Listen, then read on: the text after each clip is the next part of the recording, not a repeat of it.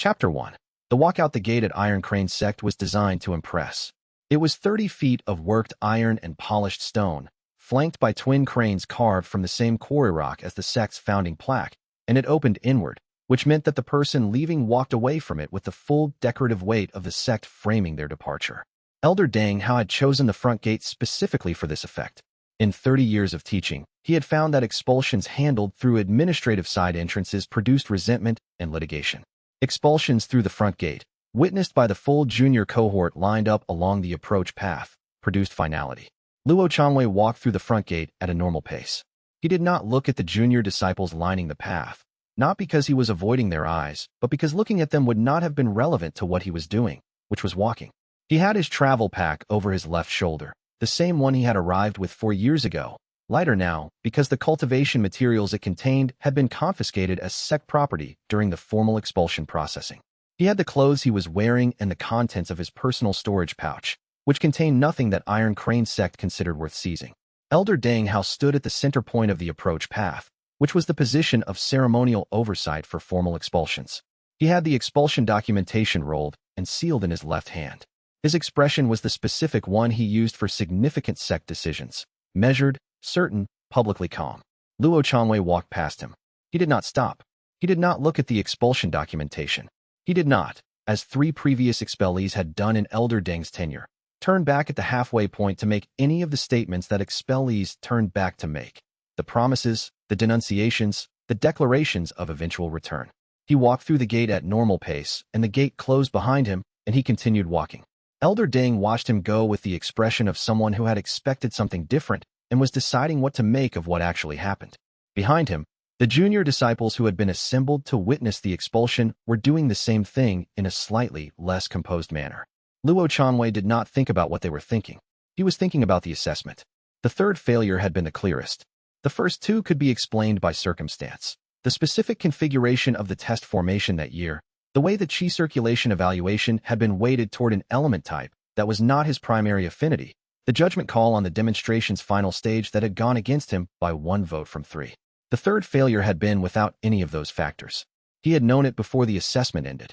He had stood in the assessment chamber and experienced the specific quality of understanding exactly why the technique he was demonstrating had not worked. He had failed the demonstration because he was not good enough yet. That was the true assessment, not the injustice of the evaluation criteria, which were genuinely arbitrary in the ways he had documented, not the bias in Elder Deng's oversight committee, which was real and could be demonstrated. The true assessment was, he had attempted a technique at a level of execution he had not reached, in front of evaluators who were looking for evidence that he would reach it, and the evidence had not been there because he hadn't been there yet. This was the thing he had been unable to make himself look at directly for 4 years. He looked at it now, walking away from Iron Crane Sect's decorative gate on a road that went north toward the Ashenvale Basin, and found that it was smaller than he had expected. The injustice was large. The legitimate failure was specific and bounded. He had mistaken the injustice for the whole thing, which had made the whole thing feel larger than it was. He walked north. He was 23 years old and technically cultivating at the unformed soul rank, which was the starting rank for practitioners who had not yet opened a qi circulation pathway, which was what the talent assessment had labeled him at entry. His 4 years at Iron Crane Sect had given him theoretical knowledge at the level of a mid-advancement foundation solidification practitioner and practical ability that his instructors had consistently rated as promising, but the assessments had consistently rated as insufficient. He was intelligent about cultivation in the specific way of someone who understood the theory deeply and applied it slightly wrong in ways he couldn't identify. He was carrying a book he had bought at a market in Ashenvale Township 6 months ago, a fragment of technique text, bound in cloth, which he had bought for 3 copper pieces from a stall whose owner had not known what it was. He had read it twice and found it interesting in the specific way of something that had not yet become useful. He had time now to make it useful. The Ashenvale Basin was 3 days north of Iron Crane Sect's mountain compound on foot. Luo Chanwei arrived at the basin's outer edge on the 3rd afternoon and found the abandoned cultivation compound that the market fragment's internal references had suggested was there. It was smaller than he had pictured. The outer wall was stone, in reasonable structural condition, but the formation work embedded in it had been inactive for long enough that the qi channels were dormant. The main building's roof had partially collapsed over a storage room. The training courtyard's formation stones were intact, but needed cleaning. The well in the compound's inner yard was functional. He moved in. The technique fragment described a practice that it called the hollow cup method. The name was not explained in the fragment. The text began mid-instruction, which suggested a larger source from which this portion had been separated. What the fragment contained was enough to understand the basic mechanism. Practitioners identified a genuine defeat from their own experience, sat with it until a specific physiological resonance confirmed authentic acceptance, and then crystallized a defeat stone in their cultivation core. Defeat stones accumulated into a formation. The formation converted failure energy into cultivation advancement. This was, Luo Chanwei's theoretical knowledge told him, not how cultivation worked. Cultivation worked through accumulated qi, through talent assessment, through the methodical opening of meridian channels in the order and configuration prescribed by the practitioner's elemental affinity profile. Cultivation did not work through processing psychological states. The qi system was not connected to the emotional processing system in any way that the standard cultivation framework described. He had bought the fragment for 3 copper pieces. He had 4 years of theory and no functional cultivation base. He was living in an abandoned compound with a collapsed storage room roof and a dormant outer formation. He tried the technique. He sat in the training courtyard and attempted to identify a genuine defeat. What he found, sitting with the instruction, was that genuine defeat was harder to access than he expected. He had a list of failures available. He had 4 years of assessment failures, the expulsion, the specific incidents of inadequate performance that he had documented and analyzed in his cultivation journal. He had access to all of these mentally. When he attempted to accept them in the way the fragment described, sitting with them until the physiological resonance confirmed genuine acceptance, he found that he was accepting the facts about them while maintaining a steady secondary current of explanation. The explanation was not dishonesty. The explanation was accurate. The assessment criteria really were arbitrary. Elder Deng's committee really did have biases. The third failure circumstances really did include factors outside his control. The fragment had anticipated this. A marginal annotation in a different hand from the main text said, * the defeat you are avoiding is always smaller than the explanation you have built around it. Find what is true inside the explanation and accept that specifically. * he sat with this for 2 days. On the second morning after his arrival at the compound, while he was sitting in the training courtyard working through the technique's foundational steps, the outer gate opened. He had not locked it. The gate's locking mechanism was rusted. The person who came in was a woman his age, wearing the training clothes of a tournament competitor, with the posture of someone who had been sitting outdoors for an extended period and had developed a specific quality of stillness about it. She stopped just inside the gate and assessed the compound with a practiced look. Is someone living here? She said. Yes, Luo Chanwei said. Me. Since when? 3 days. She assessed this. She had tournament scoring insignia on her outer robe's collar, the specific pin configuration that indicated a regional championship placement. The insignia's ribbon was torn at one end, which was not accidental damage. Are you from Iron Crane Sect? She asked. Was, Luo Chanwei said. Recently not. She came farther into the compound and sat down on the far side of the training courtyard's center formation stone, which put the stone between them in the way of someone who was tired enough to sit down and still cautious enough to maintain distance. Her name was Mei Ruin, and the story came out in the specific way of things that have been held for too long, not in a rush, but in the kind of measured telling that people produce when they've been waiting for someone to ask the right question. She had won the regional tournament. The judging panel had disqualified her on a technicality that was, by the rules text, technically valid, but had not been applied to any other competitor in the 3 rounds preceding her match. The competitor who advanced in her place was from Iron Crane Sect. She had been sitting outside the regional judgment hall for 2 weeks requesting formal review of the ruling. The review had not been scheduled. The ruling was wrong, Luo Chanwei said when she finished. She looked at him. Finally someone says it. That doesn't change it, he said. I know. She was quiet for a moment. I'm aware of that. I've been sitting outside the judgment hall because doing something felt better than doing nothing, even if the something wasn't working. Another pause. I don't know what to do with it. He thought about the 2 days he had spent with the technique fragment and the specific quality of sitting with something that wasn't working and continuing to sit with it anyway. Do you want to learn something useless? He said. She looked at him. What kind of useless? The kind that might become useful eventually. I don't know yet. He indicated the fragment text on the ground beside him. I bought this 6 months ago. It describes a cultivation technique I haven't been able to make work yet. I've been trying for 2 days. I think I'm failing at it in an instructive way. Mei Ruin looked at the fragment text. You're trying to practice a technique you can't make work, and you think that's instructive. The reason I can't make it work is that I keep doing the acceptance step without actually accepting anything, Luo Chanwei said. I've been thinking about why that is. I think it's the same reason you've been sitting outside the judgment hall for 2 weeks. She was quiet for a long moment. You don't know me. No. But the thing the technique requires is not complicated to describe, even if it's hard to do. He looked at the fragment text. It asks for the specific part of a failure that was yours, not the external factors, the part that's actually yours. And I've been sitting here for 2 days trying to find that in my expulsion, and I keep finding the external factors first and stopping there. Mei Ruan looked at the torn ribbon on her collar insignia. She didn't say anything else that afternoon, but she stayed. Chapter 2. The technique that doesn't work. She stayed 3 days before asking to read the fragment. Luo Chanwei had spent those 3 days in the pattern that became his standard approach, sitting with the technique's foundational step until his mind produced the explanation for why his failure wasn't really his fault, then setting the explanation to one side and continuing to sit. The explanation was not the target. The explanation was the obstacle. The fragment text described this as a natural first stage. Most practitioners, the annotated margins said, spent weeks or months at this stage. The technique had no accelerated pathway through it. The specific physiological resonance that confirmed genuine acceptance, a vibration in the qi channels at the base of the sternum, distinctive and non-replicable by voluntary effort, would not occur until it occurred, and it would not occur on a schedule. Luo Chanwei had been a student of cultivation theory for 4 years. He understood, at a theoretical level, most of the mechanisms the fragment described. The qi channels connecting the sternum to the cultivation core existed in standard anatomy. The concept of defeat energy as a cultivation fuel was not described in any standard text, but the energy conversion framework it implied was theoretically sound if the energy source was genuine and non-renewable. The non-renewable aspect was the key the standard framework was missing. Every other cultivation fuel Luo Chanwei had studied could be accumulated repeatedly. Qi gathered through breathing exercises, through consuming cultivation resources, through resonating with environmental sources. Defeat energy, as the fragment described it, could be gathered exactly once per defeat. The same failure could not be integrated twice. This was not a limitation, it was the mechanism.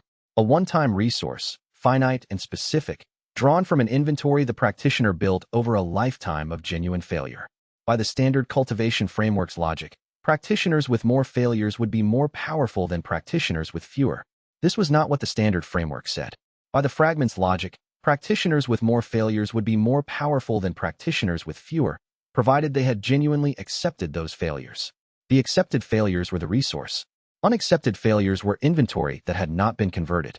Luo Chanwei had 4 years of unaccepted Iron Crane Sect failures in his inventory. He was going to be exceptionally powerful, eventually, if the technique worked. On the 4th day, Mei Ruan asked to read the fragment. He gave it to her. She read it twice, slowly. He watched her find the defeat verification mechanism, the physiological resonance requirement, and stop at it the way people stopped at things that meant their previous approach was wrong. You can't fake the acceptance, she said. No. That's what I've been working on for 4 days. She looked up. What happens if you try? Nothing. I've tried. The resonance doesn't occur when the acceptance isn't genuine. He paused. I'm not sure yet whether nothing means the technique doesn't activate or whether it means the technique produces a false stone that doesn't function. The fragment isn't specific on that. That's a significant difference, Mei Ruan said. Yes. He had been thinking about it. I think it's the former, based on the description of the defeat stone's formation process. The stone can't form from false material. It would be like trying to build a wall from water. She read the fragment a 3rd time. This describes a cultivation technique that is powered by something no standard sect would teach their practitioners to do, she said. Major sects select for people who don't accept failure. Competitive cultivation is the opposite of this. Yes. So this technique would be most effective for practitioners who have significant failure histories, which major sects would never produce, because the selection process eliminates practitioners who can be the resource. That's what I concluded, Luo Chanwei said. The technique is specifically suited to people the standard cultivation system has already rejected. Mei Ruan looked at the torn ribbon on her insignia again. Then she set the fragment down and sat in the training courtyard center position and closed her eyes. She was doing what he had been doing for 4 days, trying to find the actual failure inside the explanation. He went back to his own practice and let her work. On the 6th day in the compound, while Mei Ruan was going through her 3rd attempt at the foundational step and Luo Chanwei was attempting his 11th, something happened that Luo Chanwei had not experienced in 4 years of cultivation training. He stopped looking for the external factors. It happened in the specific way of things that arrive without warning, not as a decision but as a cessation. He had been sitting with the memory of the third assessment, the one that couldn't be explained away, and for the first time he had let the explanation run through his mind and simply watched it arrive and continue past rather than treating it as the thing he was trying to sit with. The explanation was not the failure. The explanation was the mind's way of protecting itself from the failure. The failure was, he had attempted the demonstration at a level he had not reached. Not because the system was unfair, which it was. Not because Elder Ding's committee had applied inconsistent standards, which they had. Those were true. Those were also not the failure. The failure was the smaller, more specific thing underneath. In 4 years of cultivation training, he had been so focused on the injustice of how he was being evaluated that he had not fully addressed the legitimate reason the evaluations were coming out wrong. He had been using the injustice as a reason not to examine the part he could do something about. That was the actual defeat. That was his. He accepted it. The resonance in his sternum happened immediately, not gently, not gradually. A specific vibration in the chi channels, distinctive in quality, that he had never felt before in 4 years of cultivation practice. And then something in his core formed that had never been there. A defeat stone. He could feel it the way he had never been able to feel anything in his core before. Small, dense, with a texture like compressed ash and a weight that was not physical but was absolutely present. It was not nothing. It was the specific weight of something accepted rather than carried. His cultivation base registered the change. He had advanced to first recognition. He sat very still for several minutes. Then Mei Ruin, across the courtyard, made a sound that was not quite a word. He looked at her. She had her eyes open and was looking at her hands. It worked, she said. The tone was the specific one of someone who had expected to fail and had not yet integrated the fact of not failing. Yes, Luo Chanwei said. She looked up at him. What was it like? Like putting down something I didn't know I was carrying, he said. What was yours like? She shook her head once, not refusing to answer, processing. It was smaller than everything I've been thinking about for the past 3 weeks, she said. The defeat. The actual one. It was smaller. She paused. I made a technical error in the final round. Before the disqualification, before any of that. I made a specific technical error that I knew I made at the time and didn't acknowledge to myself because the disqualification happened and it became easier to think about the disqualification than the error. The disqualification was wrong, Luo Chanwei said. Yes, and I made the error. She looked down at her hands again. Both of those things are true. He nodded. She said, what happens next in the technique? Chapter 3. The wrong answer. The technique said, more defeats, more stones. More stones, more advancement. This was straightforward in description and immediately complicated in practice. Luo Chanwei had a substantial inventory of unintegrated failures. He had 4 years of Iron Crane Sect assessments, each of which contained a variable mixture of legitimate failures and external factor explanations. He had the failures from before Iron Crane Sect, the rejection from the first sect he had applied to at 16, the 2-year delay in awakening his initial chi sensitivity that his family had considered a sign of permanent limitation, the specific incident from his early training years that he had built the most explanation around and that he was least interested in examining. The technique did not allow him to process them in the order he preferred. He sat with the inventory and the fragment text guidance, which said, begin with the defeat that is most available. The most available defeat is usually the one you have been working hardest not to look at. He had assumed this meant the largest failure would come first. What he found was that the technique had its own sense of availability, and the most available defeat was not the largest. The most available defeat on the 7th day was something from his 2nd year at Iron Crane Sect, an incident during a paired practice session in which he had, in a moment of frustration, said something to a training partner that was unfair and had never acknowledged this. He had explained the incident to himself as a response to provocation. The provocation had been real. What he had said had also been unfair. He had been carrying both facts for 2 years without ever sitting with the second one. The defeat stone from this was small, substantially smaller than the first one, but it was real, and it integrated, and his cultivation base registered the advancement that the technique's progression system described. He was working through the inventory in the order the technique itself determined was appropriate. This was not the order he would have chosen. Mei Ruin, across the courtyard in her own practice session, was having the same experience. Her inventory was different.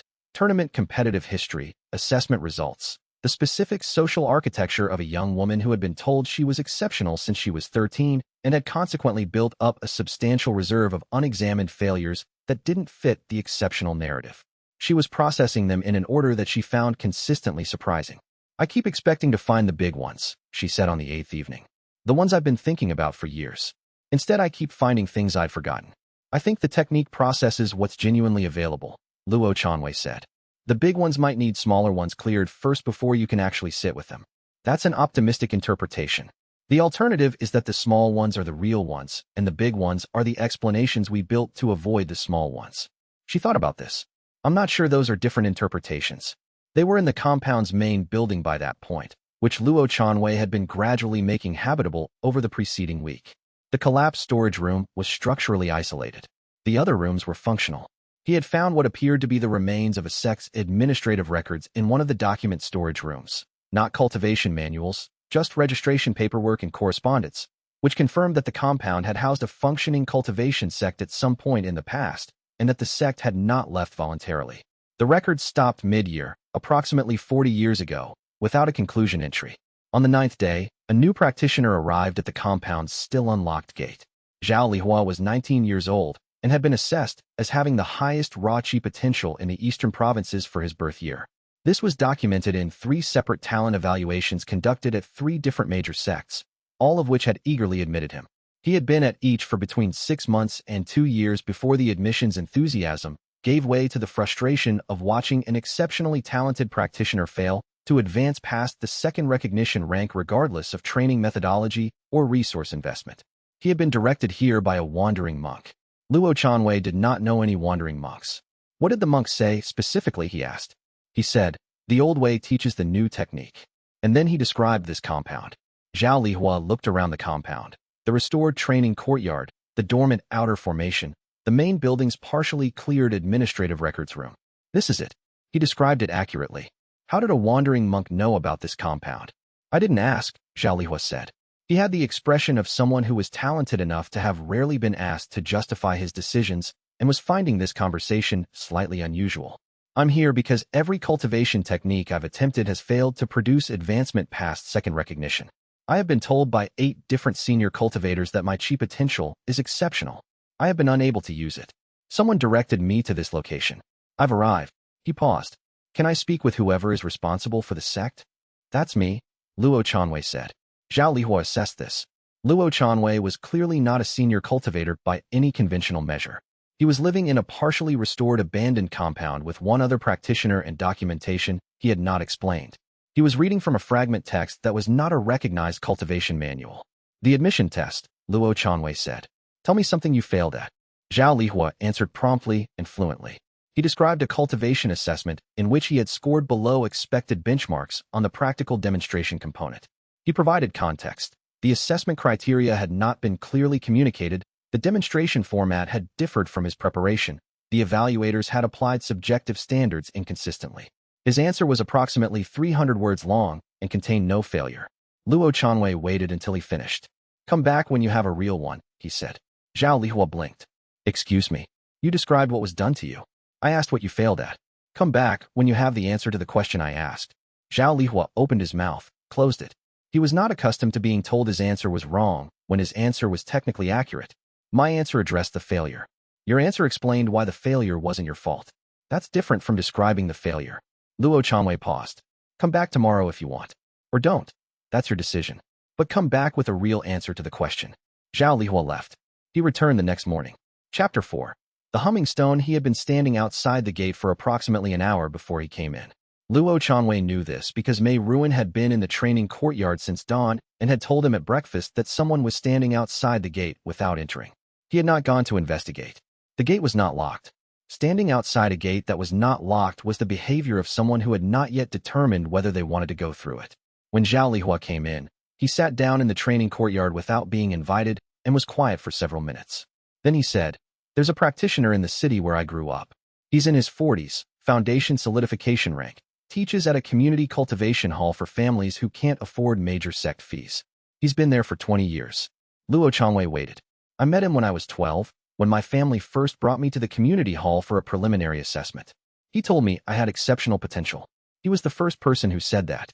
He spent 2 hours with me after the assessment explaining what potential meant and what it would require to develop. Zhao Lihua looked at his hands. I never went back. My potential scores got me into major sect admission examinations, and I didn't need the community hall anymore.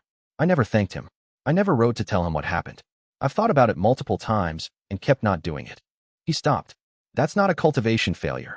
Mei Ruan said from across the courtyard. No, Zhao Lihua said. But it's what I failed at. He looked at Luo Chanwei. Is that the kind of thing you meant? That's the kind of thing I meant, Luo Chanwei said. He explained the technique. Not the fragment's theoretical framework. That could come later. But the practical first step. Sit with the specific failure, not the circumstances around it, until the physiological resonance confirmed genuine acceptance. Zhao Lihua listened with the specific quality of attention he had clearly been applying to cultivation theory for years. Complete, analytical, looking for the mechanism. What does false acceptance produce? He asked immediately. Nothing. The resonance doesn't occur. And the resonance is physiologically distinguishable from a false positive? Yes. You'll know when it happens. Zhao Lihua looked skeptical in the way of someone whose primary skill was finding better approaches to problems, which was currently not a skill the technique rewarded. He sat in the training courtyard and began working through the foundational step. He spent 40 minutes on his first attempt and produced nothing. He did not appear frustrated by this, which was interesting. He appeared analytically engaged with having produced nothing, which was a different response than Luo Chanwei had expected. He said, I was trying to find the most efficient approach to acceptance. I think that's probably the wrong approach. Yes, Luo Chanwei said. The technique specifically rewards genuine processing, not efficient processing. That's how I understand it. Zhao Lihua made a small note in his personal journal. Then I need to find the version of this failure that I haven't already analyzed and filed away. He paused. I've been thinking about the practitioner from the community hall for years. I know the failure intellectually. I know why I didn't go back, and I know why that was a failure of character, and I know what I should have done differently. He looked up. Knowing all of that doesn't mean I've accepted it. No, Luo Chanwei said. It doesn't. You've done this 4 times now. What's the difference between knowing a failure intellectually and accepting it? Luo Chanwei thought about this. Knowing it means you can describe it accurately. Accepting it means you can set it down. The difference is whether you're still carrying it or whether you've put it on the ground and can walk away from it. Zhao Lihua was quiet for a long moment. Then he tried again. While Zhao Lihua was working through his second attempt, Luo Chanwei went to the east corner of the training courtyard where the previous Sect's formation stones were partially exposed and continued the cleaning work that would eventually restore the dormant formation. The compound's previous history had been bothering him since the 7th day. Not anxiously. He had enough to work on without manufacturing additional concerns, but as an open question. A cultivation sect that stopped mid-year, left its administrative records, and apparently did not clear out its formation work before departing was either a sect that had disbanded in emergency circumstances or a sect that had not disbanded voluntarily. The formation stones were carved with a technique pattern that Luo Chanwei recognized from his theoretical training as a standard qi circulation formation, not unusual, broadly applicable. The formation had been dormant long enough that the qi channels in the stone were dust pale rather than active. He worked through the cleaning with a basic qi restoration technique from his iron crane theory training, which produced partial reactivation on the cleaner stones. In the northeast corner of the courtyard, under the accumulated debris of 40 years of inactivity, his clearing work uncovered something that was not a formation stone. It was approximately the size of a large walnut, carved from what appeared to be the same material as the formation stones, but in a different shape. Not a disc, but an irregular polyhedron, with flat facets that caught the light at multiple angles. When his hand closed around it, something happened that had not happened with any of the formation stones. It hummed, not audibly, a resonance in his palm, a qi vibration that was distinct from the dormant formation channels and from anything he had felt since beginning the technique practice. He held it and felt the vibration continue, steady, specific. He called Mei Ruan over and handed it to her. She held it for a moment. Nothing, she said. You don't feel anything? Should I? He took it back. The vibration resumed. Zhao Lihua, who had opened his eyes to observe this exchange, held out a hand. Luo Chanwei gave him the stone. Zhao Lihua held it for 15 seconds. I feel a very faint warmth, he said. That's all. Luo Chanwei took it back. The vibration was immediate and clear. He looked at the stone for a moment. It was the wrong shape for a formation component and the right material. It had been buried under 40 years of debris in a compound that had belonged to a cultivation sect that had ended abruptly. It responded to him specifically. He didn't know what it was. He put it in his storage pouch and continued cleaning the formation stones. That afternoon, Zhao Lihua found his defeat stone. It happened in the specific, quiet way that genuine acceptances happened, without announcement, without visible drama. Luo Chanwei saw the moment of the resonance in Zhao Lihua's expression rather than in any external effect. A particular quality of settling, like something finding its correct position after a long time in the wrong one. Zhao Lihua opened his eyes. That's considerably less efficient than I expected, he said. And also nothing like what I expected. What did you expect? Something larger. More dramatic. The weight of what I'd been carrying for 7 years. He paused. What I found was that I'd already processed most of it into analysis. The thing that needed accepting was much smaller. Not the failure itself, but the fact that I had been using the analysis of the failure to avoid doing anything about it. I have known for years that I should contact the practitioner from the community hall. I have never done it. Another pause. That's the actual failure. The one I haven't addressed. And now? Luo Changwei asked. And now I've accepted that I haven't addressed it. Which is different from accepting the original failure. Zhao Lihua sounded somewhat annoyed at the distinction. This technique is several layers more complicated than the fragment text implies. Yes, Luo Changwei said. Welcome to the sect. Chapter 5. The announcement 6 days after Zhao Lihua's arrival, Luo Changwei's 15th day in the compound. 3 things happened that changed the compound's status from provisional experiment to actual sect. The first was Fang Zhi's arrival. Fang Zhi had been Luo Changwei's closest friend for 10 years. They had grown up in the same region, had applied to cultivation sects the same year, had gone to different sects and maintained correspondence across 4 years of divergent development. Fang Zhi had been at a mid-tier sect in the western provinces, doing adequately, advancing steadily through the standard ranks at the standard pace. He was, by every conventional measure, a functional cultivation practitioner with a stable institutional position and a clear advancement path. He arrived at the compound on the 15th morning with a travel pack and the expression of someone who had been traveling for 3 days and making a decision for longer. I tracked you down, he said, when Luo Changwei opened the gate. How? You sent me a letter from Ashenvale Township 6 weeks ago. I've been waiting for a second one. He looked at the compound. When the second one didn't come, I assumed you were either dead or doing something you didn't know how to explain in a letter. The second one, Luo Changwei said. I thought so. Fang Zhi came in. He looked at the training courtyard, the partially restored formation, Mei Ruin doing her morning practice. Zhao Lihua in the document room, working on a theoretical analysis of the technique's mechanism that nobody had asked him to produce. Is this a cultivation sect? Fang Zhi said. It might be. Your technique sounds insane. I described it in the last letter. Enough for me to look up defeat integration in the Continental Cultivation Index, Fang Zhi said. There are 0 results. He paused. I went to 3 major sect libraries. 0 results. You have found a technique that has not been documented in any currently accessible cultivation record. Or I've found a fragment of a larger text that describes something which was documented and then lost, Luo Changwei said. Or the fragment is describing something that was never documented because it doesn't work and nobody ever got far enough with it to write about it. I've been testing the first 2 possibilities. And the technique works. I have 3 practitioners producing results. Fang Zhi sat down on the training courtyard's outer ledge. He had a thoughtful expression that Luo Changwei had been reading for 10 years. The expression of someone running through the implications of information they have just received. You want me to try it? I want whatever you decide. You don't owe me your cultivation path. I know I don't. He looked at the compound again. What's the admission test? Tell me something you failed at. Don't explain why it wasn't your fault. Tell me the actual failure. Fang Zhi was quiet for a moment. He had the specific quality that Luo Changwei had not seen in Zhao Lihua or Mei Ruin at their admissions. He didn't immediately start to answer. He sat with the question for a long time before speaking. I'll need to think about it, he said. That's fine. How long did it take the others? One came back the next morning, Luo Changwei said. One came back after 3 days. One is still thinking. 1. Fang Zhi looked at the 3 people currently in the compound. Mei Ruin answered during the initial conversation. She's been here from the beginning. Luo Changwei paused. For her it wasn't about thinking. It was about being willing to stop explaining. Fang Zhi absorbed this. I'll tell you tonight, he said.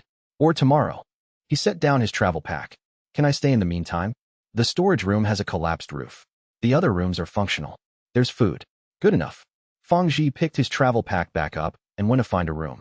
The second thing that happened on the 15th day was the registration notice. It arrived by courier from the Regional Cultivation Authority. A formal document noting that the cultivation technique being practiced at the Ashenvale Basin compound required registration under the Continental Cultivation Registration Act, and that unregistered techniques practiced within a sect-structured environment were subject to administrative review. The notice cited a complaint filed by Iron Crane Sect's legal division noting that the technique's origins were unverified. Luo Changwei read the notice twice. The complaint was procedurally correct. The technique was unregistered because he had not yet registered it. He had been practicing it in an abandoned compound, and had not yet constituted a formal sect. The notice was not wrong in its description of the situation. It was also not wrong that Iron Crane Sect's legal division had filed it approximately 2 weeks after his expulsion, which was how long it would have taken a standard administrative review request to work through the regional courier system if filed on the day he left. He filed the registration paperwork that afternoon. The technique's name, the Hollow Cup Method. The technique's category, Defeat Integration Cultivation. The technique's source, fragment text of unknown provenance, currently under research. The sect's name, he had not decided on a sect name. He thought about this for 20 minutes. The compound's outer formation pattern had been cleaned and partially restored to the point where the original design was visible. The design was a cracked vessel motif, the specific visual language of something that had been broken and was now receiving rather than containing. He had noticed it days ago and had been looking at it since. The sect name on the registration form, Cracked Vessel Sect. He submitted the form and put the notice in the administrative records room with the compound's previous occupant's paperwork. The third thing that happened on the 15th day was smaller than the first two. Luo Chanwei was in the training courtyard late that afternoon, working through his 12th defeat stone. The stone came from an incident in his second year at Iron Crane Sect, a theoretical examination he had passed with a strong score, which should have been a success, but in which he had noticed that his highest scoring answers were in the areas where he had spent the most time during the preceding week and not in the areas where his theoretical knowledge was actually strongest. He had passed the examination by working hard rather than by being good at the things the examination measured. This was not a failure by any conventional assessment. It was a failure in the specific way of someone who had been presenting competence in areas where they had effort rather than examining whether the effort was being directed well. The defeat stone from this was smaller than he expected. He was starting to notice that the smaller stones had specific qualities that the larger ones didn't. They were denser, somehow, in the way of a concentrated rather than a distributed failure. Less weight, more specificity. He had 12 defeat stones now. His cultivation base registered him at mid-first recognition, advancing toward cracked vessel rank. The advancement was the slowest thing about the technique, but the advancement was real in a way that 4 years of Iron Crane Sect cultivation training had never been real, because the advancement was coming from a resource that was genuinely his, not borrowed from a sect's formation, not amplified by resources he had been given access to. His failures, his inventory. He was going to run out of inventory eventually, if the technique had no other resource source. He opened the fragment text and read it again from the beginning, looking for the thing he had missed. He found it in the third paragraph of the second section, which he had read before, but had not fully registered because he hadn't had the context yet. Asterisk each rank of advancement requires a defeat of proportional magnitude. As the practitioner advances, the defeats required for crystallization increase in depth. A practitioner who has integrated all accessible personal defeats will find that the inventory opens. Witnessed defeats become accessible, then older inherited failures through the formation, then the defeats embedded in the world itself. The cup is never full. It only requires what is genuine. Asterisk he read this paragraph 3 times. He had not run out of inventory. He had barely started. Chapter 6. First recognition. Fong Ji had his answer by evening. He didn't announce it. He sat down across from Luo Chanwei in the main building's common room, where Luo was working through the registration form's secondary documentation requirements, and said, "I have been at my current sect for 4 years. In the second year, a disciple in my cohort was struggling with a technique I had mastered. The instructor paired us for practice sessions so I could help. I was not helpful. I was impatient, condescending, and technically correct in everything I said, and I made the practice sessions worse rather than better, and eventually the pairing was dissolved and the disciple struggled alone for another 6 months before finding a different solution." He paused. "I knew I was doing it badly. I kept doing it the same way because the alternative was admitting that being technically correct wasn't the same as being useful." Luo Chanwei stopped writing. "That's the one," he said. "That's the one I keep not thinking about," Fangji said. "I'm admitted. Try the technique first," Luo Chanwei said. Admission follows the technique working, not the answer being real. But that's a real answer. Fangji sat in the common room for 40 minutes. Luo Chanwei finished the documentation work and started the evening meal. Mei Ruan came in from the training courtyard. Zhao Lihua arrived from the document room. When Fangji joined them at the table, he had the specific quality that every first integration produced, the specific quality of someone who has put something down and has not yet determined how different they feel without it. "I understand the technique now," he said. "You understood it theoretically before," Luo Chanwei said. "Yes. This is different." He ate in silence for a moment. "The thing I put down wasn't the memory of those practice sessions. I've thought about them many times. The thing I put down was the judgment I'd been making about myself because of them. That's what integration does, Luo Chanwei said. It converts the judgment into information. Mei Ruan looked at him. That's a cleaner description than the fragment gives. I've been trying to find language for it since my first stone. He paused. The fragment describes the mechanism. It doesn't describe what the mechanism feels like from inside. Write it down, Feng Ji said. If you're registering this as a technique, you should have documentation that's more useful than it converts the judgment into information. Luo Chanwei considered this. He had been working from the fragment, which was written for people who had some context for the technique. The registration documentation would be read by people who had none. I'll need your help with that, he said to Ru Chenlin, and then corrected himself, because Ru Chenlin had not yet arrived. She would not arrive for another 6 days. He said, when we have someone with documentation experience, I'll ask them. Mei Ruan's second breakthrough happened in the morning after Feng Ji's arrival. She had been working through her inventory more steadily than the others. She had a competitive cultivation background that had produced a large volume of clearly bounded failures, many of which she had been carrying as tactical information rather than as accepted defeats. The distinction was more precise for her than for the others. A tournament competitor's training specifically included comprehensive loss analysis. She had detailed records of every defeat she had experienced in competition, annotated with what had gone wrong and what should have been done differently. What she had not done with those records was accept any of them. She had used them. Using and accepting were different operations. Her second defeat stone was from a specific match 3 years ago in which she had won by a technique she knew was unsound, a timing exploit that worked against her opponent's specific style and would not have worked against any other comparable opponent. She had won. She had filed the win as a win and the technique as a viable tool, and had not sat with the fact that she had advanced in that tournament on a foundation that was not as solid as her record suggested. The acceptance, when it came, was precise in the way her first one had been. Finding the actual failure inside the explanation, I won because I was correctly tactical, and accepting specifically what was true inside the explanation, the foundation was weaker than the record showed, and I knew it, and I marked it as closed because it produced a win. Her cultivation base registered the advancement. Each one is faster than the last, she said. The first one took days. The second one took a morning. The first one clears the mechanism, Luo Chanwei said. Once it's working, you've established the physiological pathway. The subsequent ones are still real. They still require genuine acceptance, but the pathway is open. How many do you have now? He counted. 13. He paused. 13 in 17 days. Compared to 4 years at Iron Crane Sect with 0 actual advancement. He said this without bitterness. It was information, and the information was interesting. The technique accumulates faster than standard cultivation if you have material. And if you don't have material, then you wait for life to give you more. He looked at the training courtyard, which is a different training philosophy than anything I learned at Iron Crane. On the 21st day in the compound, 2 things happened at once. The first was a practitioner arrival that didn't fit the pattern of the others.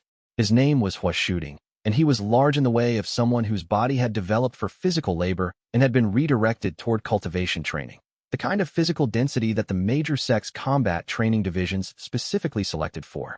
He had Iron Crane Sect's junior badge on his outer robe, which was current year, which meant he had not been expelled. He had left. I resigned, he said, when Luo Chanwei asked about the badge. My assessment results were in the top 15% for my year. I've been in Iron Crane's junior combat division for a year and a half. He paused. I wanted to tell you that before I tell you the rest. Go ahead, Luo Chanwei said. I can't do it, Hua Shooting said. He meant it simply, not as self-pity. Combat cultivation. I am physically capable, my chi configuration is well-suited, my theory results are strong. When the combat training reaches actual contact, when it becomes a real fight rather than a practice formation, I freeze. I've been covering it with preparation and technique study, and I'm running out of ways to cover it. He looked at his hands. I froze in a sparring session last week in a way I couldn't explain away. My partner asked if I was all right. I told him I was. I resigned 2 days later. Luo Chanwei looked at him for a moment. The admission test is simple, he said. Tell me what you just failed at. Not the circumstances. The actual failure. Hua Shooting said. I lied to my sparring partner. I told him I was all right when I wasn't, because admitting what was actually happening felt worse than leaving. He paused. That's the failure. Not the freezing. I couldn't help the freezing. The failure was pretending I hadn't. Luo Chanwei admitted him that afternoon. The second thing that happened on the 21st day was Iron Crane Sect's follow-up to the registration notice. The follow-up was in the form of 4 Iron Crane Junior disciples who arrived at the compound gate in the formal configuration of a Sect messenger delegation. 2 in front, to and back, the lead disciple carrying the delegation seal, and presented Luo Chanwei with a document claiming that the compound's territory fell within Iron Crane Sect's registered jurisdiction under a 40-year territorial agreement and that the cracked vessel Sect's registration was therefore pending review. Luo Chanwei read the document. The territorial claim was technically based on a 40-year-old agreement that Iron Crane Sect had with the Ashenvale Basin's Regional Cultivation Authority. The agreement covered cultivation development territory within 2 li of Iron Crane Sect's registered compound boundaries. The current compound was approximately 3¼ li from Iron Crane Sect's nearest boundary marker. It was outside the agreement's scope. The claim was technically not correct. He told the delegation this. The lead disciple said that Iron Crane Sect disputed his measurement. Luo Chanwei said he would have the Regional Cultivation Authority's surveying office confirm the measurement and would provide documentation. The lead disciple said the delegation would wait. They did not have anywhere comfortable to wait. Luo Chanwei did not provide them with chairs. They stood outside the gate for 2 hours while Luo Chanwei wrote a measurement confirmation request and sent it by courier to the regional authority's surveying office. The confirmation arrived 3 days later. The compound was 3¼ li from Iron Crane Sect's boundary, outside the agreement's scope. The delegation had not waited 3 days. They had left after 6 hours. The territorial claims documentation went into Luo Chanwei's administrative records with a notation, *Iron Crane Sect territorial claim. Dismissed. Regional authority confirmation attached. Keep for future reference. He kept it for future reference. Chapter 7. The visitor from the authority Ru Chunlin arrived on a Tuesday. She was approximately his age, dressed in the documentation authority's formal travel clothes, and carrying a satchel of research materials that was large enough to suggest she had not planned to stay briefly. She introduced herself at the gate with the specific efficiency of a person who makes formal introductions professionally. Full name, institutional affiliation, purpose of visit. I've been following reports from the Regional Cultivation Authority's registration office, she said. They've been noting an unusual technique registration in the Ashenvale Basin for several weeks. My division tracks non-standard cultivation method development. She looked at the compound. I'm here to observe the practice and document the technique for the authority's records. Not to evaluate it, Luo Chanwei said. Not in an official capacity. I observe and document. Evaluation is a different division. He let her in.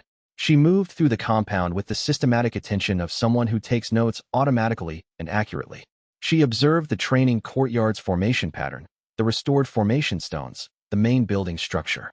She asked Zhao Lihua, who was in the document room producing theoretical analysis of the technique's mechanism, specific questions about his documentation methodology. She asked Hua Shooting, who was in his 3rd day of foundational practice, what the physiological resonance felt like from inside.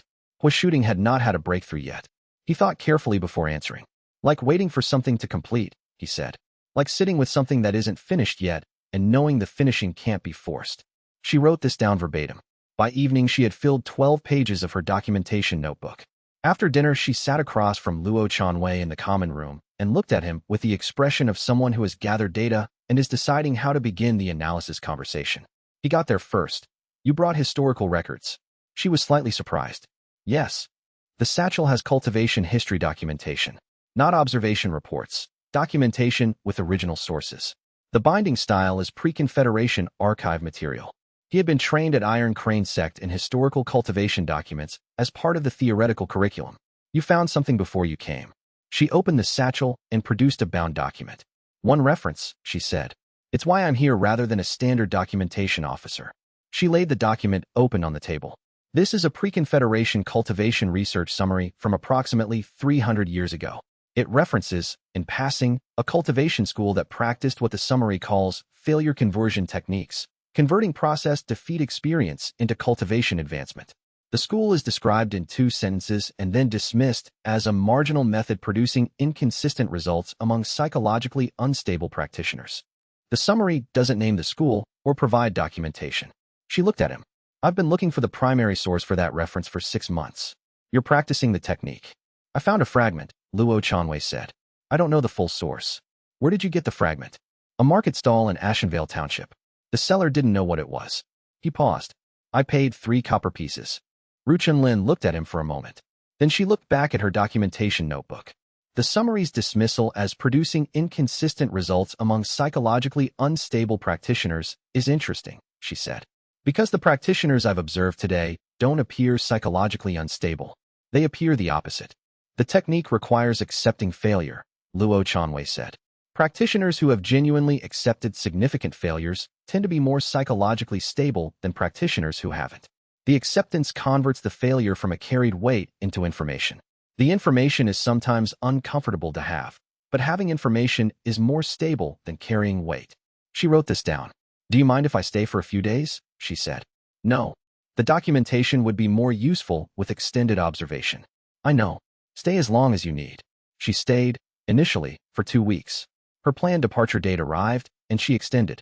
The research was more comprehensive with additional time. He did not ask what the exact research question was. He had noticed that she asked her best questions when she was not formally conducting the observation, which suggested the research question was broader than the official documentation purpose. On the 11th day of her stay, she showed him a second document from her satchel. It was a different source, older, from a pre-Confederation cultivation biography, describing a cultivator who had supposedly reached an extraordinary cultivation rank through an unspecified method of accepting loss. The biography was vague on the mechanism but specific on the result. The practitioner had been described by contemporaries as the strongest and the most broken of his age, as though the strength had cost him something the strength itself could not provide. The Hollow King, she said. Luo Chanwei read the entry. He found the technique, she said, or a version of it, and the result was not good. That's concerning, he said. Does it concern you? Yes, he said. It tells me the technique is older than the fragment I found. It also tells me that using the technique without understanding it fully produced a result that even a favorable biography describes as broken. He read the entry again. What I'm doing is different from what this describes. Are you sure? He thought about the question seriously. He had been thinking about the technique for 21 days and practicing it for 17. He understood the foundational mechanism and had experienced it through 13 integrations. He did not have evidence that what this historical figure had done was the same as what he was doing. No, he said. I'm not sure. But the technique requires genuine acceptance, and the description of this figure suggests the kind of power that comes from not accepting, from taking rather than processing. If he used the same technique, he used it differently. You'll want to find the primary source, she said. The biography's description is too vague to be safe to rely on. Yes, he said. I'll want to find the primary source. He put this in the column labeled important, not yet urgent, which was the column that would later cost him something. Chapter 8. 14 days to registration. By the 28th day in the compound, the Cracked Vessel Sect had 7 practitioners. In addition to the 4 who had arrived in the first 3 weeks, 3 more had found the compound through the registration notice's public filing, which was, Luo Chanwei had not anticipated, accessible to anyone who knew how to search the regional authorities' public documentation logs. 2 of the 3 had come looking for an alternative cultivation path after rejection from major sections. The 3rd had come because she had heard about Mei Ruin's tournament history from a mutual acquaintance and had come to ask about the disqualification ruling, which she had witnessed, and had found something she hadn't expected to find. All 3 had gone through the admission process. All 3 had been admitted after their first genuine answer. The admission process was developing a specific quality. It did not distinguish based on cultivation background, physical condition, or affinity profile. It distinguished based on whether the person could produce a real failure rather than an explanation. Most people, in Luo Chanwei's developing experience, arrived with explanations already constructed and needed varying amounts of time to find the actual failure underneath. The formation documentation was going well. Ru Chenlin had organized the theoretical framework into a structure that was legible to someone without cultivation training, which was more difficult than documenting cultivation techniques for cultivators because the concepts couldn't be assumed. She and Luo Chanwei had spent 5 evenings working through the language for the basic mechanism. She was a better writer than he was, which she had not said directly, but which was apparent from how much clearer the documentation became when she revised it. He had also begun learning that her questions, in the evenings, were more useful to his own understanding of the technique than most of the theoretical analysis Zhao Lihua was producing. Zhao Lihua's analysis was rigorous and often insightful, but it was analysis of the technique from outside the technique. Ru Chenlin's questions were about what the technique was actually doing, which was a different kind of analysis and one that Luo Chanwei found himself working through the night after each conversation. On the 28th day, Iron Crane Sect sent a legal notice. Not through the regional authority this time. Through the regional cultivation arbitration body, which handled sect disputes.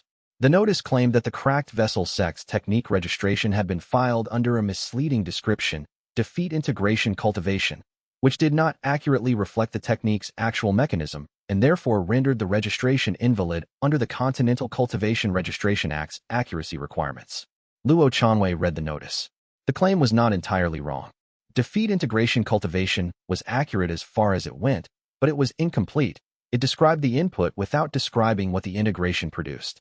A more complete description would say that the technique converted processed defeat experience into cultivation advancement through a defeat stone formation mechanism. He updated the registration description. The updated registration was filed and accepted. Iron Crane Sect filed a second objection 2 days later. Luo Chanwei handled it the same way. He was developing a specific practice alongside the cultivation technique. Respond to every bureaucratic challenge with complete technical accuracy and nothing else. No complaint, no counter-argument about motivation, no escalation. If the challenge identified something that could be more accurate, make it more accurate. If the challenge identified something that was already accurate, demonstrate that it was accurate. Ru Chenlin observed this practice and said, "You're treating the legal challenges as an information refinement process. If there's something incomplete in the documentation, I want to know," he said. Iron Crane's legal division is thorough. They'll find incomplete descriptions. And if they don't find anything genuinely incomplete, then the challenges produce documentation that is more complete than it would have been without them. He paused. "I'm not going to be angry at the challenges. I'll use them." She wrote this down. He had noticed that she was writing things down that were not directly about the technique. Chapter 9. The Shape of the Inventory by Luo Chanwei's 35th day in the compound. He had integrated 22 defeat stones and reached a cultivation level that is theoretical training classified as mid-first recognition, approaching the cracked vessel threshold. The advancement was slower than he had originally projected. He had assumed, when he first understood the inventory concept, that a large inventory of unprocessed failures would translate directly into rapid advancement. What he found was more complex. The technique was not interested in the quantity of failures, but in the depth of acceptance. A defeat that he had been carrying for years and had built substantial explanation around required more genuine acceptance work than a smaller defeat he had not invested much protective thinking in. The older, heavier failures were not more productive than the lighter ones. They required more work to access and often produced stones that were large but slower to integrate. He was working through them in the order the technique provided, which was its own kind of information about how the technique understood his inventory. He had noticed that the technique's ordering was not chronological and not by significance by any standard he would have chosen. The ordering seemed to track something like, what is most genuinely available to you right now? What have you most recently been in proximity to acknowledging? On the 35th day, the defeat the technique presented to him was something from 5 days ago. He had received the registration notice's second challenge from Iron Crane Sect's legal division. When he read it, he had felt, for approximately 30 seconds, a specific anger at Elder Deng how that was different from his usual analytical observation of the interference. Not productive anger, not information, just anger, sustained for 30 seconds, which he had then set aside and proceeded with the documentation update. The defeat the technique was presenting was not the anger. It was the 30 seconds during which he had noticed the anger and had immediately moved to set it aside. He had treated his own emotional response as an obstacle to clear rather than as information. He sat with this for an hour. The acceptance was specific. There were things about his expulsion that were not fully processed because he had been classifying them as explained rather than accepted. The legitimate failure was bounded and small. The emotional reality of 4 years of genuine effort followed by expulsion was larger. He had been accepting the first and managing the second. He could not integrate a managed emotion.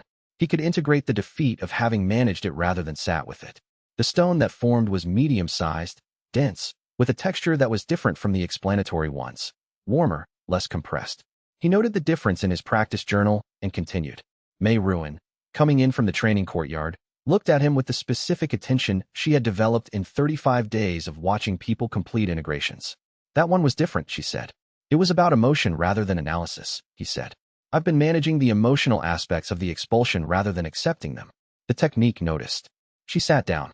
It's been a month since you left Iron Crane. Yes. You're not angry. I was, for 30 seconds, when I read the second legal challenge. I noted it, set it aside, and then the technique brought it back. He paused. I think the technique has opinions about what I'm filing in the wrong column.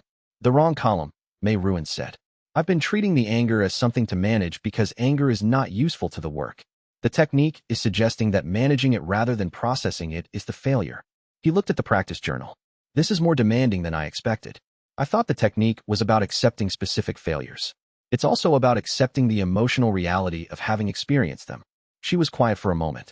I've been doing the same thing, she said. With the tournament ruling. I've accepted the tournament ruling as a fact.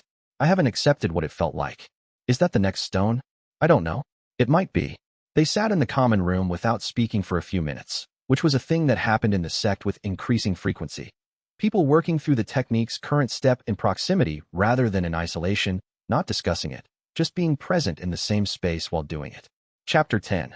The announcement on the 40th day, Cracked Vessel Sect had 10 disciples and a visitor.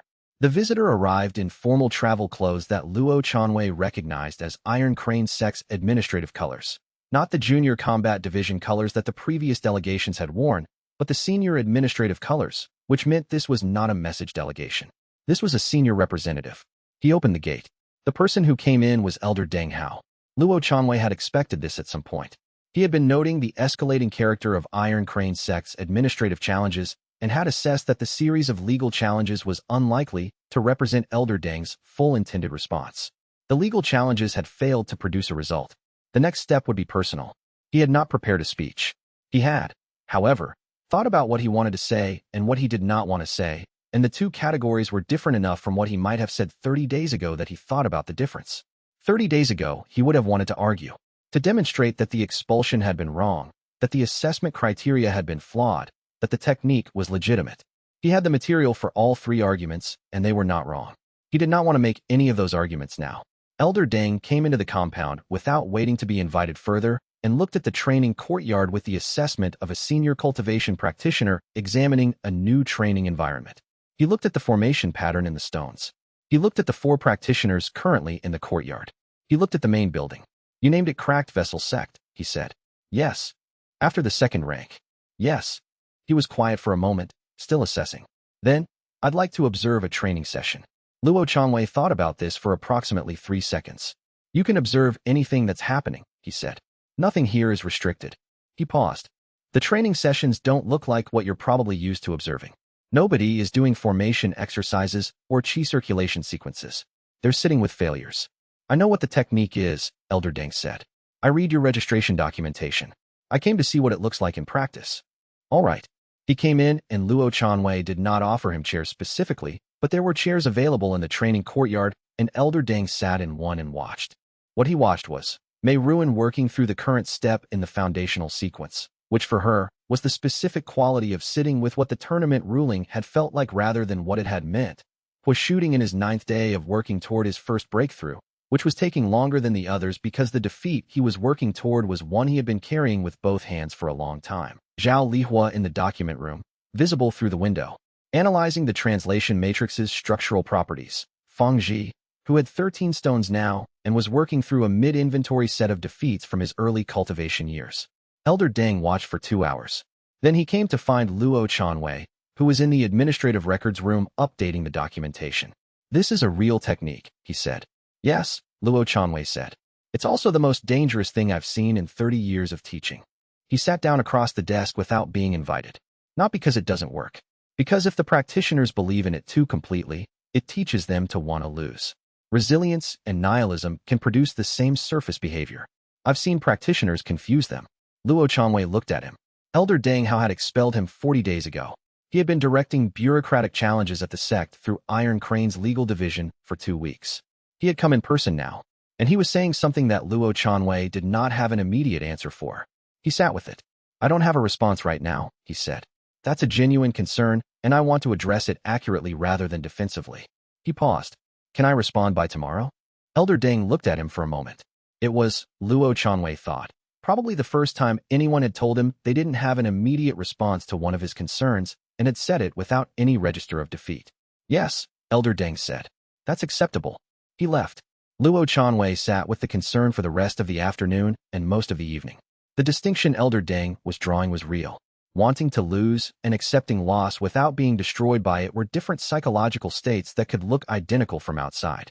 A practitioner who had accepted defeat as a resource could either be genuinely resilient or could be someone who had given up on the value of winning, and in the short run both would appear to not care whether they lost. His answer, which he worked out by the next morning, was, the technique's verification mechanism, the physiological resonance, was itself a check against this failure. The resonance required genuine processing of the specific failure. A practitioner who had become nihilistic about losing would not generate genuine defeat stones, because nihilism about loss was not the same as accepting a specific bounded failure. The acceptance had to be real for the stones to form.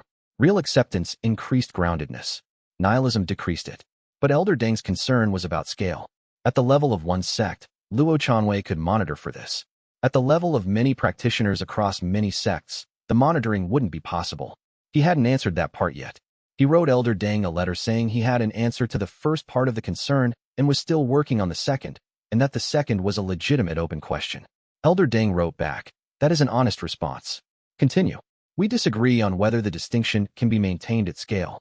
Test it and find out." Luo Chanwei filed the exchange in the administrative records with a note. Asterisk Elder Deng Hao, Iron Crane Sect. Genuine concern about technique safety at scale. Not resolved. Monitor. Asterisk he would return to it. Later, when there was more evidence. He put it in the column labeled Not Yet Urgent. Chapter 11. The scholar's note Ru Chunlin had extended her stay twice. The official reason, each time, was that the documentation was more complete with additional observation. The actual reason, which she had not stated and which Luo Chanwei had not asked about, was evident in the nature of her research. She was not documenting the technique in the way a documentation officer would document it. She was investigating something. He waited until her second extension before asking. "You found something before you came," he said. "Not just the single reference in the pre-Confederation summary. You found something specific enough to bring you here personally rather than sending a standard documentation officer." They were in the main building's common room. The evening meal was done. The other disciples had gone to their rooms or to the training courtyard for the evening practice sessions that had become the sect's standard schedule. Ru Chenlin had her research satchel open and was doing the note organization work she did at the end of each day. She closed the satchel. "Two things," she said. "The pre-Confederation reference I showed you, and this." She produced a different document, thinner, more recent by the paper quality, in a notation style that Luo Chanwei recognized as the Continental Documentation Authority's internal research format. This was filed in the authority's restricted research archive 6 months ago by a regional historian who died before she could complete her research. She was investigating the same pre-Confederation reference. She found a secondary source that named the technique. She laid the document on the table. It was a research abstract, incomplete, the kind produced when a researcher is organizing their findings before writing the full report. The secondary source the historian had found was a biography of a cultivation figure described as the Hollow King, a practitioner who had reached an extraordinary cultivation rank centuries ago, using a method the biography described as the inversion of defeat, turned to power. The biography's language was elaborate and unclear, but the historian's annotation was precise. Asterisk this practitioner used what may be the same technique referenced in the pre-Confederation summary. The result is described in 4 sources as destructive, not to the practitioner's power, but to his relationship with his own humanity. He became the strongest practitioner of his age and the most isolated, as though the strength had inverted everything that made him capable of connection. Asterisk Luo Chanwei read the annotation. "The same technique," he said, "or a version of it." The historian didn't know. That's what she was trying to determine when she died. Ru Chenlin looked at the document. "I took her research project as a continuation assignment. The Hollow King is real. I found him in 5 separate historical sources now. He was active approximately 700 years ago. He's described in different ways in different sources, but the consistent detail is extraordinarily powerful, reached a rank that no known technique should have produced, and progressively ceased to be able to function in ordinary social contexts." What does that mean? Ceased to function. The most complete account says he could no longer accept any defeat, not because he was too proud, but because he had used defeat as a fuel source for so long that accepting a defeat without converting it had become physically painful. He had learned to feed on failure. When he couldn't feed, the hunger turned back on him. She paused. That's the biographer's interpretation. The biographer is writing 300 years after the fact and may not be accurate. Luo Chanwei sat with this. "He used the technique wrong," he said, "or he used it past a point where it was still the same technique. Possibly. I don't know enough about the technique to assess that." "You do." "I don't know enough about what he did to assess it either." He looked at the research abstract. "I need to find the primary source. The original technique fragment I have is incomplete. If there's a full version, if there's a founder who wrote this down originally, the full version would describe what happens at higher ranks and what the failure mode looks like." "The keeper," she said. He looked at her. "It's referenced in your fragment text," she said. Margin annotation, page 4. "For the full technique, Consult the Keeper's Archive, Fenway region. I assumed you'd seen it. He turned to page 4 of the fragment. The annotation was in a smaller hand than the main text. Different ink, different pressure. He had noticed it and had classified it as an unidentified reference, which was the annotation's fault. It provided no explanation of what or who the keeper was. Do you know what this means? He said. I know what it means now, she said. I didn't when I first read it. But I've been researching the pre-Confederation cultivation record for 6 months. The keeper is mentioned in 8 different cultivation histories as a figure who maintains an archive of pre-Confederation cultivation methods. Not a sect, not an institution, a specific individual whose role passes from person to person. The current keeper's location is not public information, but there are methods for requesting access. She paused. I've been trying to identify the current keeper's location since I found the annotation. I have a lead. You've been investigating this since before you arrived, he said. Yes. I came here because the registration notice confirmed someone was practicing the technique. I needed to assess how much they understood before I decided how much to share. She met his eyes. You've been practicing for 40 days. You understand the foundational mechanism. You don't know what happens above cracked vessel rank because the fragment doesn't describe it. She paused. And the historical record suggests that not knowing has consequences. He thought about this. We should find the keeper, he said. Yes, I'm working on it. She paused. This doesn't worry you? The Hollow King worries me, he said. The technique itself doesn't. The technique requires genuine acceptance. What the historical description suggests happened to the Hollow King is not acceptance. It's the opposite. He converted defeat without accepting it. That's a different operation. How do you know? Because genuine acceptance produces the defeat stone through the specific physiological resonance. If he was converting defeat without acceptance, he was either using a different mechanism or using the same mechanism in a way that bypassed the resonance. He paused. The bypass worries me. I don't know how you bypass it. But if there's a way to take the technique's fuel without the technique's process, I need to understand how. Because that's the failure mode. I'll add that to the research questions, she said. She added it to her documentation notebook. Chapter 12. What the stones are doing by the 45th day in the compound. Luo Chanwei had 27 defeat stones.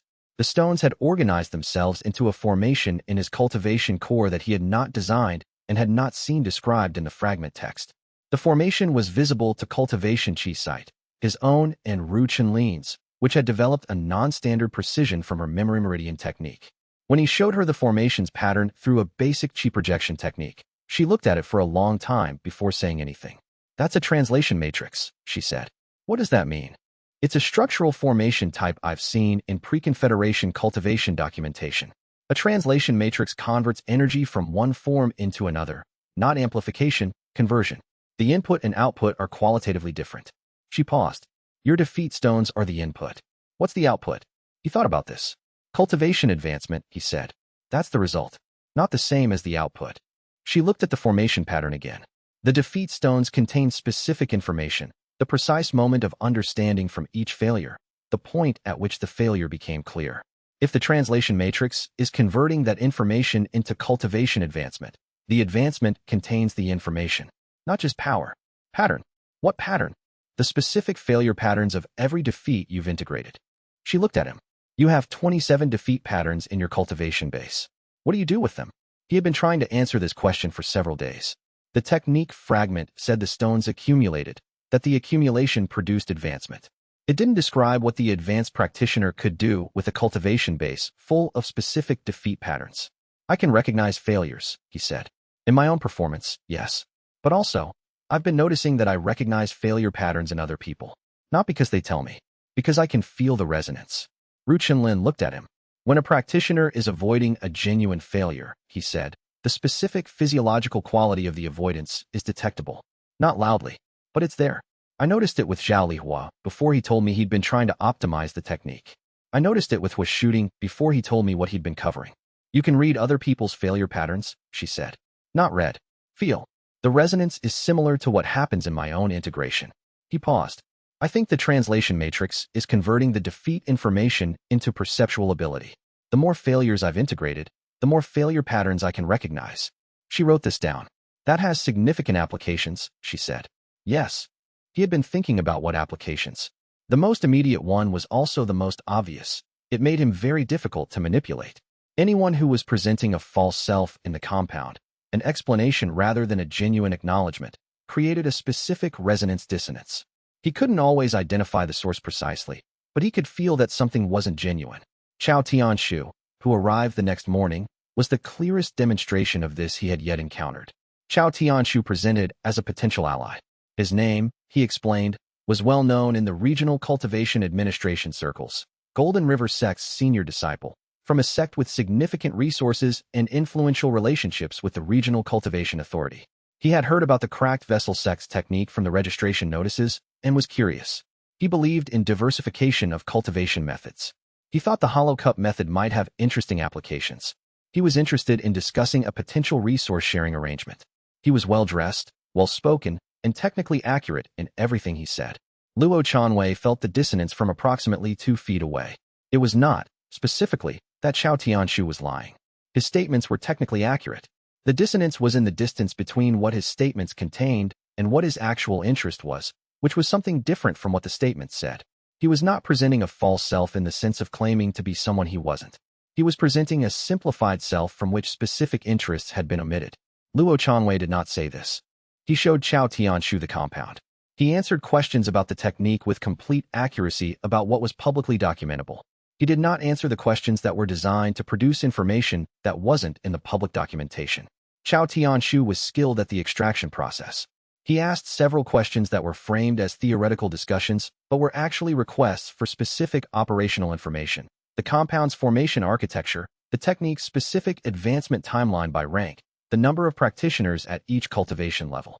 The questions were casual enough to seem conversational and specific enough to be useful to someone assessing a potential competitive threat or acquisition target. Luo Chanwei answered the theoretical discussions and acknowledged the operational questions as outside what he discussed publicly. "You're being careful," Chao Tianshu said. "I'm answering the questions I can answer completely," Luo Chanwei said. "The ones I'm not answering are the ones where a complete answer would require context I'm not providing." Chao Tianshu looked at him with the expression of someone recalibrating. He had expected, Luo Chanwei thought, either naivety or defensive hostility. Neither was available. "What would it take for you to be comfortable providing the context?" Chao Tianshu asked, understanding what the context would be used for. "I've explained what I'm interested in, a resource-sharing arrangement." "You've described the category of your interest," Luo Chanwei said. "You haven't described the specific structure you're considering or why cracked vessel sect would benefit from it rather than simply you." Chao Tianshu was quiet for a moment. He was, Luo Chanwei noted, not flustered. He was genuinely thinking. The conversation had not gone the way he had planned, and he was adapting rather than pressing. "You're more careful than I expected," Chao Tianshu said. "You expected a sect that had been practicing for 45 days to have gaps in its operational thinking," Luo Chanwei said. "That's accurate. The gaps exist. They're just not in the areas you've been probing." Chao Tianshu left without the information he had come for. After he left, Ru Chunlin said, "You felt it, didn't you? What he was actually here for?" "Yes," Luo Chanwei said. "The technique gives me the resonance. I still have to reason about what the resonance means. What did it mean today?" He's assessing whether the technique can be extracted, whether its core mechanism can be understood well enough to replicate independently, without the philosophical framework. If it can, the technique becomes a resource he can develop without the sect. He paused. He'll come back. With more specific questions or a different approach. "What do we do?" "Continue being accurate," Luo Chanwei said, "and document each interaction." He documented the interaction in the administrative records and put it in the column labeled Ongoing, Monitor. Chapter 13. The night the technique didn't work on the 52nd day in the compound, Iron Crane Sect sent 4 disciples to the compound in the formal configuration of a territorial enforcement delegation. This was different from the previous contact. The previous delegations had been message carriers or administrative representatives. A territorial enforcement delegation, under the Regional Cultivation Authority's rules, was authorized to physically remove structures or practitioners from disputed territory pending a formal ruling. It was a significant escalation. Luo Chanwei met them at the gate. He had been in the middle of a practice session with 3 junior disciples when the perimeter alert triggered. Not a formal formation, just a chi-sense training exercise that Mei Ruin had developed to improve the disciples' environmental awareness. One of the junior disciples had called out the approaching delegation's cultivation stages before they reached the gate. Luo Chanwei had assessed, for Iron Crane disciples, foundation solidification rank, 2 at mid-stage and 2 at late stage. His own cultivation, mid-first recognition, still 2 full ranks below foundation solidification. He had also noted, for disciples, formal enforcement configuration, Regional Cultivation Authority's authorization seal. He met them at the gate. The lead disciple presented the territorial enforcement authorization. The claim was the same territorial agreement as before, now accompanied by a formal ruling from the regional arbitration body that had been filed 24 hours ago, and that Luo Chanwei had not yet received through the standard notification process. The ruling had been fast-tracked by Iron Crane Sect's legal division. Luo Chanwei read the ruling. It was, unlike the previous legal challenges, technically sound. The regional arbitration body had accepted Iron Crane's argument that the Cultivation Authority's surveying office's previous measurement was conducted using outdated boundary markers. A new measurement, conducted by Iron Crane's legal division with a surveyor they had engaged, found the compound at 2 7/8 li from Iron Crane's nearest boundary, within the agreement scope. This was not accurate. He knew the distance was 3 1/4 li because he had measured it himself when the first territorial claim arrived. But he had measured it himself, which was not equivalent to a formal survey, and his measurement had not been submitted to the arbitration body because he had assumed the authority's previous confirmation was sufficient. He had been wrong about what was sufficient. "I need to contest this ruling," he said. "The measurement is inaccurate. I need time to submit a formal counter-survey." "The ruling is current," the lead disciple said. "We have authority to proceed."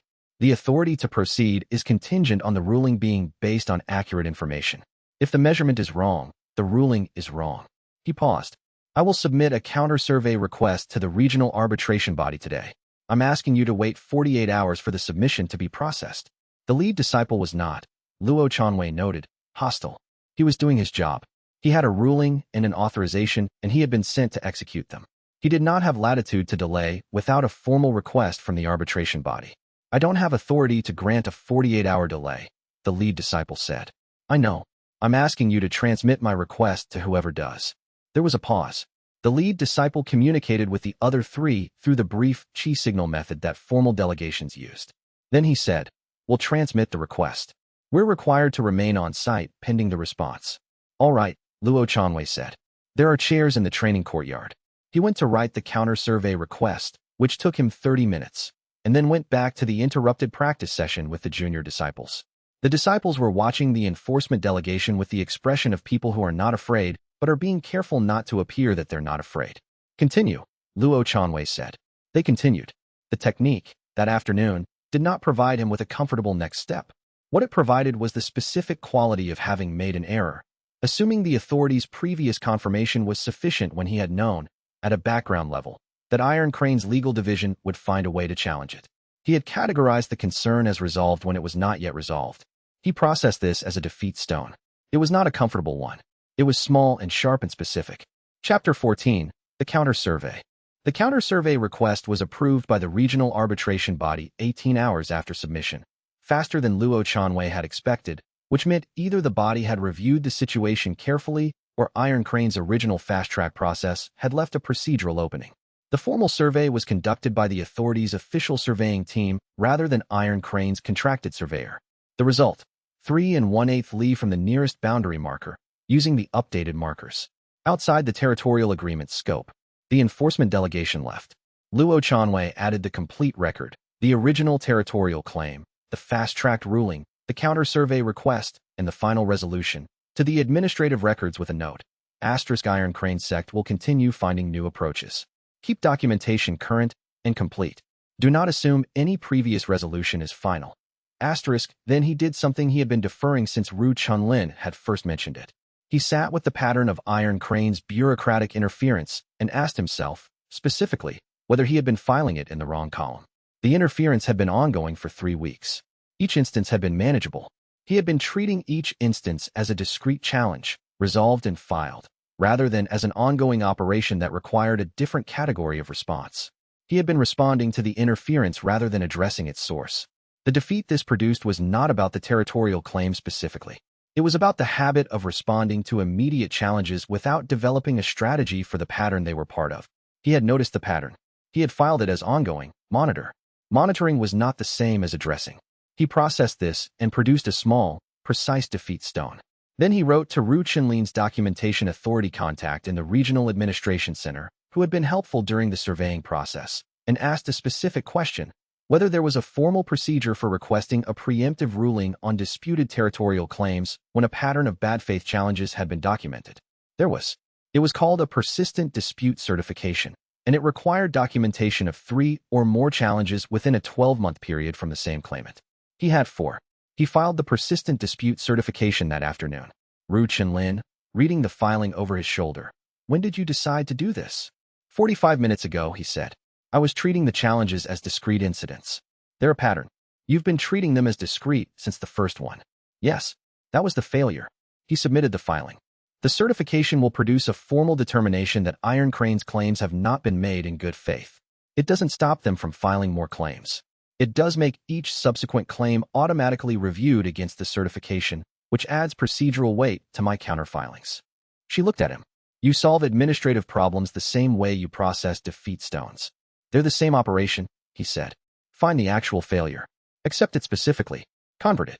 The defeat was filing the challenges as discrete rather than as a pattern. Yes. And the conversion is the persistent dispute certification. The certification plus the procedural change in how I respond to subsequent challenges. He paused.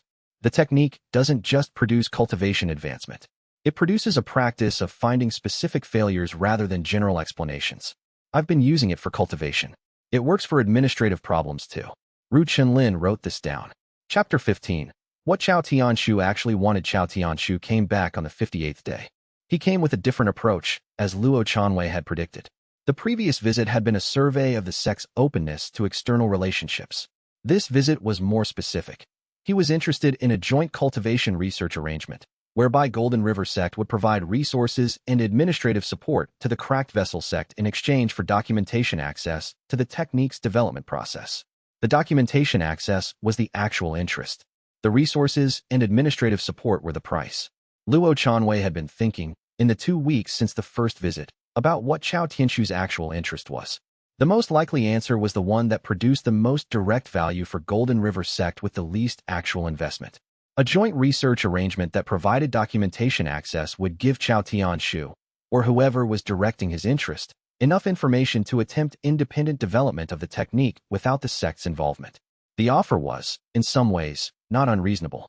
Documentation access in exchange for resources and administrative support was a legitimate arrangement in cultivation research. The problem was that the technique could not be meaningfully documented from outside.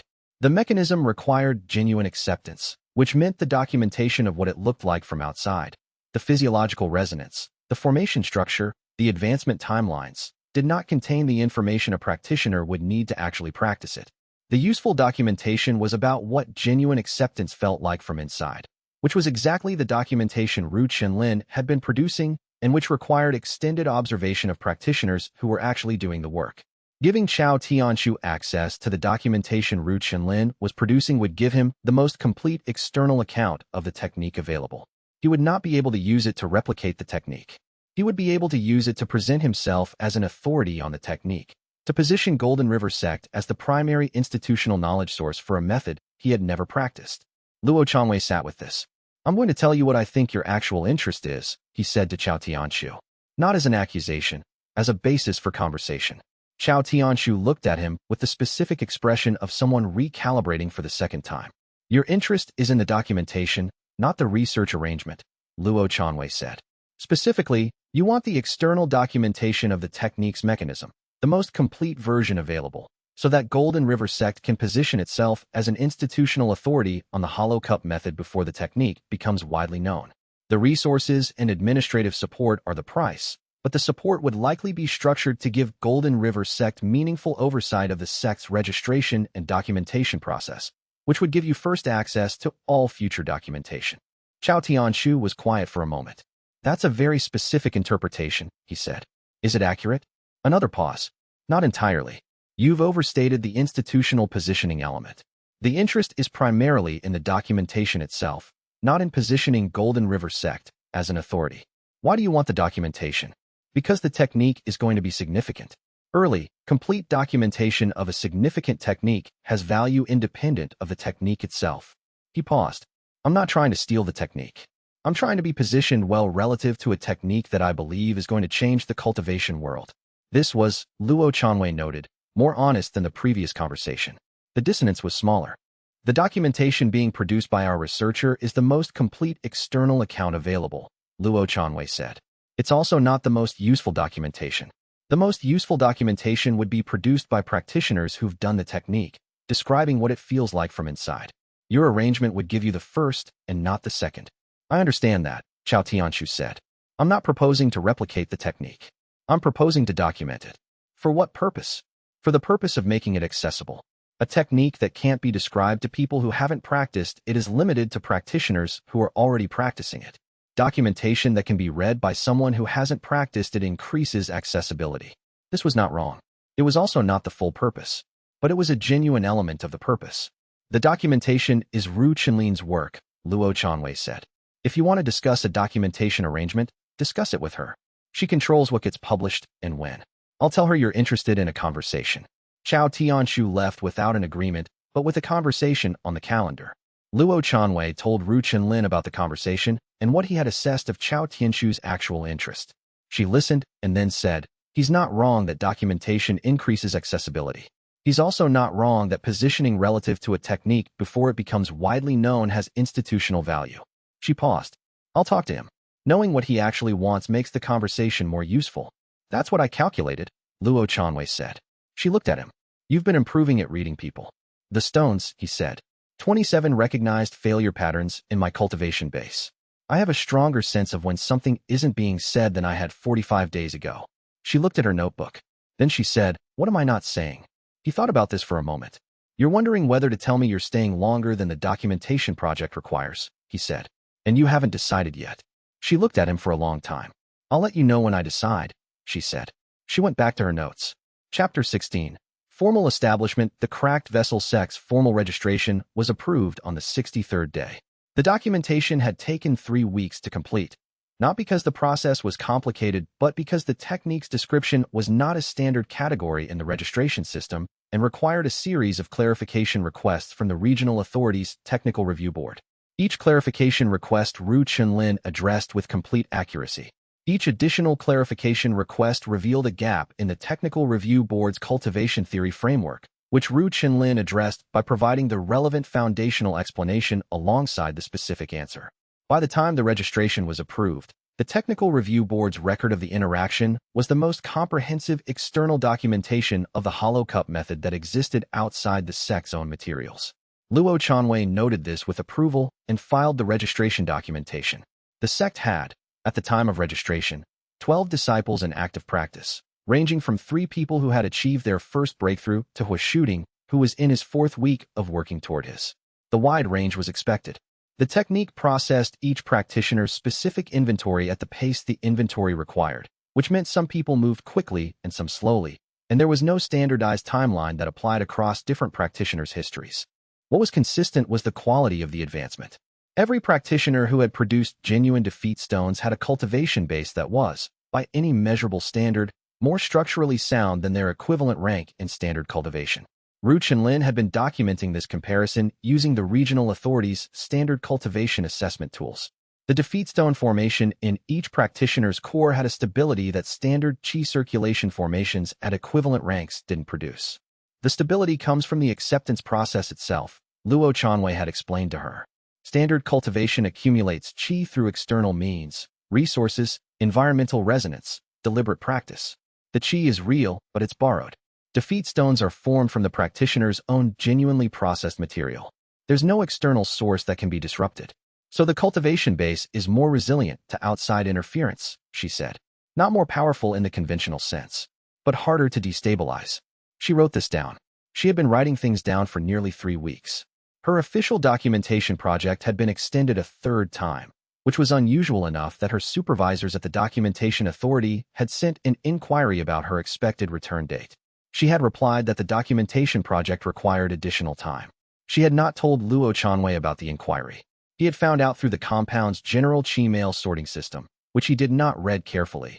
He read the headers and sorted by urgency, but which had the effect that Documentation Authority correspondence in her name sometimes appeared alongside the Sect's own correspondence. He had not mentioned it. She had not raised it. This was the second subject they were both managing rather than addressing. On the day the registration was approved, he named her the Sect's head researcher, which was a new role he created that morning. She did not ask if she had been consulted. She was the only person who could have filled it. He asked Feng Zhi to formalize as the Sect's administrative coordinator, which Feng Zhi accepted with the specific expression of someone who had been doing the job for 3 weeks without the title. He asked Mei Ruan to formalize as chief combat instructor, which she accepted immediately. He asked Zhao Lihua to formalize as the Sect's cultivation theory analyst, which Zhao Lihua accepted, and then immediately asked if the title came with specific responsibilities or was descriptive. Descriptive for now, Luo Chanwei said. The responsibilities will follow from what you do. Zhao Lihua went back to his documentation work. The sect formally existed. On the 68th day, Hua Shooting had his first breakthrough. Luo Chanwei had been watching for it, not impatiently, but with the specific attention he had developed over 12 breakthrough observations. Each practitioner's first breakthrough had a quality that was distinctive, a period of near readiness, followed by a specific turning point, followed by the resonance. Hua Shooting had been in near readiness for a week. The turning point had not arrived. He had known what the turning point needed to be since the second week. Hua Shooting was working toward a defeat that was not small. It was the central failure of his cultivation history, the fear of real combat that had rendered his exceptional physical cultivation talent inaccessible. He had been circling it for nearly 4 weeks, approaching it through smaller adjacent failures, integrating those, and returning to the center failure to find that it had not yet resolved. On the 68th morning, Hua Shooting came to Luo Chanwei's office and said, "I need to say it out loud." "All right," Luo Chanwei said. Hua Shooting sat down. "I have been afraid of real combat for 4 years. Not nervous, afraid. The specific fear of what happens to a person in a real fight, the permanence of harm, the loss of control over outcome. I have known this about myself and have been telling myself, and everyone who asked, that I was in the process of working through it. I am not in the process of working through it. I have been performing the process while continuing to be afraid." He stopped. Luo Chanwei waited. "That's the failure," Hua Shooting said. "Not the fear. The performance." "Yes," Luo Chanwei said. He went back to the training courtyard. 20 minutes later, the resonance that indicated a first breakthrough reached Luo Chanwei through the compound's ambient qi even from across the courtyard, larger than most first resonances, which suggested the defeat stone was substantial. He went to the courtyard. Hua Shooting was sitting exactly where he had been. He had an expression that Luo Chanwei had not seen on him before, not relief, not satisfaction, but the specific quality of someone who has been carrying a very heavy thing for a long time and has just put it down in a place where they can leave it. "Is that normal?" Hua Shooting said. His voice was level. "The size of the stone?" Luo Chanwei asked. "Larger first stones usually mean longer carried defeats. You've been carrying that one for 4 years. I meant how it feels." "Describe it." Hua Shooting thought for a moment. "Like I can start." Chapter 17. The technique outside the core. 2 days after Hua Shooting's breakthrough, Ru Chenlin asked to attempt a second defeat integration. Her first integration, 40 days ago, had produced a defeat stone in her memory meridian rather than in a standard cultivation core. She had been documenting the effect since then, a consistent improvement in observational acuity, which she had cross-checked against her baseline documentation performance in the first week. The improvement was real and measurable and appeared to be stable rather than temporary. The question she wanted to answer was whether a second integration would produce a second stone in the same location or whether the technique would find a different channel. Luo Chanwei could not tell her from theory. The fragment text described practitioners with standard cultivation cores. Ru Chenlin's situation was outside the fragment's description. They tried it. The second integration produced a defeat stone in a different channel. Not the memory meridian, but a channel that Ru Chenlin described as the analysis channel, which was a secondary cognitive pathway that cultivation medicine theorists had documented, but that most cultivation training frameworks considered functionally inert. The stone's formation produced an effect she described as a different kind of clarity. The first stone made observation sharper. This one makes analysis, the relationship between observations, more precise. Luo Chanwei wrote this down in his practice journal alongside his technical notes. "You're developing a cultivation base without being a standard cultivator," he said. "I don't think what's happening to me is exactly a cultivation base," she said. "I think the technique is finding available channels and using them. My available channels happen to be cognitive rather than qi circulation channels. What's the limit? I don't know. The cultivation medicine literature suggests there are between 7 and 12 functional cognitive channels in a practitioner without active cultivation, of which most practitioners never use more than 2 or 3. She paused. "If the technique can use all of them, I have 7 to 10 more integrations before I run out of channel locations." Another pause. "After that, I don't know." Luo Chanwei thought about this. "The fragment says the inventory opens at higher ranks," he said. "Personal defeats, then access defeats, then inherited defeats, then defeats embedded in the world itself. He paused. If the same progression applies to channel locations, personal channels first, then other accessible structures, the limit might not be your individual channels. She looked at him. You think I might access external structures? I don't know. But the translation matrix is doing something in your cognitive channels that it does in standard practitioner's cultivation course. If the mechanism is the same, the progression might be the same. She wrote this down. I'll need more integration data before I can test that, she said. Yes. He paused. Take your time. The defeats have to be genuine. I know. She closed her notebook. The second one was. It was the failure of being so focused on documenting other people's failures that I spent 2 years studying cultivation without examining whether I was afraid to practice it myself. He looked at her. Fear of inadequacy, she said. Not of combat. Of trying something and finding out I'm not good at it. I study cultivation methods. I document them. I've never attempted to practice them because the outcome of attempting is uncertain and I am professionally invested in certainty. She paused. That's the failure. Choosing documentation over practice because documentation can be done without the risk of personal failure. And the stone. Substantial, she said. Similar in quality to your accountability stones, if I'm reading my own resonance correctly. She looked at her hands. I'll try a third integration in a week. Chapter 18. The written response. Elder Deng Hao's letter arrived on the 71st day. Not a legal challenge. A personal letter, in Elder Deng's formal correspondence script, on Iron Crane Sect's personal stationery rather than institutional stationery. This was a significant distinction. He had been corresponding through Iron Crane's administrative channels. This letter was from him as a person rather than as an institutional representative. It was not an apology. Luo Chanwei read it twice to be certain. It was not an apology. It was not a retraction. It was a longer and more careful version of the concern he had raised in person, the distinction between resilience and nihilism, the danger of practitioners who use the technique as permission to not care about outcomes. But the letter was also something it had not been in the previous correspondence. Honest about the source of the concern.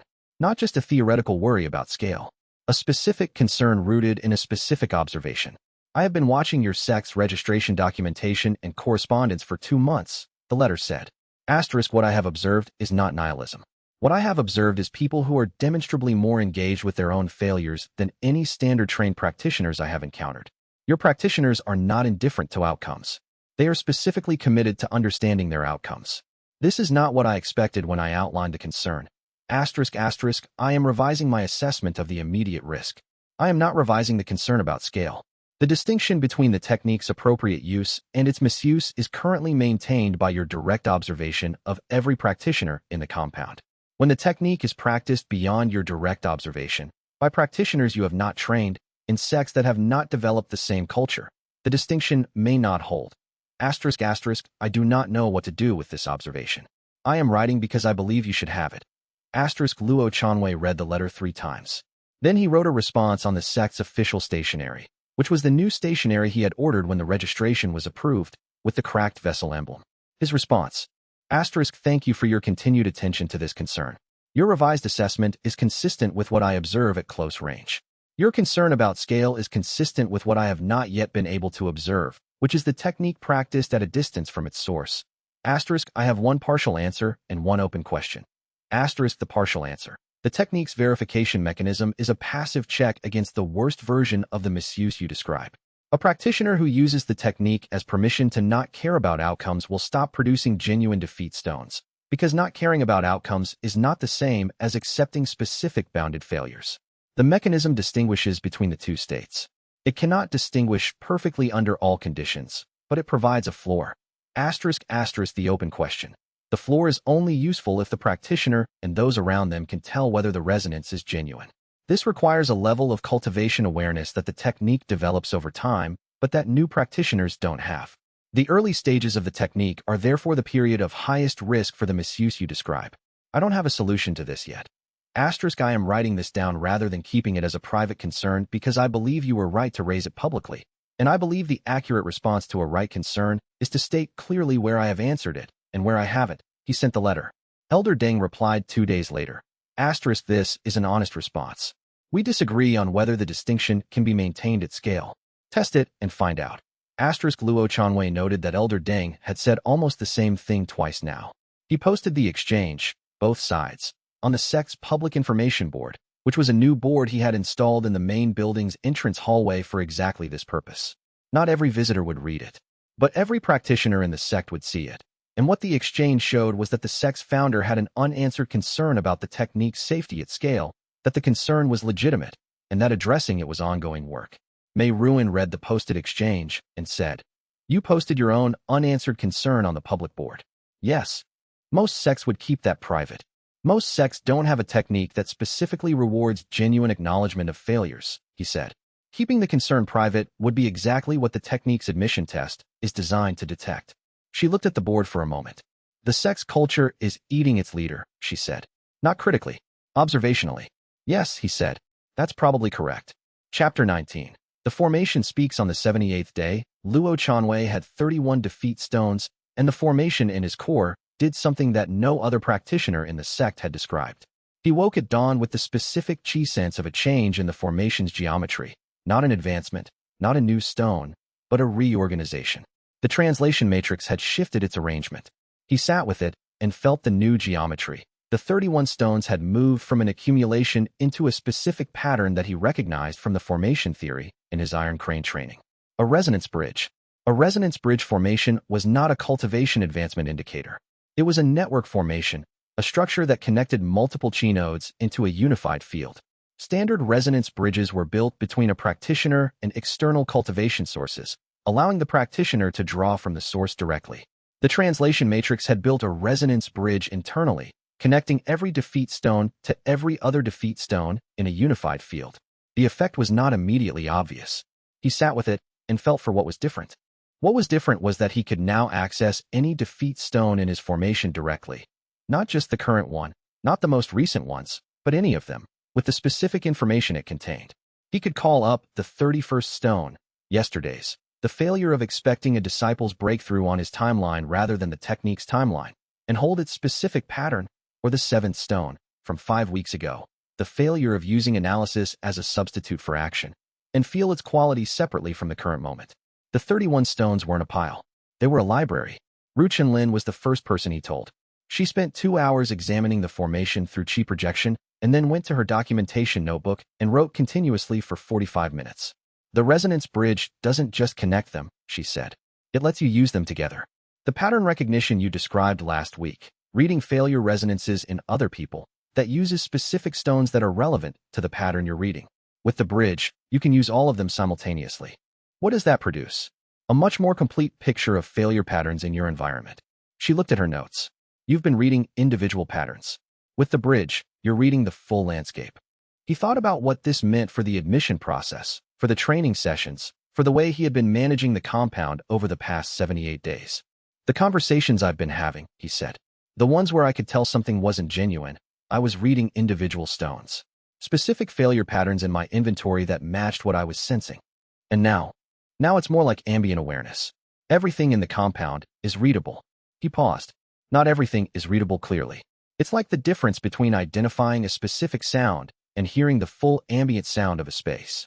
Ru Chenlin wrote this down. Then she said, "Is this the approach of cracked vessel rank? Or something specific to you? I don't know. The fragment doesn't describe it." He paused. "Ask the keeper. If we find them." "I found the keeper's location," she said. 2 days ago. I was waiting for the right moment to mention it." He looked at her. "The Fenway Mountains, as the fragment indicated," she said. "There's a scholar compound in the second valley of the southern Fenway Range. The current keeper is documented in one pre-Confederation cultivation biography as Elder Bao Wen, who is, assuming the biography's date is accurate, approximately 320 years old." She paused. "The compound's location is accessible but not obvious. I have directions from the historical documentation." "How long have you had this?" he said. 2 weeks, she said. "I was verifying before I raised it. The documentation indicated the compound was there. I wanted to confirm it was still there before I told you." She paused. "Someone went there 4 months ago for an unrelated reason and filed a travel report that included a reference to an occupied scholar compound in the Second Valley. The compound was described as functional and occupied by an elderly resident, 320 years old. If the biography is accurate, cultivation practitioners at high ranks can sustain physical function beyond normal age limits. A 300-year-old practitioner is unusual but documented." Luo Chanwei thought about the resonance bridge formation and the 31 stones and the Hollow King's history and the fragment's description of what opened above cracked vessel rank. "We need to go," he said. "Yes," she said. "I thought so too." Chapter 20. The first rank on the 85th day in the compound. Luo Chanwei reached cracked vessel rank. He had known it was coming for 3 days. The formation in his core had been reorganizing in the way that the advancement indicators described, not in the fragment text, which didn't describe the advancement from inside, but in the specific physiological way he had observed in every disciple's advancement, a particular quality of readiness, like a vessel that has been filling for a long time and has now reached the point where the weight of what it holds is doing something different than it was doing before. The advancement required a defeat that was proportionally larger than any previous one. He had known what it was. It was the defeat of the assessment chamber at Iron Crane Sect on the day of his third failure, not the injustice of the assessment criteria, which he had accepted as external fact, not the legitimate technical failure, which he had processed in the first week at the compound. Those were done. What remained, and what he had been circling for 85 days, was the specific emotional reality of standing in that chamber and feeling himself fail. Not the failure as a fact, the failure as an experience. The specific quality of being excellent by every internal standard he held, of having worked with genuine dedication for 4 years, of caring deeply about the cultivation path he was pursuing, and failing anyway. That experience had not been accepted. He had accepted the facts around it. He had accepted the specific technical failure inside it. He had managed the emotional reality of it by processing everything except the core thing. On the 85th morning, he sat in the training courtyard alone before the other practitioners were awake and accepted it. Not the injustice, not the failure, the experience, the specific quality of caring and failing. The way it had felt to walk out of that chamber knowing he had not been good enough yet and not knowing if he would ever be. The loneliness of 4 years of genuine effort producing a result that looked, from outside, exactly like not having tried. The resonance, when it came, was larger than anything he had previously experienced. The defeat stone that formed was the size of every previous stone combined. He sat with it for a long time after it formed. Not processing, just sitting with the fact that it had formed, that it was his, that the experience of standing in the assessment chamber had produced something that was now part of his cultivation base rather than a weight he was still carrying. The compound's formation responded to the advancement visibly. The cracked vessel pattern in the outer wall's stones brightened briefly, a pulse of qi moving through the formation channels that had been partially restored over the past 3 months. Not dramatic, but present. The compound noticed. Mei Ruin was at the training courtyard entrance when he opened his eyes. She had been there for some time, he thought. Not watching. Present. In the way that practitioners in the sect had developed as a practice. The specific quality of being present for someone else's work without interrupting it. "Cracked vessel," she said. "Yes."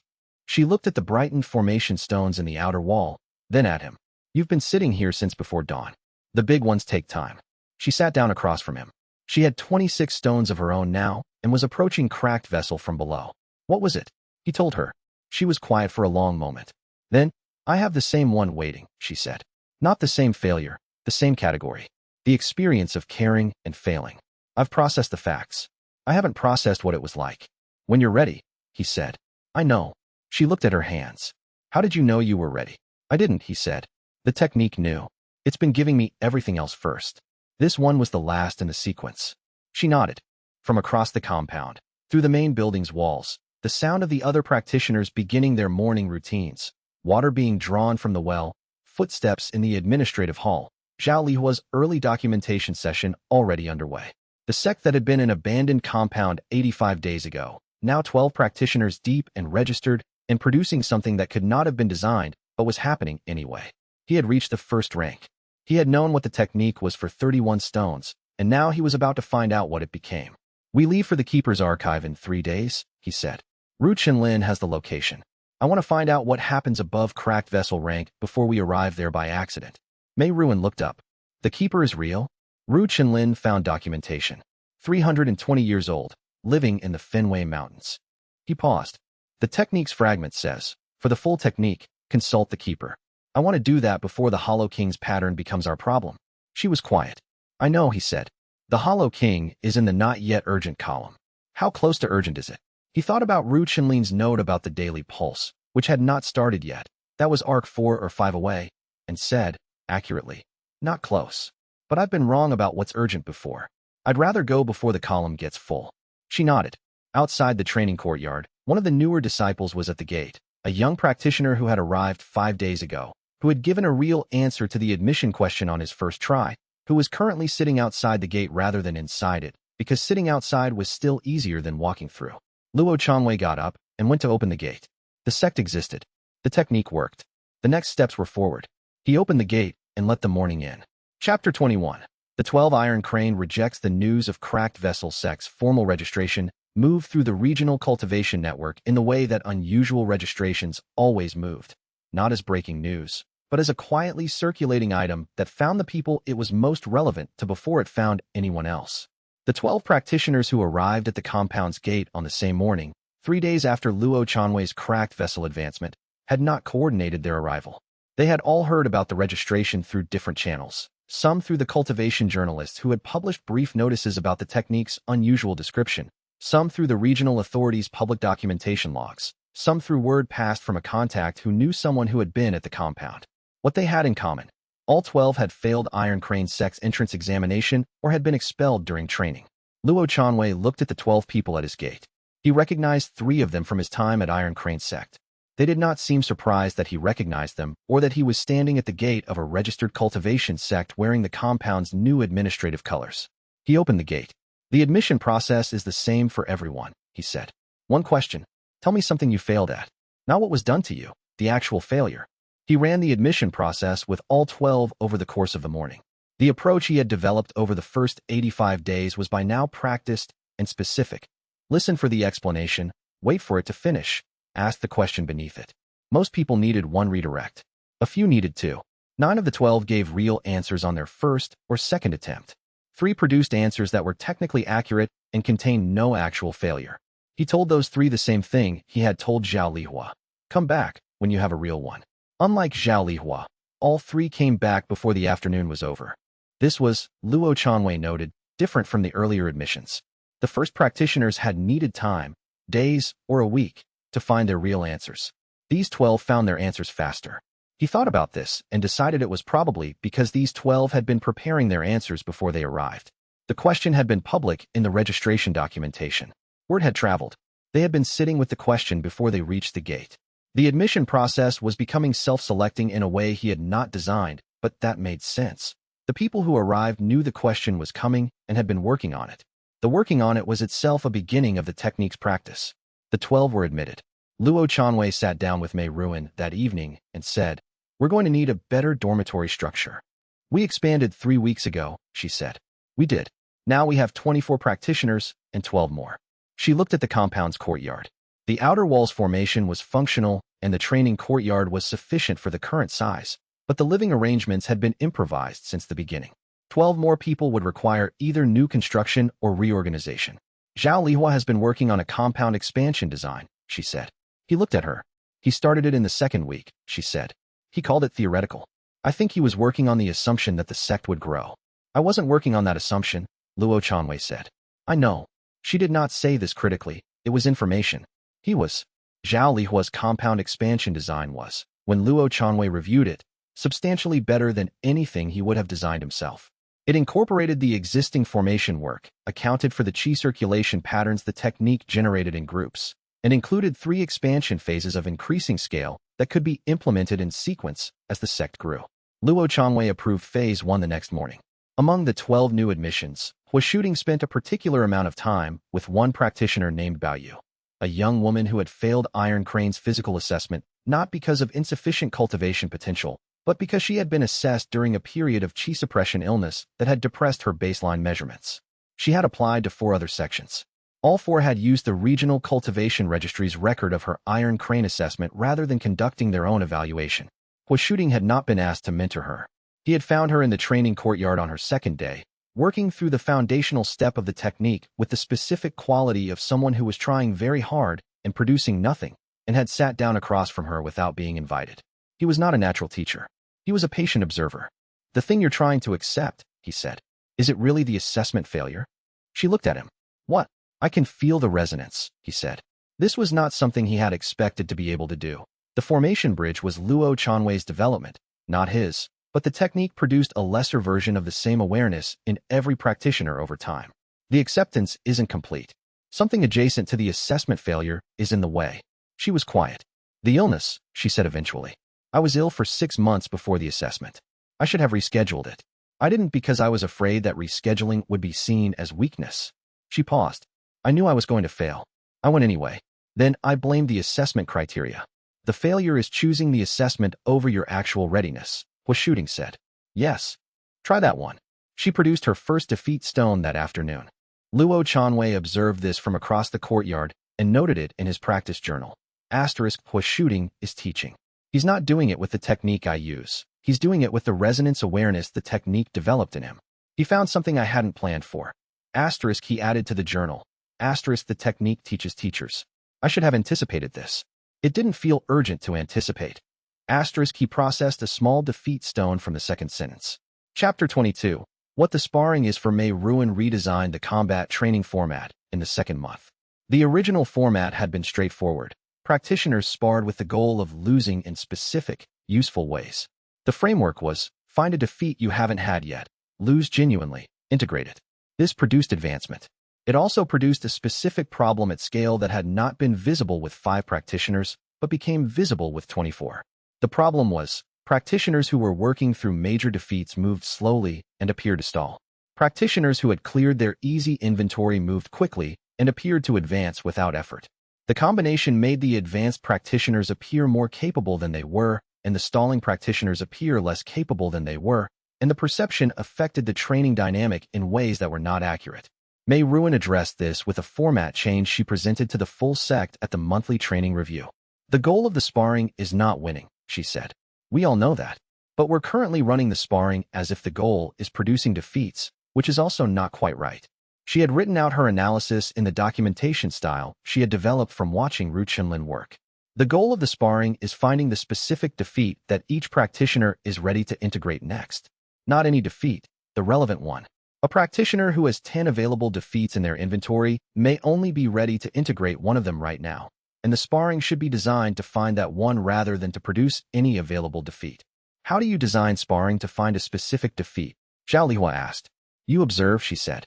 Not the combat, the specific moment where the practitioner stops functioning at their normal level. That moment is the location of the relevant defeat. The sparring partner's job is to find that moment and press on it. She demonstrated with Huashuding as her sparring partner. They were, at cracked vessel rank, evenly matched by cultivation stage. Mei Ruin had 28 stones to Huashuding's 2. His inventory was large, but he was moving through it slowly, which was consistent with the depth of what he was carrying. In practical terms, Huashuding was physically stronger and Mei Ruin was technically superior. She found the moment in approximately 4 minutes. Huashuding was a better close-range fighter than he was a mid-range fighter, which was known. What Mei Ruin's observation found was that the specific degradation in his mid-range performance was not technical. It was a specific resonance signature that corresponded to the failure pattern she had observed in his foundational practice. She pressed on it. He didn't freeze. He produced the defeat stone. Mid-combat, the training courtyard went quiet. He stood for a moment, integrating, and then continued the sparring with a combat awareness that had shifted, not more powerful, but differently calibrated. He had processed the specific defeat that was limiting his mid-range performance. What remained was the actual skill question, which he could now address directly. That's what the sparring is for, Mei Ruin said, when they stopped. Zhao Lihua, watching from the courtyard's edge, had been writing notes since the demonstration began. The sparring partner needs to be able to read the resonance signature, Luo Chanwei said. Yes, which means the new pairing format should match practitioners who have complementary resonance awareness, not complementary cultivation stages. She looked at him. You're better than anyone else here at reading resonance. You should be sparring with the people who are stuck, not the people who are at your level. He thought about this. That's not how standard cultivation sparring works, he said. No, she said. But this isn't standard cultivation sparring. This is a diagnostic tool. The diagnostician doesn't need to match the patient's stage. They need to be able to read the patient accurately. He revised the sparring schedule that afternoon. Chapter 23. The formation library on the day of Luo Chanwei's 39th defeat stone. The translation matrix in his core produced a second reorganization. The resonance bridge formation, which had connected all 31 stones into a unified library, expanded to include the 8 stones produced since the bridge formation. These 8 new stones were not simply added to the library. They were indexed within it, connected to the existing stones through pattern similarity links that the matrix had identified. He could feel the links. Stone 7, using analysis as a substitute for action, was linked to Stone 29, waiting for confirmation before addressing a known problem. Stone 12, treating emotional realities as obstacles to manage, was linked to Stone 34, not acknowledging to Ru Chunlin that her extension decision was relevant to him. The links were not identical patterns. They were related patterns, variations on the same underlying failure type. He spent the afternoon with this discovery. The library was not just a collection of integrated failures. It was an organized understanding of how he failed, the specific patterns that appeared in different contexts and different scales, connected to each other in ways that made the underlying structure visible. He had 39 integrated failures and a clear picture of his most consistent failure types. The most consistent, deferring acknowledged concerns by filing them as not yet urgent. He looked at his practice journal. He had the phrase, not yet urgent, in 12 separate entries. 12 times he had identified something that needed addressing and had filed it as available when circumstances permitted. He accepted this as the 39th defeat stone without waiting for the technique to prompt it. He had the resonance immediately. The stone formed.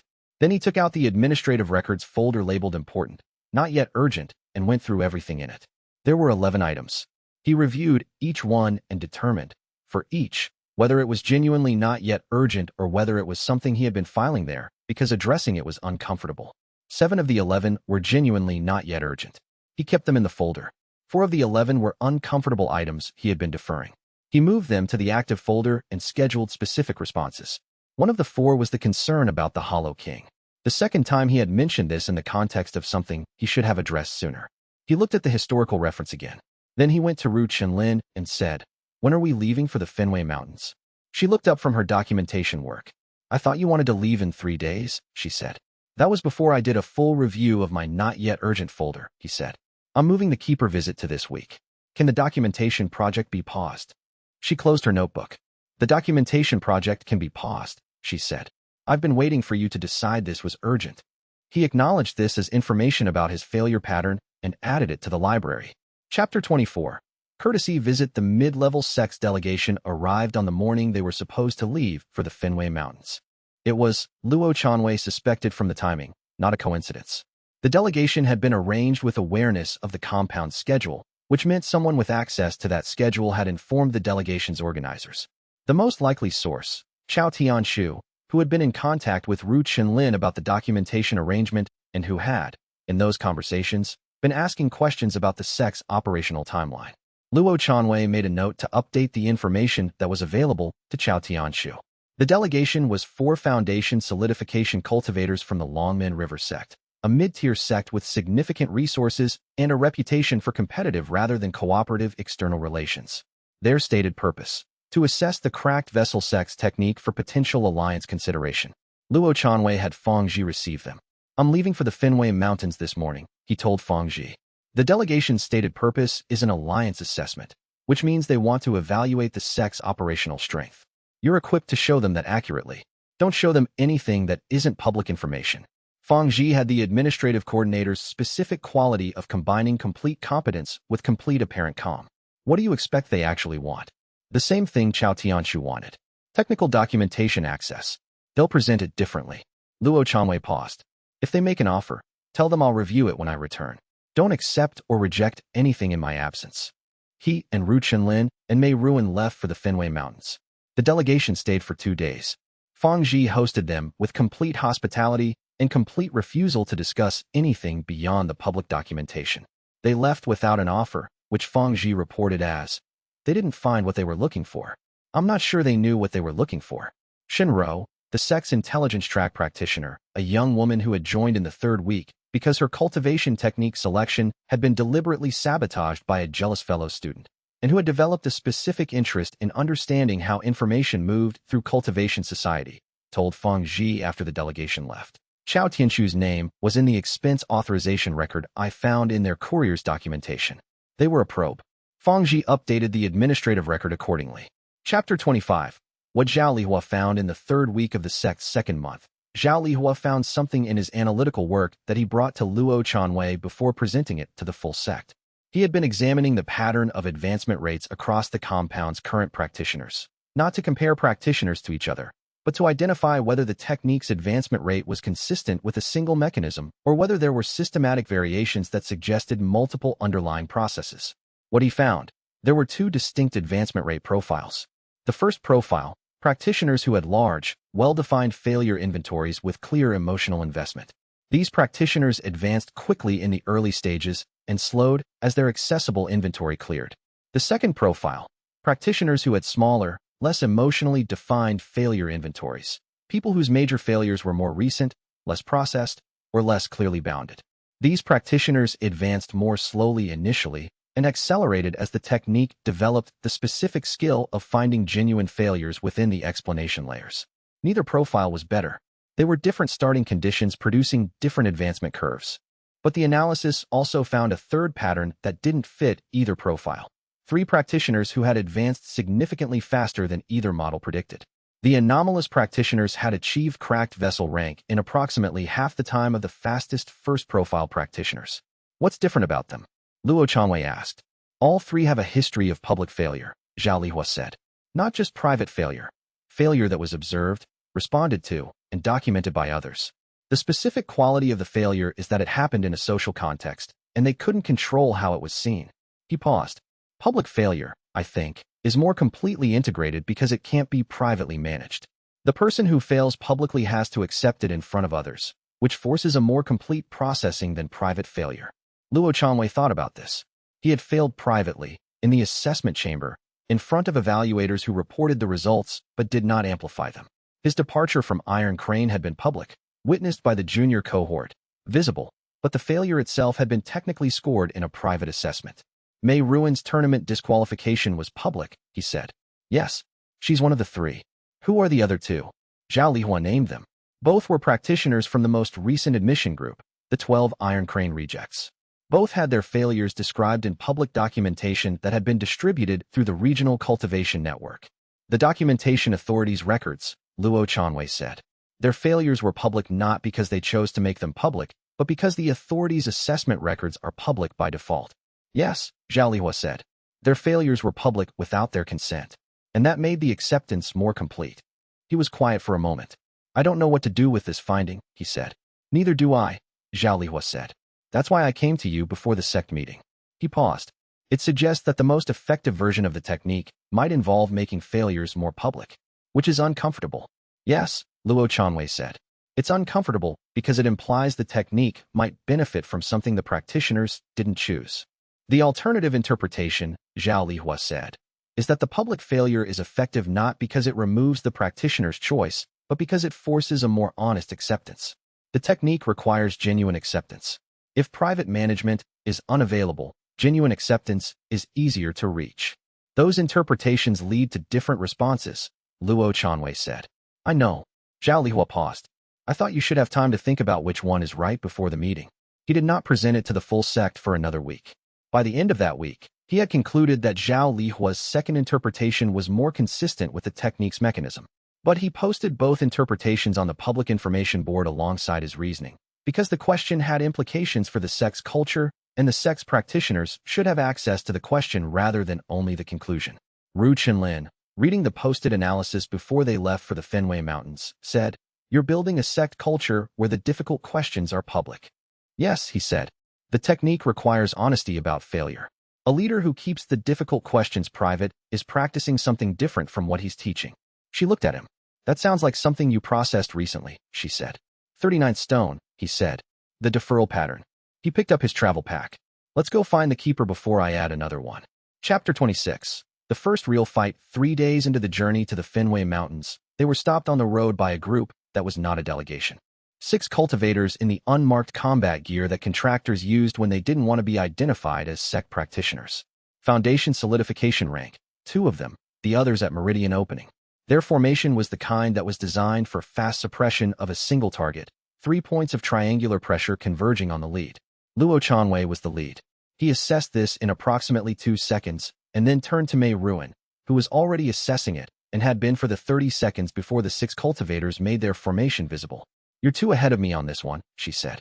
Take the right side, he said. I'll handle the center. He did not add a caveat about his cultivation rank versus the Foundation solidification practitioners. He had been at cracked vessel rank for 12 days and had 39 defeat stones. 2 of those stones were specifically from combat failures, the Iron Crane Patrol confrontation and the Regional Enforcement Delegation standoff. But most of his defeat stones were not combat-related. He was about to find out what his cultivation base looked like when tested in an actual fight. The lead contractor came forward with a chi suppression technique, a specific formation solidification method that distributed pressure across the target's chi channels and was designed to interrupt active cultivation use. Luo Chanwei felt it hit and felt his standard chi circulation patterns compress under the pressure. The defeat stones didn't use standard chi circulation patterns. The contractor's suppression technique was designed for a specific type of cultivation base, one that operated through active chi flow. Luo Chanwei's cultivation base operated through defeat stone formation, which was a static stored structure rather than an active flow. The suppression technique compressed the flow it found, the minor ambient chi circulation that even defeat stone practitioners maintained, but had nothing to suppress where the actual cultivation base lived. He continued functioning. The contractor recalibrated. This was a practitioner who had used chi suppression against many targets and knew what a suppressed practitioner looked like. Luo Chanwei did not look like a suppressed practitioner. He looked like someone who had been suppressed and was unaffected, which was either very high cultivation resistance or an incompatible cultivation type. Luo Chanwei stepped into the 3-point triangle and found the angle between the left and center pressure sources where neither had optimal coverage. He was not a powerful combat practitioner. He had good technique theory from Iron Crane, for years of observation, and 39 integrated failures, several of which contained specific combat-relevant pattern information about how strong practitioners lost. He could read the contractor's failure signatures. He had developed this through the compound's daily sparring. And what he could read was, the left practitioner was compensating for a mobility limitation by anchoring his feet rather than his chi field, which meant his coverage had a gap at low angles. He went through the gap, not to win, not to defeat any of the contractors, to get out of the triangle without being stopped, because being inside the triangle was the target's location and the formation was designed around that. He came out of the triangle and the formation had to reset. The reset took 3 seconds. In those 3 seconds, Mei Ruin had dealt with the 2 right-side contractors. Not in 3 seconds. She had been managing them during the entire exchange, and the formation was now 4 practitioners trying to reform rather than 6 in a coordinated suppression. The reforming took another 6 seconds. In those 6 seconds, Luo Chanwei produced a defeat stone.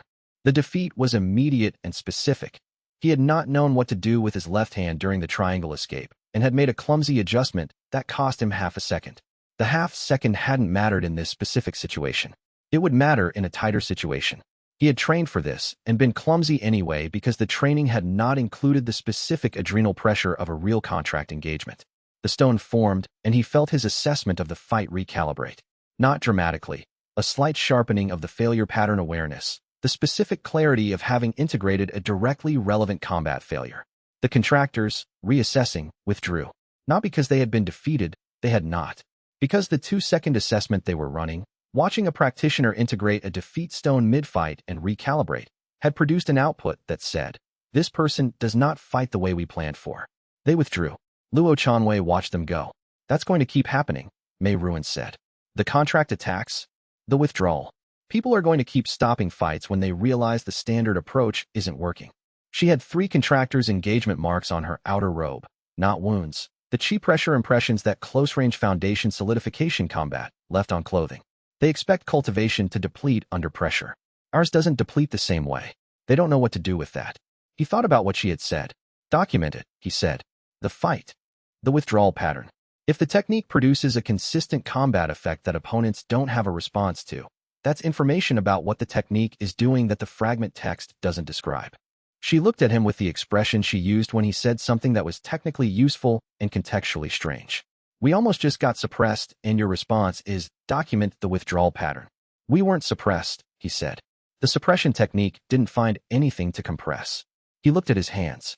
That's useful information. I don't know what it means yet. She took out her documentation notebook. Ru Chenlin is going to want to hear about this immediately. Yes, he said. When we get to the keeper. They continued to the Fenway Mountains. Chapter 27. What Fong Ji carries the Fenway Mountains' second valley was 6 days from the compound. On the 4th day of travel, they stopped overnight at a cultivation way station, a standard regional rest point with basic accommodation and a minimal chi replenishment station that Luo Chanwei didn't need and Mei Ruin used for combat recovery. Fong Ji, who had stayed at the compound to manage the administrative work, had sent a chi message that arrived at the way station's relay station while they were settling in for the evening. The message was brief. Feng Zhi's characteristic style, accurate, minimal elaboration. The Longmen River Sect delegation had returned with a specific offer. A persistent dispute certification had been filed against the cracked vessel sect's registration by a coalition of 3 sects, citing cultivation method incompatibility with regional safety standards. A practitioner named Chao Tianshu had been appointed to the Regional Cultivation Authority's Advisory Committee on Technique Safety Standards. Luo Chanwei read the message twice. The third item was the relevant one. An advisory committee appointment gave Chao Tianshu formal standing in the regional authority's review process, specifically in any review of the cracked vessel sect's registration. He wrote back to Feng Zhi with specific instructions: document every interaction with the Longmen River Sect Coalition, hold the response to their offer until his return, and have Shinro begin tracking Chao Tianshu's committee appointments through the public authority records.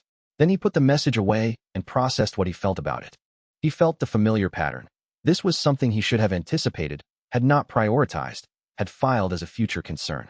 He had been watching Chao Tianshu's movements and had not connected the advisory committee angle to the pattern he was observing. He produced a small defeat stone from this. The stone's quality was different from the cultivation-related ones, drier, more procedural. He noted this difference and continued. Ru Chenlin, who had been watching him process, said, "You're doing the thing you do." "Which thing?" "You're converting the threat into information and then converting the conversion into a defeat stone." She paused. "It's efficient. It's also a way of not sitting with what the threat actually means." He thought about this. "What do you think it means?" he said.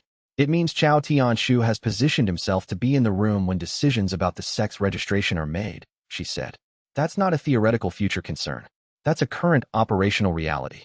She paused. "You should be worried about it." "I'm not unworried," he said. "You're not worried in the way the situation warrants." She looked at him steadily. "The technique teaches you to convert worry into action. That's useful. It also makes it easy to skip the step where you actually feel the weight of what's at stake." He sat with this. She was right. He had been converting threats into defeat stones as a way of moving past the emotional weight of the threats. The defeat stone from a threat was real. It was a genuine, accepted failure, but it was also a fast processing technique that could substitute for actually sitting with what was at stake. He sat with what was at stake. 24 practitioners who had built cultivation bases for the first time in their lives, in a sect that Chao Tianshu was now positioned to recommend dissolving. The 12 practitioners who had arrived last week, who had failed Iron Crane's examinations through combinations of bad faith and bad luck, and who had found a technique that was working for them. Was shooting, who had stopped performing and had started functioning. Feng Zhi, who was managing an administrative situation that had become more complicated than either of them had planned for. The weight was considerable. He sat with it for 20 minutes without converting it. Then he said, "When we get back from the keeper, I need to address the committee situation before anything else." "Yes," she said. "Not file it." "No. I know the technique for this," he said. "Find the actual failure inside the explanation, accept it specifically, convert it." He paused. "The failure is not the committee appointment. The failure is not anticipating this approach and developing a counter-strategy before it happened. That's the accountability stone," she said. "What's the practical response?" "I'll work that out when we're back." He paused again. "Thank you for saying it. You would have gotten there," she said. Eventually, he said, "You shortened the path." She looked away, which was the expression she used when she was deciding whether something was the right moment to say a different thing. She decided it wasn't. He noted the decision and did not press. They continued in the morning. Chapter 28. What Chao Tianshu built. They were 2 days from the keeper's location when Shun Ro's intelligence reach, which, at the compound, included the Regional Cultivation Network's document circulation system, produced something she had not been looking for. It came through the regional courier relay that the way station used, and it was addressed to Luo Chanwei directly.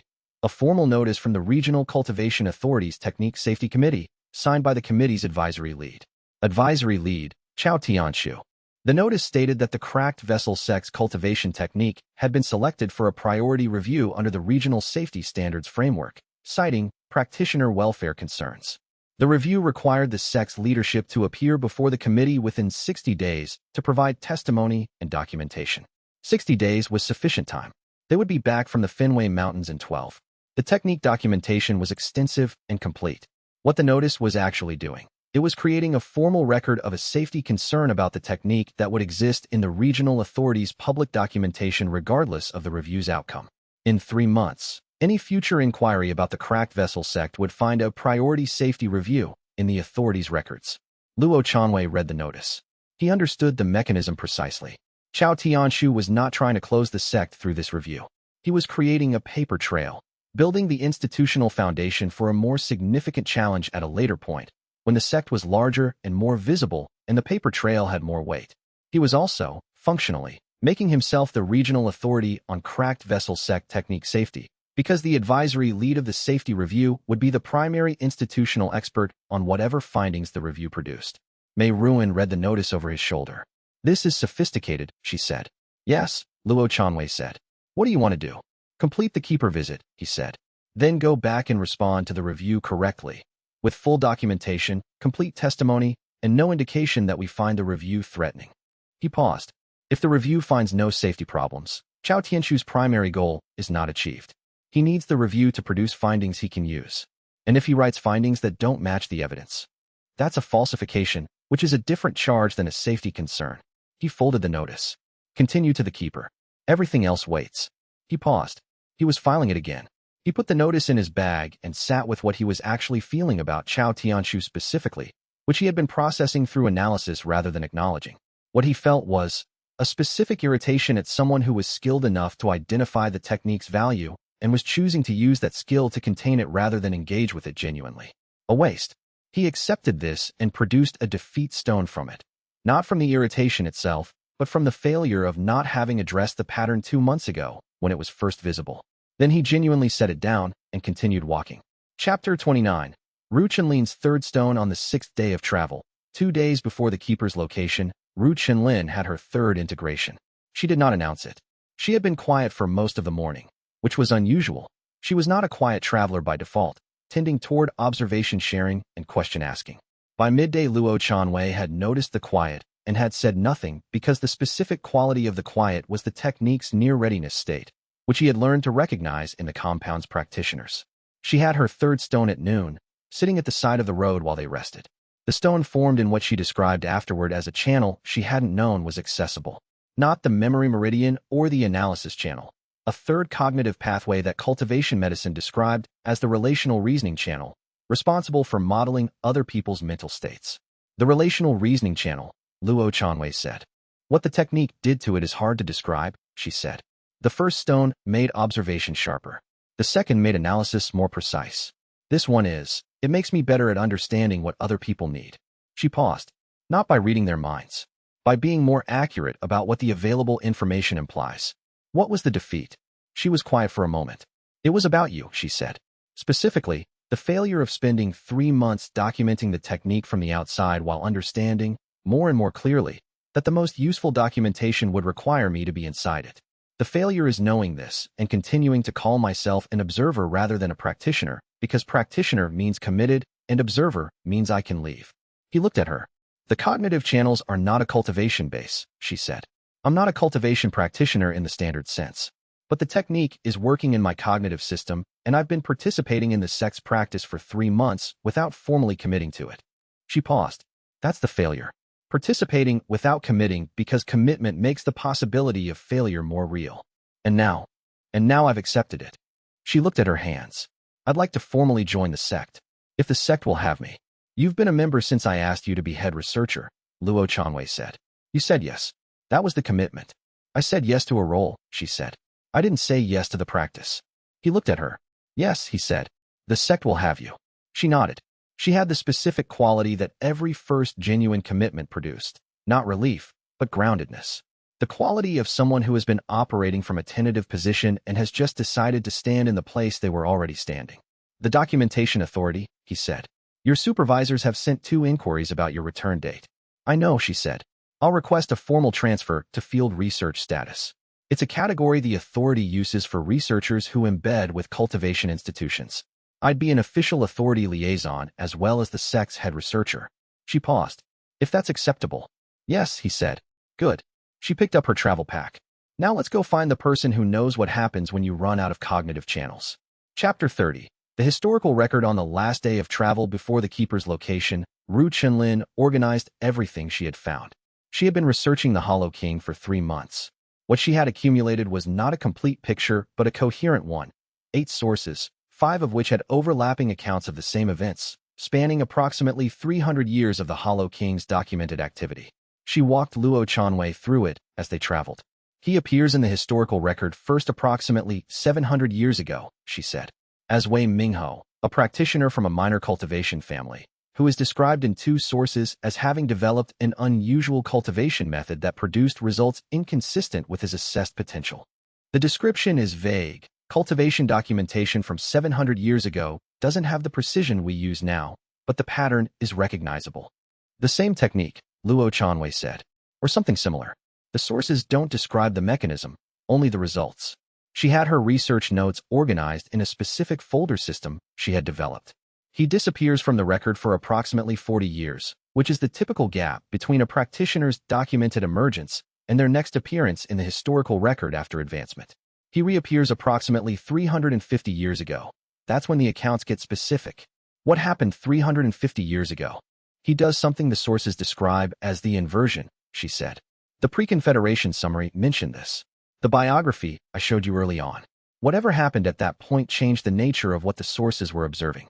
Before the inversion, the sources are interested but not alarmed. After the inversion, all 5 overlapping sources are alarmed. What does alarmed look like in historical documentation? Restricted access designations. Cultivation governor notices. 3 references to containment efforts that don't describe the efforts but note that they were undertaken. Whatever Wei Mingho was doing after the inversion, the regional cultivation authorities of the time considered it dangerous enough to attempt to contain. She paused. None of the containment efforts are documented as successful. He's been active for 350 years since the inversion, Luo Chanwei said. The most recent reference I've found is 60 years ago, she said.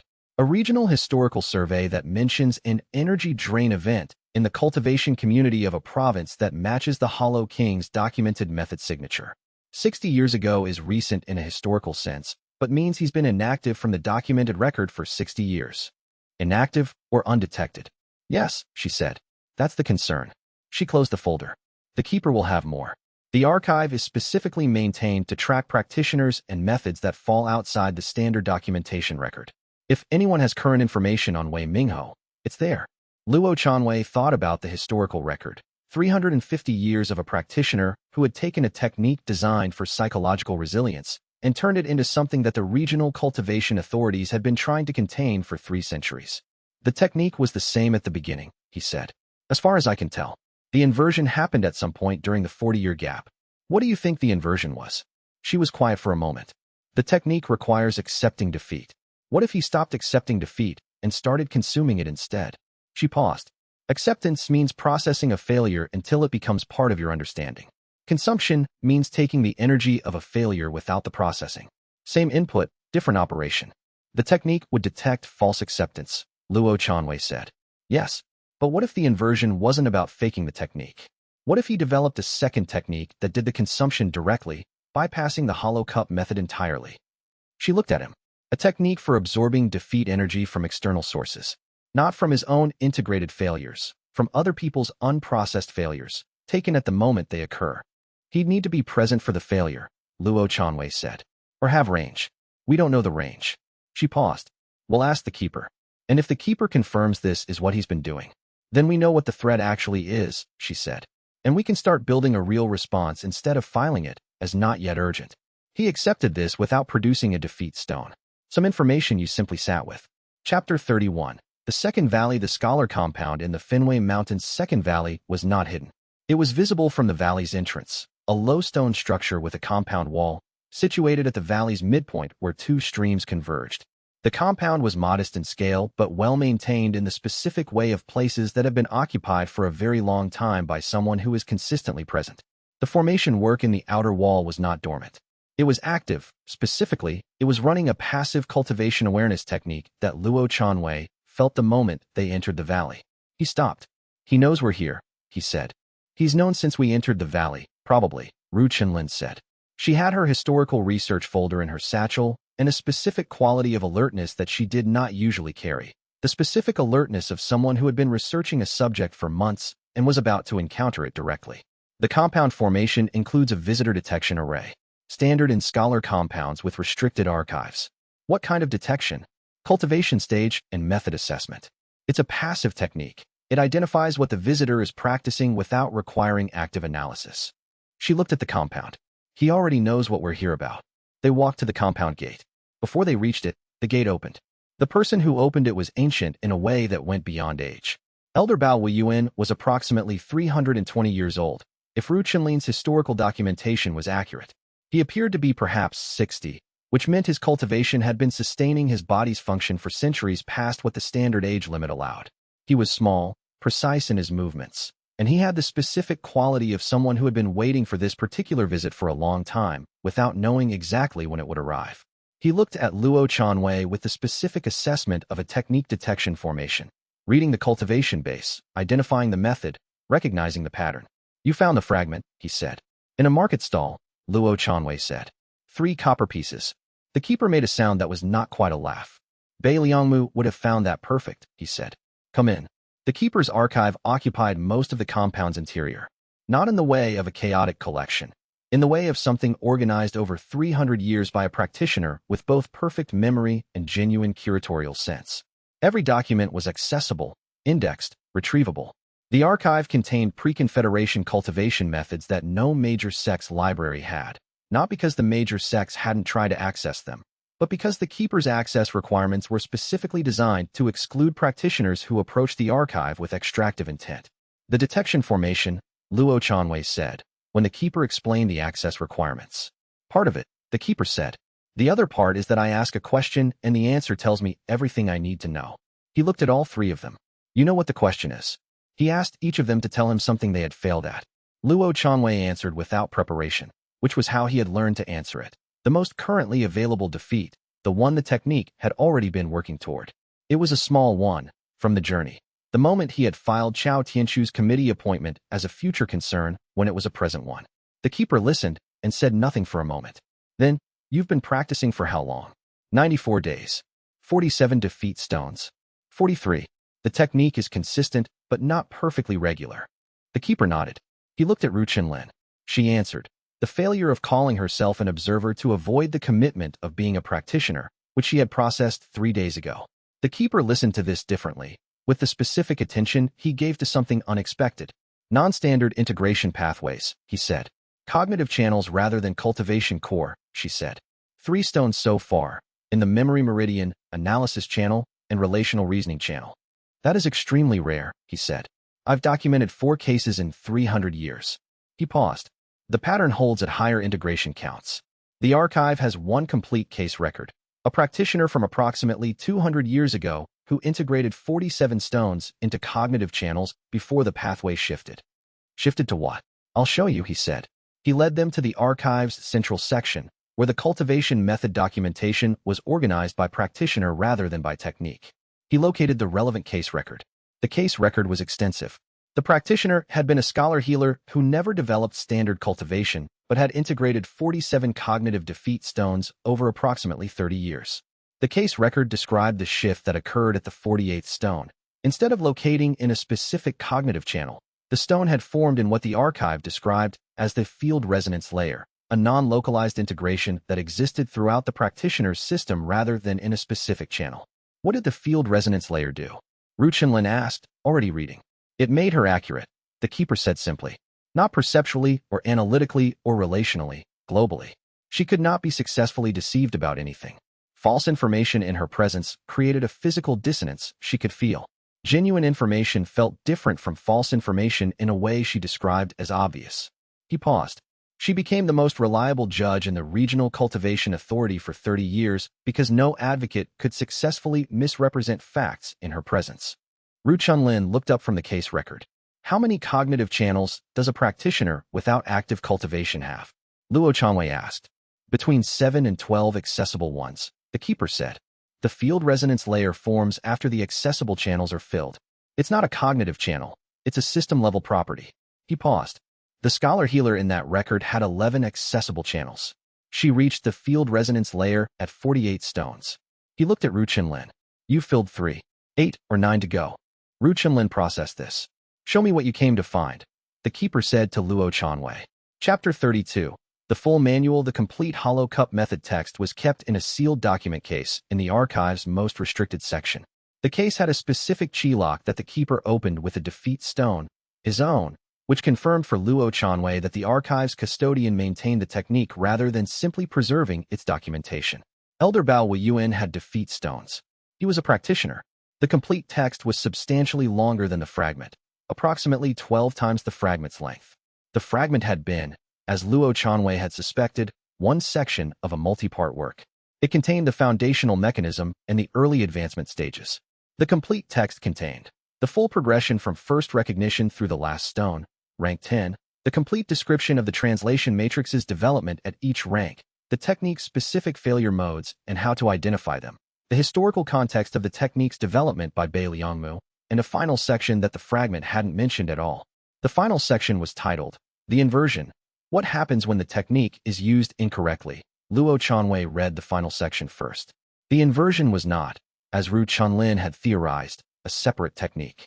It was a specific failure mode of the hollow cup method itself. The technique required genuine acceptance of defeat. Genuine acceptance converted the defeat experience into a defeat stone through the specific physiological resonance mechanism. This was the correct operation. The inversion occurred when a practitioner developed sufficient cultivation sensitivity to feel defeat energy in others, which was the same resonance awareness that Luo Chanwei had been developing through his defeat stone formation, and began absorbing that defeat energy from external sources without processing it. The energy was real. The absorption was possible. What made it an inversion was that the absorbed defeat energy bypassed the acceptance mechanism and was directly converted to cultivation fuel without genuine processing. The result: rapid advancement with no corresponding development of the psychological resilience the technique was designed to produce.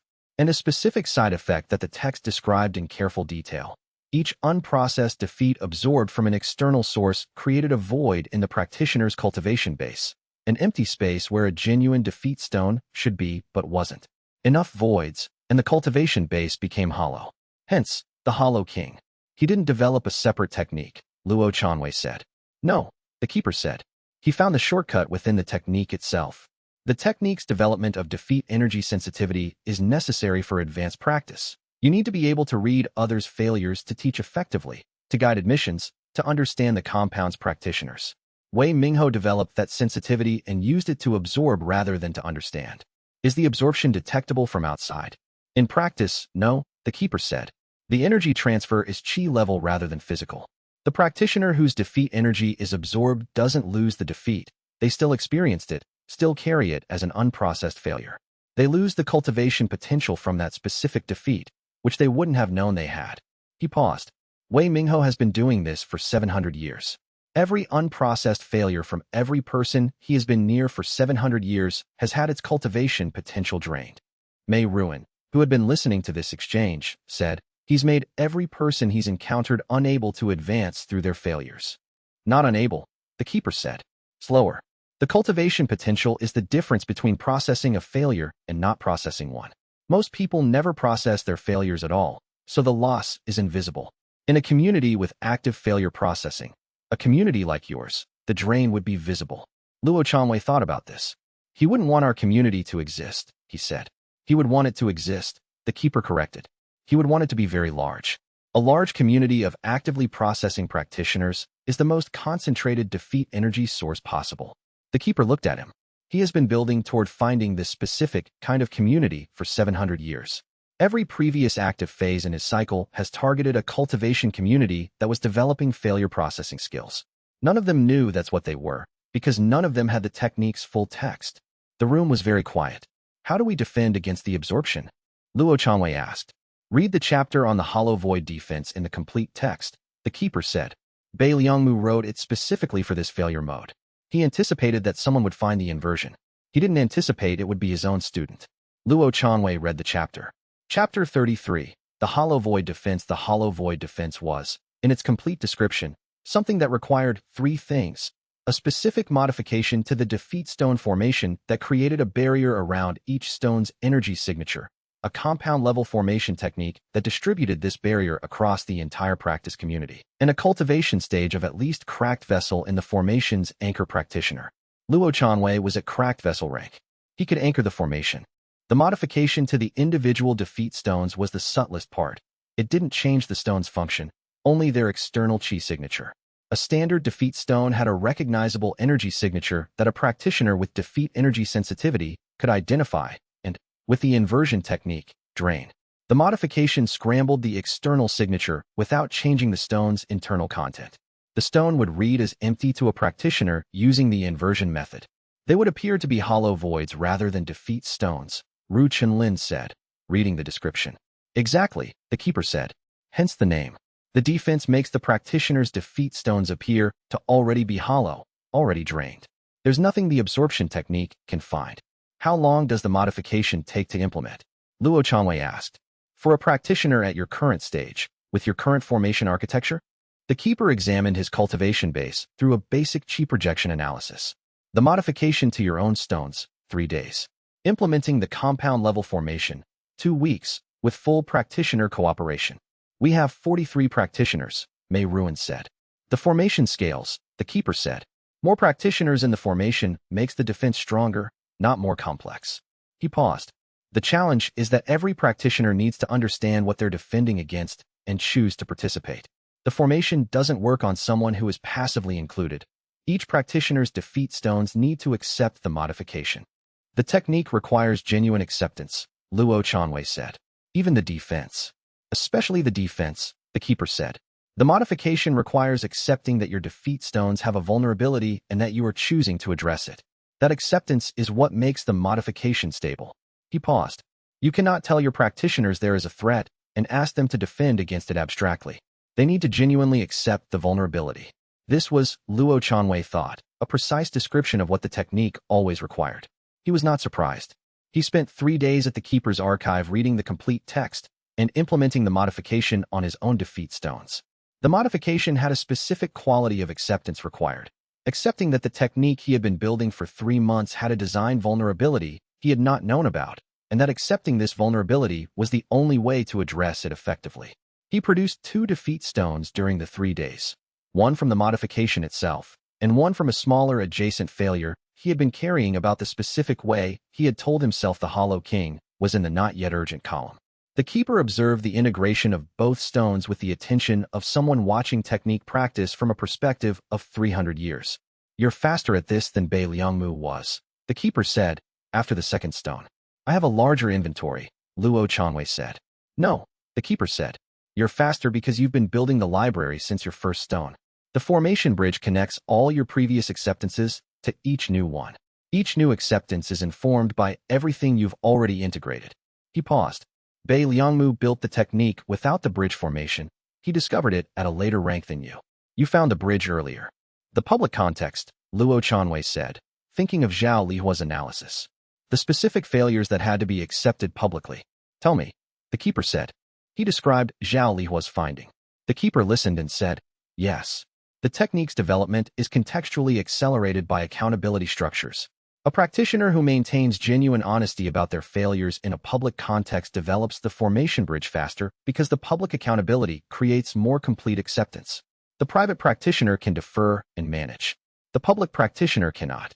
Luo Chanwei thought about the public information board, about posting the unresolved concerns about the technique's safety at scale, about telling the sect about the threat before he had a solution. I've been building the public accountability structure without knowing why it accelerated the technique, he said. You knew it was right, the keeper said. That's usually why practitioners do things before they understand the mechanism. Chapter 34. Tournament data on the last day at the keeper's archive. Ru Chenlin found the tournament records. They were not in the primary archive. They were in a secondary section that the keeper described as practice outcome documentation. Historical records of defeat integration practitioners in formal cultivation competition contexts. The records went back 400 years, across 7 documented defeat technique practitioners who had participated in regional and continental cultivation tournaments. The documentation was not about their wins. It was about the specific combat phenomenon that Mei Ruan had observed on the road, opponents withdrawing from fights against defeat integration practitioners. The records showed the withdrawal rate across 7 practitioners in 17 different competitive contexts. Average opponent withdrawal rate before a decisive outcome, 62%. 62% of fights against defeat integration practitioners ended before a decisive result, with the opponent withdrawing. That's not a marginal effect, Mei Ruin said. No, the keeper said. It's been consistent across every practitioner in the record. Different cultivation stages, different combat styles, different competition formats. The 62% holds. Why? Luo Chanwei asked. What is it that makes opponents withdraw? Read the observation notes, the keeper said. The observation notes, compiled from the historical records, describe the same experience across multiple observers. Fighting a defeat integration practitioner produced a specific psychological pressure in the opponent. Not fear, something different. The experience of losing to a practitioner who did not appear to care whether they lost created a specific cognitive dissonance. The standard motivational framework for combat, want to win, fear losing, use fear to push past physical limits, did not apply to the opponent. When the standard framework didn't apply, the opponent's motivational structure had nothing to push against. They were fighting someone who had removed the enemy's primary weapon, fear of defeat. The technique doesn't just help practitioners accept defeat, Luo Chanwei said. It removes the ability of defeat fear to be used as a weapon against them. That's one way to say it, the keeper said. The more precise description is that a practitioner who has genuinely integrated many defeats has a fundamentally different relationship to the prospect of defeat than a practitioner who hasn't. For the standard practitioner, the fear of defeat is a real motivational factor. For the defeat integration practitioner, defeat is a resource. Threatening them with defeat is offering them fuel. Mei Ruin looked at this record for a long time. We've been designing the combat training around finding useful defeats, she said. We should also be designing it around recognizing when an opponent is trying to weaponize the fear of defeat and demonstrating that the weapon doesn't exist. Yes, Luo Chanwei said. The tournament, she said. The one in 2 months. The regional open tournament. He looked at her. The sect should enter, she said. Not to win. For the data. And because the tournament will produce the kind of public observation that Zhao Lihua identified as accelerating technique development. She paused. We'll lose some matches. We should lose some matches. The technique benefits from tournament losses more than tournament wins. The sect entering a regional tournament will attract attention, Luo Chanwei said. We need the attention to be on the right things, Ru Chanlin said from the archive shelving, where she was organizing her notes.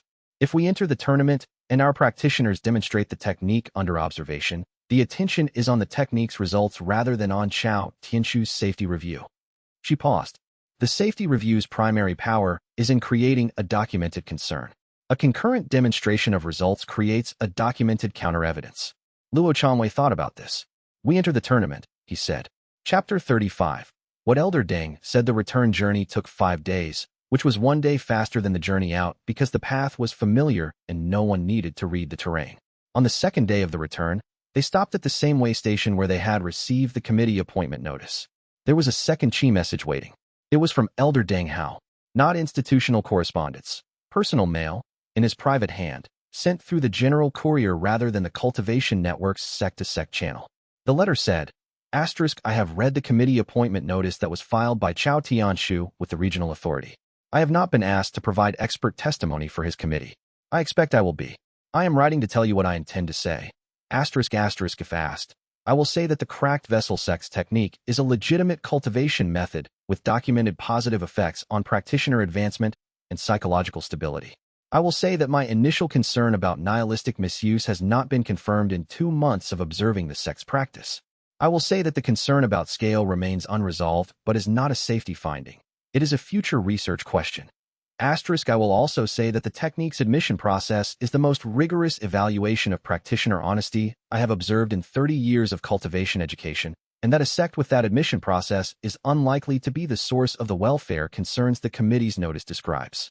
I have not changed my position on the risk at scale. I have changed my position on whether that risk warrants the committee's intervention at this stage. I am telling you this because you posted your own unresolved concerns on your public information board.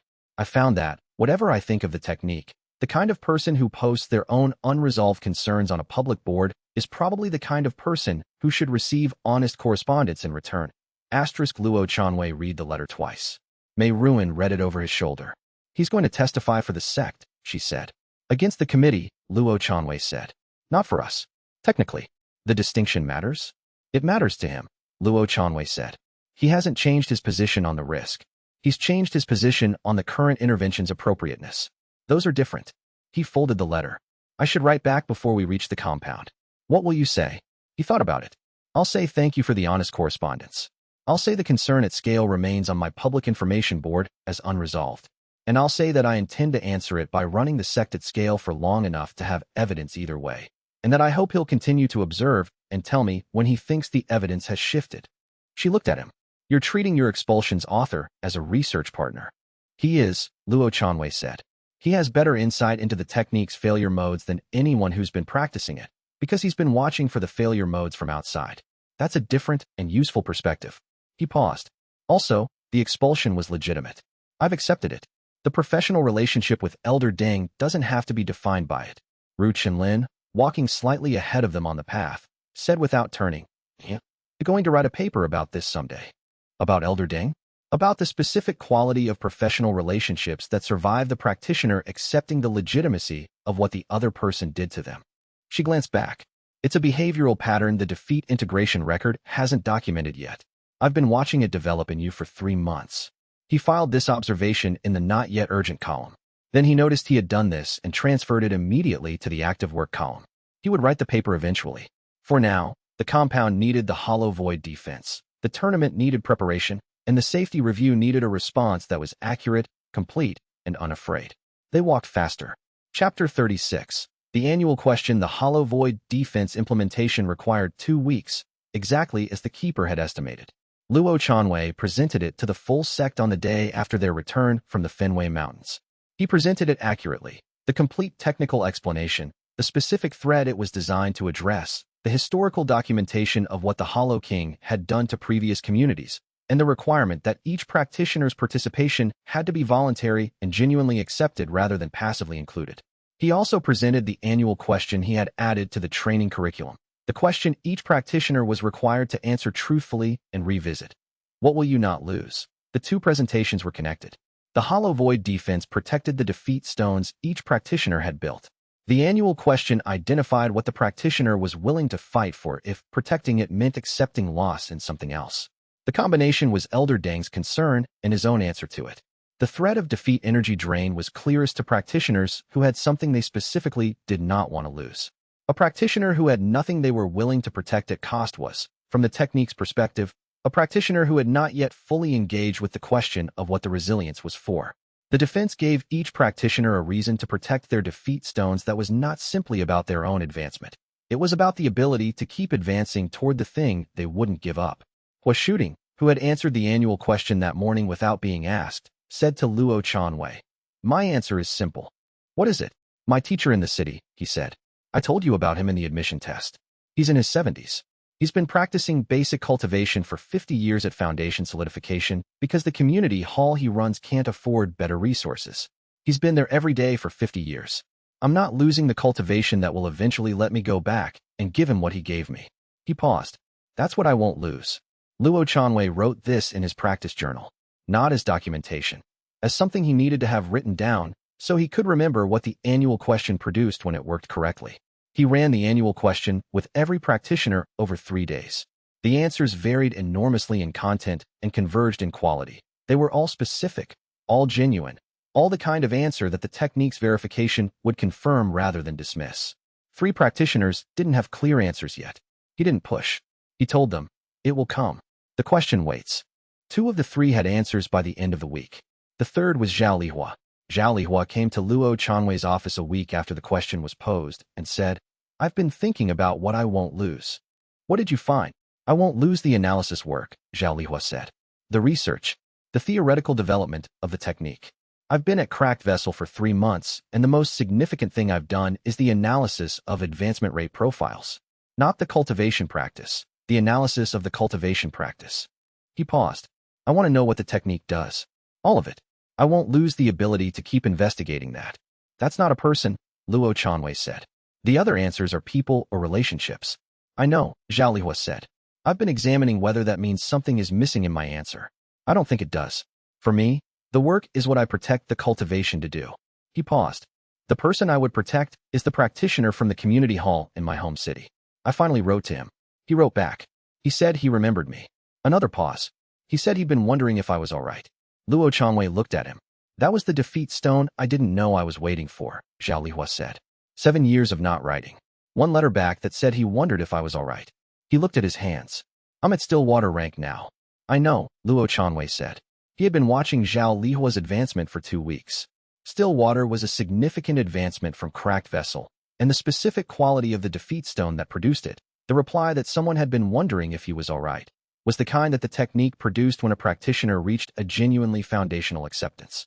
You'll need to tell me what that felt like, Luo Chanwei said. I'll write it up, Zhao Lihua said. He did.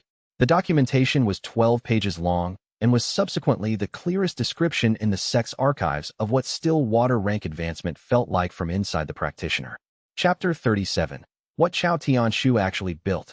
Part 2. The Safety Review Committee's preliminary findings were circulated to the Sect 16 days after Luo Chanwei's return. He read them the morning they arrived, with Ru Chunlin and Fang Ji, in the administrative records room. The findings were not falsified. Luo Chanwei had been expecting falsification because that was the obvious way to produce a finding that could be used against the Sect. What Chao Tianshu had done was more sophisticated. He had selectively documented real concerns from Elder Deng Hao's earlier correspondence, presented them without the later correspondence in which Elder Deng had revised his position, and framed them as unresolved safety findings. Technically accurate, Fang Ji said. Partially accurate, Ru Chunlin said. The later correspondence exists. It changes the context. She had already identified the specific misrepresentation. The safety review cited Elder Deng's first letter, but not his subsequent letter or his stated intention to revise his testimony. The committee's preliminary findings are based on an incomplete record. We can submit the complete record, Luo Chanwei said. Yes, the committee is required to review submitted evidence. She looked at the findings document. The submission window is 30 days from the preliminary findings. We have time. Luo Chanwei processed this. Chao Tianshu had not falsified. He had built a technically accurate but strategically incomplete record. Responding to this required submitting everything that was missing, which would make the record complete and undercut the preliminary findings. But submitting it was also, in a sense, playing on Chao Tianshu's terrain, responding within the review's framework rather than outside it. He thought about the outside option. The tournament, he said. Fang Ji and Ru Chunlin looked at him. The tournament results will be public documentation, he said. Not cultivation theory documentation, actual practitioner performance in a formal competitive context. The safety review's primary finding is welfare concerns. Tournament results showing practitioner welfare and performance speak to that directly. He paused. The review's 30-day submission window and the tournament are approximately simultaneous. You want to submit the missing correspondence and the tournament results simultaneously, Ru Chunlin said. The missing correspondence alone is a response to incomplete documentation. The tournament results are evidence of the thing the incomplete documentation was claiming to assess. He paused. Chao Tianshu built an incomplete record. We complete it. This requires the tournament results to be what we expect them to be, Fang Ji said. Yes, Luo Chanwei said. We enter the tournament expecting to win some matches and lose some matches and demonstrate in both cases what the technique produces. He paused. We don't need to win. We need to demonstrate. Chapter 38. The combat defeat. 3 days before the tournament, Chao Tianshu sent a courtesy representative. The representative was a junior Golden River Sect disciple with a formal message. Chao Tianshu would be attending the regional tournament as an authorized observer for the Technique Safety Committee. Luo Chanwei received this message, thanked the representative politely, and told him that authorized observers were welcome at any public tournament. Then he told the Sect that Chao Tianshu would be present. Mei Ruin's response was the important one. She was the chief combat instructor. The tournament's performance was her domain. Her response, good. He should see it directly. She had been preparing the 6 tournament entrants for 2 weeks. 3 at cracked vessel rank. Herself, was shooting, and a practitioner named Lien Beizhong who had been at the Sect for a month and was advancing faster than anyone since Zhao Lihua. 3 at first recognition. 2 practitioners from the original 12 Iron Crane rejects, and 1 from a more recent admission. The tournament format was single elimination rounds, standard cultivation assessment weighting. The seeding would be based on declared cultivation rank. Cracked vessel rank was not a recognized standard cultivation rank. The Sect's ranks were not in the continental cultivation taxonomy, which had its own names for what the hollow cup method practitioners were achieving. Luo Chanwei registered all 6 practitioners at their closest equivalent standard rank, which produced a conservative seeding for the cracked vessel practitioners and an accurate seeding for the first recognition practitioners. The tournament's first day saw Hua shooting in the Meridian opening equivalent bracket. His first match, against a foundation solidification practitioner who had been competing in regional tournaments for 3 years and had won his previous 4. The match lasted 8 minutes. Hua shooting lost the first exchange, the second, and the third. He integrated defeat stones from each. He produced a fourth integration mid-match from the specific failure of anticipating the opponent's technique pattern incorrectly. The foundation solidification practitioner, by the 6th minute, was still winning on the scoring system's technical count. He was also beginning to show the characteristic signs that the historical record had documented, a specific quality of confusion at an opponent who was losing and continuing to improve rather than declining. By the 8th minute, the confusion had translated into caution, which translated into hesitation, which translated into the practitioner withdrawing from an exchange he should have pressed. He pressed the next exchange. Hua shooting, by then on his 4th integration of the match, had processed the specific failure pattern the foundation solidification practitioner had been using and had a clear read on the next likely attack sequence. He didn't win the match. He won the exchange. The foundation solidification practitioner withdrew at the 9-minute mark. In the stands, xianxia, sitting with the committee observer's credentials and a documentation tablet, was writing notes. Luo Chanwei, who could not see what xianxia was writing, processed what he felt about the observer's presence. He felt irritation at someone intelligent using their intelligence in ways that did not serve the thing the intelligence was capable of serving. He accepted this, produced a small defeat stone from the failure of not having found a way to engage Chao Tianshu's actual intelligence productively when he had the opportunity, and watched the next match. Chapter 39. The loss that mattered. Mei Ruin's final match on the tournament's second day was against an Iron Crane Sect competitor. Not Elder Dang Hao's best student. The best Iron Crane competitor had been eliminated in the semifinals by someone from a continental tier sect who happened to be attending the regional tournament for training purposes. The competitor Mei Ruin faced was the second-ranked Iron Crane competitor, at late foundation solidification, technically proficient and specifically trained in counter strategies for opponents who did not respond conventionally to defeat. Iron Crane Sect had been watching the cracked vessel practitioners for 2 days. They had developed a counter strategy in that time. The counter strategy was, don't fight for exchanges. Fight to end the match quickly, before the opponent has time to integrate. The Iron Crane competitor executed this with genuine skill. He did not give Mei Ruin exchanges to lose. He gave her a sustained, continuous, high-pressure engagement that did not have discrete losing moments. Only a building pressure that was designed to exhaust rather than defeat. Mei Ruin found the first defeat stone 15 seconds in. She had prepared for exchange-based pressure and was not optimally calibrated for sustained pressure. The acknowledgement was real and immediate. It did not change the technical dynamic of the match. The sustained pressure was still effectively building. By the 4-minute mark, Mei Ruin was losing on the technical assessment, and the building pressure was working as designed. She was not panicking. The technique prevented panic, but she was not finding the defeats fast enough to keep pace with the pressure's accumulation. At 4 minutes and 30 seconds, she found the significant defeat. It was not from the current match. It was from the tournament 3 years ago, the match she had won with an unsound technique, the one she had processed as a defeat stone in her second week at the compound. The complete pattern of that match, stored in the formation library, became available in the current context. She recognized what the Iron Crane competitor was doing because it was structurally identical to what she had done in that match, winning through unsound attrition. She understood the mechanism from the inside. She shifted her approach completely. The Iron Crane competitor had been building pressure continuously for 4 minutes. Pressure building required consistent commitment to the pressure vector. When the target stopped responding to the vector and changed directions entirely, the committed pressure suddenly had nothing to press against. He readjusted. It took 3 seconds. She used the 3 seconds. She did not win by defeating him. She won by making the sustained pressure technique that he had spent 2 days developing specifically for defeat integration practitioners become, in the space of 3 seconds, the wrong technique for the current match. He withdrew at the 6-minute mark. The stands were quiet for a moment after the withdrawal. Then noise. Not the noise of an expected victory. The noise of people who had watched something happen that they were not entirely sure how to describe to someone who hadn't seen it. Chao Tianshu was still writing notes. Luo Chanwei looked at Mei Ruin walking off the competition floor and found the defeat stone that had been waiting for him. The specific failure of not believing, until this moment, that the technique's combat applications would be this clearly visible this quickly. He had known the technique produced cultivation advancement. He had believed it produced resilience. He had not believed, until watching Mei Ruin use a 3-year-old integrated defeat to rewrite the opponent's 4-minute strategy in real time, that the formation library was a combat resource in this specific and immediate way. The defeat was underestimating what he had built. The stone was large. Chapter 40. The cliffhanger. The tournament's third day ended with Cracked Vessel Sect's 6 competitors having produced 3 match wins. For match losses, 26 observed defeat stone integrations during competition and 6 opponent withdrawals. The opponent withdrawals were the number the committee observer had been documenting most carefully. Luo Changwei waited until the tournament concluded and then walked to where Chao Tianshu was sitting in the observer gallery, still with the documentation tablet and the official committee observer credentials. Chao Tianshu saw him coming. He did not leave.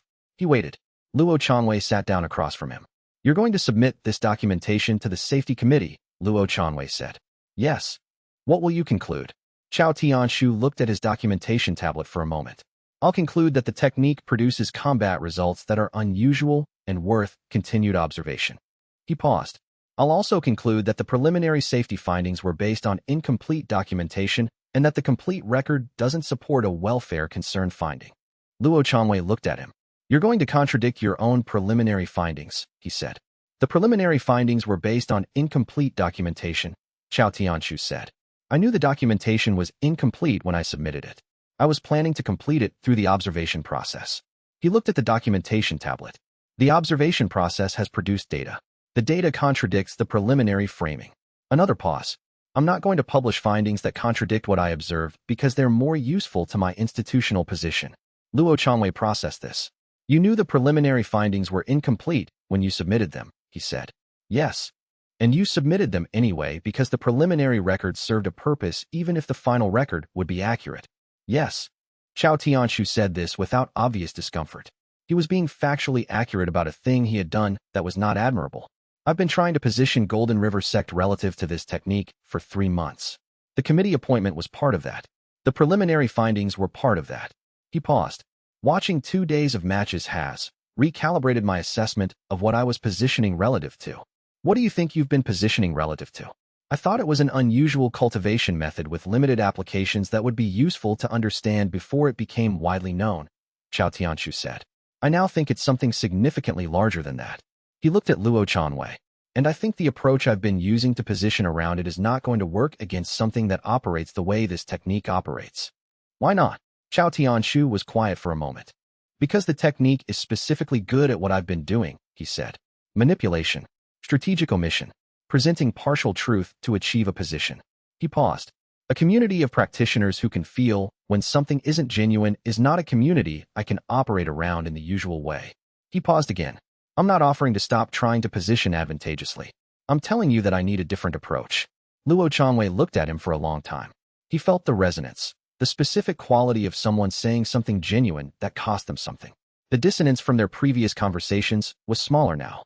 Not gone, but smaller. "Come to the compound," he said. "Go through the admission process.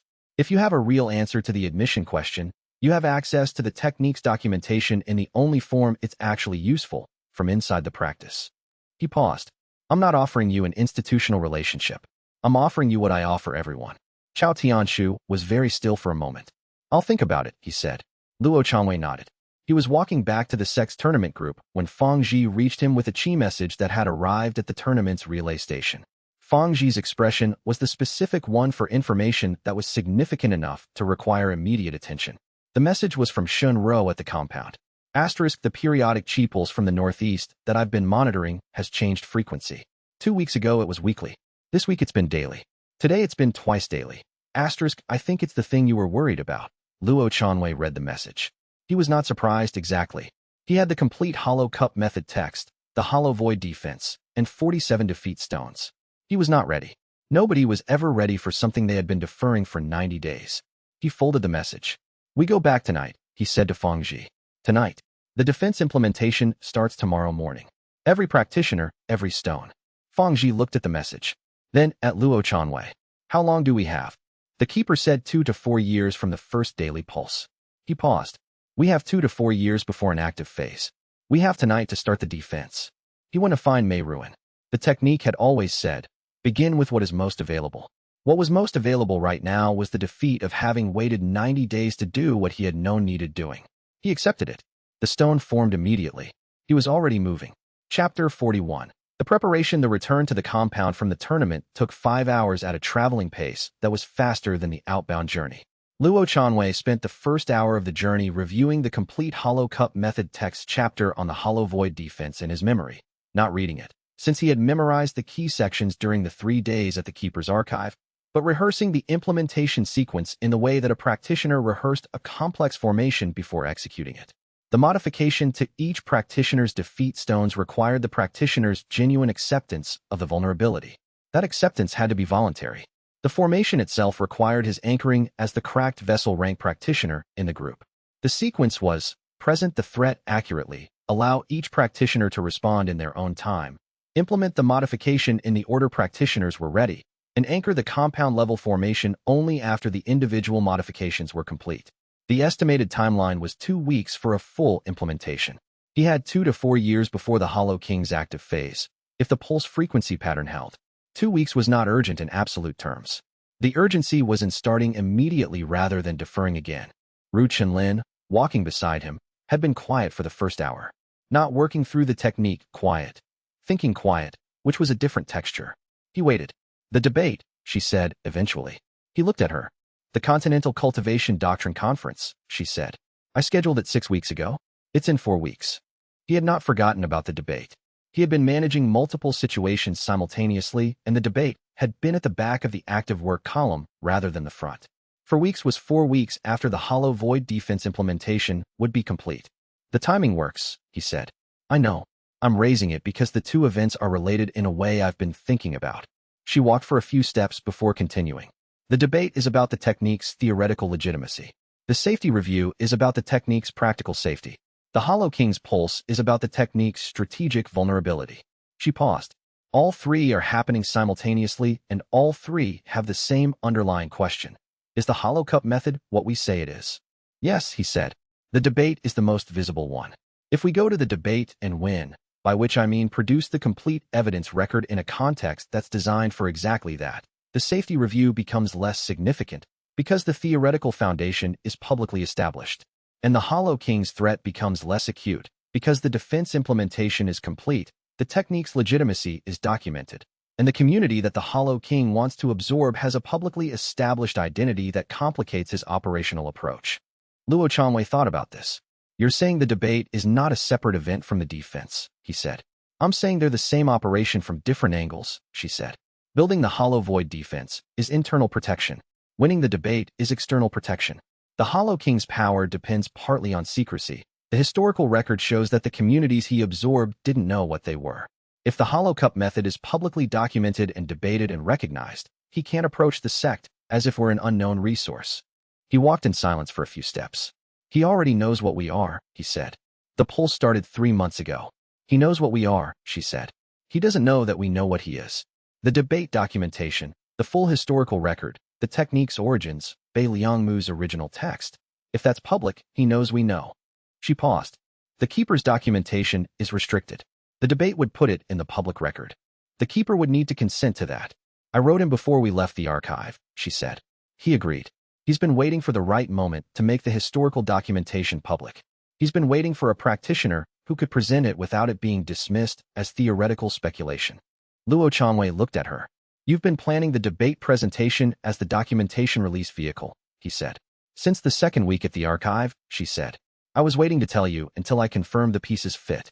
When did you confirm? Shinro's message, she said. The pulse change makes it urgent rather than opportune. She paused. Everything needs to be moving at once. The defense implementation, the debate preparation, and the safety review response. Not sequential, parallel. He thought about his tendency to work sequentially, to complete one task before addressing the next. I'll need to split the management, he said. Fang Ji handles the safety review response. You lead the debate preparation. I lead the defense implementation. Yes, she said. That's what I thought. When did you draft this division of work? Yesterday evening, she said. I didn't mention it because you were still processing the tournament. She paused. I've been learning that there's a window after you process a significant defeat stone when you're most receptive to new operational information. Yesterday wasn't the window. He was quiet for a moment. You're reading my pattern, he said. You read mine 3 months ago, she said. You told me what I wasn't saying before I decided to say it. She looked at him. That was the technique. This is the technique. We've both developed it. He considered this. The relational reasoning channel, he said. Your third stone. Probably, she said. Though I think it's less the channel and more that I've been paying careful attention to you for 3 months. He said nothing to this, but the defeat stone from not acknowledging it earlier formed immediately. They reached the compound at midnight. The compound's night watch was Shenro, who had been tracking the pulse frequency since it changed and who met them at the gate with the current count. 3 pulses in the past 12 hours, each approximately 4 hours apart. Still increasing? Luo Changwei asked. Yes. The interval has been shortening by approximately 30 minutes per cycle for the past 48 hours. She had a documentation record of the pulse frequency mapped against the keeper's historical cycle data.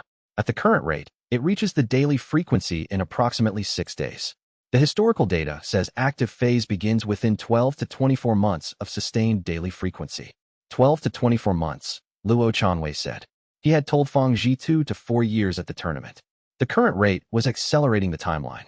The acceleration suggests he's moving toward the peak faster than previous cycles, Shenro said. This cycle's concentration is larger than any previous one. She looked at him. The compound's combined defeat stone accumulation is larger than any previous target community in the historical record. The Hollow Void defense needed to be fully implemented before 12 months, preferably sooner. He called the full Sect to a meeting at 7 in the morning, which was the earliest time at which everyone would be rested enough for the kind of genuine attention the defense implementation required. The 7 o'clock meeting was the largest the Sect had held. 43 practitioners, ranging from 6 people who had joined in the past 2 weeks and were still working through their first defeat stone to Mei Ruin at cracked vessel rank and Hua shooting at mid-cracked vessel. 3 practitioners at still water rank. Zhao Lihua, a practitioner named Lien Beizhong who had been advancing quickly for 3 months, and one of the original 12 Iron Crane admits. Luo Chanwei presented the threat in the same complete detail he had used for the senior practitioners. The Hollow King's history, the inversion mechanism, what defeat energy drain meant for a practitioner who experienced it, and the current pulse frequency. He also presented the Hollow Void defense and exactly what it required. Genuine acceptance from each practitioner, which meant he could not order it. He could describe it, demonstrate it, and implement it for whoever was ready. The formation's power scaled with the number of participants, which meant each additional practitioner who joined the defense increased protection for everyone. Then he waited. The questions that came were good ones. Practitioners who had been in the Sect for 3 months asked different questions than practitioners who had been there for 2 weeks. The long-term practitioners asked about the defense mechanism's technical operation. The newer ones asked about whether they had enough defeat stones for the defense to apply to them. His answer to the second question, the Hollow King is primarily interested in practitioners with more integrated defeat stones. New practitioners with fewer stones are less valuable as targets. But the formation protects everyone in it, including people with fewer stones, because the compound-level defense projects from the foundation of all participants' combined stones. He paused. You don't need to have built much to be part of the protection. You need to genuinely accept that you have a vulnerability and choose to address it. Chapter 42. The case for genuine evidence. Ru Chenlin spent the 6 days before the debate preparation officially began doing 2 things simultaneously. The first was the debate's primary argument structure. She had been working on this since she scheduled the event, but the Keeper's Archive and the complete Hollow Cup method text had given her materials she hadn't had before. The argument was not, the technique is theoretically valid. That was the weakest possible framing, because it invited the theorists to argue on theoretical grounds where their institutional expertise gave them home terrain advantage. The argument was the technique produces documented results that cannot be explained by existing theory without revising the existing theory. This was a factual claim. It required evidence rather than argument. The evidence Ru Chenlin assembled, 43 practitioners with complete advancement documentation, compared against age and circumstance-matched practitioners in standard cultivation methods at the same stage in their development. The defeat integration practitioners were advancing faster above the 3rd standard rank, had lower cultivation injury rates, and had higher reported psychological stability scores on the regional health assessment instruments. This last category was the one she anticipated the most resistance to. Psychological stability in cultivation was not a standard measurement. It was not in the continental cultivation taxonomy, not tested or assessed at any point in the standard cultivation process, and not something any major sect tracked as an outcome metric. The argument that the technique produced better outcomes on a metric that nobody else was measuring would be easy to dismiss as measuring something that didn't matter. She addressed this by building the metric from the ground up. What did psychological stability contribute to cultivation advancement? Historical documentation, cross-referenced with the Keeper's archive, produced 17 documented cases of cultivation practitioners whose advancement was stalled not by technique, resources, or talent, but by the specific weight of unprocessed defeats affecting their qi channel function. 17 was not a large sample. It was enough to establish that the phenomenon existed and was documented. The second thing she was doing simultaneously, preparing the historical documentation release. The Keeper had agreed to allow the public release of the foundational hollow cup method texts, the historical practitioner records, and the specific documentation of Wei Mingho's inversion case as an example of the technique's failure mode. This was not standard practice for the Keeper's archive. Restricted documentation was restricted for reasons. The Keeper's reason for releasing it now: 350 years of containment efforts that produced no result. Making the threat known publicly has worse downside than not making it known. The communities he finds don't know what they're dealing with. This community does, and if the documentation is public, the next community will too. The release would happen at the debate, not as a dramatic reveal, as part of the historical context for the technique's development. The theoretical audience would receive the foundational text, the historical precedent, and the inversion case simultaneously, in a documented setting with attribution and authentication. Whatever Chao Tianshu's committee found in the safety review, it would not find that the cracked vessel sect had concealed the technique's historical context or its known failure mode. Transparency was the specific kind of protection the technique built practitioners to appreciate. The hollow void defense implementation took 14 days. 43 practitioners, each taking their own time with the acceptance, the formation running in stages as practitioners were ready. The last practitioner to complete, a young woman named Yushan who had joined 3 weeks ago and had only 6 defeat stones, completed her modification on the 14th day. Luo Chanwei anchored the compound-level formation that evening. The effect was immediately perceptible to all the practitioners in the formation and completely invisible to anyone outside it. The defeat stones in every practitioner's cultivation base still existed, still accumulated, still functioned as cultivation fuel. Their external qi signatures, to anyone using defeat energy sensitivity or the inversion absorption method, now read as empty voids, nothing worth absorbing. The compound appeared, from the outside, to be a cultivation community with no integrated failure reserves. From the inside, it was the most complete defeat stone formation that had existed since Bei Liangmu's original sect, 7 centuries ago. How does it feel? Mei Ruan asked him, after the anchoring. He thought about it. Like standing in a room full of people and knowing exactly what everyone in the room has been working through, he said. The compound formation is a broader version of my internal library. Every practitioner's defeat stone pattern is part of the field now. You can read all of us? Not read. Feel. The patterns are too numerous and too individual for specific reading at this scale. It's more like knowing the quality of what's in the room without knowing the individual contents. He paused. It feels like the sect is a practitioner. She looked at the compound's outer wall, where the cracked vessel formation pattern was slightly brighter than it had been before the anchoring. The visible effect of 43 practitioners combined defeat stone resonance running through the formation stones. It looks different, she said. Yes, he said. It's been filled. Chapter 43. Pinghua City. The Continental Cultivation Doctrine Conference was held in Pinghua City's Documentation Authority campus, 3 days' travel from the compound, in a building that had been hosting cultivation theoretical debates for 140 years. Luo Chanwei traveled with Ru Qinlin, Mei Ruan, Zhao Lihua, Feng Ji, and Shunro, 6 from the sect, plus Chao Tianshu, who had, to everyone's moderate surprise, arrived at the compound 3 days before departure, completed the admission process on his second attempt, and requested to travel to the debate as an observing member of the sect. He had not told anyone what his real answer to the admission question was. He had given it privately, and Luo Chanwei had accepted it without sharing the content, which was the same privacy the sect offered everyone. What Luo Chanwei could tell from the resonance was, it was genuine, and it was something that had cost Chao Tianshu something real to say. The admission had been on a Monday.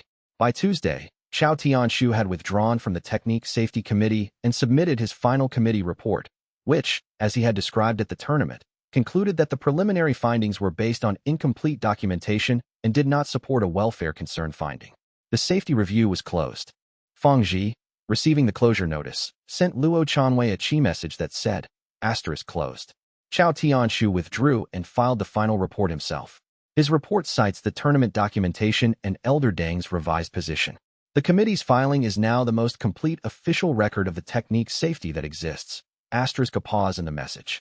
He's been useful. Luo Chanwei received this chi message on the first day of travel and showed it to Chao Tianshu, who read it without particular expression.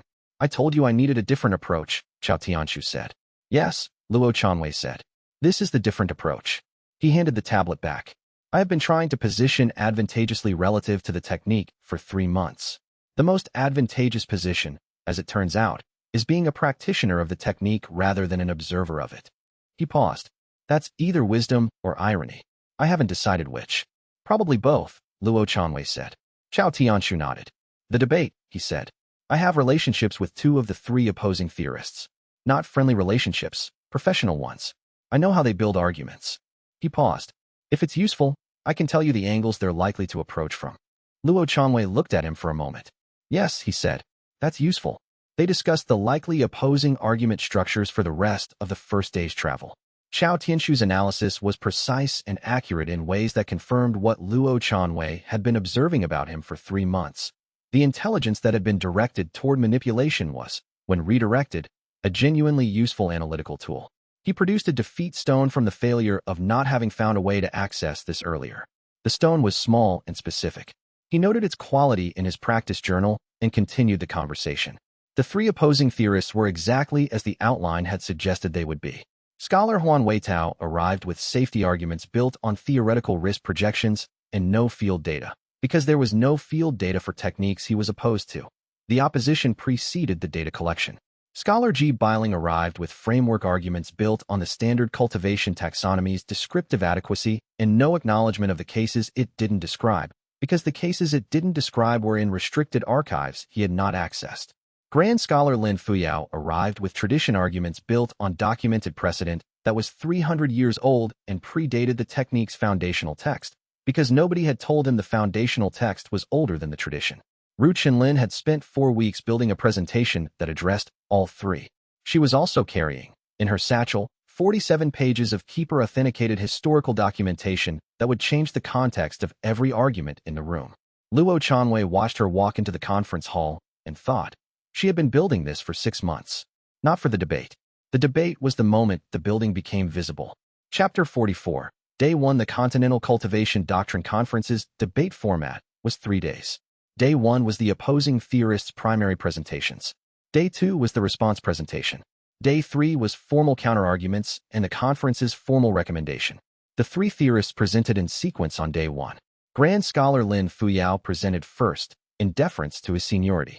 His argument was thorough, respectful, and built entirely on 200 years of cultivation theory documentation that he had clearly read with genuine care. He was the kind of scholar who believed deeply in the traditions he was defending, not defensively, but because the traditions had been built by serious people for serious reasons and deserved serious defense.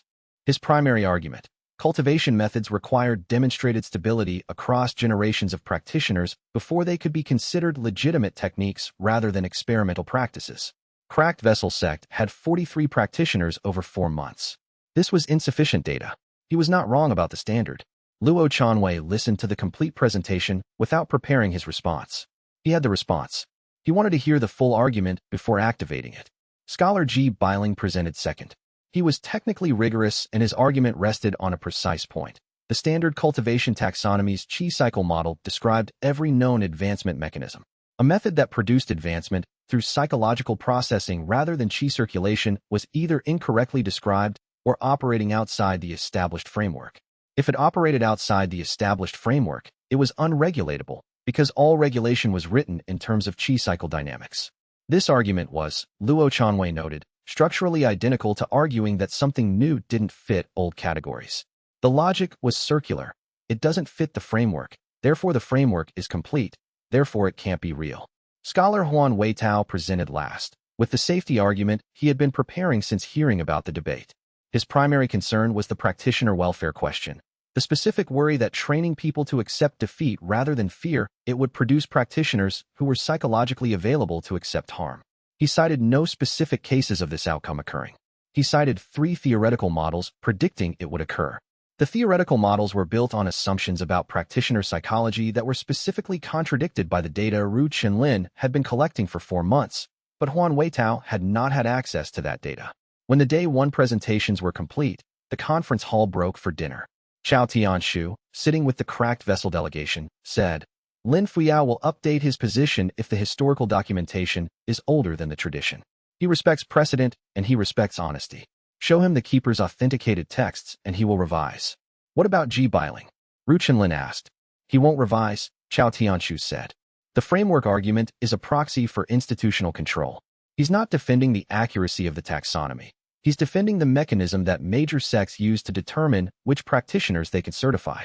If the taxonomy is incomplete, the certification mechanism is incomplete, and the major sects lose authority over which practitioners are legitimate. He paused. Show him evidence, and he'll find a new argument for the same conclusion. And Huan Weitao. Show him field data, Chao Tianshu said. The theoretical models collapse against field data. He's not wedded to the models. He's worried about a real thing. Give him data that addresses the real thing. Luo Changwei looked at Chao Tianshu. You know them well, he said. I've been in cultivation administration circles for 4 years, Chao Tianshu said.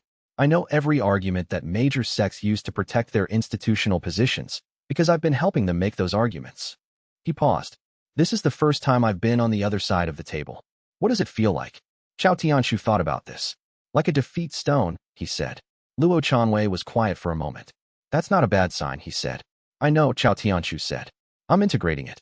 Chapter 45. The evidence day 2 of the debate was Ru Chenlin's presentation. She spent 2 hours on it. The first section was the advancement data, 43 practitioners, complete records, compared against standard cultivation benchmarks. She presented this as raw data with no interpretation, which was the approach Luo Chanwei had used at the Iron Crane expulsion panel 3 months ago, when he had first proposed the analytical method. The data said what it said without needing her to tell the conference room what to think about it. The second section was the psychological stability metric and its cultivation relevance. She built this from the historical cases, the 17 documented instances of cultivation stall attributable to unprocessed defeat weight, and extended it to the compound's own practitioners through the specific Qi channel analysis that Rong Mei had been developing for the medical program. She was careful to note that this metric was not currently in the standard taxonomy. She was equally careful to note that the standard taxonomy had no mechanism for capturing it, and that the absence from the taxonomy was not evidence of the metric's irrelevance. The third section was the historical documentation. She presented the keeper's authenticated text slowly and carefully, because several of the conference attendees had not previously had access to pre-Confederation cultivation records and needed the provenance established before the content could be evaluated. She documented Bei Liangmu's biography, the technique's foundational development, the evidence of pre-existing practitioners who had used variations of the method without its name. Then she presented the inversion case. Wei Mingho, the Hollow King, 700 years of documentation, authenticated, with the specific mechanism of the inversion described in Bei Liangmu's own words. The conference room was very quiet during this section. Not because it was dramatic, it was not presented dramatically. Ru Chenlin presented the Hollow King case the same way she presented everything, as accurate information that the audience needed to evaluate correctly. The drama, to the extent it existed, was in the information itself. A practitioner who had used the same technique to achieve destruction rather than development, and a technique that had been specifically designed with a defense against this misuse, and a sect that had implemented that defense. The safety concern that Huan Weitao had raised was not theoretical. It had a historical instance. The historical instance had also generated the specific remedy. The technique's founder had anticipated the failure mode and documented the solution. This was the complete record. Grand Scholar Lin Fuyao, in the audience, was reading the authenticated historical texts with the expression of someone who had arrived with a prepared argument and was finding that the prepared argument was based on an incomplete picture of the historical record. He was not hostile to the new information. He was genuinely reading it. Scholar Ji Biling was watching the documentation rather than reading it, because his argument was not about historical accuracy. Chao Tianshu, sitting across the hall, was watching Ji Biling and had a specific expression that suggested he was tracking the moment Ji Biling started building his counterargument. Scholar Huan Weitao was reading the inversion case documentation and looking, for the first time in the debate, uncertain about his own theoretical models. After the presentation, in the formal response period, Grand Scholar Lin Fuyao requested to examine the authenticated historical texts directly. Ru Chenlin provided his copy. He spent 20 minutes with it, sitting in his formal chair, while the rest of the conference hall had a recess. At the end of the 20 minutes, he came to the front of the hall and said, "The documentation predates my standard. I will need to revise my position." He said this simply, without elaboration. He was a scholar who respected evidence. Huan Weitao came to the front next. The inversion case demonstrates a real failure mode. It also demonstrates that the founder identified and documented the solution. The safety concern I raised is real. The historical instance confirms it. The solution the founder documented is also real. He paused.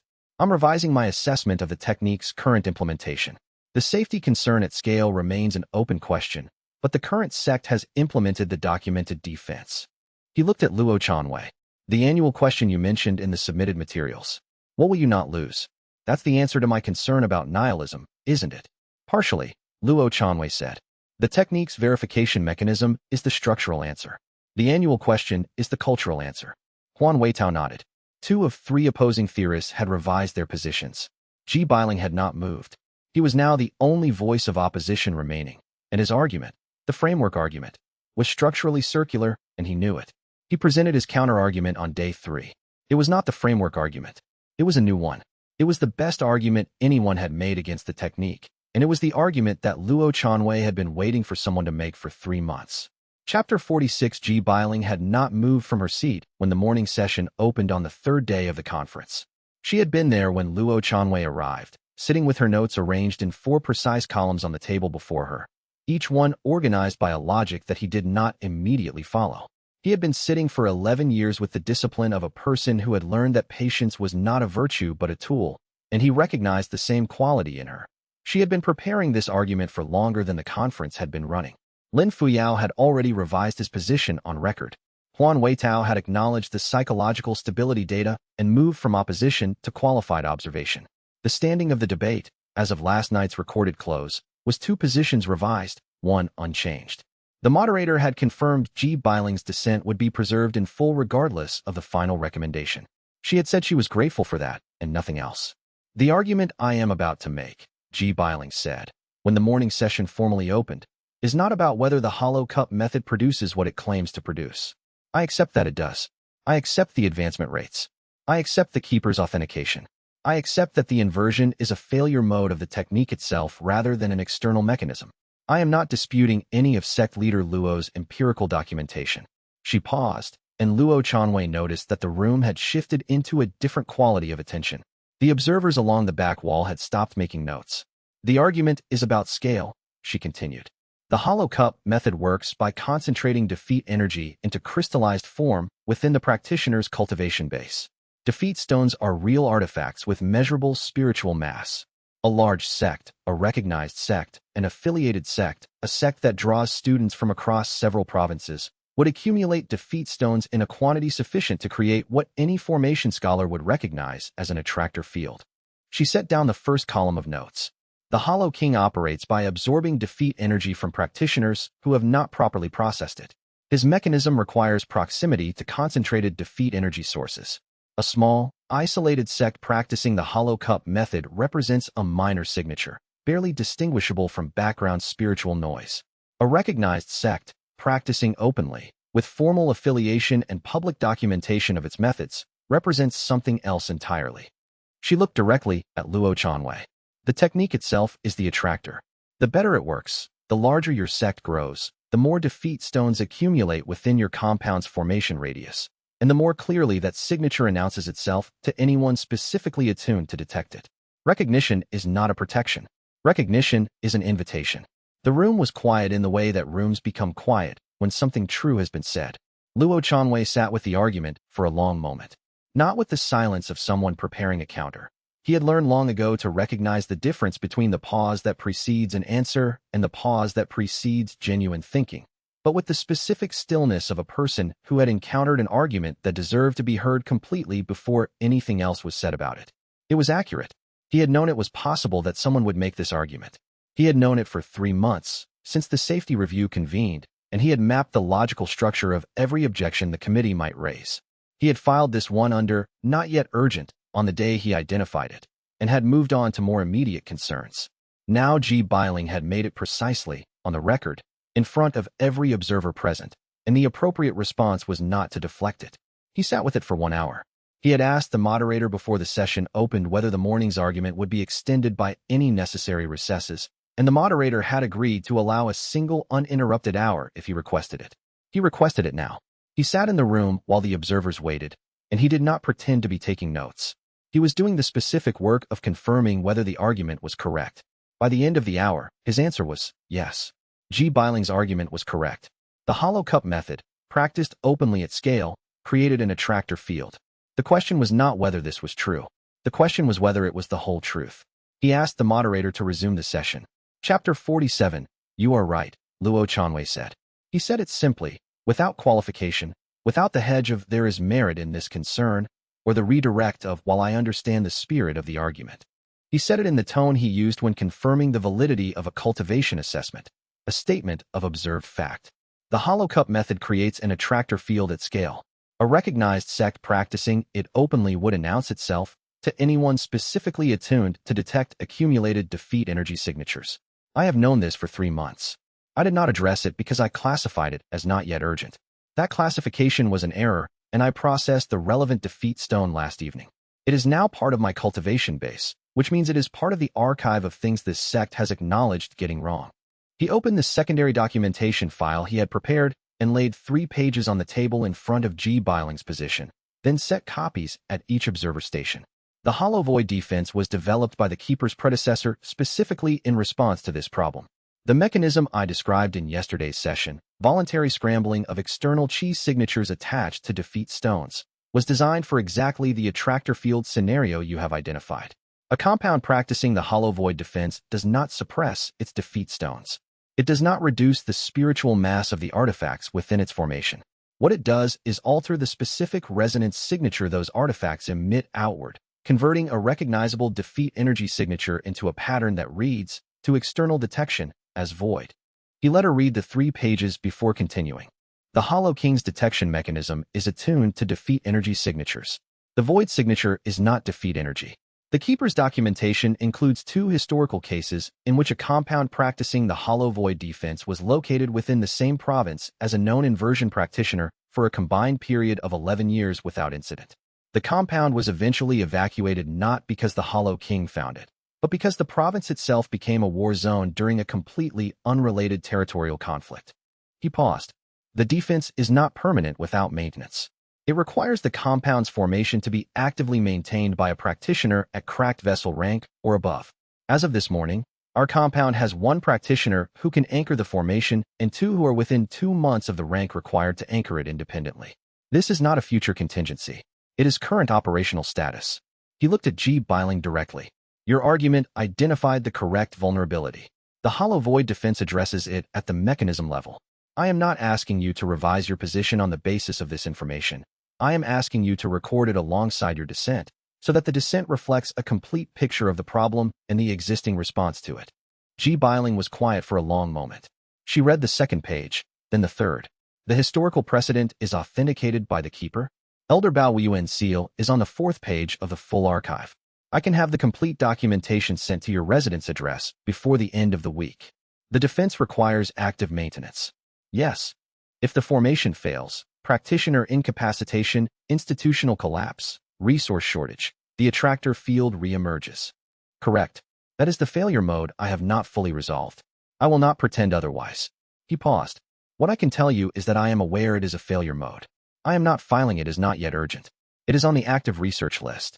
G. Biling was quiet for another moment. Then she set down her notes. I will note the hollow void defense in my dissent. I will not revise my position to endorsement. I will revise it from opposition to qualified concern. That is a reasonable and accurate position, Luo Chanwei said. Chapter 48. The conference recommendation was issued on the afternoon of the 3rd day, 1 hour after the morning session concluded, and G. Biling submitted her revised position to the record. The language was precise. Provisional recognition of the Cracked Vessel Sect as a registered cultivation institution, pending annual review of safety protocols and maintenance documentation for the hollow void defense compound formation. Dissent preserved in full. Recommendation passed with qualified support of 3 participants, qualified concern of 1. The moderator read it aloud twice, then posted it to the formal record. Luo Chanwei received a copy, read it once, and set it down without ceremony. Ru Chenlin, sitting to his left, was already noting which specific sections of Ji Bailing's descent would require formal annual response. Feng Ji, on his right, was calculating the timeline for the next safety review cycle. They had been doing this before the recommendation was finished being read, not from disrespect for the moment, but because the moment was a transition, not a destination. Huan Weitao stopped Luo Chanwei in the corridor after the session closed. "The hour you took," he said. "That was for the argument." "Yes. You didn't know what you were going to say." "I knew the answer existed. I didn't know if it was complete." He paused. "It isn't entirely. The maintenance failure mode is real." Huan Weitao was quiet for a moment. "You said that publicly." "Yes. Most sect leaders would not have said that. Most sect leaders haven't built their entire technique around the premise that acknowledging what you got wrong produces better outcomes than pretending otherwise." Luo Chanwei looked at him steadily. "If I had claimed the defense was complete and Ji Bailing had investigated afterward and found the gap I acknowledged voluntarily, the dissent would have been significantly less qualified. Transparency is not generosity. It is structural." Huan Weitao looked at him for a moment longer than was comfortable, then nodded once and left. Ji Bailing found him before the afternoon was over. She did not offer congratulations, which he had not expected, and she did not revise her position further, which he had not asked for. What she said was, "The maintenance failure mode. The ongoing research list. Yes. If you solve it, I want to know. I will send the documentation to the same address as the Keeper's archive." She left without another word. He stood in the empty conference room for a moment and recognized that Ji Bailing's qualified concern was more valuable than Lin Fuyao's revised endorsement. Opposition that acknowledged the defense and named its remaining gap was opposition that had engaged seriously with the material. Provisional recognition supported by someone who still had concerns meant the concerns were on record, which meant the research list was not a private internal note, but a public commitment. He returned to where Ru Chenlin and Feng Ji were waiting. "The annual review cycle," he said. "I've already pulled the format requirements," Ru Chenlin said. "We have 11 months. The maintenance documentation goes public, not just to the committee. Anyone who wants to examine it." Feng Ji looked up. "That includes the Hollow King, if he has access to public cultivation records." "Yes." Luo paused. "What it tells him is that we know the attractor exists, we know the defense exists, and we are actively maintaining both. The tactical situation for someone who relies on finding unprepared practitioners who do not know what they are carrying is not improved by knowing that the practitioners in question are maintaining a defense specifically designed to counter his mechanism." "You're treating the publication as a deterrent," Ru Chenlin said. "I'm treating it as accurate information," Luo replied. "The deterrent effect follows from that." Chapter 49. Xiao Tianshu had traveled back to Pinghua City on the second day of the conference, after submitting his final report clearing the cracked vessel sect of the safety committee's initial concerns. He did not wait for the recommendation. He did not attend the afternoon session that produced it. He had submitted his documentation, withdrawn from the committee, and left before the closing ceremony. He arrived at the cracked vessel sect's compound 2 days after Luo Chanwei returned. He came without a formal announcement, which was unusual for a man who had spent 11 years in institutional cultivation politics. He came with a single traveling bag and a collection of 12 theoretical texts he had been carrying for the entire duration of the committee proceedings, which he set on the compound's reception table and did not pick up again. Zhao Lihua was on reception duty. She looked at the texts, then at Xiao Tianshu, and said nothing. "I have 23 defeats," Xiao Tianshu said. "I processed the relevant ones during the admission session with sect leader Luo. I want to process the rest." Zhao Lihua said. "I'll let him know you're here." Luo Chanwei met him in the main courtyard. Xiao Tianshu was standing with his hands at his sides, looking at the formation anchors along the compound walls with the expression of someone examining architecture they had theorized extensively and were seeing in physical form for the first time. "The paper trail strategy," Luo said, without preamble. "It worked exactly as intended. I ensured there was documentation of every stage of the committee's proceedings, including my own selective reporting. When I revised the final report to include Elder Deng's full position rather than only his initial letter, the revision itself became part of the record, which meant the corrected version could not be quietly removed later. You built the correction into the architecture of the original problem. I learned the approach from watching how you handled the iron crane interference. The persistent dispute certification." He paused. "I did not, at the time, think of it as something I was learning. I thought of it as something I was cataloging. The difference," Luo said, "is what you do with it afterward." Xiao Tianshu was quiet for a moment. "I want to work on the maintenance failure mode. The attractor field re-emergence problem." "I know. That's why you kept those texts. I cataloged the relevant theoretical literature for 3 months before I understood I was doing it, because I intended to solve the problem rather than document it. He paused again. That is the defeat I am here to process. The one about the difference between studying something and being willing to change because of it. Luo Changwei looked at him for a long moment. That's a significant defeat. I am aware. It may take more than one session. I have time. The admission process is the same as it was for everyone else. You sit with it until the resonance confirms. You cannot rush it. I know. Chao Tianshu looked at the compound walls again, at the formation anchors, at the way the defeat stones embedded in the stone beneath the surface created a faint, barely perceptible hum if you knew what you were listening for. I have been watching this sect from the outside for 7 months. I was not watching it to observe. I was watching it because something about it was changing me, and I was not yet willing to admit that. Luo Changwei said nothing. That is the second defeat, Chao Tianshu said. That one I'm ready to process today. He was admitted that afternoon. The formation library registered the new stone with the particular resonance of a pattern the sect had seen before in different forms. The defeat of a person who had understood something for months before allowing themselves to know it. Chapter 50. The compound returned to its regular rhythm 3 days after Luo Changwei, Ru Qinlin, and Fang Ji came back from Pinghua City. Regular rhythm, by this point, meant something different than it had when Luo had first set up a table in the Ashenvale Basin ruins and started asking strangers if they wanted to learn something useless. The mornings ran 3 separate cultivation sessions, staggered by rank.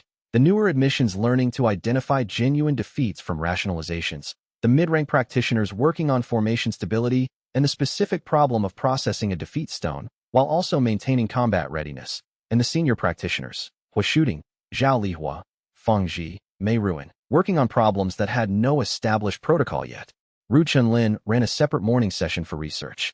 7 practitioners had now accumulated enough stones to produce preliminary formation library data. Chao Tianshu attended from his 3rd day onward, quiet, methodical, and consistently useful in the way that a person is useful when they have spent years building expertise in exactly the subject currently under discussion. The maintenance failure mode, the re-emergence of the attractor field if the compound's hollow void defense formation failed, was the active research priority. Ru Qinlin had mapped the theoretical parameters in the first 2 weeks after the conference. Chao Tianshu brought 3 historical texts that documented similar formation maintenance problems in contexts unrelated to the hollow cup method, bridge formations, boundary wards, agricultural water management arrays. The failure modes were structurally analogous. The solutions were structurally analogous. Redundant anchors, Chao Tianshu said, on the 4th morning. Not one cracked vessel practitioner anchoring the formation. A distributed network of anchors, each capable of maintaining partial formation stability if the others fail. The signature isn't as clean as a single anchor system, but it degrades gracefully instead of collapsing. Ru Qinlin was already running the calculation. We need 3 more practitioners at cracked vessel rank. We have 2 approaching it. The formation can run at reduced capacity with 2 anchors while we wait for the 3rd, Chao Tianshu said. The reduced signature might actually be better in some threat scenarios. A partial defense that's harder to detect than a full defense. Luo Changwei listened to the exchange and noted that Chao Tianshu was contributing without performing. He was not demonstrating that he belonged, was not being careful to phrase his ideas in terms that acknowledged his recent admission, was not hedging against the possibility of being dismissed. He was simply working on the problem. The defeat he had processed, the one about the difference between studying something and being changed by it, had apparently resolved into exactly that. Mei Ruin came to find Luo on the 6th morning before the cultivation session started. The conference documentation, she said. The full transcript is available to the public record. Yes. People are reading it. I know. Not just other cultivation scholars. Regular practitioners. The Iron Crane rejects who've been asking about us for months. The tournament documentation. Luo Changwei had been aware of this. The conference transcript, which included Ji Bailing's complete dissent, the documentation of the attractor field problem, and the documentation of the hollow void defense's current maintenance gap, was not what he would have written if he had been writing a promotional document. It was accurate. Every vulnerability the sect had was named somewhere in that transcript, alongside whatever response existed for it. They're not scared off by the Ji Bailing dissent? Mei Ruin asked. Some of them are, Luo said. The ones who aren't are the ones who noticed that the dissent was qualified rather than absolute, and that the gap it named had an active research effort. The ones who aren't scared off by a sect that honestly reports its vulnerabilities are probably the ones who would be a good fit for a sect built around honest reporting of vulnerabilities. Mei Ruan was quiet for a moment. That's a very calculated way to describe what just happened. It's also true, Luo said. Both things can be accurate. She looked at him for a moment, then said, you knew that making the maintenance failure mode public would attract the kind of applicants who can help solve it. I knew that making accurate information public generally produces better outcomes than the alternative. He paused. That it attracted practitioners with relevant expertise to an active research problem is consistent with that principle. Somewhere across the compound, the morning cultivation session was beginning. The formation library hummed at its usual frequency, slightly higher than it had been a month ago, with the addition of Chao Tianshu's stones and 3 others admitted since the conference.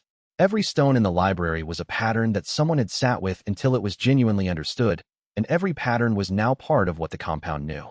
If the Hollow King was reading public cultivation records, he now knew what the sect knew. That was not a problem. That was the point. Luo Chanwei walked to the morning session. 12 people were waiting, arranged in the loose formation they had developed over the months of regular practice. Not a school, not an academy. Something more particular than either. A group of people who had decided that what you do with a genuine defeat is not pretend it was something else. He sat at the center, and the session began.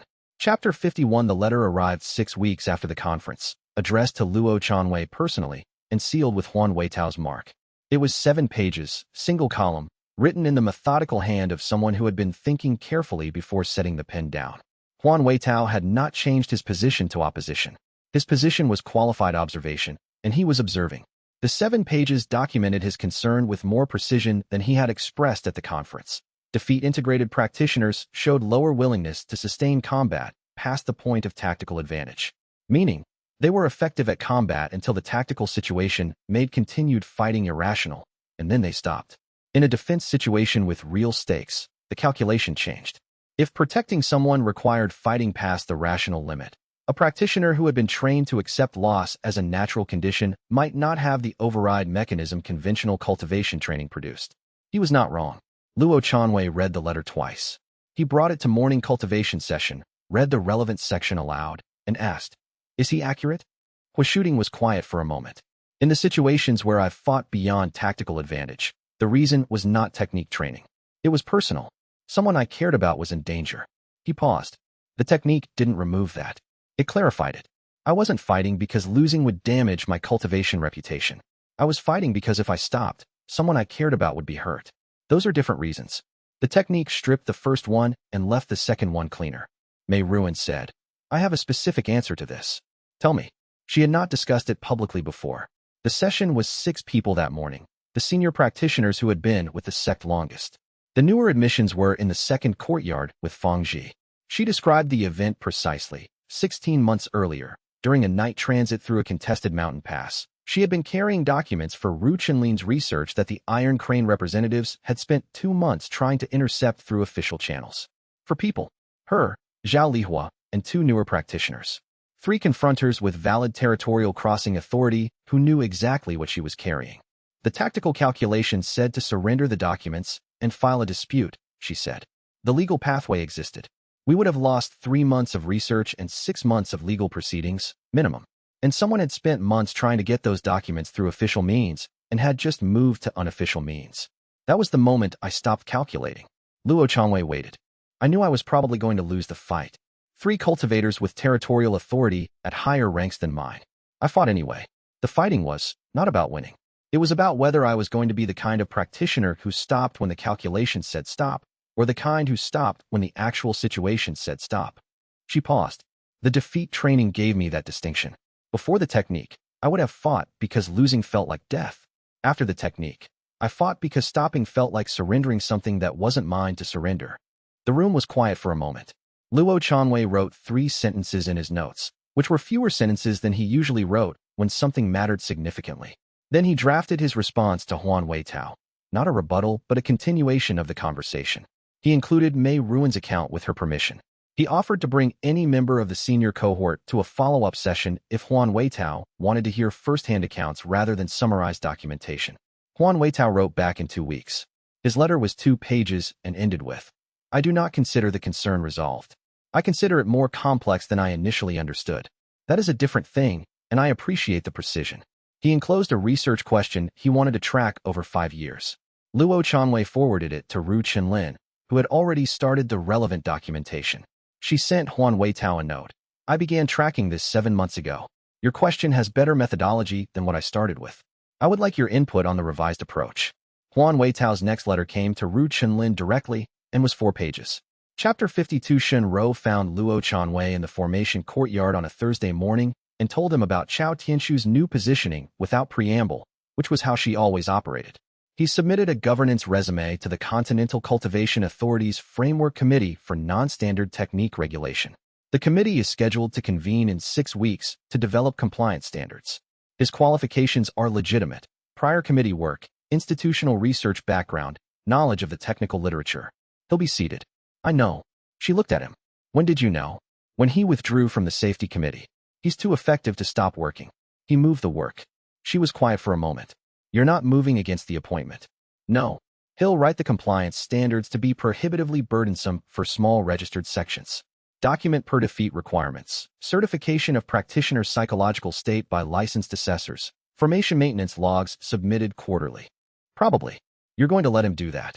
I'm going to submit the cracked vessel Sect's complete compliance documentation to the committee before the standards are finalized. Luo Chanwei looked at the formation anchors along the courtyard walls. Whatever documentation standards Chao Tianshu proposes, we will have already produced the equivalent voluntarily. When the committee examines compliance burden versus actual compliance volume for the one existing registered sect practicing the technique, the burden calculation will include real data rather than theoretical projections. Shenro thought about this for a moment.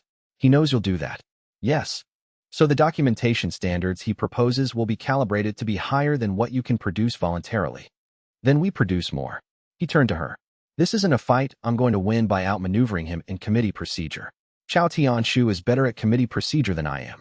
The technique doesn't remove that advantage. What the technique does is make documentation the substance of the argument rather than the form. Every defeat stone integrated in this compound is documented. Every practitioner's advancement timeline is available.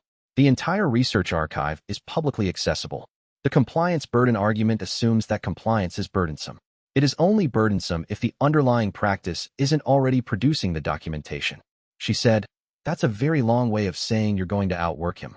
The technique requires processing genuine failure, Luo said. Outworking someone who designs the system to require more work is not a sophisticated counter-strategy. It's also not fun, Shenro said. No, he agreed. File a complete copy of every integration record from the last 18 months with the committee's public archive. Mark it for Chao Tianshu's attention specifically. You want him to know you're doing it. I want him to read it.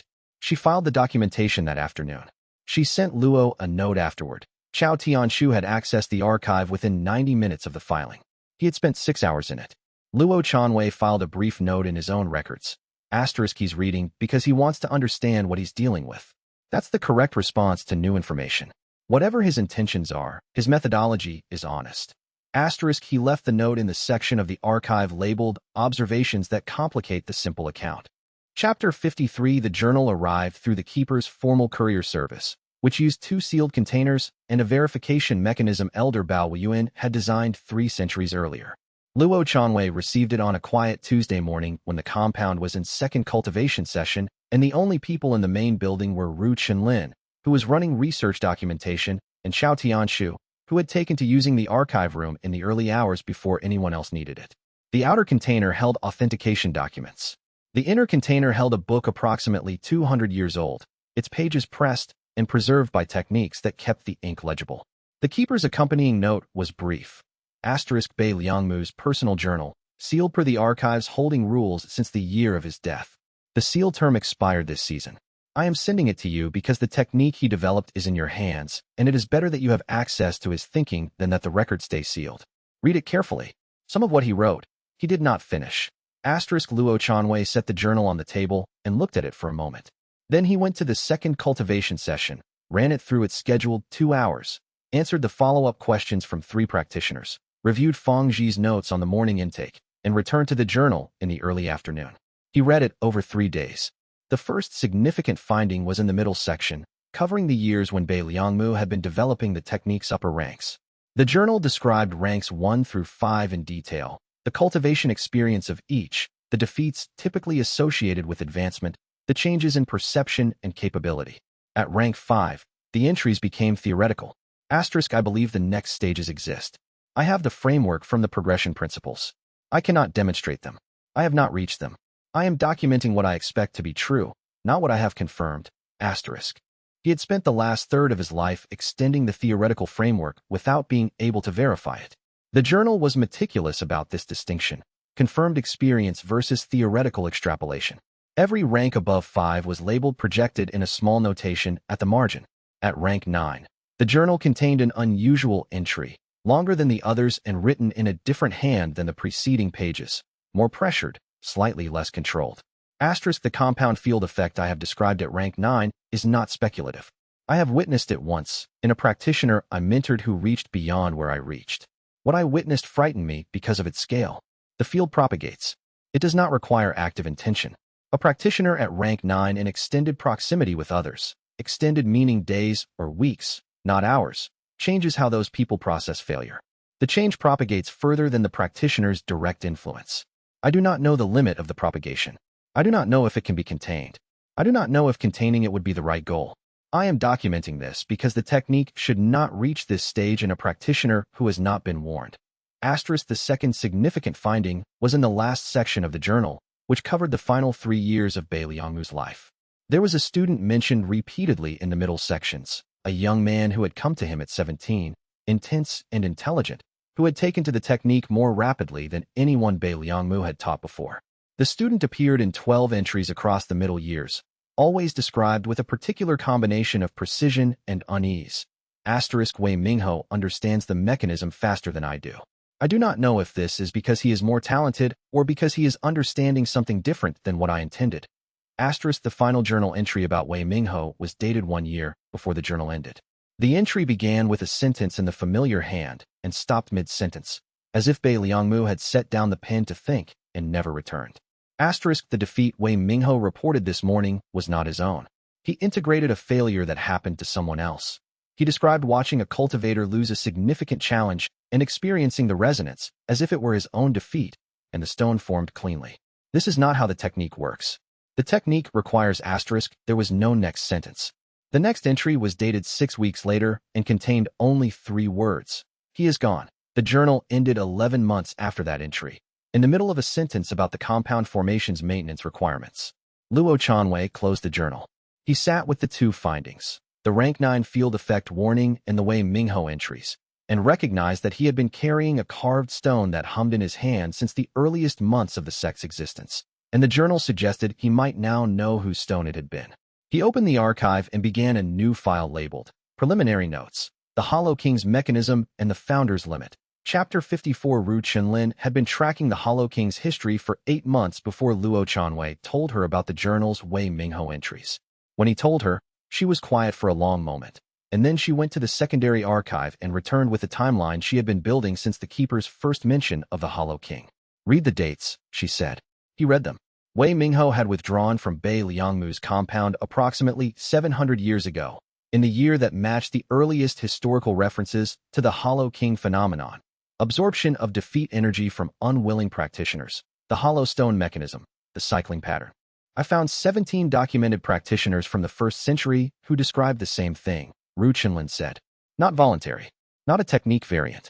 A practitioner nearby, a significant failure occurring, and the defeat energy gone afterward, not fully integrated, not processed, just gone. The practitioner was left with the memory of the failure and none of the cultivation value it should have produced.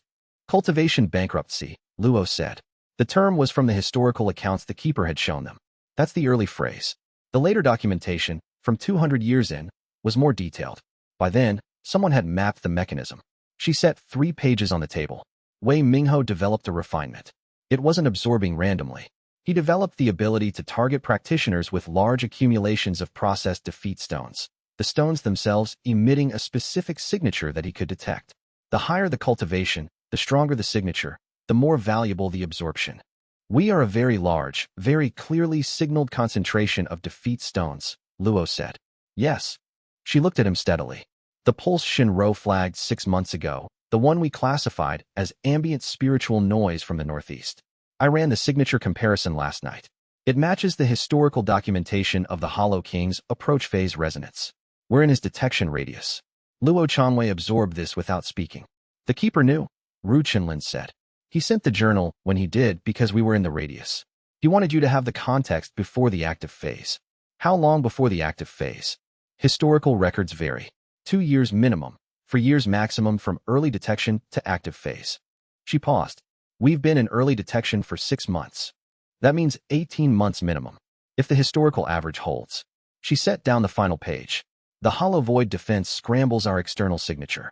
The question is whether it does so completely enough to prevent detection by someone specifically attuned to defeat stone resonance, or just generally enough to deceive casual observation. The Keeper's documentation said the defense was effective. The Keeper's documentation was from 700 years ago. Wei Mingho has had 700 years to refine his detection. She let him sit with this. It was the kind of silence that preceded a genuine reckoning rather than a quick calculation. He appreciated that she did not fill it. Put it on the active research list, he said finally. She had already written it there. She turned the research log toward him so he could see. Third item, added 3 weeks ago, dated the day after she had run the signature comparison. How long have you been sitting on this? He asked. I wanted the journal context before I brought it to you. The history changes what needs to be investigated. You classified it as not yet urgent, he said. She looked at him directly. No, I classified it as requiring more information before a meeting. Those are different categories. He noted the distinction. She was right, and he filed the observation under a developing category in his own assessment. The difference between deferring knowledge and preparing for a conversation that requires knowledge before it can be productive. He had been calling both things by the same name. Chapter 55. The workshop Ru Chenlin convened 2 weeks later included Luo Chanwei, Chao Tianshu, Feng Ji, and Shinro. She called it a technical consultation, which was accurate, and she scheduled it for a morning when the compound's regular sessions were being run by Hua Shooting and Mei Ruin, which meant the senior practitioners most likely to respond with combat readiness planning rather than technical analysis were occupied elsewhere. The Hollow King's absorption mechanism targets processed defeat stones, she began, without preamble. Not random defeat energy. The specific signature of a fully integrated defeat stone, the crystallized form, is what he detects and absorbs from. The hollow void defense changes that signature externally, but not internally. Chao Tianshu said, there's a precedent in formation theory for external masking without internal alteration. Yes, the problem is whether the mask is complete. She pulled the technique's mechanism diagram from Bei Liangmu's journal, which she had reproduced precisely. The Hollow King's detection capability has evolved over 700 years. The hollow void defense has not been updated in that period, because there has been no practitioner with enough defeat stones to require updating it. Shinro said, Until us. Ru Chenlin set down the diagram. The question is not whether the defense works against conventional detection. It works. The question is whether it works against a practitioner who has spent 700 years specifically attuned to detect this particular signature and who almost certainly knows what the defense looks like from the outside. Feng Ji said, he would recognize it. He would recognize it as a defense, Luo Chanwei said. The question is whether recognition enables bypass. That depends on the mechanism, Chao Tianshu said. He had been studying the diagram with the focus of someone who had found the specific technical question he was best equipped to address. If the defense converts the signature passively, continuously translating the defeat stone resonance in a void resonance as it propagates, then recognition doesn't enable bypass. The output is genuinely different regardless of what the receiver knows about the source. If the defense converts the signature reactively, responding to incoming detection attempts, then a receiver who knows the pattern can probe in a way that prevents the conversion from completing. Which type is it? Feng Ji asked. Chao Tianshu looked at Ru Chenlin. I don't know, she said. The historical documentation isn't specific about the mechanism. It only describes the effect. She paused. This is the gap. The room was quiet for a moment. The compound's formation anchor is cracked vessel rank, Luo Chanwei said. The anchor is me. I've been maintaining it for 5 months. I should be able to identify the conversion mechanism by examining how the formation responds to different types of external probe. You would need someone to conduct the external probe, Chao Tianshu said. Yes, I can do that, Chao said. I don't have defeat stones. My signature is neutral relative to the defense's target type. I can examine the formation's response to probe without triggering the conversion. Luo Chanwei looked at him for a moment, and Chao Tianshu met the look without deflection. This was a different quality of engagement than the man who had arrived 6 months ago with a paper trail strategy. The defeat stones had done the specific work they always did. They had made the gap between intention and behavior visible and then closed it. Tomorrow morning, Luo said. Before the first session, I'll need the technical specifications for the formation's anchor protocol, Chao said to Ru Chenlin. I'll have them ready tonight. After the others had left, Shinro stopped at the door. The timeline, she said. 18 months minimum. Approximately. Are you going to tell the rest of the sect? Luo Chanwei considered this for a moment. The compound was 43 practitioners, with applications from 19 more in process. The conference documentation had brought people who had read the attractor field disclosure and joined anyway. They had accepted the risk at the information level. Whether that acceptance extended to operational risk at a specific timeline was a different question. I'll tell the senior cohort first, he said. Then a full sect meeting when we know whether the defense is passive or reactive. The practical response changes based on that answer. And if it's reactive? He was quiet for a moment. We build a passive defense. That's research problem number 4. Shinro looked at him. You already have 3 on the list. Yes. He turned back to the diagram on the table. File the probe methodology as priority 1. The timeline matters, and understanding what we're actually defending against matters more than preparing to defend against a mechanism we haven't confirmed. She left. He sat in the empty room with Bei Liangmu's diagram and the history of 700 years of a problem that had been left unsolved because the person who saw it first couldn't complete what he'd started. He opened his journal and wrote, *, not yet urgent is not a category. It is a way of not deciding. I am deciding now. *, then he filed it in the active section and began writing the methodology document for tomorrow's probe. Chapter 56. The probe took 3 hours.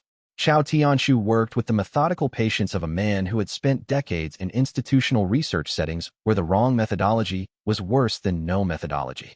He had mapped the formation's outer boundary first, walking the perimeter of the compound while Luo Chanwei maintained the anchor from the center courtyard, testing how the formation responded to neutral external contact. Then he had tested with graduated intensity, light inquiry, medium inquiry, focused inquiry, the specific signature of someone actively searching for a defeat stone concentration. The air around the compound was dry and cold that morning, the pre-dawn hours carrying the particular stillness of a day that would become warmer later. Luo Chanwei sat at the anchor point and felt each probe as a pressure variant against the formation's outer boundary. His awareness of the formation had grown steadily over 5 months of maintenance. He knew its rhythms now the way a practitioner knows their own breathing. The results were specific. Chao Tianshu reported them precisely. The conversion was passive in response to neutral and moderate probes. Against focused inquiry simulating the attunement profile Ru Chenlin had reconstructed from historical records, the conversion became reactive, a brief lag between probe contact and signature shift, lasting approximately a quarter second. A quarter second, Luo said. At my level of attunement simulation, someone who has spent 700 years developing genuine attunement to this specific signature would probe faster and detect within the lag window. The finding was not good. It was not catastrophic. It was precise. Chao Tianshu had written the methodology document with the same thoroughness he brought to everything. He handed it to Luo Chanwei without interpretation. Here is what I found. Here is how I found it. Here are the confidence intervals. Luo Chanwei read it at the anchor point, still maintaining the formation. The cold stone of the courtyard floor faintly warm beneath him from the formation's ambient output. 3 modifications, he said, when he'd finished reading. Reduce the lag by increasing the anchor's conversion speed. Add a secondary layer that presents a false positive, void signature with a small defeat signature inside, drawing detection toward a decoy point rather than the primary mass. Distribute the anchor load to reduce the signature concentration at any single point.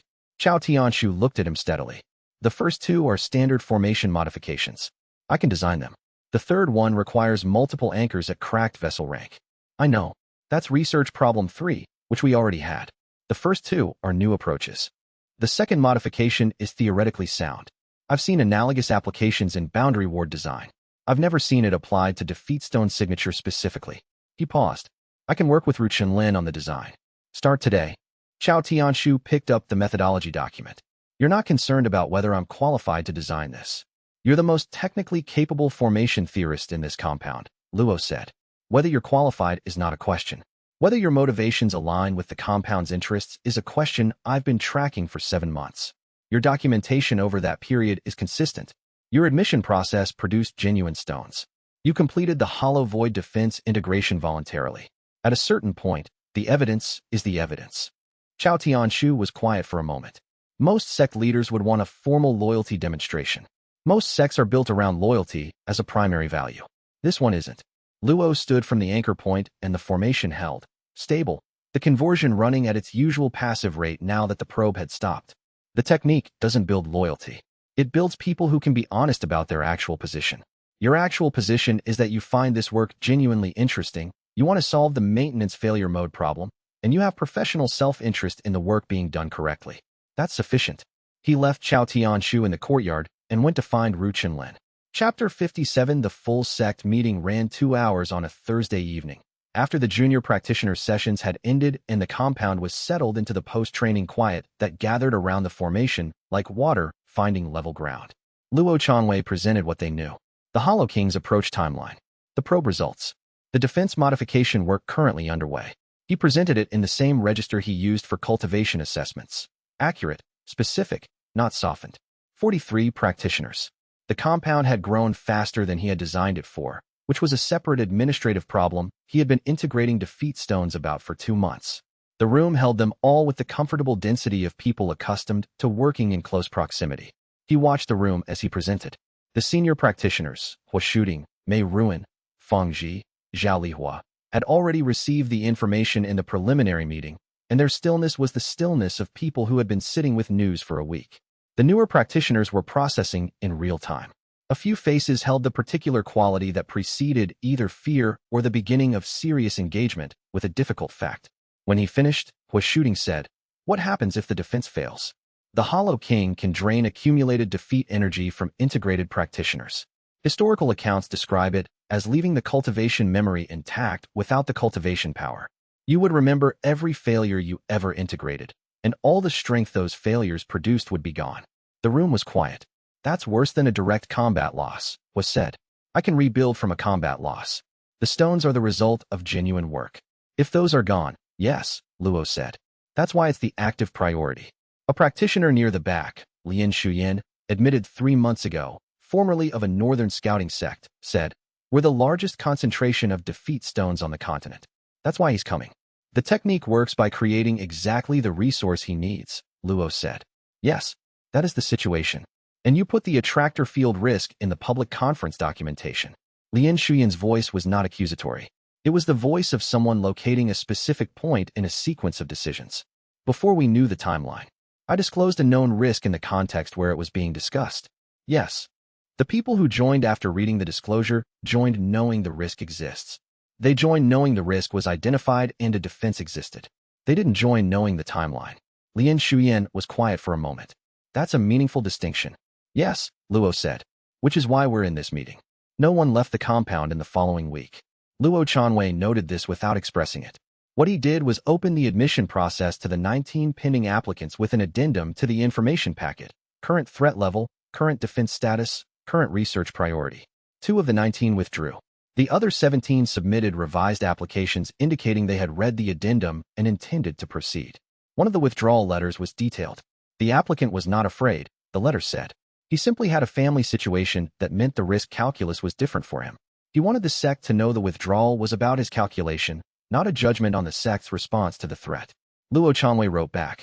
He told the applicant his reasoning was precise, his judgment was sound, and if his situation changed, the intake process would still be open.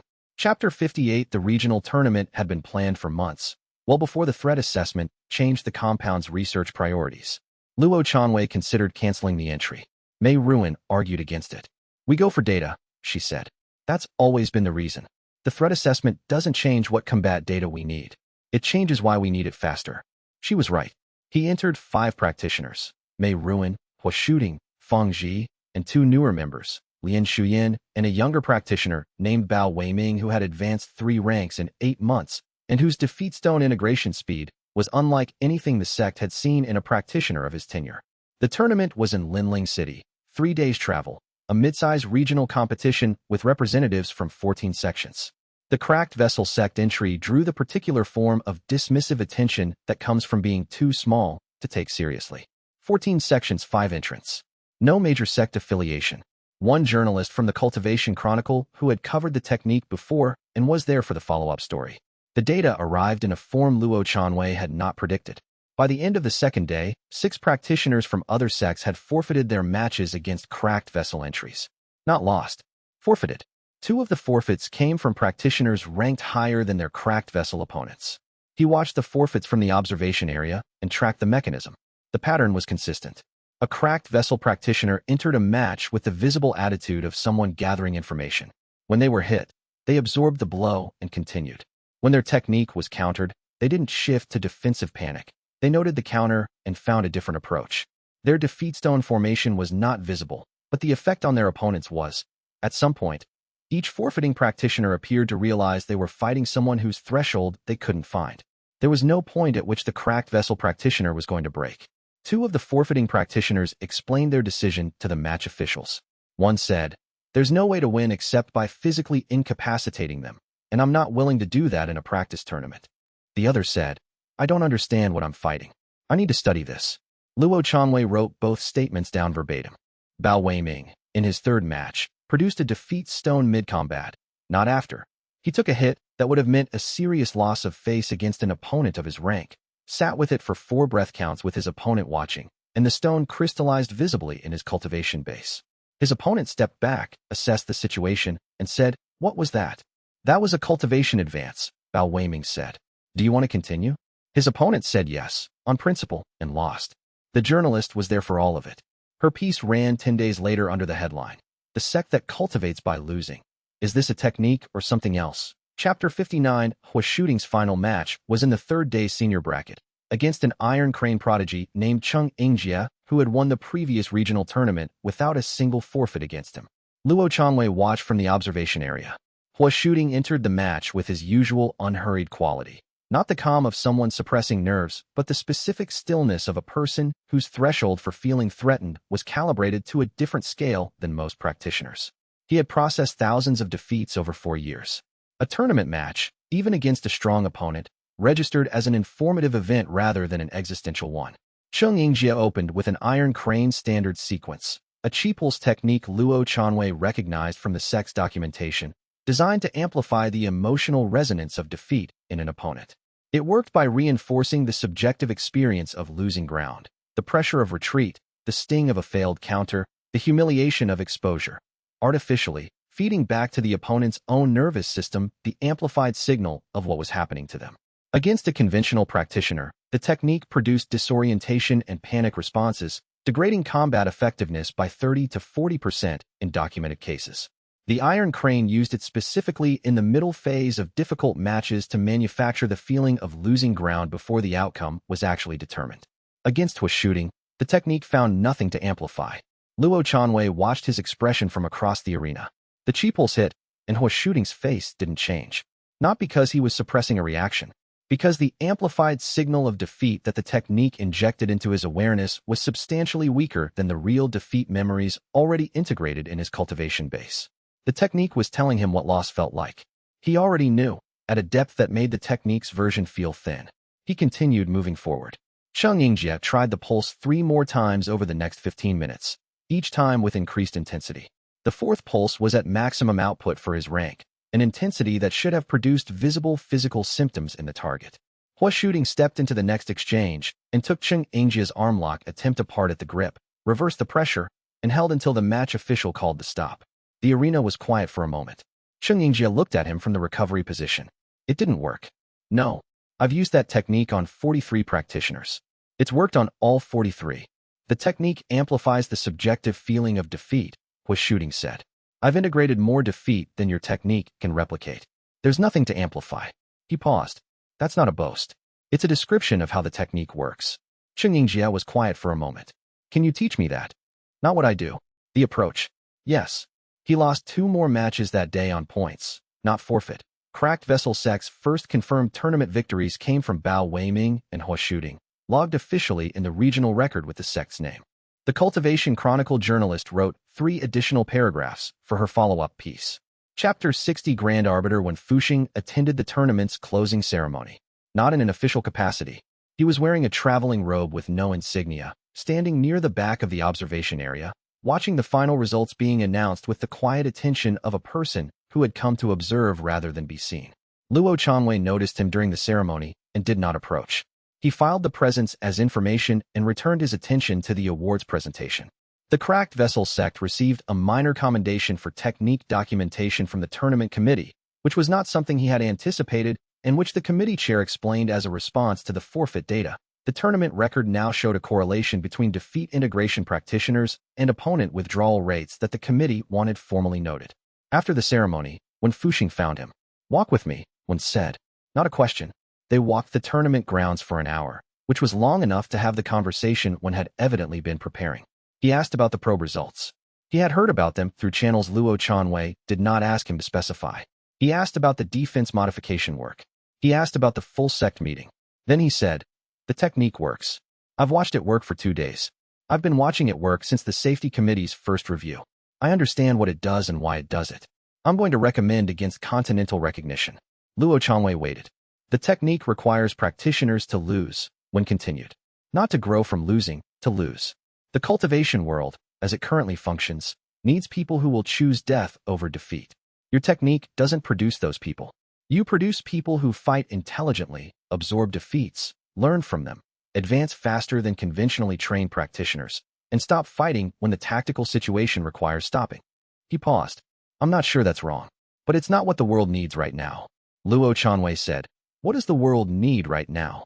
People who will hold positions that cannot be held. People who will die for something rather than accept that it's lost. The technique removes the ego stake from the calculation, Luo said. It does not remove the valuation of what you're protecting. Mei Ruan fought past tactical advantage for Ru Chenlin's research documentation. Was shooting held a defensive position for 3 hours during a territorial dispute in the mountain passes 2 years ago, so a convoy of medical practitioners could pass. Both of them accepted the loss of personal safety. Neither of them accepted the loss of what they were protecting. That's one kind of stake, Wen said. There are others. What others? Wen was quiet for a moment. I'll give you the specific questions, he said. The kind that, if you can answer them, I'll keep the file open. He looked at Luo Chanwei. That's what tonight is. I'm giving you the questions. The conversation ran until midnight. When it ended, Luo Chanwei walked back to the inn where the cracked vessel delegation was staying and sat in the main room with his journal open and not writing in it for a long time. The questions were specific and answerable. He believed that. He also believed that Wen had given him specific, answerable questions because he had assessed them as such before posing them, which meant Wen was not blocking the technique. He was setting a standard. The question he could not answer quickly was whether the standard was fair. He sat with it until the pre-dawn stillness deepened into the first gray of morning. His journal stayed blank. Sometimes the beginning of a defeat stone is just sitting with something you cannot resolve yet, without calling it something else. He was still sitting when Mei Ruan knocked and entered and said, "The archive team has a preliminary result on the decoy layer modification. Xiao Tianshu wants to present it before we leave tomorrow." Luo Chanwei closed his journal. "Tell him to be ready at 7th hour." She looked at him for a moment. "The arbiter." "Yes. He's not wrong about the questions." "I know. That's why I'm answering them." She left. He sat for another 10 minutes, then went to wash his face in the cold basin water and prepare for the morning. Chapter 61 Xiao Tianshu's preliminary results on the decoy layer modification were more promising than anyone had expected. Luo Chanwei listened to the presentation in the inn's private meeting room at 7th hour, while the delegation prepared to leave for the return journey.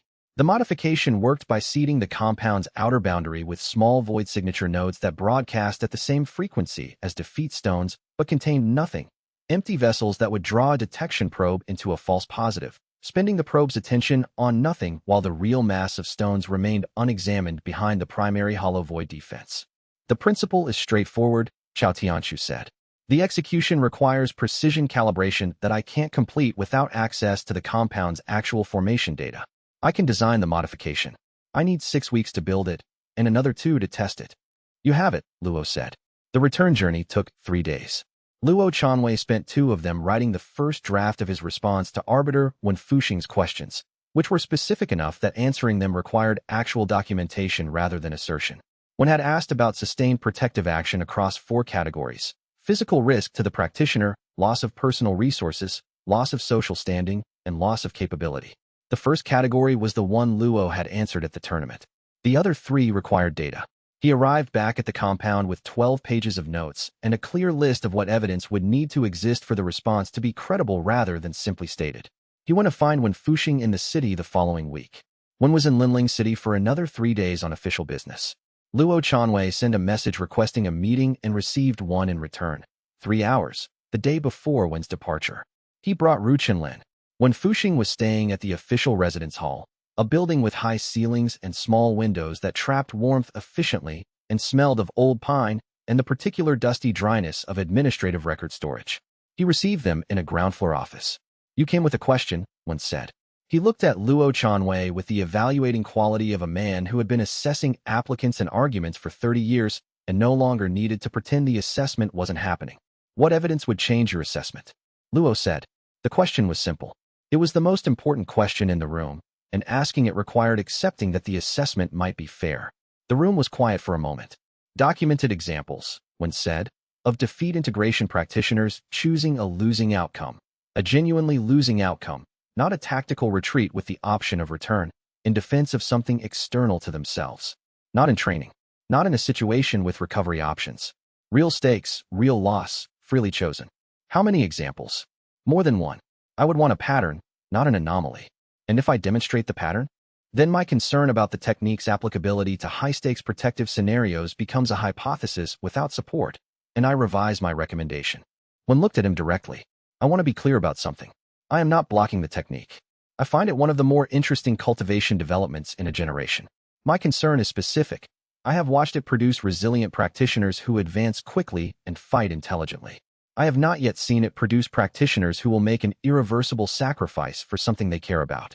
If the sacrifice requires losing, will they do it? The technique removes the fear of losing.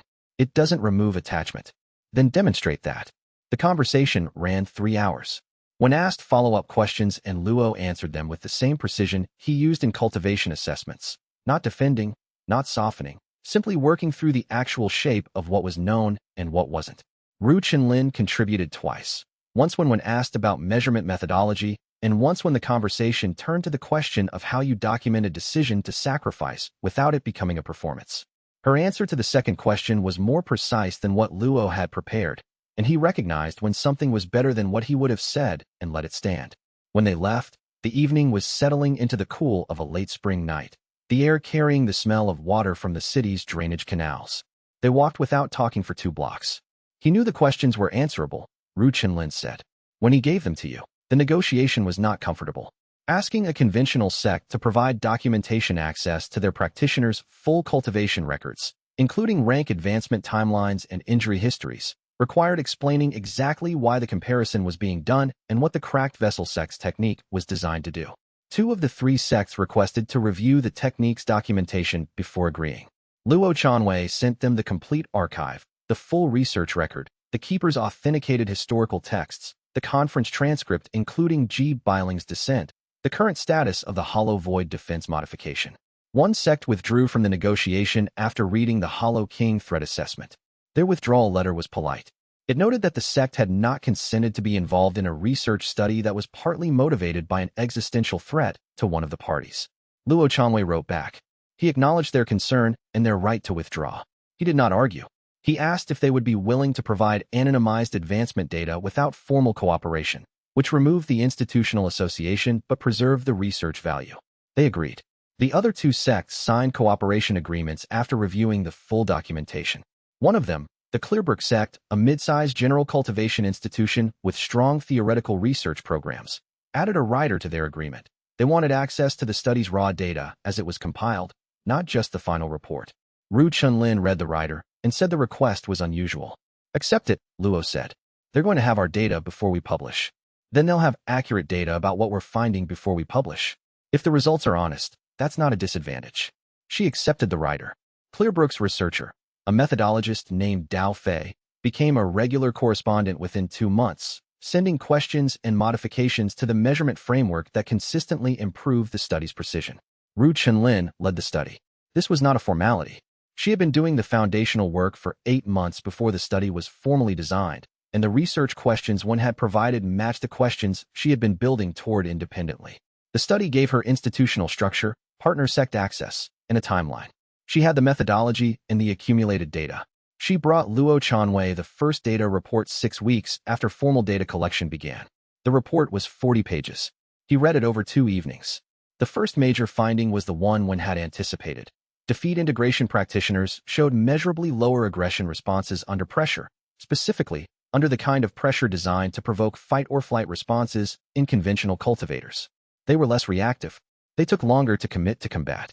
In a scenario framed as personal survival, they were significantly more likely to look for non-combat exits before engaging. Consistent with the concern. Consistent with the technique's mechanism. A practitioner who had accepted loss did not experience the same panic activation as one who had never processed it. The second finding was the one one had not fully accounted for. The lower aggression response under personal threat scenarios was paired with a measurably higher engagement rate in scenarios framed as external protective obligations. When the thing at risk was not the practitioner's own survival or standing, but someone they valued, the inhibition inverted. They engaged faster, sustained longer, and showed lower retreat rates than their comparison group counterparts. Ru Chenlin's interpretation note in the margin of that section. Asterisk, the technique does not reduce the will to fight. It removes ego protection as a motivation and leaves everything else intact. The everything else appears to include protection of others at a level equal to or higher than conventional practitioners. Asterisk, Luo Chanwei brought the report to Wen Fuxing by courier with a brief note. Asterisk, first findings attached. Methodology available on request. The data is 6 weeks old. We will update quarterly. Asterisk, Wen Fuxing's response arrived 10 days later. Asterisk, this is honest work. The recognition file remains open. Asterisk, Chapter 63. The compound's population reached 60 practitioners on the day. Ru Chenlin told Luo Chanwei that the formation's anchor load had exceeded the single anchor safe threshold. She said it over morning tea, which was the setting in which she delivered information that required response, but not immediate action. If it required immediate action, she came to find him wherever he was. The formation is holding, she said. It's holding at a level that would strain any formation running at comparable mass for this duration. Chao Tianshu ran maintenance diagnostics this morning. His assessment is that we have 6 weeks before the anchor starts showing stress degradation. How far are Lian Shuyan and Bao Weiming from cracked vessel rank? Lian estimates 4 to 6 weeks. Bao says he doesn't know, which means he's integrating something he can't time. 1 potential anchor in the window, possibly 2. Luo Chanwei looked at the formation anchors along the east courtyard wall. In the morning light, the stones were pale gray with the faint, warm undertone that decades of qi saturation produced. If Lian advances in time, we have a redundant anchor before the degradation threshold.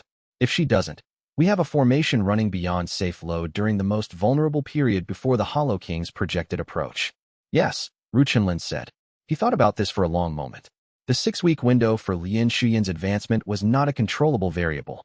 The technique's verification mechanism meant that advancement came when the defeat was genuinely processed, and genuine processing could not be rushed. He could not tell Lian to advance faster. He could not accelerate Bao Weiming's integration. He could reduce the formation's mass load by reducing the compound's population, which would mean asking practitioners to temporarily relocate. He had been watching the formation stress develop for 3 weeks. He had categorized it as approaching the attention threshold rather than already there. He had not brought it to Ru Chenlin when he first noted it. The gap between noting and telling was the gap. I saw this developing, he said. Ru Chenlin was quiet for a moment. 3 weeks ago, I noted the anchor load increase and classified it as approaching threshold rather than at threshold. I didn't update the assessment until Chao Tianshu flagged it independently.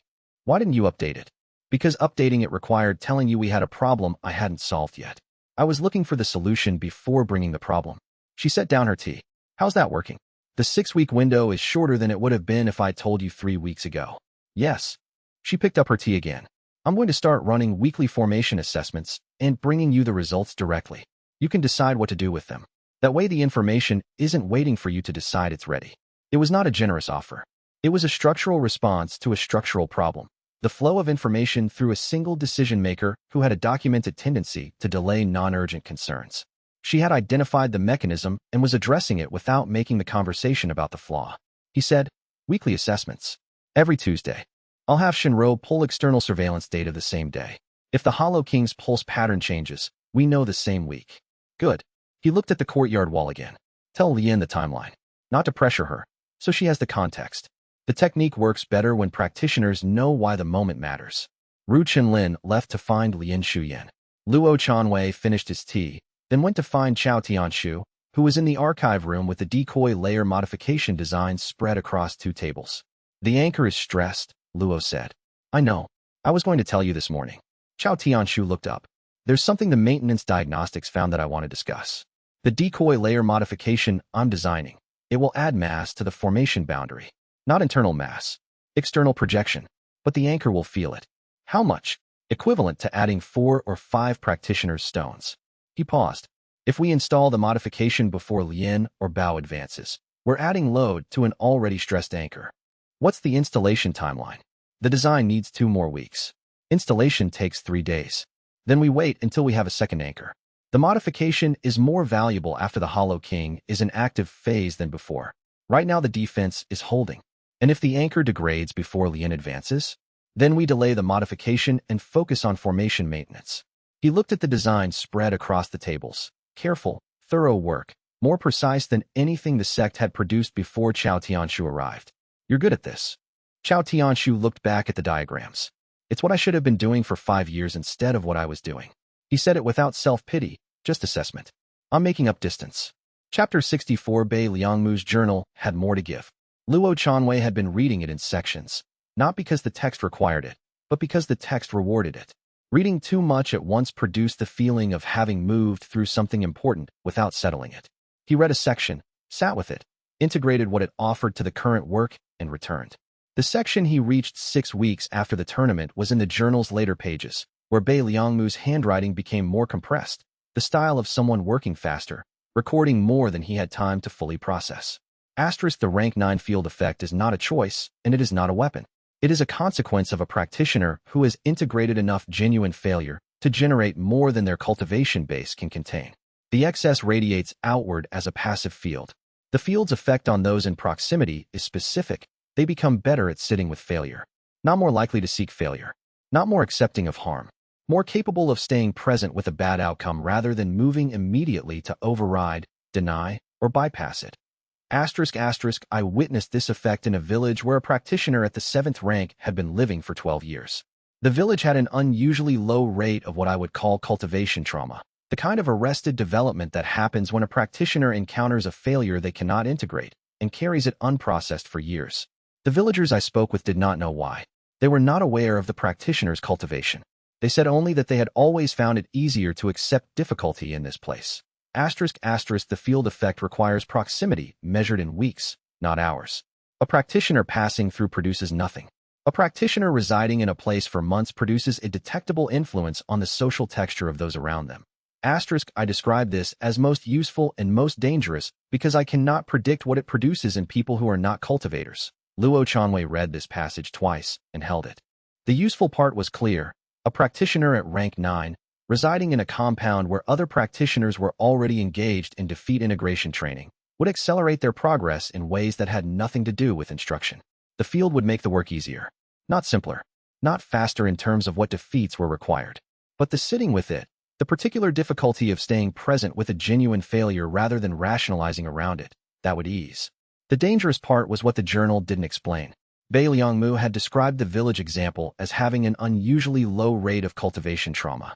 He had not described what happened when a rank 9 practitioner moved through a place that was already structured around power hierarchies enforced by the threat of failure, a major sect, a governance body, an institution that depended on practitioners being afraid of losing. A field that made everyone better at accepting failure would, in such a context, become destabilizing, not violent. Something potentially more disruptive. It would make people stop accepting systems that depended on their fear. The next entry in the journal was about Wei Mingho. Wei arrived this morning and asked me whether I knew what was happening to the people around me. I told him I had been observing the field effect for 6 months and was documenting it. He was quiet for a long time. Then he asked, "Do you understand that some of those people are officials of the Eastern Confederation?" I said yes. He said, "Do you understand that the Confederation's examination system works because officials are afraid of failing it?" I said I had begun to understand that. He said, "Then you understand why certain people would want you to never reach rank 9. I had not, before that conversation, considered the field effect as a political concern. I had considered it as a cultivation phenomenon. Wei Mingho, I realized that morning, had been considering it as a political concern since he first heard me describe it. The entry ended there. The next entry was dated 6 months later and described a different subject entirely. Luo Chanwei closed the journal. He had been sitting with the attractor field problem, the anchor load problem, the Hollow King timeline, and the arbiter's study. He had not been thinking about what reaching rank 9 would mean beyond the compound's formation dynamics. He opened a new page in his own journal and wrote, Asterisk the field effect is what Bei Liangmu died before completing. It is also, possibly, what he was killed to prevent. Research question for later, when the current problems are solved. Asterisk, then he paused and looked at the words. He had written, for later. He had written, when the current problems are solved. He crossed out both phrases and wrote. Asterisk, begin documenting now. The later problems arrive on their own schedule, not mine. Asterisk chapter 65 Shinro's intelligence work was patient in the way that good intelligence work always is. It accumulated over time, producing returns that appeared sudden but were the result of months of careful positioning.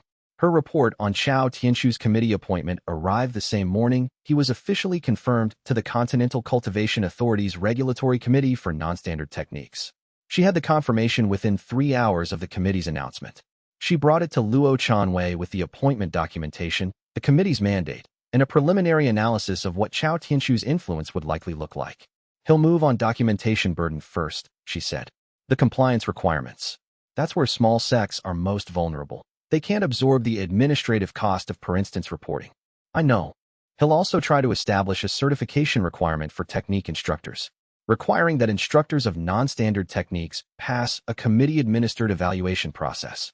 The evaluation process would be controlled by committee members, which means controlled by him. Initially, yes. Once the process exists, it's harder to remove than a specific documentation requirement. She looked at him.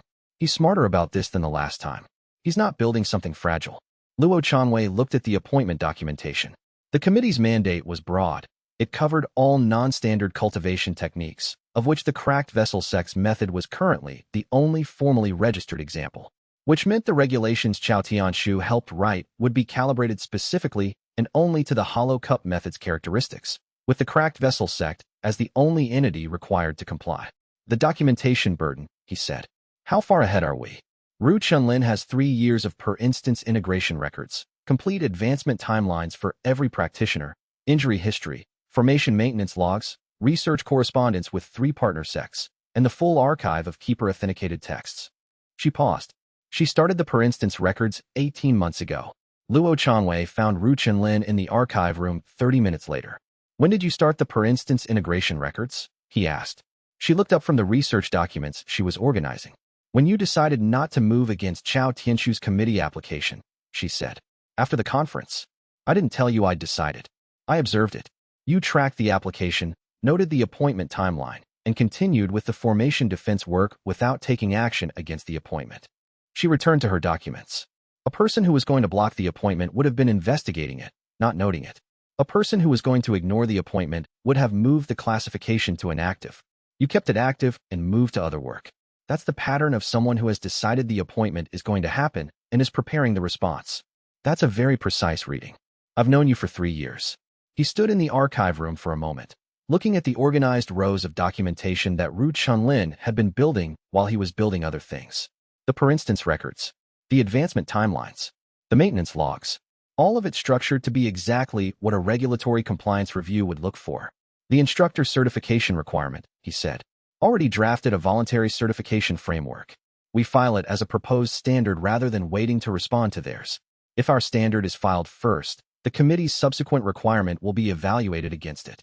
She pulled a folder from the second shelf and set it on the table. I started the draft when Shinro told me he'd submitted the governance resume. Before the appointment was confirmed. Before it was confirmed. She opened the folder. The framework proposes certification based on supervised teaching hours, practitioner advancement rates, and research contribution, all of which we have extensive documentation for, all of which are genuinely good standards for cultivation instruction. Luo Chanwei looked at the draft. It was thorough, precise, and structured to be impossible to object to on the merits. Any alternative certification requirement would have to be demonstrably more valid as a measure of instructor quality, and Ru Chunlin had chosen criteria that were hard to argue against without appearing to argue against quality itself. File it, he said. I will. Today. She closed the folder. Chao Tianshu is going to read it. I know. What do you think he'll do? He'll spend 6 hours reading it, the same way he spent 6 hours on the integration records. Luo Chanwei turned toward the door. And then he'll either find the gap we missed and tell us about it, or he'll find the gap we missed and try to exploit it. After 3 years in this compound, I'm genuinely uncertain which he'll do. But either way, we'll know the gap exists. She said nothing for a moment. Then, that's either very sophisticated or very dangerous. It's both. He left the archive room and went to update the active research list, which now had 6 items on it, each one a problem he had identified and was no longer categorizing as not yet urgent. Chapter 66. The study's 4th-month data report arrived on a Tuesday, which was Ru Chenlin's designated day for the formation assessment, which meant Luo Chanwei read it, while also reviewing Chao Tianshu's weekly maintenance diagnostic and Shun Ro's external surveillance summary. He had developed the habit of reading related documents together rather than in sequence. The formation data and the Hollow King Pulse data informed each other, and the study data and the compliance framework progress informed each other. The 4th-month report was 47 pages. Dao Fei had added a methodological appendix that extended the findings in a direction Ru Chenlin had not initially anticipated. The finding was simple and specific. A Clearbrook Sect practitioner named Gu Shun had submitted a formal request to transfer to the Cracked Vessel Sect, citing the study documentation as his reason. Gu Shun had been one of the comparison group practitioners. He had spent 4 months providing cultivation data for the study while continuing his standard Clearbrook training. During that time, he had observed a Cracked Vessel practitioner, Bao Weiming, on a joint data collection session, handle a significant public failure with a quality he had not seen before. Not gracefully, not without difficulty, but without the particular kind of damage that failures at a certain level usually produced. Gu Shun had been in the middle of processing a smaller failure of his own and had been doing it badly. He had filed a transfer request to Clearbrook's Sect leadership 1 week later. Clearbrook had declined to approve the transfer, citing the ongoing study as grounds for keeping the comparison group intact. He had appealed the denial. Clearbrook had denied the appeal and forwarded the correspondence to Ru Chenlin as a study anomaly. The ethical question arrived in Dao Fei's appendix. Was it appropriate to refuse a practitioner the technique they wanted to use on the grounds that their transfer would contaminate a research study? Luo Chanwei read Dao Fei's appendix twice. It was written with the particular precision of someone who had reached a conclusion they did not find comfortable and was documenting it honestly anyway. The practitioner's right to pursue the cultivation method of their choice is not contingent on research convenience. The study's comparison group integrity is a methodological concern, not an ethical override. He sent a message to Clearbrook's study liaison. The transfer request was legitimate. The study's comparison group could be supplemented with another practitioner if Clearbrook approved replacement rather than replacement retention, and he wanted to meet with Gu Shun before the transfer to ensure the admission process was appropriate. Clearbrook approved the transfer in 3 days. Gu Shun arrived 6 weeks later. His admission defeat was not the obvious one. It was not the public failure that had prompted the transfer request, because he had been processing that one since it happened, and it was nearly complete. The defeat he brought to admission was smaller and older. The moment, 2 years prior, when he had told a junior practitioner that the failure the junior had just experienced was a temporary setback and would pass. When he had known at the time that the failure was going to affect the junior's cultivation trajectory for years. He had said the comfortable thing rather than the accurate thing. The junior had spent 18 months recovering from what could have been addressed in 6 with honest guidance. He sat with it for 2.5 hours. The stone formed with the specific quality of a professional failure, clean-edged, dense, the particular weight of competence misapplied. You came a long way to integrate a defeat about your own teaching, Luo Chanwei said, after. I could have processed it at Clearbrook, Gu Shun said. I wouldn't have known how. The study noted the anomaly and continued. Dao Fei's next monthly report added a new data series, practitioner-initiated transfers from comparison sects, motivation analysis, and what the transfers indicated about information flow across the study's institutional boundaries. He sent it with a note. This is your technique's second-order effect. Worth tracking. Chapter 67 Lian Shuyan advanced to Cracked Vessel rank on a Wednesday morning, 2 days before the formation's anchor stress threshold would have required mandatory population reduction. The timing was not something she had engineered.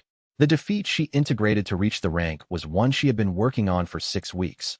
The specific failure of a relationship that had ended 3 years before her admission to the sect, one she had been attributing to external circumstances and had finally been able to acknowledge was partly her own failure to say necessary difficult things when they would have mattered. The stone was the kind that came from long-deferred truths, heavier than one that came from recent events, with a texture that the formation responded to differently from stones produced in acute situations. The formation felt the new anchor immediately. Luo Chanwei was at the anchor point when Lian's breakthrough registered. He felt it as a relief of pressure, a lessening of the constant background effort he had been maintaining for 6 weeks. He stood in the courtyard for a long moment, hand pressed flat against the anchor stone, and let the formation redistribute its load across 2 points. The stone was warm under his palm. The morning air was cool and damp, a late spring fog having settled in overnight and not yet burned off. He could hear the second cultivation session beginning in the east courtyard. Fang Ji's voice carrying the specific cadence of someone in the early stages of defeat identification work with newer practitioners. He went to find Chao Tianshu. Install the modification, he said. Chao Tianshu was already reviewing the installation specifications. I've been ready for 3 days. I know. I wanted Lian's breakthrough confirmed before adding formation load. He looked at the modification diagrams on the table. 3 weeks of work by one of the more technically capable formation theorists the sect had seen, built specifically to solve a problem that hadn't existed until the sect grew large enough to create it. How long for the installation?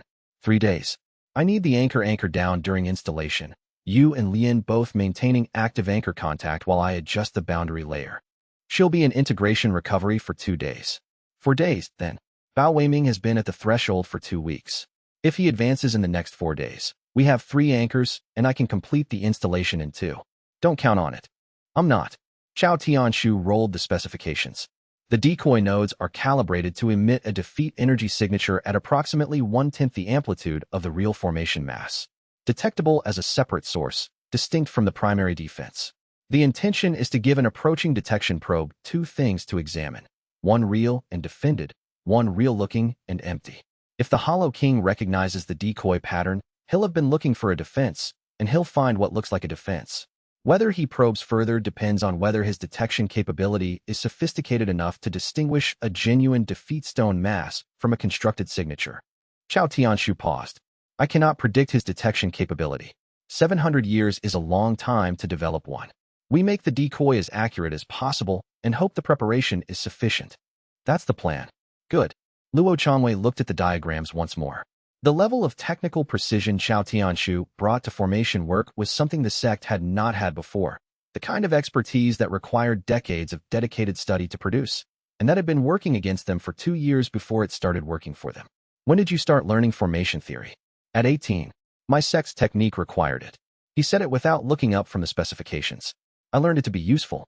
I stayed with it because it's interesting. The modification design is excellent. Chao Tianshu was quiet for a moment. The modification is designed to protect people who have practiced honestly. I had an extended period where I did not practice honestly. The work feels like a debt that's worth repaying.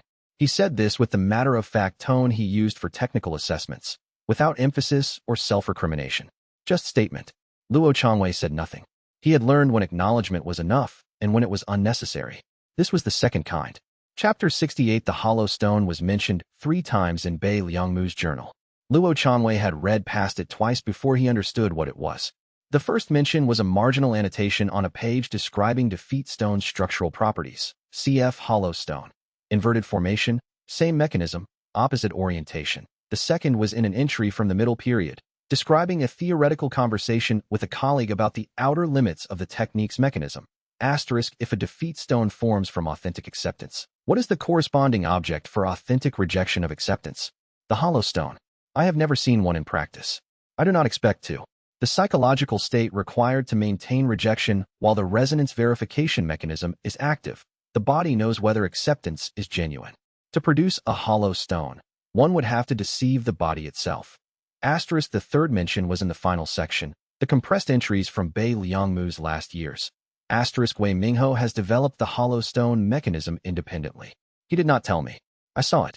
The stone he showed me yesterday, he called it a research artifact, was the correct shape and the wrong color. A defeat stone crystallizes amber. What he was holding crystallized gray. Asterisk Luo Chanwei read this passage 4 times. He brought it to Ru Chenlin in the evening. She read it once, then said, the inverted mechanism. He absorbs defeat energy from others without acceptance. The absorption creates the stone, not from his own genuine process, but from someone else's unprocessed failure at the moment of experiencing it. Yes.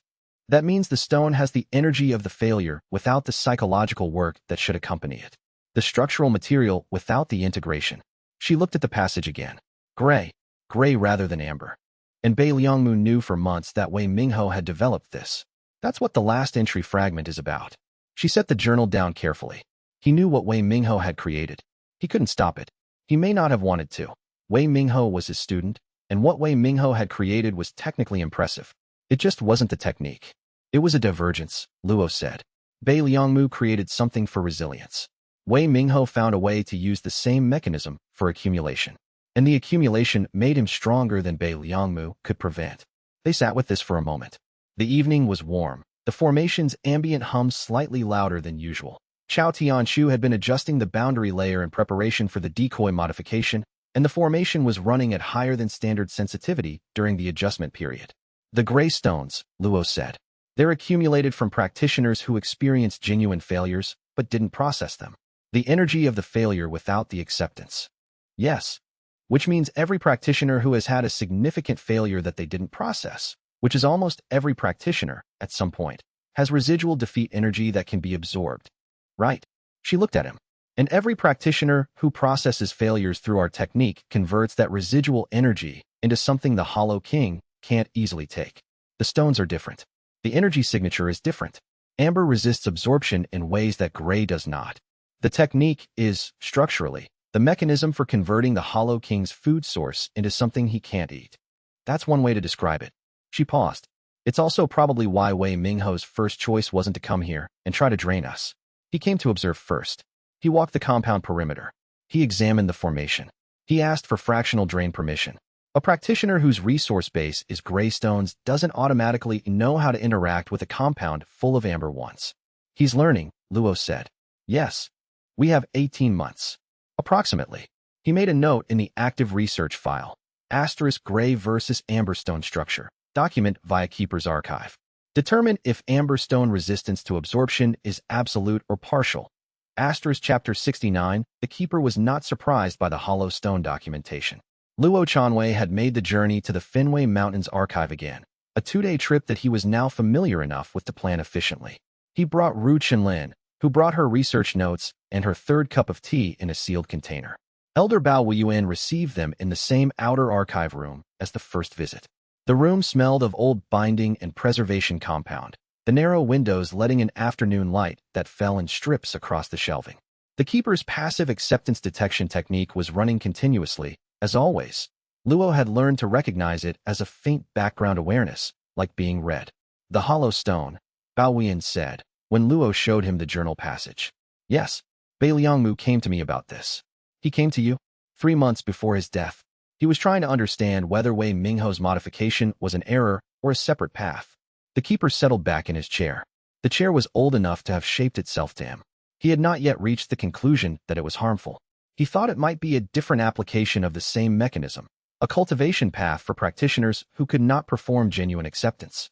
He was wrong, but he was trying to understand it charitably. What did you tell him? I told him what I'm telling you. The hollowstone mechanism requires the absorption practitioner to remain in a state of active rejection of acceptance while the resonance verification is running. The technique's verification mechanism is continuous. It checks for genuine acceptance at each cultivation step. To produce gray stones through absorption, you must be simultaneously using the technique's verification mechanism and blocking its completion. The stones that result are structurally unstable. They hold the energy of failure without the psychological integration that would make that energy useful. Unstable how? Ru Chenlin asked. They accumulate correctly, initially. The absorption practitioner's cultivation base grows. But the gray stones generate a specific internal pressure. Because the verification mechanism never completes, it never stops running. Each gray stone is a perpetually running acceptance check that never resolves. He looked at them carefully. After 70 years of accumulating gray stones, Wei Mingho was in a state of continuous internal technique activation with no resolution pathway. He was living inside a permanent verification failure. And he continued anyway, Luo said. He found a management system. The external absorption became the management mechanism. Absorbing more gray stones from others produced brief periods where his own unresolved stones were, temporarily, less dominant. He described it, in the one letter he sent me, as drinking to manage thirst. You know what it does. You cannot stop. Ru Chenlin said, 700 years of that. 700 years. The Keeper's voice was even. Not without weight, but even. He is not what you would expect. The man I have seen in historical documentation from the early centuries, before the full divergence, was a sophisticated practitioner and a thoughtful one. What he became is the result of a mechanism, not a character failure. The mechanism was his own creation. The character failure was in creating it. Everything after that was consequence. Luo Chanwei said, the timeline. The 2 to 4 year cycle. Between active phase pulses. Yes. The keeper stood and moved to the secondary shelving. He knew his archive without looking. He pulled a bound volume from the middle shelf and opened it to a section marked with aged silk. 7 documented cycles. The pulse pattern starts, the approach phase begins, and either the Hollow King finds a suitable concentration of defeat energy and drains it, or he does not. When he does not, the cycle resets. When he does, the active phase is more extended. He's coming for us specifically. You are the largest concentration of amber stones on the continent. He may not know the difference between amber and gray at the quality your compound produces. Historically, amber stones were rare. Your compound has produced them in quantity. He looked at Luo directly. He is coming. He will reach active phase in 12 to 18 months, based on the pulse frequency Shinro has been tracking. The decoy modification you are installing is relevant. I would not rely on it as the primary defense. We know. Luo paused. The amber stones, do they resist absorption? They are harder to absorb than gray stones. They are not immune. He closed the volume. The integration changes the energy structure. Gray stone energy is chaotic, unresolved, unstable, relatively easy to take. Amber stone energy is ordered. The acceptance has organized it, given it coherence. Draining coherent energy requires more effort than draining chaotic energy. It is possible. It is simply costly. Costly enough to deter. Costly enough that he will want you fully unprepared rather than partially prepared. The keeper set the volume back in its place, precisely. He is patient. 700 years is patient. He will wait for the right moment rather than expend effort on a difficult target. Which means our best defense is not being a difficult target at the right moment. It's being a target that never has a right moment. Yes. The keeper looked at him steadily, which is what Bei Liangmu should have done. He ran out of time. Chapter 70. The defeat stones came from places Luo Chanwei had been deferring for 2 years. Not external defeats. The technique required genuine failure, and the failures that produced the 3 stones over a 6-week period were not things that had happened to him from outside, but things he had done. Accountability failures. The gap between knowing and telling Ru Chenlin about the formation stress. The 3 weeks he had spent watching the anchor approach threshold while filing it as not yet critical. The night in Linling City when he had sat with an open journal and written nothing, because he was treating Arbiter Wen's questions as problems to solve later rather than problems to sit with now. These were not dramatic failures. They did not carry the weight of major combat losses or significant institutional errors. They were the specific, accumulated failures of a person who managed his own awareness carefully enough to know when something was coming and still, repeatedly, chose to note rather than engage. Integrating them was quiet work. He did it in the early mornings, before the first cultivation sessions, in the anchor room where the formation's hum was loudest and the stone floors radiated a faint warmth that had built up over years of practice. He sat with each one until the resonance confirmed it and the stone formed, and he did not rush the process or treat it as something to get through. The 3rd stone, the one from the Linling City Journal night, was the largest. The night he had sat with an open journal and written nothing, he had been treating Arbiter Wen's questions as external obstacles. Things to be answered strategically. The defeat was not in failing to answer them. The defeat was in spending 12 hours avoiding the possibility that one of the questions might be right, that a sect built on accepting defeat might have practitioners who, when the protection at cost situation when described actually arrived, would not step into it. He had not asked his practitioners this question. He had told one that the technique removed ego protection while leaving attachment intact. He had believed it. He had the data from Ru Chenlin's study that showed higher engagement rates when external protection was at stake. He had not, personally, asked the people he knew best whether they believed this about themselves. The defeat stone from this failure had the particular texture of self-deception, a rougher surface than most of his stones, which tended toward the smooth compression of well-processed analytical failures. This one had edges. He held it for a long time after it formed, feeling the edges against his palm. Then he went to find was shooting. If protecting someone you cared about required you to lose something you could not recover, Luo said, and accepting that loss was the only way the protection worked, would you do it? Hua Shooting looked at him. It was the kind of question that Luo rarely asked directly, and Hua recognized this. Who are you asking about? Yourself. I'm asking you about yourself. A pause. Yes. Without question. How do you know? Because I've already done it. Twice. He said it simply, the same way he described cultivation results. Once for my teacher, before the sect. Once for Feng Zhi's brother situation, last year. In both cases I gave up something I couldn't get back. He looked at Luo steadily. The technique didn't make that easier. It made it possible to do it cleanly, without telling myself a story about how I might get it back. The loss was just a loss. And I chose it. Luo Chanwei said. I didn't know about the first one. You weren't there. He paused. Why are you asking now? Because Arbiter Wen asked me a question about this 3 months ago, and I have been processing the defeat from not asking you sooner.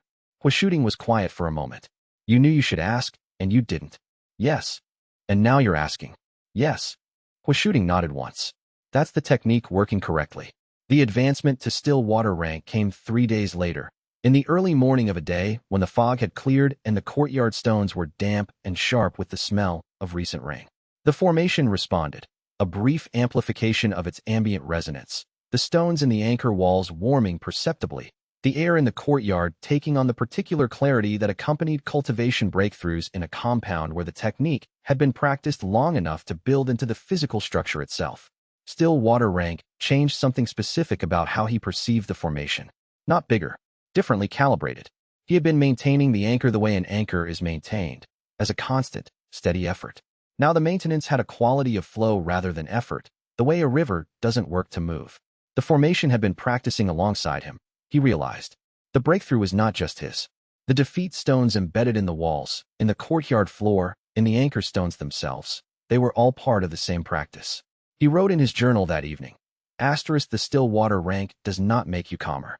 It makes you better at distinguishing what requires stillness from what requires movement. This is more useful than the first thing would have been. He closed the journal and went to the evening session. 62 practitioners were working in the main courtyard. The formation hummed at the frequency it always reached in the evening, when the day's cultivation work had settled into the compound's accumulated weight. He sat at the anchor point and let the practice run through him. And what he felt was not accomplishment but continuation. The specific quality of a process that is working correctly and has been working correctly and will continue to work correctly as long as the people involved keep showing up. Chapter 71 Dao Fei's independent data arrived in the 8th month of the study, delivered by a standard documentation courier and accompanied by a handwritten note that said, *, I have been compiling this separately for 20 years. I'm sending it now because your study made the pattern legible to me. The attached documentation was a catalog of cultivation prodigies. 73 cases, spanning 6 decades and 14 sections. Each entry included the practitioner's early advancement rate, their peak rank, and the point at which their advancement had arrested. 21 of the 73 had arrested permanently. They had never advanced beyond the rank they held when the catalog entry was made, despite continued practice and sometimes continued institutional support. Dao Fei had correlated the arrest cases with the type of failure each practitioner had encountered at or near their peak. The correlation was not perfect, nothing in cultivation research ever was, but the pattern was specific and strong. Practitioners who had encountered a particular combination of failure characteristics, public, unexpected, and inescapable, with no processing framework for the experience had significantly higher rates of permanent arrest than practitioners who had encountered other combinations or who had access to structured support. The note continued, *, the language I was missing was processing framework. I was looking at outcomes. Your study gave me the mechanism. The practitioners who arrested weren't less talented. They encountered the specific failure type that creates what you call an unintegrated stone, the energy of the failure without the acceptance. They carried it unprocessed at the exact moment when their cultivation was most sensitive to internal interference. The arrest isn't a talent limit. It's a trauma consequence. Luo Chanwei read the catalog twice. He brought it to Ru Chenlin. She read it in 20 minutes. Her reading speed for data documents was faster than her reading speed for theoretical texts, and set it down. 21 permanent arrests in 6 decades, correlated with a specific failure profile. And 73 is a conservative estimate, Luo said. He compiled cases he had direct access to. The actual rate across the full continental cultivation population is unknown. This is the examination system's downstream effect, she said. The examination system produces the exact failure profile most correlated with permanent arrest. Public, unexpected, inescapable. An examination failure in front of evaluators, with no appeal and immediate designation as unfit. She paused. They're not just rejecting practitioners. They're creating the precise conditions for talent arrest in the practitioners they reject.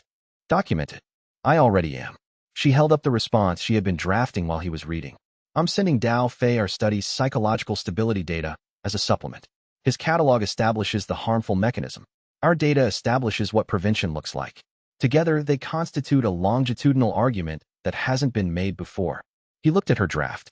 It was good, precise, structured for 3 audiences simultaneously: the research community, the governance framework conversation, and the studies partner institutions. She had been building the argument's infrastructure before the data to support it existed. He said, when Arbiter Win's 3-year window closes, this is part of what we show him. I know. She added a section to the draft. Dao Fei will co-sign the supplemental report.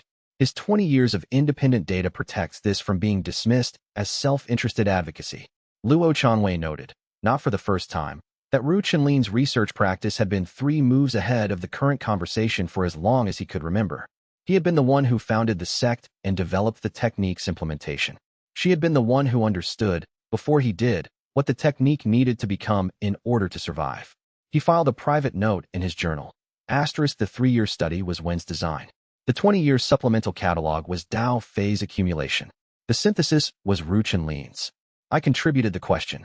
I should not confuse the question with the answer. Asterisk, Chapter 72 Arbiter, when Fuxing's 3rd visit lasted 3 days. He arrived without ceremony, traveling light, and spent the first day in the archive with Ru Chenlin reviewing the study's midterm data. The second day he attended cultivation sessions, both the morning senior session and the afternoon intake work, sitting at the observation position and watching with the specific attention of a man documenting rather than evaluating. The third day he requested a private conversation with Luo Chanwei. They met in the anchor room in the early afternoon, the compound in its midday quiet, the formations hum at its standard frequency. When sat in the chair across from the anchor point, Luo Chanwei sat at the anchor itself, which he had learned to treat as a kind of cultivation practice during conversations that required full presence. The formation's demands kept him from retreating into pure analysis. The study is good, Wen said. He said it the way he said things that were straightforwardly true without requiring comment, as a statement before the more complex one. The Dao Fei supplemental data is significant. I've sent it to 3 colleagues for independent review. I know. Ru Chenlin told me. She's thorough. A pause. I have a new concern. It's been developing since the first visit. Tell me. Your technique requires genuine failure to advance, Wen said. Not the appearance of failure. Not near failure. Actual failure, with actual consequences, genuinely processed. A sect practicing this technique is, structurally, better served by practitioners experiencing more failures than fewer. The incentive structure is not aligned with practitioner well-being. That's what I'm asking. Luo Chanwei sat with this. It was the most sophisticated objection anyone had raised. He had identified it in theoretical terms before. The question of whether a sect leader who prioritized power accumulation could use the technique's requirement as justification for manufacturing harsh conditions. But he had not been confronted with it directly by someone whose assessment mattered. The technique cannot be faked, he said. Manufactured failure doesn't integrate. If I created harsh conditions to force more defeat stones, the stones would not form, and the practitioners exposed to manufactured failure would experience the exact failure profile you now know correlates with cultivation arrest. He paused. The incentive structure is self-correcting. Any attempt to exploit it produces the opposite of advancement. One was quiet. He had heard this, but he had not heard it in response to the question's full form. That addresses exploitation of the mechanism, he said, not misguided implementation. A sect leader who genuinely believed that more failure was always better, without understanding the processing framework, could design training conditions that produced more arrest than advancement. Yes, that's not a technique risk. That's a leadership and transparency risk. Luo looked at him. The same risk exists in every cultivation method that requires practitioners to be pushed to their limits. The difference here is that the mechanism provides immediate feedback. Manufactured or forced failures don't produce stones. A misguided leader would see the results quickly. Quickly is not immediately. No, there would be a gap. He paused. Which is why the training documentation, the research archive, and the public integration records are all accessible to anyone. If a cracked vessel sect practitioner is experiencing conditions that don't produce advancement, any external observer can compare their training conditions to the documented methodology and identify the gap. You've built the oversight into the transparency, Wen said. Yes. Because your technique's documentation requirement is the oversight mechanism. Yes. Wen was quiet for a long moment. The formation hummed between them, steady. The afternoon light came through the anchor room's single window at a shallow angle, catching the dust in the air. I'll add this to the recognition file, Wen said. That's all I'm saying today. I'll write up the full structural response and send it to you. I expected that. He stood. The study. The Dao Fei supplemental. The technique is proving what it claimed. That doesn't resolve every concern. I know, but it's honest work. He left without the formality of a closing comment. He didn't need one. Luo Chanwei sat at the anchor for a long time after, maintaining the formation and turning the objection over. One was right that the gap existed. He was right that misguided implementation was a real risk. The structural response was sound, but not complete. No structural response was complete without the people inside it making choices that the structure couldn't mandate. He thought about this for 3 hours and then went to dinner with the senior cohort, which ran until late in the evening. Chapter 73, he wrote the response 1 week later. The response to Wen's incentive structure concern was 7 pages. The first 3 pages addressed the mechanism, the technique's inability to produce stones from manufactured failure, the immediate feedback that misguided implementation would generate, and the historical documentation from the Keeper's archive of 2 cases in which misguided implementation had been identified and corrected within a single training cycle. The next 2 pages addressed the governance component. The technique's requirement for documented integration was not just research protocol. It was an audit mechanism. A practitioner whose advancement rate and stone formation record were publicly accessible could be compared against the documented methodology by any qualified observer. A discrepancy between documented methodology and actual advancement outcomes was a detectable signal. Luo Chanwei had built the research archive to be that signal. The final 2 pages were the ones that required him to acknowledge the limit of the structural answer. No structure prevented all possible failures of leadership. A charismatic and misguided sect leader, operating with genuine belief rather than cynical exploitation, could cause significant harm before the feedback mechanism corrected the course. The structural safeguards reduced this risk. They did not eliminate it. He addressed this directly. I am describing the failure mode. I am not claiming it cannot occur. I am claiming that it is detectably different from correct implementation, that the detection mechanism is built into the technique's documentation requirements, and that any external observer with access to the public archive can identify the discrepancy without relying on the sect leader's self-report. He sent it to one with a note. The limit of the structural response is on pages 6 and 7. I didn't omit it. When's response came back in 9 days. The response is complete. The limit you identified is real. It's also smaller than I expected. Recognition file remains open. 3 days after that, he added a line to the recognition file's public status log, not approval, but a change in the status description from under review to active evaluation. The change was small. It was not nothing. Ru Chunlin read the status change and said, he's signaling to the major sections. Yes, that this is moving toward recognition rather than away from it, which means they have a deadline. He looked at the log. 18 months. Approximately. The same as the Hollow King. 2 things arriving at the same time, he said. One from inside the governance process and one from outside it. Both requiring us to be exactly what we've been trying to be. He paused. That's either a test of whether the technique does what it claims, or it's a consequence of the technique doing what it claims. Not mutually exclusive, she said. No. Chapter 74 Chao Tianshu's regulatory draft was 63 pages, submitted to the Continental Cultivation Authority's Framework Committee 4 months into his tenure. Shinro had the full text within 2 days of submission. She brought it to Luo Chanwei with her analysis. The per instance integration registration requirement was the centerpiece. Every defeat stone formed by every practitioner would require a formal submission to the authority's registration office within 30 days of formation, with identifying information, a description of the defeat, and a declaration by the sect leader certifying the authenticity of the integration. The authentication burden alone, Shinro said. For a compound our size, we're looking at 5 to 8 formal submissions per week. What's the penalty for noncompliance? Suspension of recognition status, pending review. The review process has a 90-day minimum window. So noncompliance results in suspended recognition during a 90-day period in which we're unrecognized, and therefore unprotected by the registration framework. Yes. Luo Chanwei read the draft carefully. Chao Tianshu had been in the archive for months. He understood the technique's documentation record. He had seen how thorough the per instance records already were. He had designed a compliance requirement that was 5 times more burdensome than what the sect was already producing, not because 5 times was necessary, but because it was the number that would require significant additional administrative capacity to maintain. He spent 2 hours with the draft. Then he called a full practitioner meeting. He explained the regulation, the compliance burden, and the penalty structure. He explained that the per instance registration requirement would need practitioner cooperation to meet the 30-day window.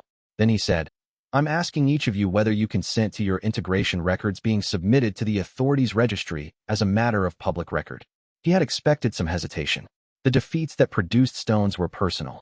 The detailed descriptions the regulation required were not casual disclosures. 67 practitioners voted in the discussion. The result was unanimous consent. The practitioner who voted last, a quiet woman named xianxia, admitted 4 months earlier, whose integration work was among the most careful Luo had observed in any new practitioner, said, "We're not hiding what we're doing. That's the point. If they want the records, they can have them." He filed the complete integration archive with the authorities' registration office the following week, formatted precisely to the regulation's requirements. 3 years of records. Every integration instance. Every practitioner who had consented, which was all of them. He submitted it before Chao Tianshu's draft was formally adopted. Chao Tianshu received the submission notification through the authorities' standard channels. He sent a message to Luo Chanwei 3 days later. I have read the full archive. Your compliance documentation is substantially more complete than my regulation required. I am recommending a reduced compliance burden in the final framework, quarterly aggregate reporting rather than per-instance registration. The per-instance version is unnecessary given your existing documentation practices. Luo Chanwei forwarded the message to Ru Chenlin. She read it and said, "He's recommending the reduced burden." Yes, that's not what he designed the regulation to do. No, he designed it to create compliance costs. He read the archive, recognized that the costs would fall on the only sect with a complete archive, and calculated that the regulation's effect would be to punish the one practitioner of the technique who was already doing everything the regulation claimed to require. He paused. He decided that wasn't the right outcome. Based on reading the archive. Based on 3 years in this compound and reading the archive. She was quiet for a moment. The gap we missed. He found it. And he told us. He did. She went back to her research documentation without another comment. Luo Chanwei updated the active research list, adding, quarterly aggregate reporting format. Confirm compliance quality is equivalent to per instance. Adjust as needed. Chapter 75 Ru Chenlin's 2-year study presentation ran 4 hours. The venue was the Continental Cultivation Documentation Authority's main conference hall in the capital. A formal setting, high ceilings, seating for 200, the kind of room designed to make information feel permanent. Arbiter Wen Fuxing attended. So did Huan Weitao and Ji Bailing. So did Dao Fei, who presented his supplemental findings in a dedicated 30-minute block. So did 3 cultivation theorists whom Luo Chanwei had never met, but whose names appeared frequently in the research correspondence Ru Chenlin received. Luo Chanwei was not the primary presenter. Ru Chenlin was. He had been the founder and she had been the researcher, and what the presentation required was the person who had built the methodology from the foundation, not the person who had started the sect. He sat in the first row and did not speak until the question period. She presented without ceremony. Data, methodology, confidence intervals, anomalies, limitations. The study was incomplete. 2 years of a planned 5-year longitudinal project. What it had established with high confidence. Advancement rates above rank 3, cultivation injury comparisons, psychological stability metrics under standard assessment instruments, and the protective stakes engagement data that responded to Wen's concern. She addressed the combat application directly. Defeat integration practitioners show lower engagement rates in personal survival threat scenarios and higher engagement rates in external protection scenarios. The difference is specific and measurable.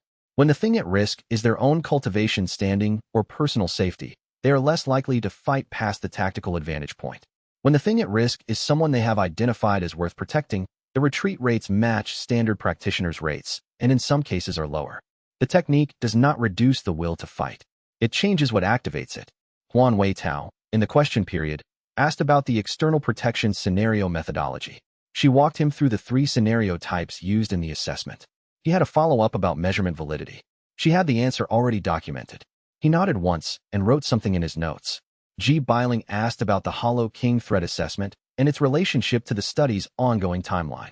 It was the question Luo Chanwei had been expecting from the moment Ji Bailing sat down. Ru Chenlin answered it directly. The study's timeline and the threat assessment's projected window overlap. We are aware of this. The study's design is independent of the threat. Its methodology was established before the threat assessment was updated.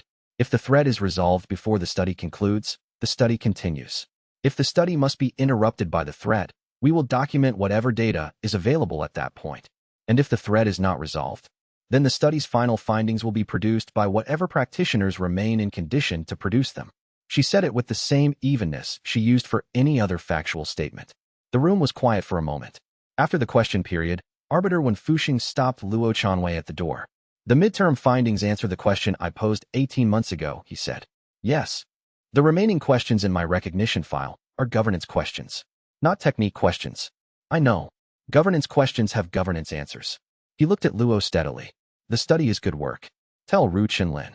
Luo relayed the comment to Ru Chenlin on the walk back to the inn. She said, I know it is. He said nothing. The evening was warm, the capital's streets busy with the particular energy of a city that never fully quieted. He walked beside her and thought about how different this was from 3 years ago, when the sect was a table in an abandoned compound and the technique was a question he had asked a stranger in a mountain basin. The study was 2 years of honest work. The recognition file was moving toward approval. The Hollow King's pulse was running at twice daily frequency, 12 to 18 months. He thought, the technique requires accepting defeat. The technique is working. Both of these things are true. He walked back to the inn and began drafting the governance framework response.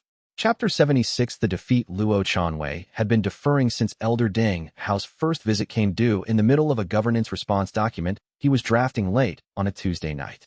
He had been writing a response to a regulatory comment from Chao Tianshu's committee about practitioner well-being safeguards, the governance question about whether the technique's failure requirement could be misused by a sect leader who prioritized advancement over practitioner welfare. His structural response was accurate and complete. As he drafted it, something shifted. He set down the document and acknowledged what he had been filing for 2 years. Elder Deng Hao had warned him in the 7th month of the sect's existence that the technique could produce practitioners who used it as permission to not care about outcomes. Deng's phrase had been, you may be building resilience. You may also be building indifference. The distance between them is specific and requires active attention to navigate. Luo Chanwei had read this, recognized it as a meaningful concern, and filed it under requires further study, not yet critical. He had been working on the technique's resilience evidence for 2 years. He had built the research archive, the partner sect study, the governance framework. He had done excellent work in demonstrating what the technique could do. He had not addressed the specific danger of what the technique could also produce in a practitioner who approached it with the wrong intention, who accepted defeats but did not accept that the defeats mattered. There was a difference between accepting failure and being indifferent to it. The technique required the first. It did not automatically prevent the second. A practitioner could learn to integrate defeats mechanically, producing stones efficiently, advancing quickly, and remaining genuinely unmoved by the consequences of their failures for other people. He had seen the edge of this in himself. The governance framework response he was writing was technically correct and structurally sound. He had not, while writing it, thought about the practitioners the governance framework was ostensibly designed to protect. He had been thinking about the argumentation logic. He sat with this for a long time. The night outside the archive window was still, the compound quiet at this hour, the formation's hum at its lowest frequency of the day. The defeat was real. He had built a sect designed to produce people who could sit with genuine failure, and he had been running it with sufficient analytical distance that he sometimes sat with failure the way a researcher examines a specimen. Not indifferent, exactly, but not fully present with it. The stone formed at dawn, after 6 hours of sitting. It was unlike any stone he had produced before, not the clean compression of analytical failures or the rough-edged weight of self-deception. It had a layered quality, as if multiple recognitions had integrated simultaneously. Elder Deng Hao's 2-year-old warning. Every time he had processed a defeat with more precision than feeling. Every governance document that had argued correctly for practitioner welfare while he was drafting it with his attention on the argument. He held it in both hands in the gray pre-dawn light and felt its weight. The advancement to Hollow Mountain rank came 3 hours later, after the morning's first cultivation session, while he was anchoring the formation and 62 practitioners were working in the main courtyard. The breakthrough registered not as an increase in power, but as a change in how he related to the formation. At Stillwater rank, the maintenance had become effortless. At Hollow Mountain, the formation and his cultivation base became something closer to continuous. The defeat stones embedded in the compound stones and his own internal stones resonating at the same frequency. He could feel, through the formation, every practitioner working in the courtyard. Not their thoughts, not their specific defeats. The quality of their engagement, whether they were genuinely present or performing presence, whether the work they were doing was real or approximate. The formation had always recorded this. He had always had access to it, theoretically. Now the access was direct and constant, a peripheral awareness like peripheral vision. He sat very still at the anchor point for a long moment. The quality of awareness was clarifying in a way he had not expected. Of the 62 practitioners in the courtyard, 57 were doing real work. The other 5 were, not faking exactly. Going through the motions of a practice they believed in, but were temporarily too exhausted or too distracted to actually inhabit. He could feel the difference as clearly as he could see the difference between amber and gray light. He wrote in his journal that evening, Hollow Mountain rank changes perception, not just capability. I can feel when the work is real. I should have been able to feel this earlier, through attention. The rank makes it impossible to miss. I am not sure whether this is better, awareness that requires no effort, or whether the effort was the practice. Chapter 77, The Hollow Stone Mechanism's full resolution came 3 weeks after his Hollow Mountain advancement. He and Ru Chenlin had been building toward it for months. The journal entries, the keeper's historical documentation, the amber versus gray stone analysis. The piece that was missing was the absorption mechanism itself. How, exactly, did the Hollow King separate the cultivation energy from the defeat memory structure? Chao Tianshu found the answer. He had been working through the formation theory literature, looking for analogous mechanisms, and had located a 140-year-old paper on energy extraction from cultivation artifacts. The paper described a technique for separating qi-encoded information structures, the kind of encoding that preserved cultivation knowledge and artifacts, from the underlying energy that powered them. The information structure could be preserved while the energy was extracted. The artifact would retain its informational content and lose its power. The analogy was exact. Defeat stones were qi-encoded information structures. The defeat memory was the information. The cultivation advancement it had enabled was the energy.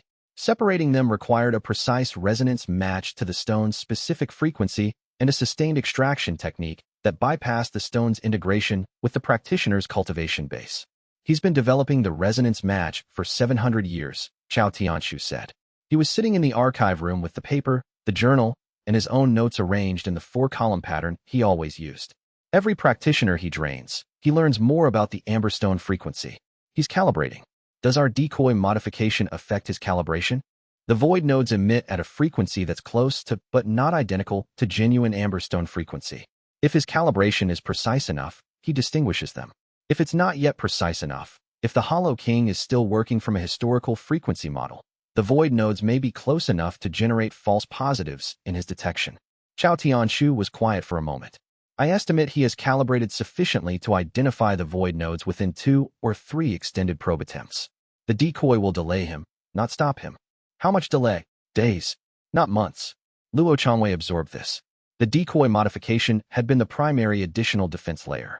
Days of delay was meaningful in a specific narrow scenario. If practitioners needed to be evacuated or if external support was arriving within that window, but was not a defense in itself. Cultivation bankruptcy, Ru Chenlin said. She had been reading the historical account documentation while Chao Tianshu described the extraction mechanism. The historical accounts describe a practitioner after drainage as retaining complete memory of every integrated defeat with no cultivation capacity associated. They remember every failure they ever sat with. They have none of the strength those failures built. The scars without the healing, Chao Tianshu said. The information without the energy. She set down the account. If the absorption is resisted, if the practitioner is actively maintaining their defeat stone integration during the drain, does the mechanism still work? The paper suggests extraction is harder against active resistance, Chao Tianshu said. The information structure is less stable during active engagement. The extraction takes longer and is less complete. We keep the practitioners in active integration cycles during the approach phase, Luo said. The keeper's recommendation, Ru Chenlin said. Yes, the unstable structure during active integration resists clean extraction, but it doesn't prevent it. Extended exposure to a calibrated extraction still produces partial drainage. Partial is better than complete. Yes. She looked at her notes. We need every practitioner at maximum integration depth during the approach window, not one-at-a-time cultivation sessions. Sustained, compound-wide continuous integration. 2 weeks, the keeper estimated. Minimum. Luo Chanwei looked at the formation anchor in the corner of the room. The secondary anchor, the one they had installed with Chao Tianshu's first modification work. We tell the practitioners now. The approach window is 6 months maximum. They need time to prepare. I'll schedule the announcement, Ru Chenlin said. He updated the active research list. The decoy modification was reclassified from primary defense to supplementary delay. The primary defense became continuous compound-wide integration during the approach window, maximum amberstone density, redundant anchors fully operational. He wrote in his journal, 700 years of calibration against a mechanism that requires 3 weeks to implement. This is not a comfortable equation. It is the accurate one. Asterisk Chapter 78, Hua's shooting's advancement to abandoned throne rank happened on a morning that began like any other training day and did not end like one. He had been at Hollow Mountain rank for 8 months, advancing through a sequence of defeats that had one consistent quality. They were about the cost of having surpassed his original teacher. Before joining the Cracked Vessel sect, Hua Shooting had trained under a traditional combat instructor named Master Cheng, a rigorous practitioner who had given Hua his foundational technique and who had reached Cracked Vessel rank at 60 after decades of careful, consistent cultivation. Hua had surpassed him in 2 years. He had never processed what that meant. The defeats came in layers. The first, he had surpassed his teacher without telling him, framing each advancement as still developing in their occasional correspondence. The second, he had been grateful for the surpassing rather than troubled by what it meant for his teacher's estimation of his own life's work. The third, and the largest, he had been carrying, for 3 years, a fear that his teacher would find out how quickly Hua had exceeded him and conclude that his own cultivation had been insufficient all along. The fear was false. He knew it was false. His teacher's cultivation was excellent. The Hollow Cup method's advancement mechanism was specific to defeat integration, and his teacher had simply never encountered the technique. But he had been carrying it, filing it, and not processing it, because processing it required admitting that his teacher's opinion of himself mattered to him more than he had allowed himself to acknowledge. The stone formed on a Tuesday morning at the end of the main courtyard session, while 63 other practitioners were working around him. It formed with a quiet force that made the practitioners nearest him pause, not dramatically, but visibly, the way people respond to a shift in the formation's ambient tone. Luo Chanwei was at the anchor point. He felt the advancement through the formation's new Hollow Mountain awareness, a clean burst of integration that resolved a pattern he had been watching build for months. He went to find Hua Shooting afterward. He was sitting in the east courtyard, in the shade, with the specific stillness of someone who has just processed something large. "You're above me," Luo said. Hua Shooting looked up. "By 1 rank. For now. The technique doesn't give me the option of being careful about it," Hua said. "I processed the defeat. The stone formed. I can't unadvance because it's inconvenient to your position." "I know. That's why I said it rather than thinking it." Hua looked at him for a moment. "You could advance. The defeats you've been sitting on. One of them produced the Hollow Mountain breakthrough. The others are still in process. The nihilism one." "Yes." Hua was quiet for a moment. "I read Elder Deng's letters. The complete archive in the research files. His concern about the technique producing indifference." He paused. "I've been watching you process that for 2 years. The way you run sessions is different than it was 18 months ago. Less clean, more present. Less clean is an improvement? For this technique, it is." He stretched his arms above his head, the morning sun warm on his face. "You built the sect around not protecting yourself from genuine defeats.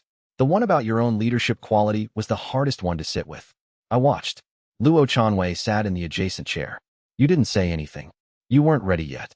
He said it with the directness that was Hua Shooting's signature quality, not unkind, just accurate. "The technique works by working."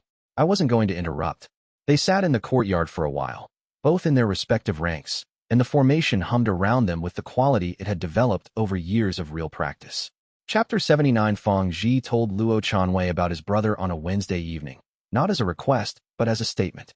He came to the anchor room after the evening session, when the compound was settling into its night quiet, and said, "My brother has made a decision that is going to get him killed if it's not addressed in the next few weeks. I've been carrying this for a month." Luo Chanwei said, "Tell me." The account was specific. Fang Ji's younger brother, Wei, had borrowed cultivation resources from a regional criminal network to fund a business venture that had failed. The debt was 3 times larger than Wei could pay back through conventional means. The network's standard approach to unpayable debts involved the debtor serving as a cultivation resource supplier, providing ambient defeat energy through manufactured failure scenarios, until the debt was cleared. The timeline for clearing the debt under those terms was 8 years minimum. "He told me this month," Fang Ji said. "He told me because he'd run out of options and didn't know what else to do." "What does he want?" "He wants the debt gone. He wants his brother to fix it." Fang Ji's voice was flat, not without feeling, but with the specific quality of someone who had already processed the anger and the helplessness and was now at the clear part. "I cannot fix this through my own strength. The network is not something I can address directly without making the situation worse. I don't have the resources to pay the debt. I have the knowledge to navigate the situation if I had the right support, but I don't have the standing in the right institutional spaces." "What do you need?" "I don't know. That's why I'm here." "Start with what you know," Luo said. I know the network's operating structure. I researched it when he first told me. I know the specific official channels the network uses for debt registration, which means I know where the documentation exists. I know that documentation irregularities in that system can trigger automatic review by the Regional Cultivation Authority, which would suspend all active debt proceedings pending review. Documentation irregularities, Luo said. Shinro would know what that means in practice. He found Shinro that night. She listened to the account with the focused attention she gave to intelligence problems and asked 3 specific questions. By the next morning, she had a preliminary assessment. The documentation intervention was viable. The network's debt registration documents for Wei Fong contained 2 provable irregularities: a registration date that predated the network's official regional certification, and a debt amount calculation that applied a compound rate not permitted under the standard regional framework. Filing a documentation review request for a criminal cultivation network's debt registration records, Shinro said, is an unusual activity. Can it be done without creating more danger for Wei Fong? If it's filed anonymously through the regional authority's standard documentation audit mechanism, which exists and is routinely used for exactly this kind of irregularity, the review is triggered without naming the filer. The network investigates who filed. They look at anyone with connection to Wei Fong. Fong Ji is the obvious candidate. She paused. We file it from a documentation auditor context rather than a personal connection context. Ru Chunlin has contacts in 3 regional authority offices. Use them. There's one more component. The review suspends active debt proceedings. The suspension doesn't cancel the debt. Wei Fong needs an alternative resolution within the review window, or the debt reinstates. What's the alternative resolution? Wei Fong's business venture failed because of a specific contract dispute with a supplier. The contract dispute was, under regional commercial law, resolvable in his favor if it had been filed within 60 days. He missed the window. There may be a late filing exception if there's documented evidence of extraordinary circumstances. She looked at Luo. Was there an extraordinary circumstance? Tell me what extraordinary looks like. She told him. Fong Ji, who had been listening from the doorway, said he was caring for his mother. She was ill for most of that period. He has documentation. The operation took a week. Shun Ro's documentation audit, Ru Chunlin's regulatory contacts, may ruin traveling to the regional authority's office in person to file the late filing exception with the supporting documentation. The review was triggered, the proceedings were suspended, the exception was granted. The debt was cleared in the 22nd day. The defeat stone Fong Ji produced afterward, not from the operation but from sitting with the recognition that he could not fix his family through his own strength alone, was the largest stone he had produced in 4 years. It registered through the formation with a clarity that made the anchor warm beneath Luo Chanwei's hand. Chapter 80 Arbiter. When Fuxing's evaluation report arrived on a clear autumn morning, delivered by official courier and sealed with the Continental Cultivation Authority's double-ring seal, Luo Chanwei received it in the main building, standing at the entrance. He did not open it immediately. He brought it to the archive room, set it on the table, and sat for a moment with the specific weight of a document that had been building for 3 years. Ru Chunlin entered 10 minutes later, saw the courier seal, and sat across from him. He opened it. The report was 12 pages. The first 6 reviewed the study's findings, the governance framework, the keeper's authenticated historical documentation, the compliance record, and the threat assessment disclosure. The language was the language of official evaluation, precise, neutral, structured. The final section contained the recommendation: provisional continental recognition of the cracked vessel sect as a registered cultivation institution and the hollow cup method as a certified cultivation technique, contingent upon 3 conditions. The 3 conditions were: first, formal agreement to submit to annual review of the safety protocol and formation maintenance documentation for the duration of the provisional period. Second, completion of the 5-year longitudinal study and submission of final findings to the authority before permanent recognition could be considered. Third, formal registration of the Hollow Void Defense Mechanism's current status with the authority's Cultivation Threat Assessment Division, with quarterly updates. Luo Chanwei read the conditions twice. They were all reasonable. The first 2 were things they were already doing. The third was new and appropriate. The Threat Assessment Division would have institutional resources and communication channels relevant to the Hollow King situation. He set the report down. Yes to all 3, he said. Ru Chunlin had been reading over his shoulder. The third condition is the authority making the threat formally their problem, not just yours. Yes. That's when structuring institutional support without it looking like rescue. Yes. He reached for the response form at the back of the report. He was 3 signatures into it when Ru Chunlin said, "The pulse." He looked up. She was holding the weekly surveillance summary that had arrived with the morning's correspondence. Shenro's notation at the top, in her compact handwriting. Asterisk northeast pulse frequency increased to once daily as of 3 days ago. No other anomalies. Asterisk Luo Chanwei set down the response form. He picked up the Daily Keeper correspondence, which he had also not yet opened. He opened it now. Elder Bao Weiyuan's message was 3 sentences. Asterisk the approach phase has begun. My estimates were optimistic. I would plan for 6 months. Asterisk he read it. He set it down. 6 months, Ru Chenlin said. Maybe less. He looked at the recognition report and the keeper's message, side by side on the table. The provisional recognition gives us institutional standing. The Threat Assessment Division registration makes the approach phase a continental concern rather than one Sect's problem. The timing is not coincidental, she said. I know. He waited, she said. When waited until the threat was in the 6-month window to issue the recognition. The recognition makes us harder to ignore. Yes. He finished the signatures on the response form. File the 3rd conditions registration today. Get Shinro's full surveillance data included. Make the filing comprehensive. She was already writing the cover document. He looked at the keeper's message again. The approach phase has begun. He had known it was coming for a year. He had been building toward the moment for longer than that. He was not afraid of it. He was not ready for it. Exactly. Readiness implied a completeness he had learned to distrust. But he had done the work. The compound had done the work. The formation was running at full operational capacity with 3 redundant anchors, the decoy modification installed, the integration cycles deep. He filed the recognition response for courier pickup and began updating the approach phase preparation plan. At that moment, Shenro knocked and entered. Pulse update, she said. She did not look surprised. She looked like someone who had been tracking a trajectory and was now reporting its arrival. It shifted to twice daily 20 minutes ago. Luo Chanwei looked at Ru Chenlin. She looked at the calendar on the wall, then at the preparation plan he had just updated. 6 months, she said. Or less. Yes. He wrote at the top of the preparation plan. Begin. Chapter 81. The morning after Shenro's pulse update, Luo Chanwei convened the senior cohort at dawn. Not an announcement, a working session. He had learned the difference over 4 years of running a sect. Announcements put practitioners in the position of receiving information and having to respond to it. Working sessions put them in the position of solving problems, which activated a different quality of attention.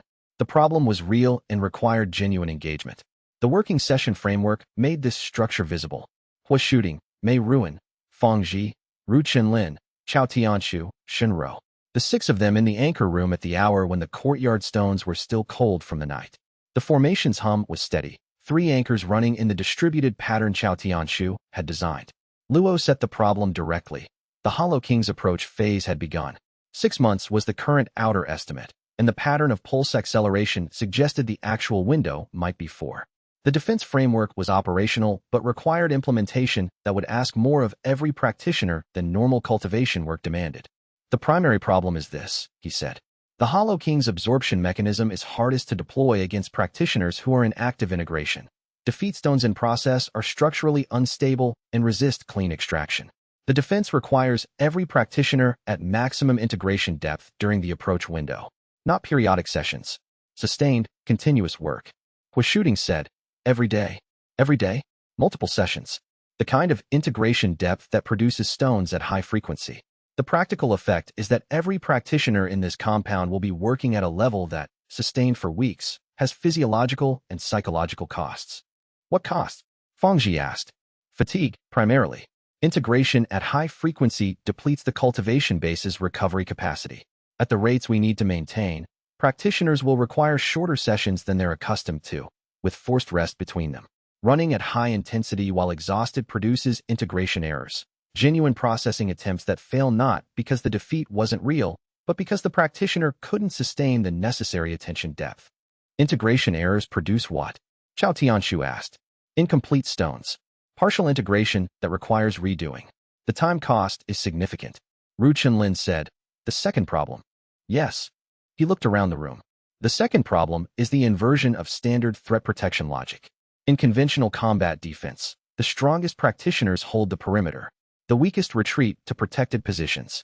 Here, the strongest practitioners, the ones with the most accumulated defeat stones, are the highest value targets for the Hollow King. If he can drain Hua Shooting's entire cultivation base, the loss is compounded. Not just the advancement, but the full archive of defeats Hua has integrated. which have shaped his combat capability in ways that cannot be reconstructed. The most advanced practitioners are the most irreplaceable and the most at risk. Shooting was quiet for a moment. You want the senior practitioners in the interior, not on the perimeter. I want the senior practitioners maintained in continuous active integration throughout the approach, which means they cannot be on the perimeter. The integration work and perimeter defense cannot be done simultaneously. They require different attention states. Who holds the perimeter? The newer practitioners, who have fewer accumulated stones and are therefore lower value targets. The perimeter defense is not conventional combat. It's early detection and disruption, buying time for the senior practitioners to complete whatever integration cycle they're in. The time window is what matters. Even a few minutes of additional integration depth before direct contact would affect the extraction difficulty. Mei Ruin said, "You want us in the most psychologically demanding work of our lives during the most externally threatening situation the compound has faced." Yes, that's a difficult ask. It is the defense, he said. The technique's entire mechanism was built for exactly this scenario. Practitioners who have processed enough genuine defeat that one more approaching threat activates practice rather than panic. We have been building toward this for 4 years. Not this threat specifically. This requirement. He looked at each of them. I am not asking you to do something the technique hasn't prepared you for. I am asking you to do the thing the technique specifically prepared you for, at maximum intensity, under real conditions. The room was quiet for a moment. Who tells the compound? Shooting said. Full meeting today. Same framework I've used for everything else. What's happening, what we know, what we don't know, and what each person is being asked to do. And the newest practitioners? The ones admitted in the last few months who don't have deep stone accumulation. They have more options than the seniors, Luo said. Relocation is a real option for anyone who wants it. The threat is directed at accumulated stone concentration. A practitioner with fewer than 10 integrated stones is not a significant target. Feng Ji said, "How many take the relocation option?" "I don't know. I'm not going to predict. I'm going to give people accurate information and let them choose." They spent 2 more hours working through the operational logistics. The physical space arrangement. The session schedule for continuous integration cycles. The perimeter rotation. The formation's maintenance requirements under maximum integration load. Chao Tianshu had calculations for the anchor stress under the anticipated conditions. The numbers were workable. The 3-anchor distributed system had been designed with exactly this kind of extended high-load scenario in mind. The full Sect meeting was at noon. 19 practitioners chose relocation options. 29 stayed unconditionally. 14 asked for 24 hours to decide, which Luo Chanwei granted. 12 of the 14 came back the next morning. The final 2 took relocation. The compound that remained was 62 practitioners, of whom 8 were too recently admitted to be integration depth participants. They would hold perimeter rotations and support roles. 54 were in the continuous integration protocol. The defense preparation began. Chapter 82. The War Council convened 3 days into the preparation period. On an evening when the first integration cycle fatigue was beginning to register across the compound, practitioners moving slightly more slowly at the end of the day, the quality of attention in sessions requiring more support from the session leads to maintain. Luo Chanwei had scheduled the council for this timing deliberately. He wanted the threat assessment to happen when everyone present was tired. Understanding the real weight of what they were doing while fresh and rested was one kind of knowledge. Understanding it while genuinely depleted was another. The technique had taught him to trust the second kind more. The senior cohort plus Elder Deng Hao, who had been in residence for 2 weeks and had been practicing the technique quietly and consistently since his formal admission to the compound. He was 63 and moved carefully, but his integration work was precise in a way that spoke to decades of careful thinking about what genuine failure actually felt like. "I want to explain the full mechanism," Luo Chanwei said. "Not as a briefing, as a formal acknowledgement of what we are defending against." He described it completely. The hollow stone mechanism. The amber versus gray stone distinction. The extraction process that separated cultivation energy from defeat memory structure. What the historical accounts described as the aftermath. Zhao Lihua was the one who spoke first, when the description was complete. He had been sitting with the specific expression he used when information was resolving into implications. "That's worse than death," he said. "Worse than death for us specifically," Luo said. "A practitioner without defeat stone cultivation might find it equivalent to significant combat loss, something recoverable over years. A practitioner who has spent 4 years building a cultivation base from accumulated integrated defeats loses something different. The defeats are still there. The memory of every failure you've processed is still intact. What is gone is everything that processing built. The scars without the healing, Zhao Lihua said. Yes. The room was quiet. Mei Ruan, who was sitting with her hands flat on the table in front of her, said, "What's the outcome for the practitioner, long-term?" Historical accounts vary. In cases where practitioners regained safe conditions after drainage, the recovery timeline was dependent on the practitioner's willingness to begin the integration process again from the beginning. Some did. Some did not. He paused. Some could not. The loss of the cultivation capacity they had built was also the loss of the advancement that made continued practice accessible. They were reset to functional ranks below first recognition. They could restart the technique? Yes. But they would be restarting with the memory of every defeat they had ever integrated and none of the capability those defeats had given them. The memory without the meaning. He looked around the table. I want us to be clear about this. Not to produce fear. The fear response is exactly what the technique has prepared us not to rely on. I want us to be clear because the defense we are running is not conventional combat defense. We are not trying to protect ourselves from losing. We are trying to protect the specific thing we have built. Elder Deng Hao said. The defeats themselves are not what you lose. Correct. Only what the defeats produced. Yes. Deng sat with this for a moment. He was the oldest person in the room and had the quality of someone who had thought carefully about what he valued and was now comparing it to the threat description. I have 3 defeat stones, he said. The cultivation advancement they've produced is modest. What I stand to lose is small relative to what the senior practitioners stand to lose. He paused. Which means I should hold the perimeter. Luo Changwei looked at him. You are 63. The technique produces resilient practitioners who don't panic under threat. Those are the qualities that make someone useful on a perimeter that needs to maintain continuous vigilance without fear activation. Not youth. Not peak combat capability. He met Luo's look steadily. Assign me to perimeter work. Luo Changwei considered this for a long moment. He had been going to assign Elder Deng to a support role. The objection was legitimate. The assignment was changed. East perimeter, he said. Elder Deng nodded once. The rest of the council worked through the remaining defensive logistics. When it was over, and the senior practitioners had filed out in the particular tiredness of people who have understood something difficult and are carrying it carefully, Zhao Lihua was the last one at the table. When you said, worse than death for us specifically, he said. That was the accurate thing to say. Yes. And the accurate thing to say to people who are about to spend weeks doing the hardest cultivation work of their lives is that what's at stake is worse than death. Yes. Most sect leaders would soften that. Most sect leaders aren't running a technique built around the premise that softening reality produces worse outcomes than sitting with it. Luo Changwei looked at him. You all know that. You all chose it. This is what that choice looks like under real conditions. Zhao Lihua picked up his notes and left. His footsteps were steady. Chapter 83. The alliance responses came in during the first week of the preparation period. 3 of the 4 partner sects responded to the threat assessment filing with formal acknowledgement and offers of support. The Clearbrook sect's offer was the most specific, active intelligence sharing and 2 practitioners available for external perimeter support, rotating weekly. Their motivations were honest and stated plainly in the letter. They had 18 months of study data in their archive that had come from cracked vessel practitioners, and protecting the sect was protecting the research continuity. Luo Changwei appreciated the honesty. The second offer came from a northern sect that had been a distant research correspondent. They could not send practitioners, but would flag any anomalous G-pulse readings from their monitoring stations along the northeastern corridor. This gave Shinro 3 additional data points for approach phase tracking, which was more useful than combat support. The third offer came from Elder Deng Hao's original sect, the Iron Crane. It was 4 sentences, written in Elder Deng's superior's formal hand. *, we have reviewed the threat assessment filing submitted to the Continental Authority. We acknowledge the nature of the threat and the precedent for this type of active phase in historical records. The Iron Crane sect will maintain standard territorial patrols in the surrounding region and has instructed patrol leaders to report any anomalies to the relevant authorities promptly. We wish you a successful resolution. *, it was not an alliance. It was not nothing, either. Standard patrols were additional eyes on the approach corridor. Prompt authority notification meant the Threat Assessment Division filing would receive corroboration if the patrols encountered anything. Luo Changwei filed it under Resources Available and moved on.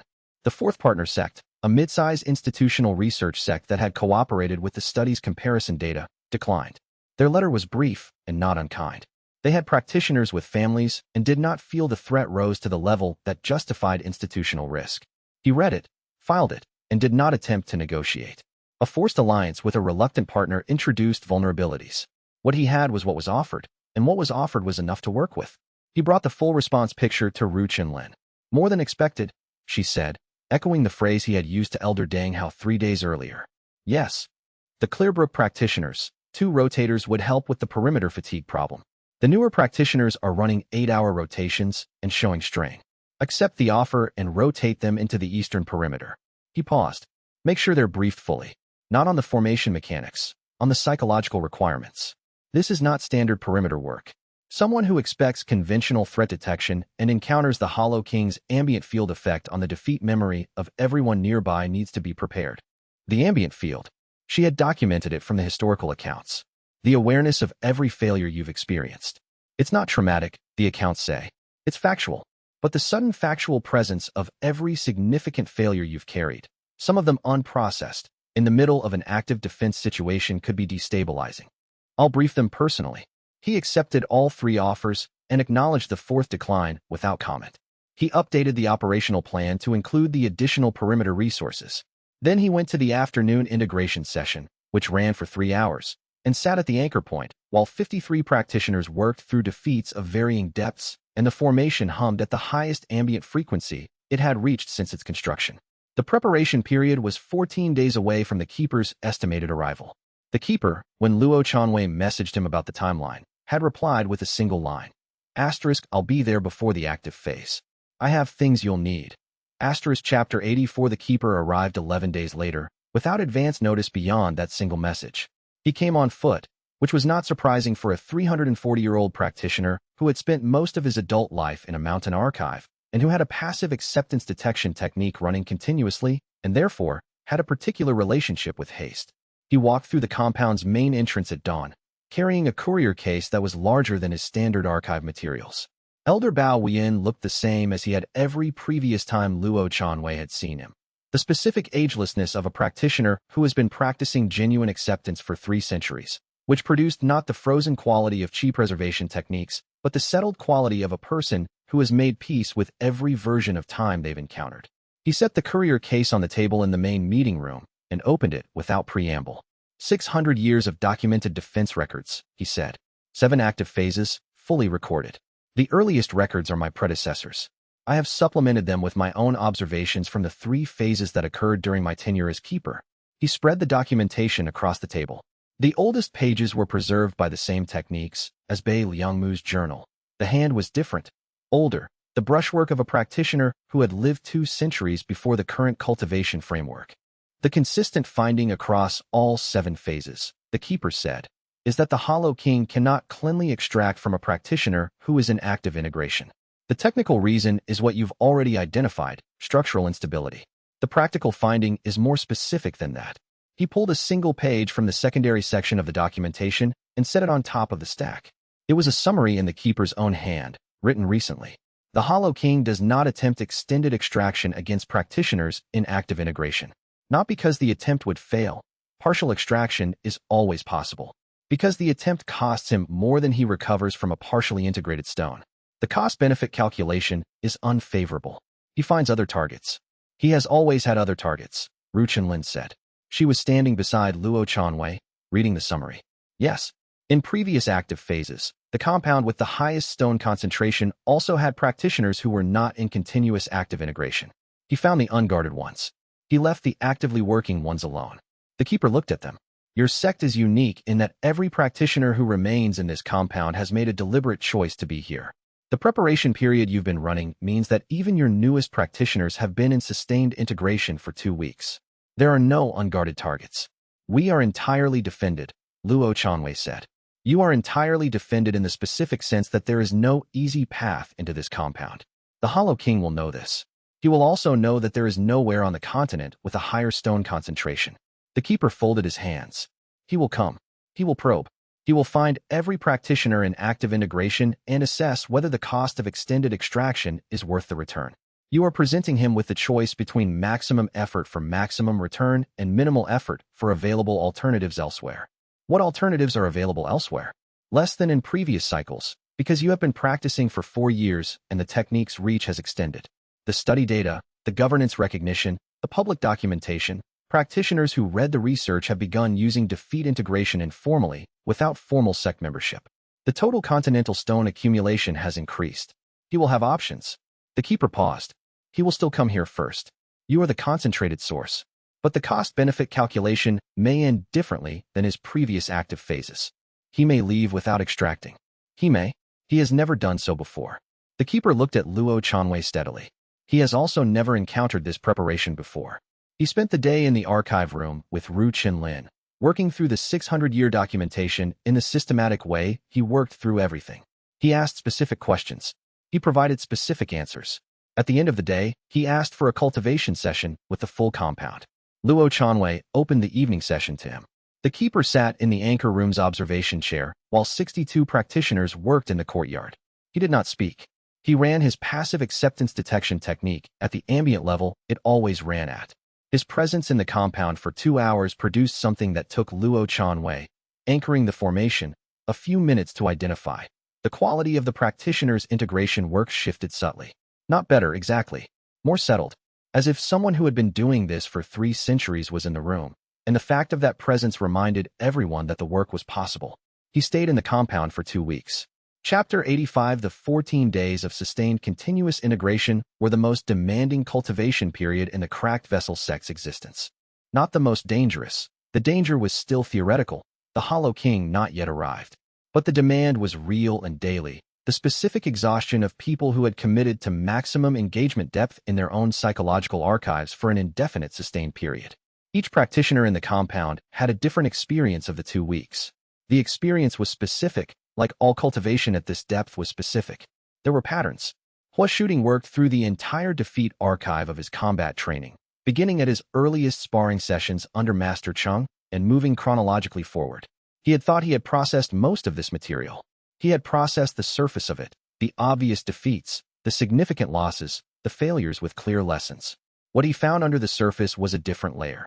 The defeats that had generated clear lessons so efficiently that he had extracted the lesson and moved on without sitting with the defeat itself. He had been using the technique to mine defeats for advancement value while treating the defeats as transaction costs. He told Luo Chanwei about this on day 7, in the quiet hour after the afternoon session. I've been practicing correctly and incorrectly at the same time, he said. Correctly in that the stones were genuine. Incorrectly in that I was treating them as resources rather than experiences. The lessons were real. The sitting with it was abbreviated. The abbreviated defeats still produced stones? Yes. Smaller ones. More of them. A practitioner who abbreviates will advance quickly and plateau early. The small stones accumulate, but they don't generate the formation library depth that long processing produces. He was quiet for a moment. I've been optimizing. Is that why the technique doesn't let you be careful about surpassing your teacher? Probably. He didn't say it with self-criticism. He said it with the accuracy of someone identifying a mechanism. The 2-week protocol is the first time I've had no option to abbreviate. You're too tired to extract lessons efficiently.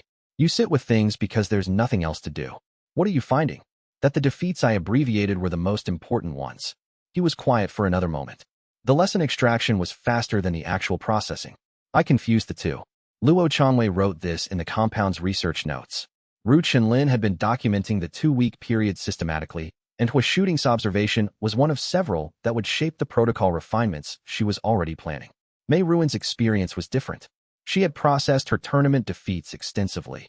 The losses, the disqualifications, the near wins, the fights she had not been in at all because the system had excluded her before they could begin. She had considered this archive closed. What she found during the 2 weeks was that she had processed each tournament defeat individually and had not sat with their cumulative shape. The pattern of a person who had been told, year after year, by the same system, in the same language, that her approach was wrong. The individual defeats were integrated. The total picture of what those years had done to how she understood herself as a cultivator was not. She did not tell Luo Chanwei about this. She told Ru Qinlin, who wrote it down. Fang Ji worked through the deep family material that had accumulated over a lifetime. Not just his brother's recent crisis, but everything preceding it. Growing up with a father who had valued cultivation success over every other form of success. The specific weight of having been the son who succeeded in cultivation terms while his brother had not. And all the ways he had used his cultivation advancement to manage his family relationships rather than being genuinely present in them. He wept during one afternoon session. The session leads left him alone, which was correct. Zhao Lihua's material was different from the others in kind. He had spent years designing systems, spatial, administrative, theoretical, to make things work better. His defeats were the defeats of a person who had treated the world as an optimization problem and repeatedly encountered its resistance to optimization. The compound itself had taught him this, slowly. A community of practitioners was not an optimization problem. People were not systems. Every time he had tried to make the compound more efficient, he had introduced costs he hadn't accounted for. The 2 weeks of intensive integration produced, in him, a sequence of defeats about intelligence itself. The specific failure mode of being smart enough to build something useful and not quite smart enough to understand what you'd built. He advanced to still water rank on day 12. The stone was large and irregularly shaped, unlike the precise constructions of his earlier work. He held it in the afternoon light and turned it over in his hands. Less clean, Luo Chanwei said, observing from the anchor point. Yes. Zhao Lihua looked at it. Better. The compound, during those 14 days, was the most psychologically intensive cultivation site anyone in it had ever inhabited. Every practitioner was in the middle of genuine, deep, difficult work. The formation resonated at a constant high frequency. The keeper's passive detection technique ran continuously and settled the compound like ballast in a ship. Elder Deng Hao maintained his perimeter work with a steadiness that came from someone who had spent 60 years thinking about what defeat meant and had spent the last 2 months practicing the technology for integrating it. On the 14th day, Shenro came to find Luo Chanwei at the anchor point. The pulse pattern has changed, she said. He looked at her. It's no longer periodic. It's continuous. He stood from the anchor stone. The formation's ambient hum had shifted slightly. He had felt it an hour ago and had been waiting for Shenro's confirmation. The defeat stones in the compound walls and courtyard floor were resonating at a frequency they had not reached before. He's in the detection range, Luo said. Estimated 2 days, Shenro said. He went to tell the compound. Chapter 86. He arrived at dusk on the 2nd day, after the pulse shifted to continuous. Luo Chanwei knew before the perimeter rotation reported it.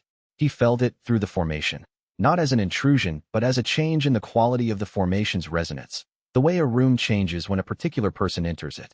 The defeat stones in the compound walls shifted frequency slightly, the way iron needles shift when a magnet enters the room. 62 practitioners paused in their work simultaneously, not because anyone told them to, because the ambient field reached them first. It was not what Luo Chanwei had expected. Not a threatening presence, not the chi pressure of a hostile cultivator, not anything that activated a conventional fear response. What it produced was factual awareness. Every significant failure each practitioner had ever experienced was suddenly present in their peripheral consciousness, not vivid but undeniable, the way you notice a sound you'd been blocking once the blocking stops. Hua shooting was at Luo's left, 3 paces from the anchor point. He said, "He's making me remember." "I know," Luo said. "Don't stop integrating." Hua closed his eyes and returned to the session he had been running. Around the courtyard, 53 other practitioners did the same. The Hollow King walked through the compound gate with the ease of a person who has never encountered a door they expected to be closed. He was ancient in the specific way that things are ancient when they have not changed in a very long time. Not physically aged, but profoundly settled, as if all the energy that human beings normally spend on becoming had resolved centuries ago into something that simply was. He wore traveling clothes of a style that was several generations outdated and showed no sign of knowing or caring about this.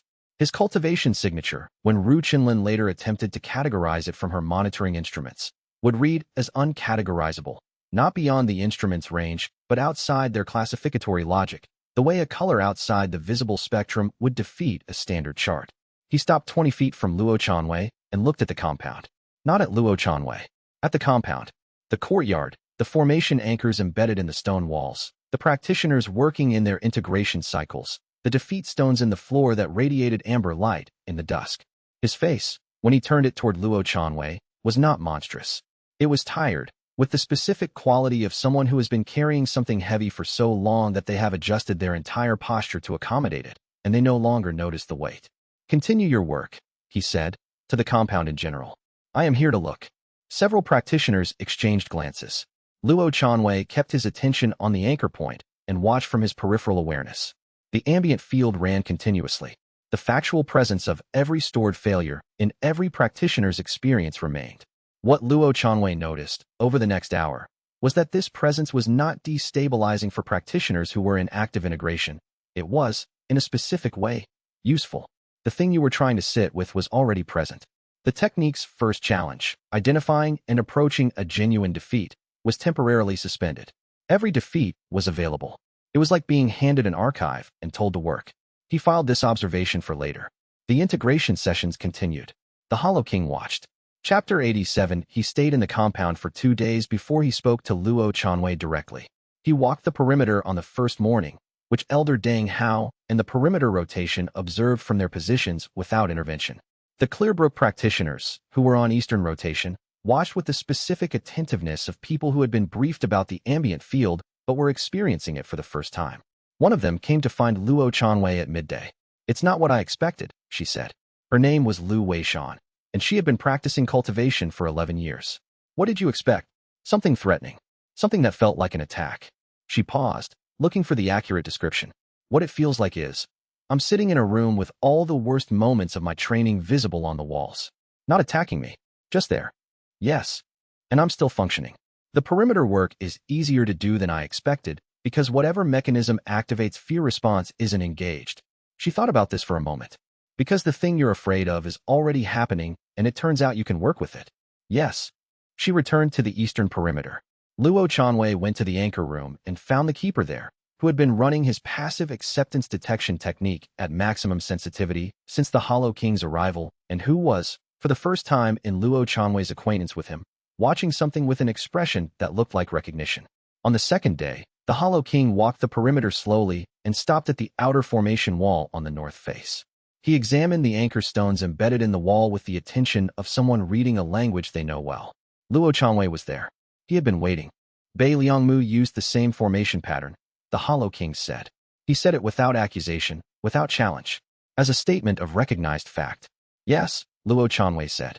"The cracked vessel formation. I helped him design the anchor placement." He ran one hand along the wall without touching it, sensing the stone through the air, the way someone might feel warmth from a fire. "He changed the second-tier anchor spacing after I left. This spacing is his revision." "How do you know which is the revision?" "Because I know what the original spacing was. I was there when he developed it." He stepped back from the wall. He was still refining the formation when I stopped working with him. He must have continued after. "You knew him," Luo Chanwei said. "He was my teacher." He said it the same way he had said the formation comment, simply, as a fact. "I was his student for 40 years. The technique I spent 40 years developing, I developed under his instruction. The divergence came later." Luo Chanwei said. "I know about the divergence." "From the journal?" "Yes." He wrote about it. He wrote about seeing a gray stone in your hands and stopping mid-sentence. The Hollow King was quiet for a moment. "He saw it before I told him. I had been hoping to explain it first. He was faster. He ran out of time to finish the entry." "I know. He ran out of time because..." He stopped. A pause that seemed to come from the same deep tiredness his face had shown in the first moments. "Because the divergence changed the timeline. I understand that now. I understood it at the time. I made the choice with that knowledge." Luo Chanwei said. "He left you a stone." The Hollow King looked at him with the first sharp attention he had shown. A change in the ambient quality of his presence, a slight focus that registered through the formation. "The carved stone," Luo Chanwei said. "The one we found in the ruins. It has been in my cultivation base for 3 years." The keeper identified it as Bei Liangmu's personal stone. A long moment. "He put it there for someone who could receive it," the Hollow King said. His voice was very even. "He put it where a practitioner using his technique would find it. He knew you wouldn't go back. He knew I couldn't." He turned back to the formation wall. He built the foundation of the technique into a stone that anyone practicing the method would encounter. He was teaching, even after the divergence. He was quiet for a moment. He was always teaching. Chapter 88. They talked for 4 hours that first evening. Not in the compound. Outside it, Luo Chanwei and the Hollow King walked along the low ridge that ran north of the compound, through the scrub pine and loose stone that had been weathered smooth by the mountain seasons. The evening was cooling, the formation's resonance audible at this distance as a faint harmonic, the amber light from the compound stones visible against the darkening sky. The Hollow King did not sit with people easily. He had spent 700 years in a state of continuous internal activation, the perpetually running verification mechanism that gray stones produced, and the closest he came to rest was moving. Walking was tolerable. Sitting felt like stasis. He explained the divergence himself, without being asked. This was, Luo Chanwei recognized, the kind of explanation that had been waiting for a specific listener. At rank 9, the Hollow King said, "The field effect that Bei Liangmu described is not a capability you activate. It is a consequence you cannot stop. The practitioner's cultivation base at that level processes defeat integration at a rate that exceeds individual containment. The excess processing propagates outward as the ambient field. He paused. The same field you are living in now, in a weaker form. My ambient field. Not what I do, what I am. You are continuously generating the ambient field. Yes. At rank 9, the field is not a research phenomenon or a projected effect. It is the practitioner's constant presence in the world. Everyone in extended proximity to a rank 9 practitioner experiences the continuous factual awareness of their own failures. He looked ahead at the ridge path.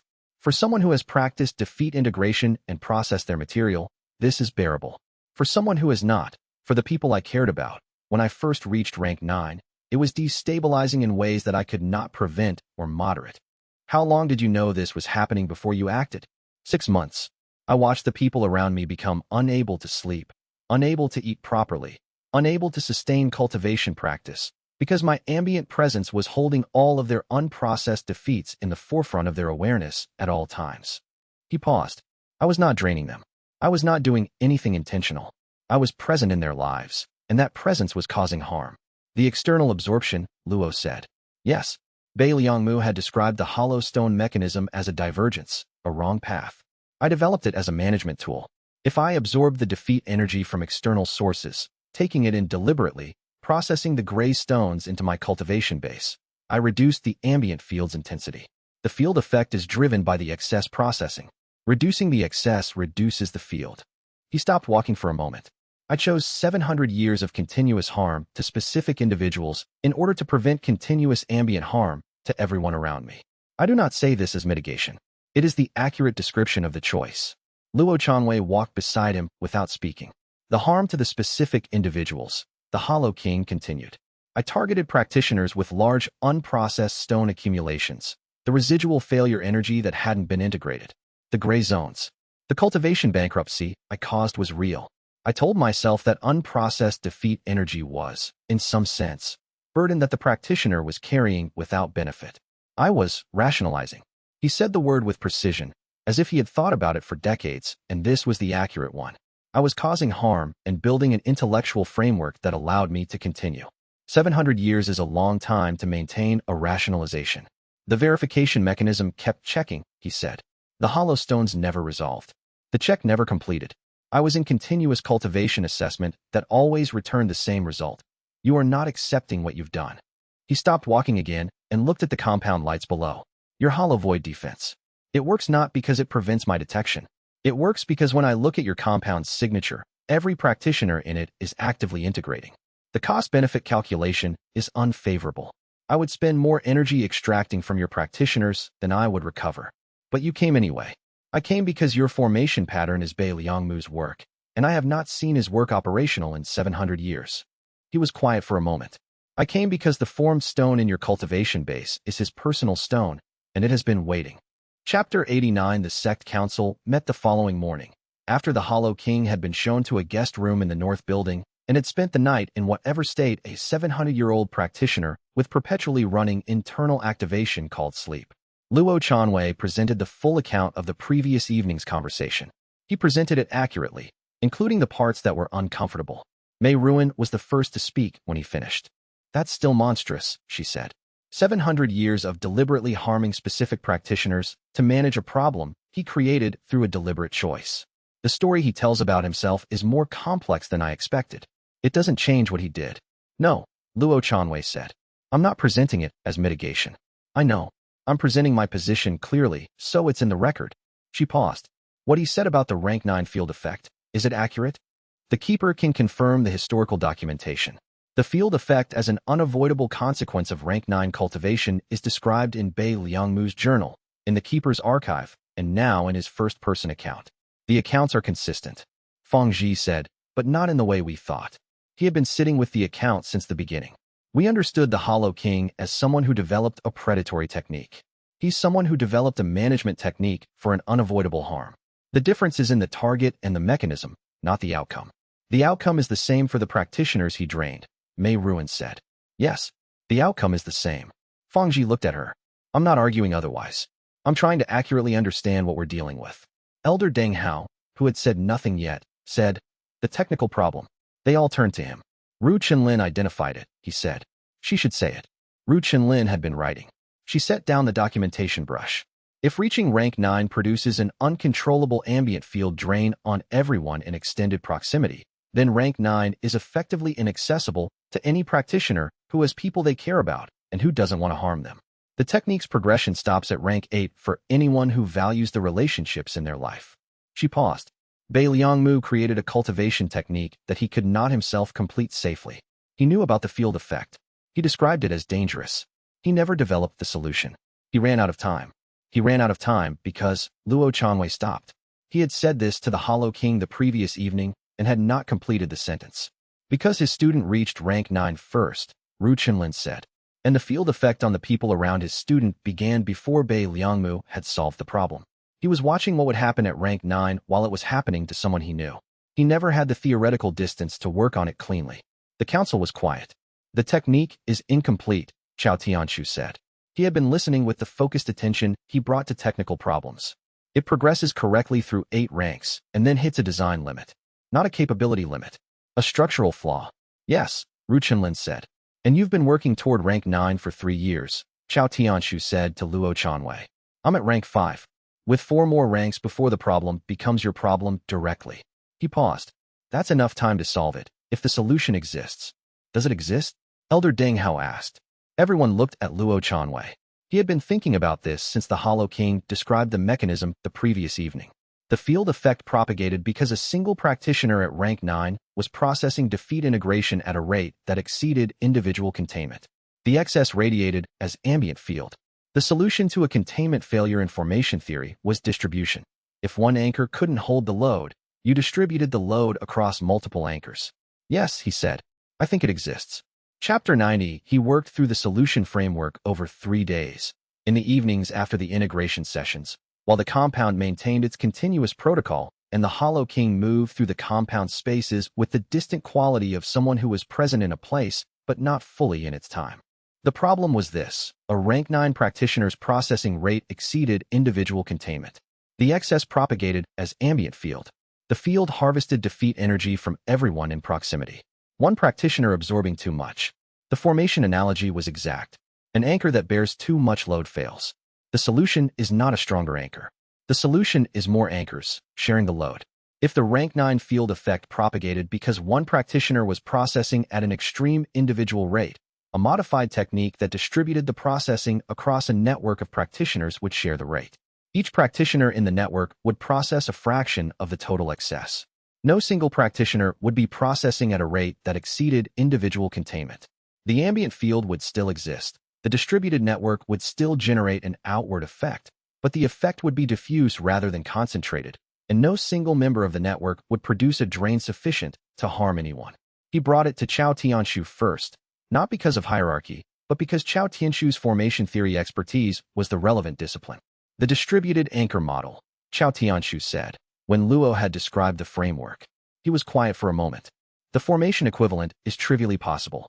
The cultivation equivalent requires that a network of practitioners be able to share processing load, which requires the formation library, the resonance bridge, to function as a bidirectional transmission channel. The formation library already connects all stones in the compound's cultivation network. The connection is passive. Stones resonate at compatible frequencies. The library forms as an emergent property. Is it possible to make the resonance channel active? To deliberately route excess processing capacity through the network? Chao Tianshu thought about this.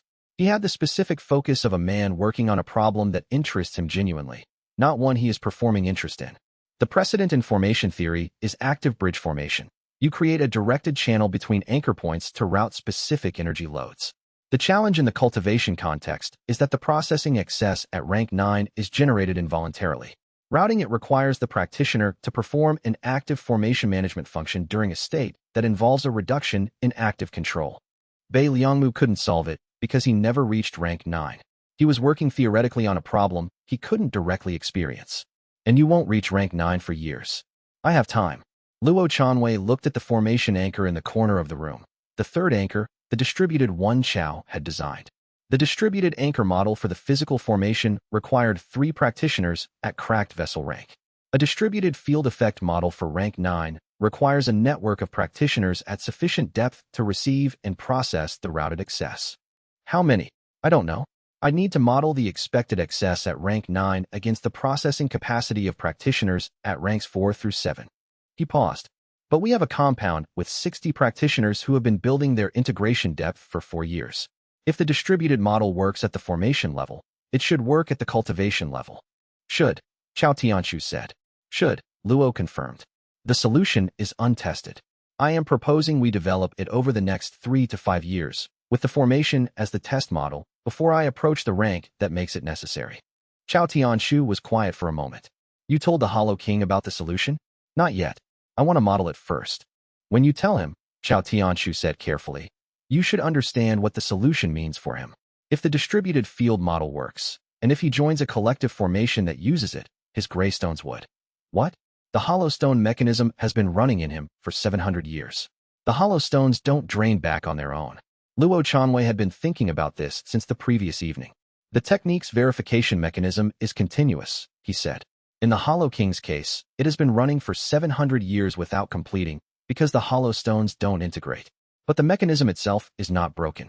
If he were to bring the gray stones into a collective formation where the verification mechanism had external support, where the compound's accumulated amber integration provided a kind of structural scaffolding for his own incomplete processes, the gray stones might be able to complete their integration. Might. He paused. That's the most honest word I have. Chao Tianshu said, 700 years of unresolved verification cycles. Yes. And he chose to come here. Yes. Chao Tianshu looked at the formation anchor and then at the documentation spread across the table.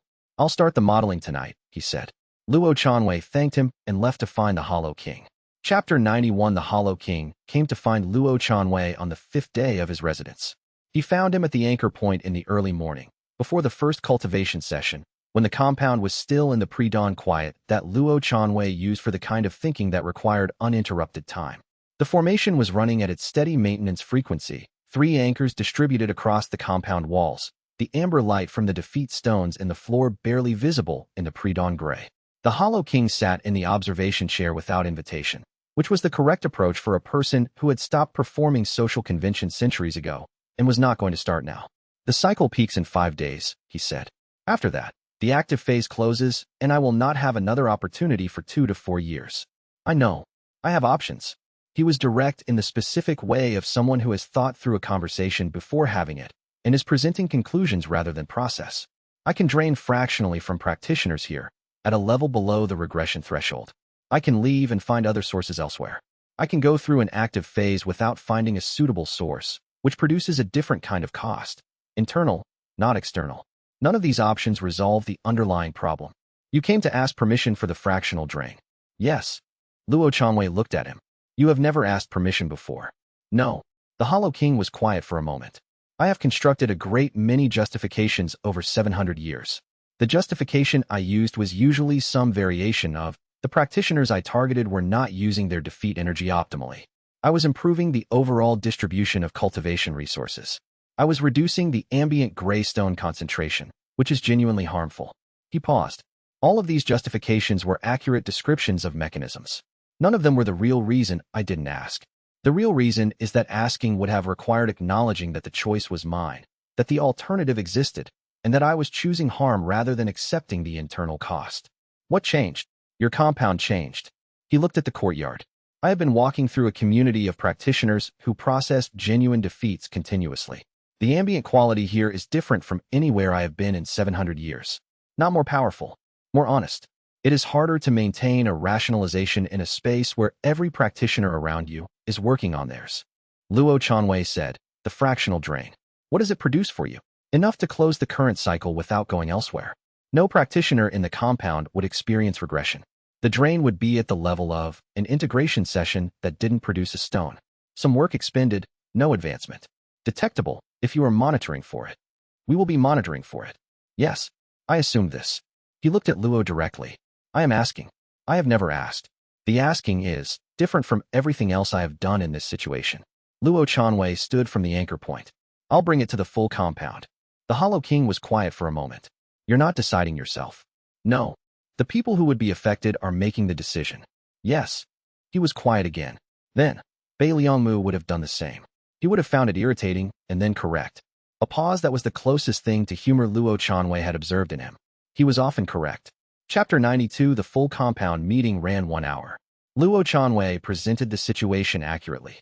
The Hollow King's request, the mechanism of fractional drain, the monitoring protocol that would confirm compliance, the alternatives if the request was declined, and his own assessment of what the request's existence meant, that it was different behavior from 700 years of the same behavior, and that different behavior warranted a different response.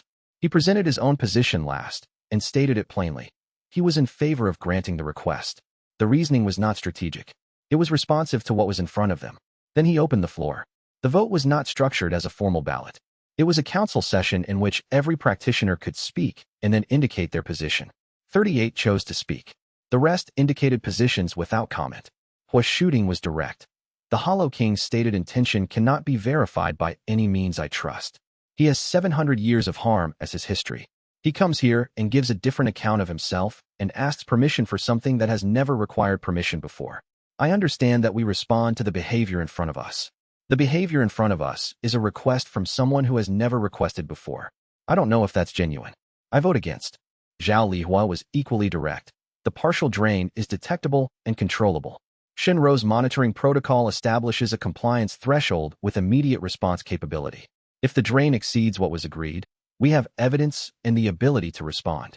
The risk is quantified and managed. I vote for. Mei Ruan abstained. She said, when asked, I hold both positions simultaneously and can't resolve them. The position that says we respond to the behavior in front of us is correct. The position that says 700 years of established behavior should be weighted heavily is also correct. I don't have a resolution. I won't pretend to one. Fang Ji voted for. His reasoning. He came to us instead of taking. That is a different action than anything in the historical record. An action that different deserves a response that acknowledges the difference. Bao Weiming said, I've been in this compound for 8 months. I've been integrating for 8 months. The practice has changed how I assess threats. In training, when I faced an opponent who changed tactics mid-match, the technique taught me to respond to what was happening rather than what I expected. This is what's happening. I vote for. Elder Deng Hao said, I have spent 60 years in the major cultivation institutions and 30 years thinking about what they get wrong. What they get wrong is that they respond to categories rather than actions. I vote for, with the specific reasoning that every category we place Wei Mingho in is one we constructed before this conversation.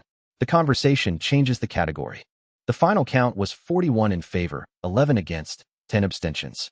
Luo Chanwei reported the result to the Hollow King in the anchor room. The Hollow King was quiet for a long moment after the count. 11 against, he said. Yes. Their position is accurate. I have given them every reason for it. Yes. Luo Chanwei looked at him. The condition is Shunro's monitoring, continuous. The drain stops if it approaches the agreed threshold from either side. Agreed. And when the cycle ends and you leave, you will receive a message from this compound. Regarding the distributed field model, there is potential work to do, and it will require you. The Hollow King said, Bei Liangmu's unsolved problem. Yes. He was quiet for another moment. I will receive the message. Chapter 93. Shunro monitored continuously for 4 days. She set herself up in the anchor room's secondary position, which gave her direct access to the formation's monitoring output and the detection instruments Chao Tianshu had modified for this specific purpose. She slept in shifts. She ate at the monitoring station. She worked with the particular steady attentiveness of someone who understands that what they're doing is important and does not treat that importance as license to perform vigilance rather than practice it. The drain began on the second day, at dawn, when the Hollow King was walking the north courtyard in his usual early morning pattern. It registered on the instruments as exactly what had been described, a fractional draw on the formation's ambient defeat energy, lower than the daily fluctuation produced by the compound's own integration sessions. Shinro noted it, confirmed it was within the agreed threshold, and continued monitoring. It ran for 6 hours. It stopped when the Hollow King paused at the formation wall, held his position for 10 minutes, and walked inside. It resumed the following day for 4 hours. On the 4th day, it ran for 3 hours and stopped completely. Shinro's instruments showed a clear transition. The continuous ambient draw that had been running since the Hollow King's arrival shifted to the pattern of a practitioner who had completed a cycle and was in a stable resting state. Like the difference between a river running and a lake settling. The Hollow King came to find Luo Chanwei in the late afternoon. The cycle is closed, he said. I am leaving tomorrow. You stayed within threshold. Yes. He paused. The monitoring was visible to me. I could perceive the instruments running. It was not unpleasant, being monitored. Being tracked and limited was not what I expected it to feel like. What did you expect? Humiliation. Constraint. He thought about it. What it felt like was, someone was paying enough attention to establish what the limit should be and then trust that I would respect it. Trust is a strong word. It is the accurate word. The monitoring confirmed compliance, but the decision to comply preceded the monitoring. The monitoring documented a decision already made. He looked at Luo Chanwei with the directness of someone who had been avoiding something and has decided to stop. I have been carrying the gray stones for 700 years. They do not improve with time. No. The distributed model you described to Chao Tianshu. I know what it would require of me. If the gray stones can complete their integration through the collective formation structure, the integration process would be long. Yes. And the outcome is unknown. Yes. You are proposing that I enter a process with an unknown outcome and commit to it completely, over an unknown timeline, with practitioners who have every reason to distrust me. Yes. The Hollow King was quiet for a moment. Bei Liangmu would have found this funny, he said. In a specific way. The technique he built requires accepting defeat as the path to advancement, Luo said. The defeat you have been deferring for 700 years is the one about what your choices cost. I know. The process will require you to sit with that. I know. He left the following morning, at dawn, walking the same direction he had arrived from. The ambient field dissipated over the course of an hour after his departure. The compound's practitioners settling back into the specific quality of a space that holds its own accumulated history rather than the history of every person who stands in it. The defeat stone Luo Chanwei formed from the decision, not the Hollow King's decision, but his own, crystallized that evening. It had a specific quality, the acceptance that this was not a resolution. The fractional drain agreement was a managed situation, and managed situations required continued management. It would repeat every 2 to 4 years until either the distributed field model worked or one of the two parties stopped existing. He held the stone and felt its shape. Accepting that a managed situation is not a solved problem was not defeat in the conventional sense. It was the specific failure of wanting clean resolution and acknowledging that clean resolution was not available. The stone was amber. Chapter 94. He found out about the junior practitioner's Qi channel strain 12 days after the Hollow King left. Feng Zhi told him, which meant Feng Zhi had been sitting with the information for several days while deciding how to present it. The fact that it came from Feng Zhi rather than the practitioners themselves was itself significant. 2 practitioners, Lian's training partner, Cheng Yunxi, and a newer admission named Tang Bowen, had pushed past the recommended integration threshold during the continuous protocol's most intensive week. Not the standard fatigue boundary, which every practitioner had exceeded at least occasionally during the 2-week period, but the specific threshold that Luo Chanwei had established in the session structure to prevent Qi channel damage. The threshold required a 3-hour rest interval between integration sessions running above 60% capacity depth. Both practitioners had shortened the interval to 90 minutes, without disclosing this, over a period of 4 days. The result was what Luo Chanwei had designed the threshold to prevent: Qi channel microstrains that produced temporary disruption of defeat stone formation and would take 8 to 12 weeks to fully resolve. The practitioners were recovering. The harm was real and not permanent. It was the kind of harm that happened when practitioners understood the intent of a safety protocol and substituted their own judgment for its specifics. He met with them individually. He was not harsh with them. They had made the decision from genuine motivation, a desire to contribute to the compound's collective defense at maximum capacity. He understood the motivation. He said this. Then he asked, when you shortened the interval, did you assess whether the risk was acceptable? Tang Bowen said, I thought the risk was low. Based on what? Based on, I felt like I could keep going. That feeling is what the threshold is designed to override. The threshold exists because the feeling of being able to continue is not a reliable indicator of Qi channel safety at high integration depth.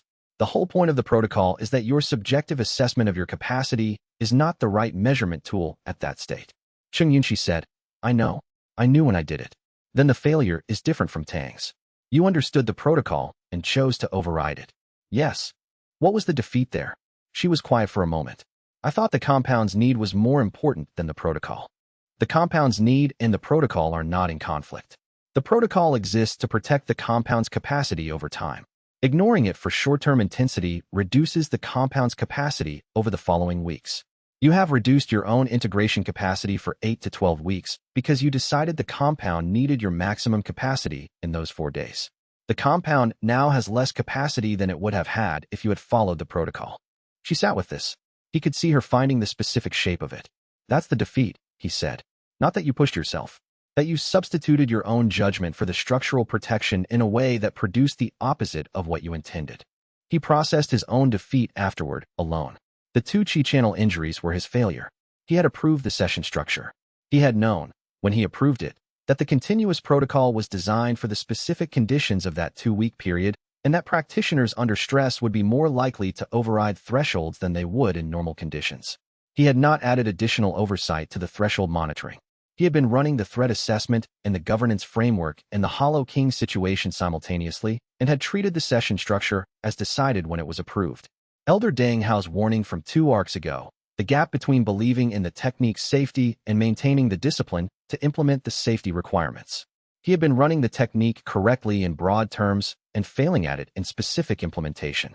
The 2 injuries were the consequence. The stone he produced from this defeat was the roughest he had made since the governance failure stone.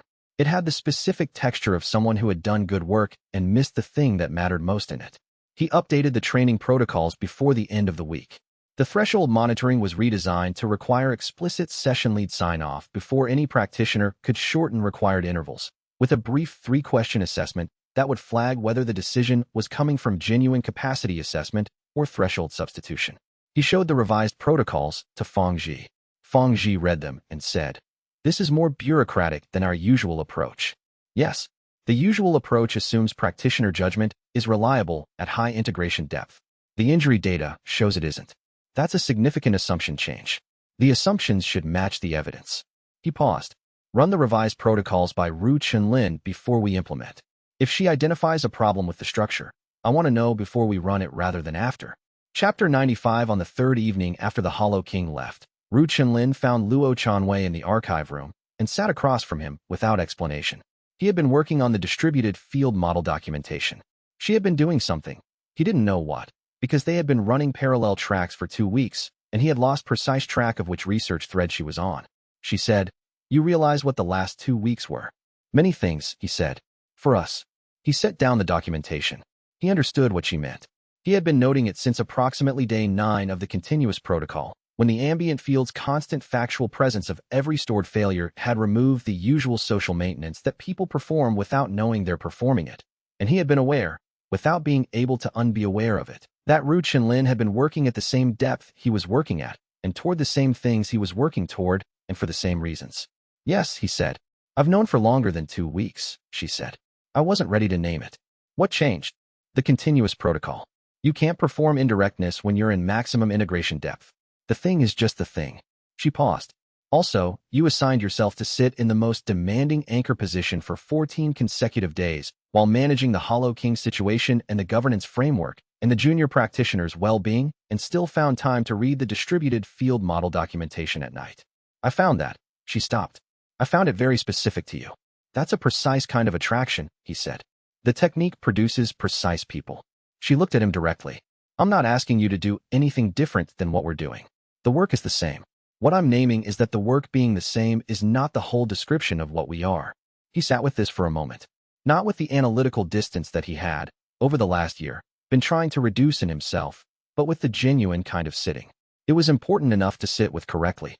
"I have been aware," he said, "that the word research partner has been doing a larger amount of work than its definition covers." "Yes. For approximately 14 months. 11 for me. You were 3 months faster." "I'm better at this than you are," she said. It was not unkind. It was accurate. He said, "The work doesn't change. The work doesn't change. The compound's needs don't change. No. The Hollow King situation, the distributed model, the governance framework, all the same," she said. "The difference is, now when we are doing those things, it is with the accurate understanding of what we are to each other." He looked at her across the archive table, which was covered in research documentation and formation diagrams, and the technical notes Xiao Tianshu had left from the morning's modeling session. The formation's hum was present in the room, steady, the amber stones resonating at the post-active phase frequency that the compound had settled into since the Hollow King's departure. "I find the work." He started the sentence and found that the honest ending was different from the one he had been preparing. "I find you very specific," he said. She smiled, which was a thing she did rarely enough that it was significant when it happened. That's also precise, she said.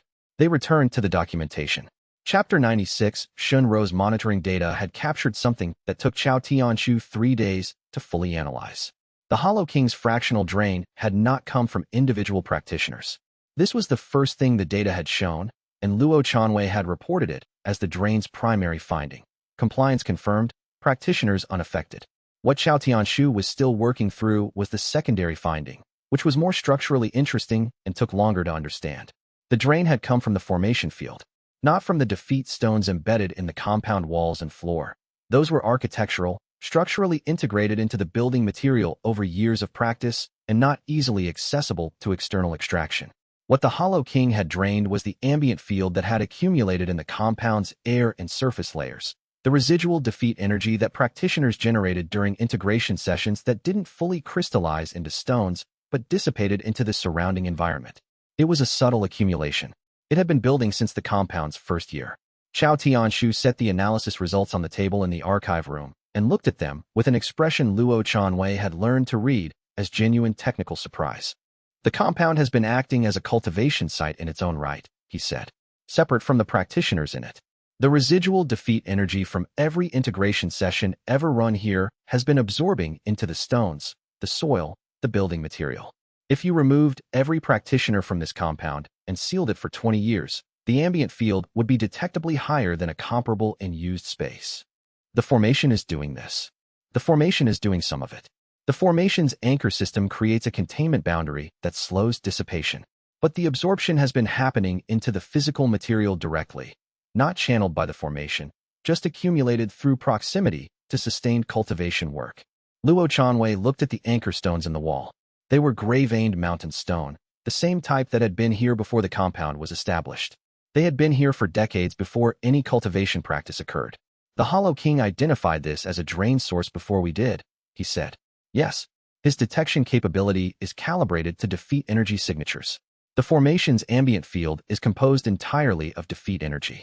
To him, the compound would read as a source with two components, the practitioners and the building itself. He drained the building. He drained the ambient accumulation in the building. It was the cleanest available source, no resistance, no monitoring threshold to manage, and the drain would not affect any practitioner's well-being. Chao Tianshu was quiet for a moment. He was more careful than he needed to be. He could have taken from the practitioners directly at a level within the agreed threshold. He chose not to. Luo Chanwei sat with this. The fractional drain decision had been presented as, give me enough to close the cycle without harming your people. The execution of that decision had been, take nothing from the people, take from the accumulated residue of their practice instead. The two things were not the same. He's learning the distinction, Luo said. Or he already knew the distinction and had been choosing not to apply it. Chao Tianshu organized his notes. Either way, the compound's ambient accumulation is a relevant property we hadn't fully mapped. The formation modification I designed accounts for the practitioner signature. It doesn't account for the ambient accumulation signature. Can we add it to the hollow void defense? I need to run the modification models first. The ambient accumulation signature is different from the stone signatures. It may require a different masking approach. He paused. This is also relevant to the distributed field model.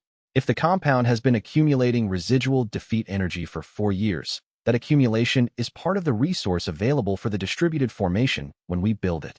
The building is a cultivation resource. Apparently, he said it with the specific dry quality he reserved for findings he found improbable but could not dispute. I'll document the accumulation rate and project forward. The compound will keep accumulating as long as practitioners are working in it. Luo Chanwei updated the active research list with 2 new items. Ambient accumulation signature modification, and distributed formation resource mapping. He then went to find the keeper, who was spending his last day in the compound reviewing archive documentation before his return journey. The keeper, when presented with the ambient accumulation finding, said, "Of course." He said it with the tone of someone who had already known this and had been waiting for it to be discovered. You knew? I suspected. The historical accounts of Bei Liangmu's original compound describe it as a place that teaches, independent of any instruction occurring. This is why the compound's physical material absorbs residual defeat energy and becomes, over time, a place where the technique is easier to practice. He paused. It is also why his compound was one of the few sites the Hollow King reliably returned to. The accumulated residue was a consistent source. He's been returning to Bei Liangmu's compound for 700 years. He was returning to his teacher's compound, the keeper said. The practice was probably habit before it was strategy. Chapter 97. Hua Shooting came to find Luo Chanwei on a Friday evening, 3 weeks after the compound's return to its regular rhythm. He came to the anchor room and said, "I think I'm going to quit." Luo Chanwei set down what he was working on. He did not say anything immediately. He looked at Hua Shooting with attention. The hollow mountain awareness that could perceive the quality of a practitioner's engagement was running passively, and what he perceived was not deception, not dramatic gesture, not the performance of crisis. Something was genuinely wrong in a way that had not resolved into clarity yet. "Tell me," he said. Hua Shooting sat in the observation chair with the kind of physical tiredness that comes from weeks of genuine psychological work. "The defeat I processed in the 2-week period," he said. "About surpassing my teacher. About the abbreviated defeats. About using the technique as a resource extraction system." He paused. "I processed all of it. The stones formed. The integration was genuine. And now I feel," he stopped, "like the floor is gone. Yes. Those beliefs about myself were wrong. I know that. The technique showed me they were wrong. But they were also load-bearing. I structured how I approached training, how I thought about advancement, how I understood what I was doing here, on top of beliefs that I now know were partly wrong. And I processed the wrong beliefs, and now the structure that was sitting on top of them has." He stopped again. "I don't know what I'm standing on." Luo Chanwei said, "No. And nothing else." Hua looked at him. "No, you shouldn't quit," Luo said. "But you're not asking me that. You're telling me you're unmoored." "Yes. And you came here to say it." "Yes. I didn't come here for a solution. I've been here long enough to know you don't have one." "No." They sat in the anchor room while the formation hummed. Luo Chanwei made no move to solve the problem. He did not offer reframing, perspective, historical examples of practitioners who had experienced the same thing. He sat with Hua Shooting in the specific quality of what was happening, the defeat that hadn't become a stone yet, the gap between the old structure having been removed and the new one not yet being built. Some defeats took 3 hours to sit with. This one took 3 hours. Luo Chanwei was not fully present for his own work during those 3 hours. He was present for Hua Shooting, which was a different kind of attention and one that he had been working on since processing the nihilism defeat. Being present for someone else's unresolved state without moving to resolve it was one of the more difficult things the technique produced as a requirement, because the instinct to help and the technique's requirement to allow genuineness rather than forcing a conclusion were often in conflict. He let the time pass. The formation ran. The compound outside was quiet in its evening rhythm. At the end of the 3rd hour, Hua Shooting was quiet in a different way than he had been. Not resolved, but settled. "I thought acceptance would feel like losing something," he said. "Sometimes it does," Luo said. "First, and then you find out what was actually yours to lose and what was just scaffolding." Hua Shooting looked at the formation wall. The amber stones were faintly warm in the evening light. "The floor being gone," he said. "That's the defeat. Not the specific things I was wrong about. The loss of the certainty. Yes. Is the stone going to form tonight? I don't know, but it will form. Yes." He sat for another hour and then left. The stone formed the following morning, during the first cultivation session, in the middle of a simple practice sequence he had done hundreds of times. It formed with a specific quality that Luo Chanwei could perceive through the hollow mountain formation awareness, larger than any of Hua Shooting's previous stones, and smoother, like something that has been worked on for a long time. Chapter 98. The news of the Hollow King's visit reached the broader cultivation community through 3 channels simultaneously. Shunro's official threat assessment filing with the Continental Authorities Division, the Cultivation Chronicle's coverage of the tournament period that had included background on the compound's defense preparations, and the informal practitioner networks that moved information faster than either official or journalistic channels. The response arrived in the form of applications. In the 3 weeks following the Hollow King's departure, the compound received more than 90 formal applications. Luo Chanwei reviewed the applications with Ru Chenlin and tried to identify what specifically had driven the volume. The pattern was not what he expected. He had anticipated that the threat disclosure would reduce applications. The compound had publicly documented that it was a high-value target for a 700-year-old practitioner who had spent that time absorbing cultivation energy from other practitioners. The applications were not from people who hadn't read the documentation. Most of them referenced the documentation explicitly. What they referenced most was not the technique's efficacy, or the advancement data, or the historical authentication. What they referenced was the vote. The majority of applicants mentioned, in some form, that they had read about the full compound meeting in which Luo Chanwei had presented the Hollow King's request and let the affected practitioners decide. Multiple applications mentioned Mei Ruin's abstention specifically, the choice to acknowledge an unresolved position rather than force it into a vote. Several mentioned Elder Deng Hao's comment about responding to categories rather than actions. One application, from a mid-career conventional sect practitioner named Xian Luofan, said, I have been in cultivation institutions for 15 years. In 15 years I have never been in a place where the leader brought a difficult decision to the people affected by it and waited for their answer. I don't know if the technique is right for me. I know that I want to be in a place that makes decisions like that. Luo Chanwei read this application 3 times. He showed it to Ru Qinlin. She read it once and said, this is what Bei Liangmu's field effect looks like when it's done correctly. The decision wasn't a field effect. It was a practice. Yes, and the practice propagates. She looked at the stack of applications. The people who find your decision-making practice attractive are people who have been thinking about how decisions should be made. They've been asking the question in other contexts without finding the answer. They recognized the answer when they saw it. That's field effect propagation at the social level. We can't admit 90 people. No. We start with the ones who have genuine material to process and genuine reasons for being here. She pulled the stack toward her. I'll draft the intake criteria for this volume. The existing admission process needs modification for scale. Don't lose the quality control. The admission process can't be scaled without losing some quality control. That's true of any process at this volume. She looked at him. The question is which elements of quality control are critical and which are administrative overhead. The genuine defeat requirement is critical. Yes, the rest can be adjusted. She picked up the documentation brush. I'll have a draft by tomorrow. The applications were processed over 3 months. 31 new practitioners were admitted. 59 were declined, with detailed feedback on what the admission process had found and, in many cases, a recommendation to return when specific work had been done. 23 of the 59 wrote back. 11 of those eventually reapplied and were admitted in the following cycle. Chapter 99. The administrative complexity became undeniable in the 7th month after the Hollow King's visit, when the compound reached 93 practitioners and Luo Chanwei realized, in the middle of a scheduling conflict between 3 simultaneous cultivation sessions, a research documentation deadline, and a regulatory compliance review, that he was running an institution he had designed for a compound. The architecture was the same.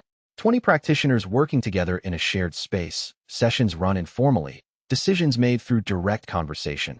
The anchor maintained by the sect leader, who also ran the sessions, managed the research, handled the governance correspondence, and addressed individual practitioner needs. This architecture had been correct for 20 practitioners. At 93, it was a system running at 6 times the load it had been designed for, showing the specific strains of that mismatch in every operational domain simultaneously. He sat with this in the archive room on a Wednesday morning, with the scheduling conflict still unresolved and 3 messages waiting for response, and acknowledged it as a defeat. Not in the obvious sense. The compound was healthy, the practitioners were working well, the technique was producing results at every level. It was a defeat in the specific sense that he had built something without designing for its success. He had built a small sect that worked excellently, and it had grown into a mid-size institution, and he had not redesigned the administrative structure to match the growth, because redesigning felt like acknowledging that something needed to change, and the current structure was working, at diminishing capacity, with increasing friction, but still working. The deferral was familiar. He filed it where it belonged. Not yet urgent had become urgent, and the delay had created a version of the problem that was harder to solve than the earlier version would have been. He wrote in his journal, the compound outgrew its administration 6 months ago. I noted this 4 months ago. I am addressing it now. The gap is 2 months of increasing friction that did not need to exist. Then, he went to find Ru Qinlin. She had been expecting this conversation. She had a draft administrative structure on the table when he arrived, dated 3 weeks earlier. You started on this 3 weeks ago, he said. I've been watching the scheduling friction for 4 months. I knew you'd get here. She didn't say it with impatience. She said it with the accuracy of someone who understood the person they worked with and had prepared accordingly. The structure has 6 functional areas: cultivation sessions, research documentation, governance and compliance, admissions, formation maintenance, and community logistics. Each area needs a designated lead with decision authority. You cannot remain the decision point for all 6 areas at 93 practitioners. Who leads each area? Was shooting for cultivation sessions. He's been running them since his abandoned throne advancement with more authority than his title reflects. Chao Tianshu for formation maintenance, obviously. Fang Ji for community logistics. He's been doing it informally for years. Mei Ruin for admissions. The research documentation is mine. She paused. Governance and compliance requires someone who understands the regulatory landscape deeply. Shunro. She'd need to reduce surveillance work to take it on full-time. The surveillance work can be shared across the perimeter team. Her understanding of the regulatory structure is more valuable in the governance lead role. He looked at the draft. How did you design the decision structure? What requires sect leader approval versus functional-led authority? Everything except technique variation and membership decisions can be handled at the lead level. Those two require you because they affect the technique's integrity and the compound's composition. She pointed to the relevant section. I've been conservative. There are probably items in the must-have leader category that could be delegated further. We can adjust after 3 months of running the structure. He read the draft in 30 minutes. It was thorough, structurally sound, and had clearly been built by someone who had watched the current structure's failure modes accumulate over months. This is good work, he said. Thank you. The defeat stone I'm producing right now is about the 2 months I delayed. I know. She collected the draft. I'll prepare the rollout plan. We announced the structure to the compound by end of week. He picked up the 3 waiting messages and began responding to them, for the last time in the role of singular administrative decision-maker for a compound of 93 people. Chapter 100 Arbiter. When Fuxing arrived on a clear spring afternoon, 2 months after the administrative restructure had settled into its operating rhythm and the compound had reached a size that no longer felt like a perpetual logistics crisis. He came formally this time. The official courier that preceded his visit, the seal of the Continental Cultivation Authority on the delivery documentation. Luo Chanwei received him in the main courtyard, which was in mid-afternoon session, 40 practitioners working in formation, while Hua Shooting ran the cultivation lead work from the east side. One looked at the courtyard for a moment before he said anything. I haven't seen a compound this size running continuous formation integration, he said. It's usually only possible with architectural investment at the institutional level. The formation has been accumulating for 4 years, Luo said. The architecture responds to practice over time. I know. The research documentation describes it. Seeing it is different. He was carrying the official courier case, and he opened it in the main meeting room with the particular formality of someone who has been authorized to make something official and understands the weight of that function. The recognition document was 8 pages of formal continental registration. The hollow cup method certified as a legitimate cultivation technique under the Continental Cultivation Authority's non-standard classification framework. The cracked vessel sect registered as a recognized cultivation institution, entitled to standard registration protections and subject to the annual review conditions from the Provisional Recognition Agreement. The provisional period extended for 3 years, after which permanent recognition would be reviewed. Luo Chanwei read it through once and signed where indicated. Ru Chenlin, standing beside him, read over his shoulder and filed her countersignature on the research institution's documentation portion. One watched them work through the paperwork with the expression of someone who has reached the end of a long project and is registering the completion before moving to whatever comes next. The technique works, he said, when the paperwork was complete. The study shows it. The compound demonstrates it. I'm not offering this as new information. Thank you, Luo said. I have a second matter. One set the recognition case aside and remain standing. The Continental Cultivation Authority will be asked, within the next 18 months, to issue a formal ruling on whether the major sect examination system's rejection of practitioners who subsequently succeed via non-standard cultivation techniques constitutes systematic cultivation harm. The evidence for this ruling has been assembled over the last 2 years, partly by this compound's research program and partly by independent investigators. I know about the investigation, Luo said. We've been providing documentation. The ruling requires testimony. First-hand account of examination rejection and subsequent success via non-standard technique. The case is strong on documentation. It becomes unanswerable with testimony. He looked at Luo Chanwei directly. I'm recommending you provide it. That's a formal position against the major sections. Against their examination practices. Yes. How many sects are we talking about? The 8 major sects operating the national-level examination system. All of them. Wen's voice was even. The ruling's scope is narrow, specific to examination practices over the relevant period.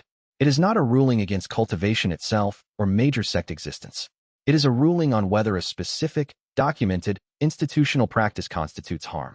Luo Chanwei looked at Ru Chenlin. She was already calculating.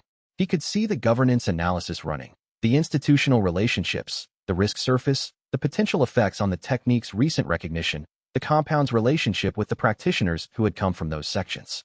How long do we have before you need an answer? He said. 6 weeks. One picked up his case.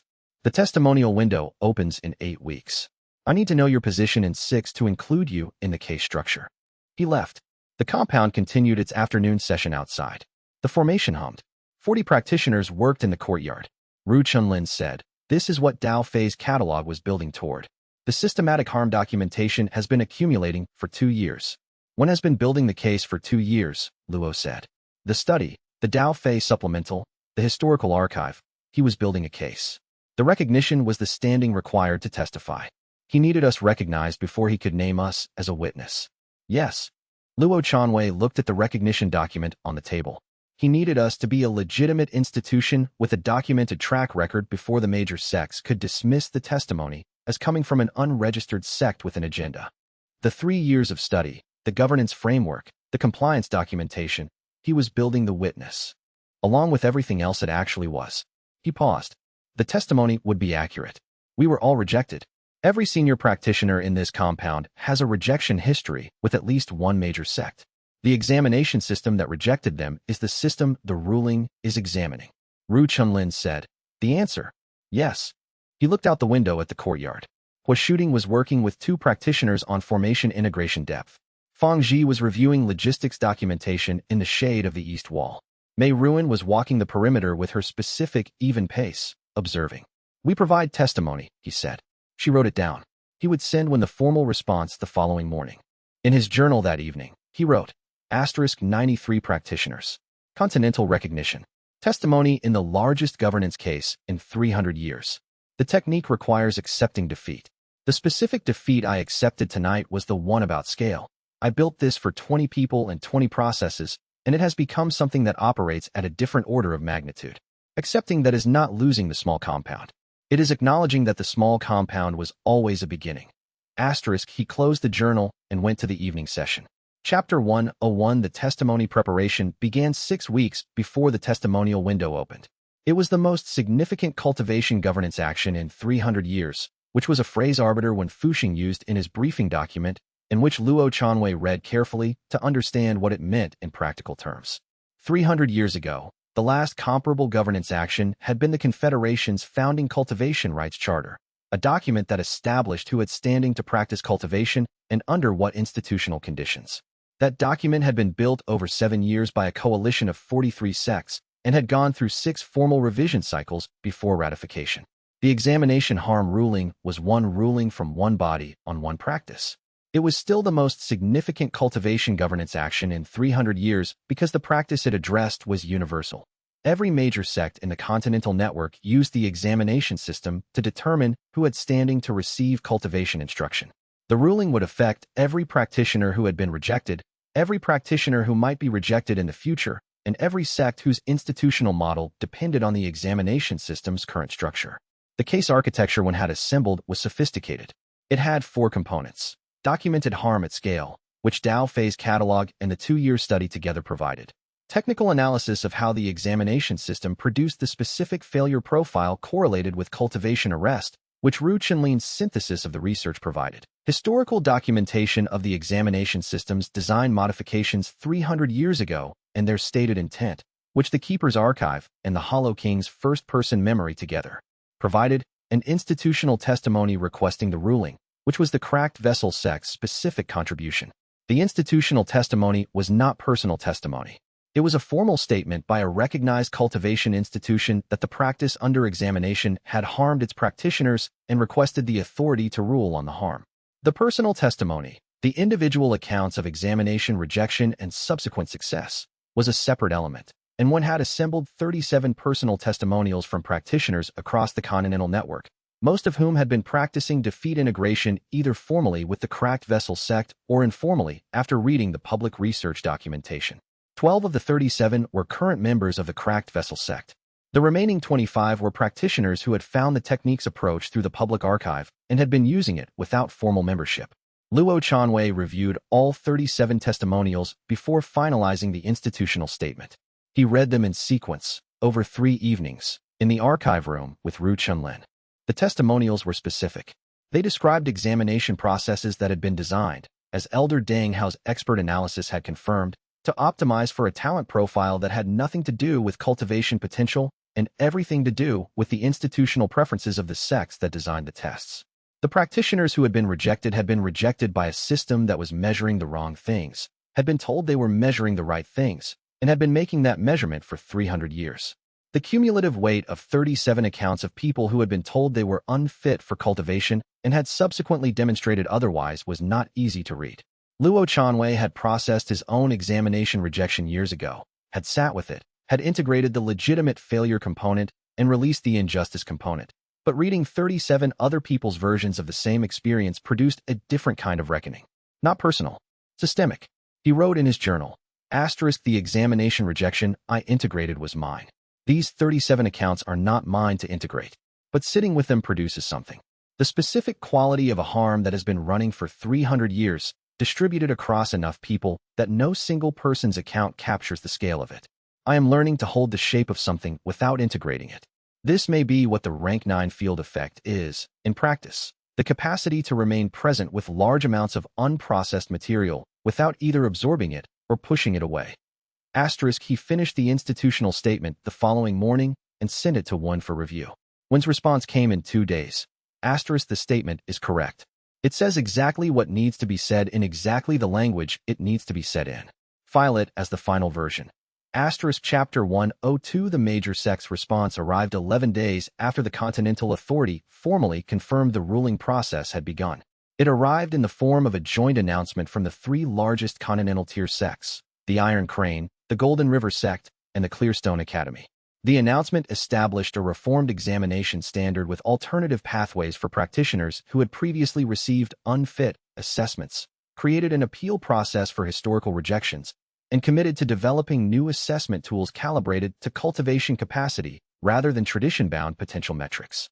The language was careful. It was also technically sophisticated enough that understanding what it actually proposed required more than one reading. Ru Chunlin read it twice before she said anything. Then she said, "The alternative pathways require a secondary assessment administered by the 3 sects jointly. The secondary assessment uses criteria they develop and control." She set it down. "The reformed standard produces a second-tier admission process for practitioners who were rejected by the first-tier process. The second tier is administered by the same institutions that ran the first tier. The criteria are different, but the evaluation authority is identical." "They're keeping the taxonomy," Luo said. "They're keeping the evaluation authority, which functionally preserves the taxonomy because the institutions that created the taxonomy are the ones assessing whether the taxonomy's results were accurate." She was precise in the specific way she was when something annoyed her, but she was committed to describing it accurately rather than expressing the annoyance. It's sophisticated.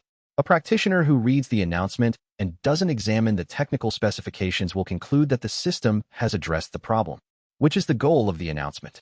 Yes. She pulled the technical specifications apart again and mapped the logical structure. The appeal process for historical rejections requires the rejecting sect's internal review board to confirm the original assessment was an error. The review board is composed of sect members. A sect reviewing its own rejection decisions to determine if they were wrong will find, with high probability, that they were not wrong. Because admitting the rejection was wrong admits the system was wrong. And the system is what they're trying to protect. She set down the specifications. This is Chao Tianshu's playbook from 2 years ago, a response that looks like reform without producing reform. Chao Tianshu was working alone with limited institutional resources, Luo said. These are 3 continental tier sects with professional legal and documentation staff. Yes, which means the gap between what the announcement says and what the specifications produce is harder to find. She looked at him. But findable. Document the gap. I'm already doing it. She was already writing. The analysis will be ready in 4 days. I'm sending it to Wen with a recommendation that it be included in the ruling's evidentiary record as a formal response to the preemptive reform announcement. Include Dao phase assessment if he's willing. I've already sent him the announcement. He responded within 3 hours. She held up the message. He said, verbatim, "The secondary assessment criteria are explicitly structured to avoid measuring the variable their own research claims is the relevant one. I have 40 years of data that says exactly why this approach will not work. I will testify if asked." Luo Chanwei sat with the announcement text for a moment. The sects had known, when they designed the reform, that it would be scrutinized. They had built it to withstand scrutiny at the announcement level. They had apparently not anticipated that the examination harm case would include people with decades of independent data on exactly this type of reform attempt. "The Hollow King," he said. Ru Chunlin looked up from her writing. He was present when the examination system's original talent taxonomy modifications were made. He is available to provide a first-person account of what the modifications were specifically designed to accomplish. Luo paused. The 3 continental sects don't know this. The testimony timeline has not been published yet.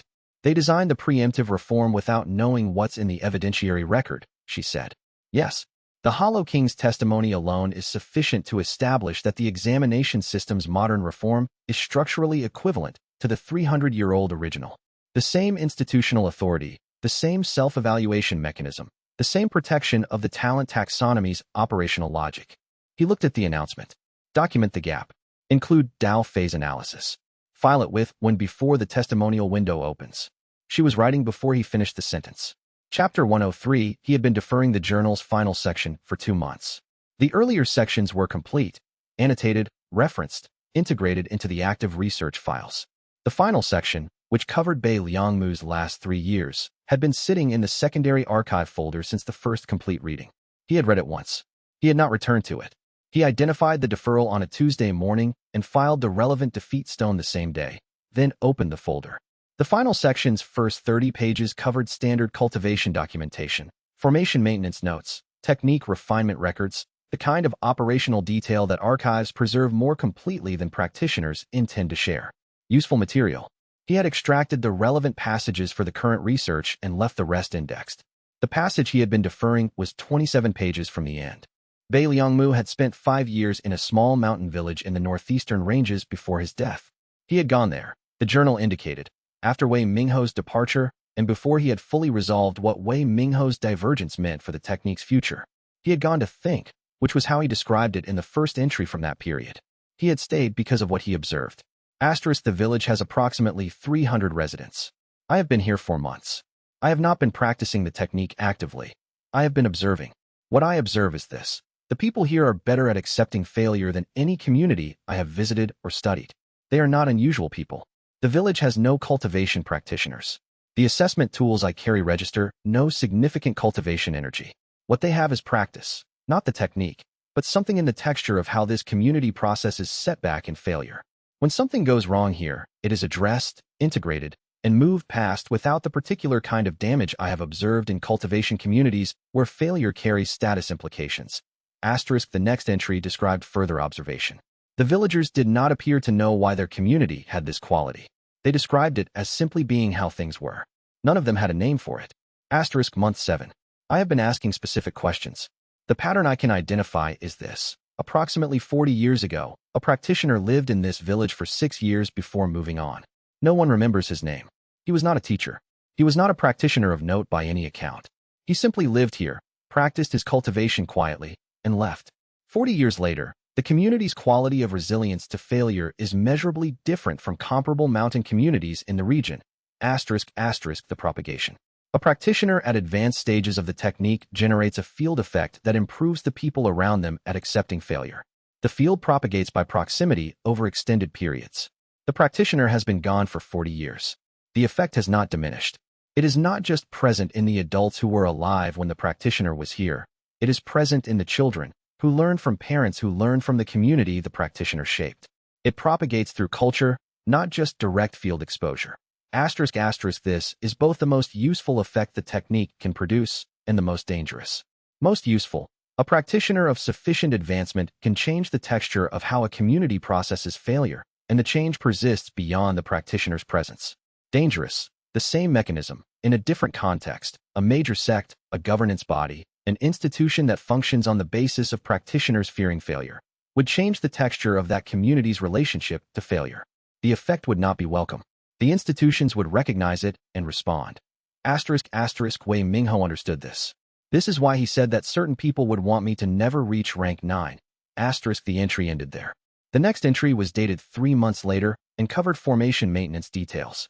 The rank 9 field effect was not mentioned again. Luo Chanwei sat with the village account for a long time. It was not the first time he had considered the political implications of the technique's advanced effects. He had noted Wen Fuxing's implicit concern about it, had noted the examination system's likely response, had noted the major sect's preemptive reform attempt as a version of exactly the institutional response Bei Liangmu had predicted. What he had not fully integrated was that Bei Liangmu had seen this clearly and chosen to document it rather than act on it, had written most useful and most dangerous, and put the journal away for 200 years. The founder had known the technique's completion would be politically destabilizing. He had not completed it. Whether that was caution, lack of time, or a different kind of deferral was not something the journal answered. Luo Chanwei added to his notes. The village account is the clearest description of what Bei Liangmu feared. The technique's highest stages change communities. The change is irreversible and propagates. An institution built on practitioners fearing failure cannot survive contact with a practitioner at rank 9 who has been in residence long enough. This is not a theoretical concern. This is Bei Liangmu's observation, 40 years after the practitioner left. He filed this in the governance framework folder, in the section labeled Long-Term Implications Requiring Active Monitoring. Chapter 10 for the carved stone had been in his cultivation base for 4 years, since the day he found it in the Ashenvale Basin ruins, and it had hummed in his hand. He had carried it through every rank advancement, every defeat integration, every cultivation session. He had carried it while founding the sect, teaching the technique, building the formation, sitting with the Hollow King, drafting the institutional testimony. It had been present for all of it. He brought it to the keeper on the 3rd day of the testimony preparation period. Not because the timing was specifically relevant, but because the journal's final section had resolved a question he had been holding for 4 years without naming it. Whose stone was this? Elder Bao Weiyuan held it for a moment when Luo Chanwei set it on the table. His hands were still around it. He said nothing for a long time. I knew he had done something with his personal stone before he died. The keeper said finally. He told me there was a practitioner he expected to come to the method. He did not tell me what he had done or where the practitioner would find it. He set the stone down carefully, the way he handled authenticated historical artifacts, with the attention of someone who understands that the object on the table is a primary source. He placed it where the technique would lead someone who was practicing honestly. A practitioner who found the ruins and sat there long enough to meet someone would be the kind of practitioner he was looking for. He set the situation, Luo said. He set the conditions. Not the specific person, the quality of person. The keeper looked at the stone. A defeat stone from Bei Liangmu's personal cultivation base. The stones he integrated over his entire cultivation career. This is his complete archive of genuine failures, crystallized. He paused. It is also everything he built.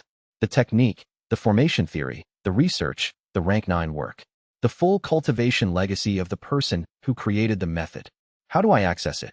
Carefully. The keeper looked at him with the directness he reserved for information that mattered. A defeat stone from another practitioner's cultivation base is not normally accessible. The technique's integration mechanism is specific to your own genuine failures. A stone from Bei Liangmu's base is not your failure. It will not integrate the same way. But it has been integrating. I've felt it, in the background, since I started advancement work here. Yes, because you are the technique's leading practitioner. Your cultivation base is calibrated to the same frequency as the stone. The keeper folded his hands. What is happening is not standard integration. The stone is not becoming yours.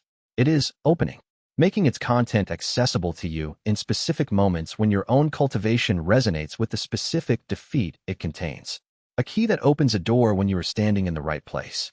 The right place meaning a defeat in your own cultivation experience that corresponds to a defeat in Bei Liangmu's archive. When you process a failure that he also processed, the resonance is compatible. The stone shares the corresponding memory. You access his understanding of that failure type without integrating the failure as yours. Have I been accessing it already? Almost certainly. Every insight you've had about the technique that you couldn't trace to a specific personal integration.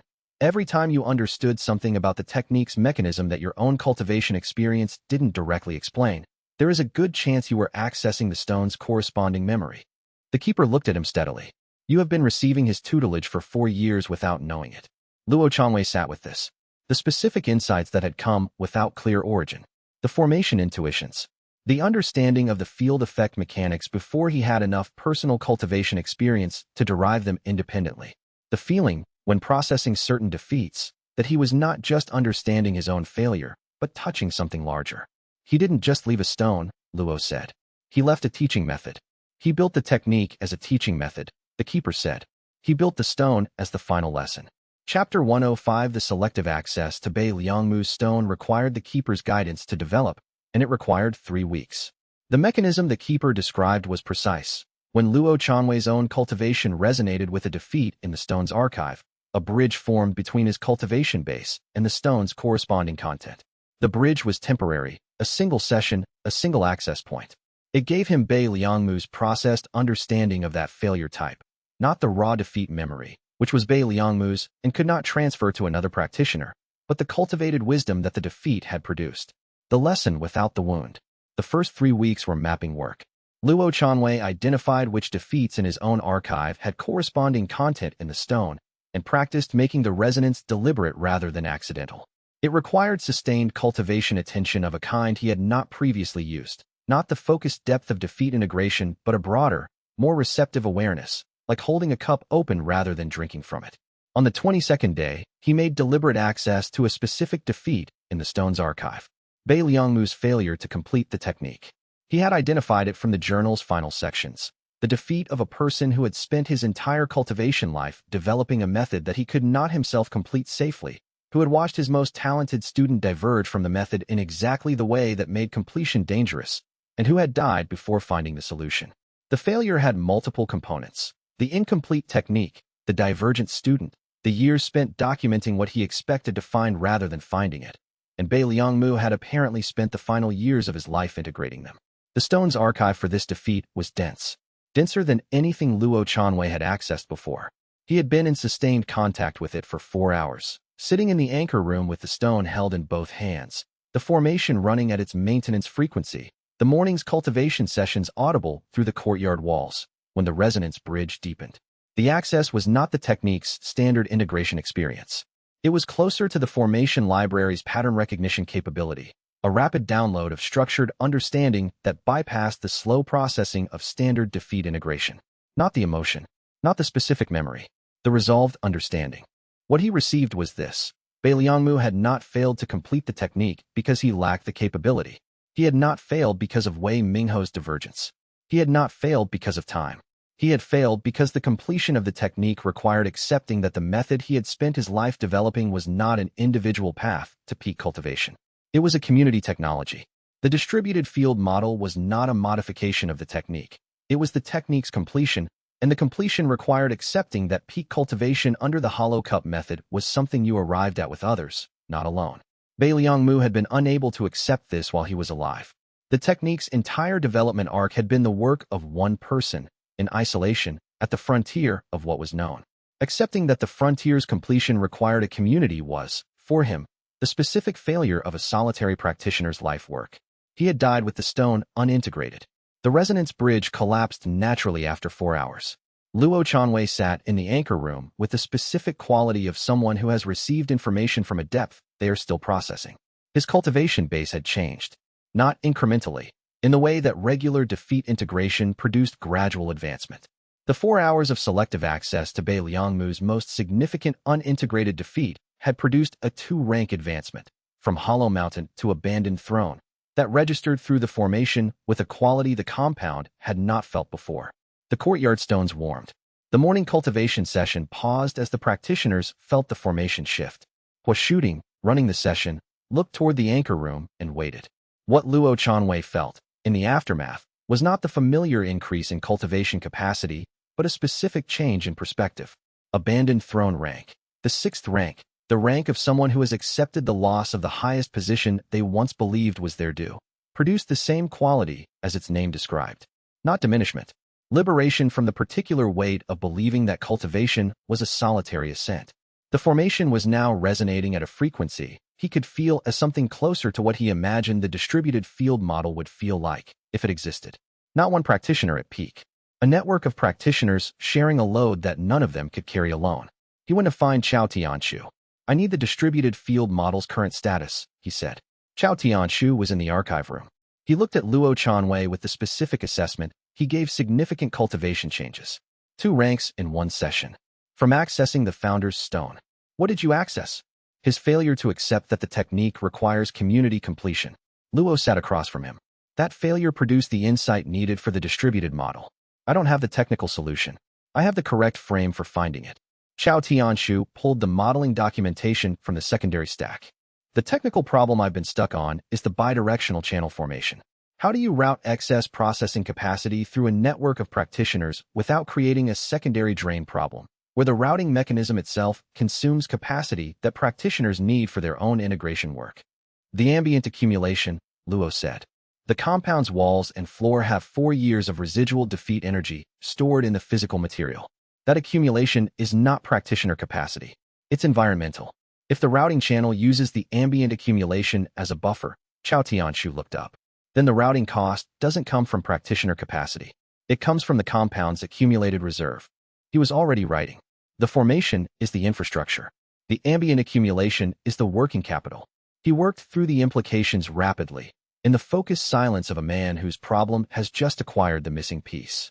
This also explains why Bei Liangmu's original compound was described as a teaching site in its own right. The ambient accumulation was large enough to support the passive field effect without drawing on individual practitioners. He was using the compound's reserves without knowing that's what he was doing. Can we design it deliberately? Yes. Chao Tianshu looked at the modeling documentation with new eyes. Give me 3 weeks. Chapter 106 The Hollow King's preparation for testimony required a different kind of work than any of the other contributors to the case. Everyone else was working from documents, reviewing, annotating, ordering, building the synthesis that would connect evidence across 300 years. The Hollow King was working from memory.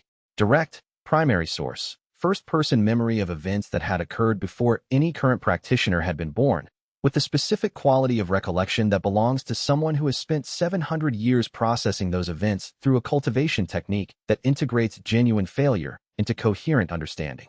Ru Chenlin had been conducting the memory documentation sessions for 3 weeks, with Luo Chanwei present for the most significant ones. The process was careful. She asked specific questions drawn from Wen Fuxing's evidentiary framework. The Hollow King answered with the detailed precision of someone who had never needed to externalize this material before and was finding the externalization useful in ways he had not anticipated. The testimony preparation produced a historical revelation that changed the case's structural foundation. It was the Hollow King, Wei Mingho, then at the early stages of the cultivation path he would later diverge from, who had first alerted Bei Liangmu to the examination system's modification 300 years ago. He had been 27 years old, practicing the hollow cup method under Bei Liangmu's instruction, when the Confederation's examination authority announced a reform to the talent taxonomy's assessment criteria. The timing was specific, the Hollow King said, during one of the documentation sessions. He was sitting in the archive room's north chair, which he had claimed as his position over the weeks of residence, speaking with the unhurried quality of someone who had carried something for a very long time and was finally setting it down systematically. The wave of non-standard cultivation methods had been producing successful practitioners for approximately 40 years at that point. The standard examination framework could not categorize them. They tested as low potential by the existing criteria. They demonstrated cultivation success that the framework said should not be possible. The framework was contradicted by the evidence, Ru Chenlin said. Repeatedly. The institutional response to repeated evidence that contradicts a framework can go in 2 directions. You revise the framework, or you revise the criteria that define what counts as evidence. He paused. The examination authority chose the second path. The talent taxonomy modification changed the measurement criteria to filter out the psychological profiles associated with non-standard cultivation success. Not by design. No one wrote a document that said exclude practitioners likely to use defeat integration. By effect. How do you know this was the mechanism? Because I was in the room for 2 of the modification sessions. I was 27 and the modifications were being discussed in a forum that permitted observers from recognized cultivation institutions. Bei Liangmu's method was, at the time, recognized enough to give me observer standing. He looked at his hands. The discussion was not about excluding any specific type of practitioner. The discussion was about what the talent taxonomy was designed to measure. What made a practitioner likely to succeed within the major sect cultivation system? The answer to that question was a profile of practitioners who were responsive to hierarchical instruction, motivated by advancement within institutional frameworks, and willing to accept the institutional definition of what cultivation success looked like. Practitioners who would not practice defeat integration, Luo Chanwei said.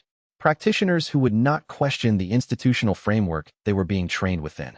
Defeat integration produces practitioners who accept failure without the defensive response that keeps institutional hierarchies intact.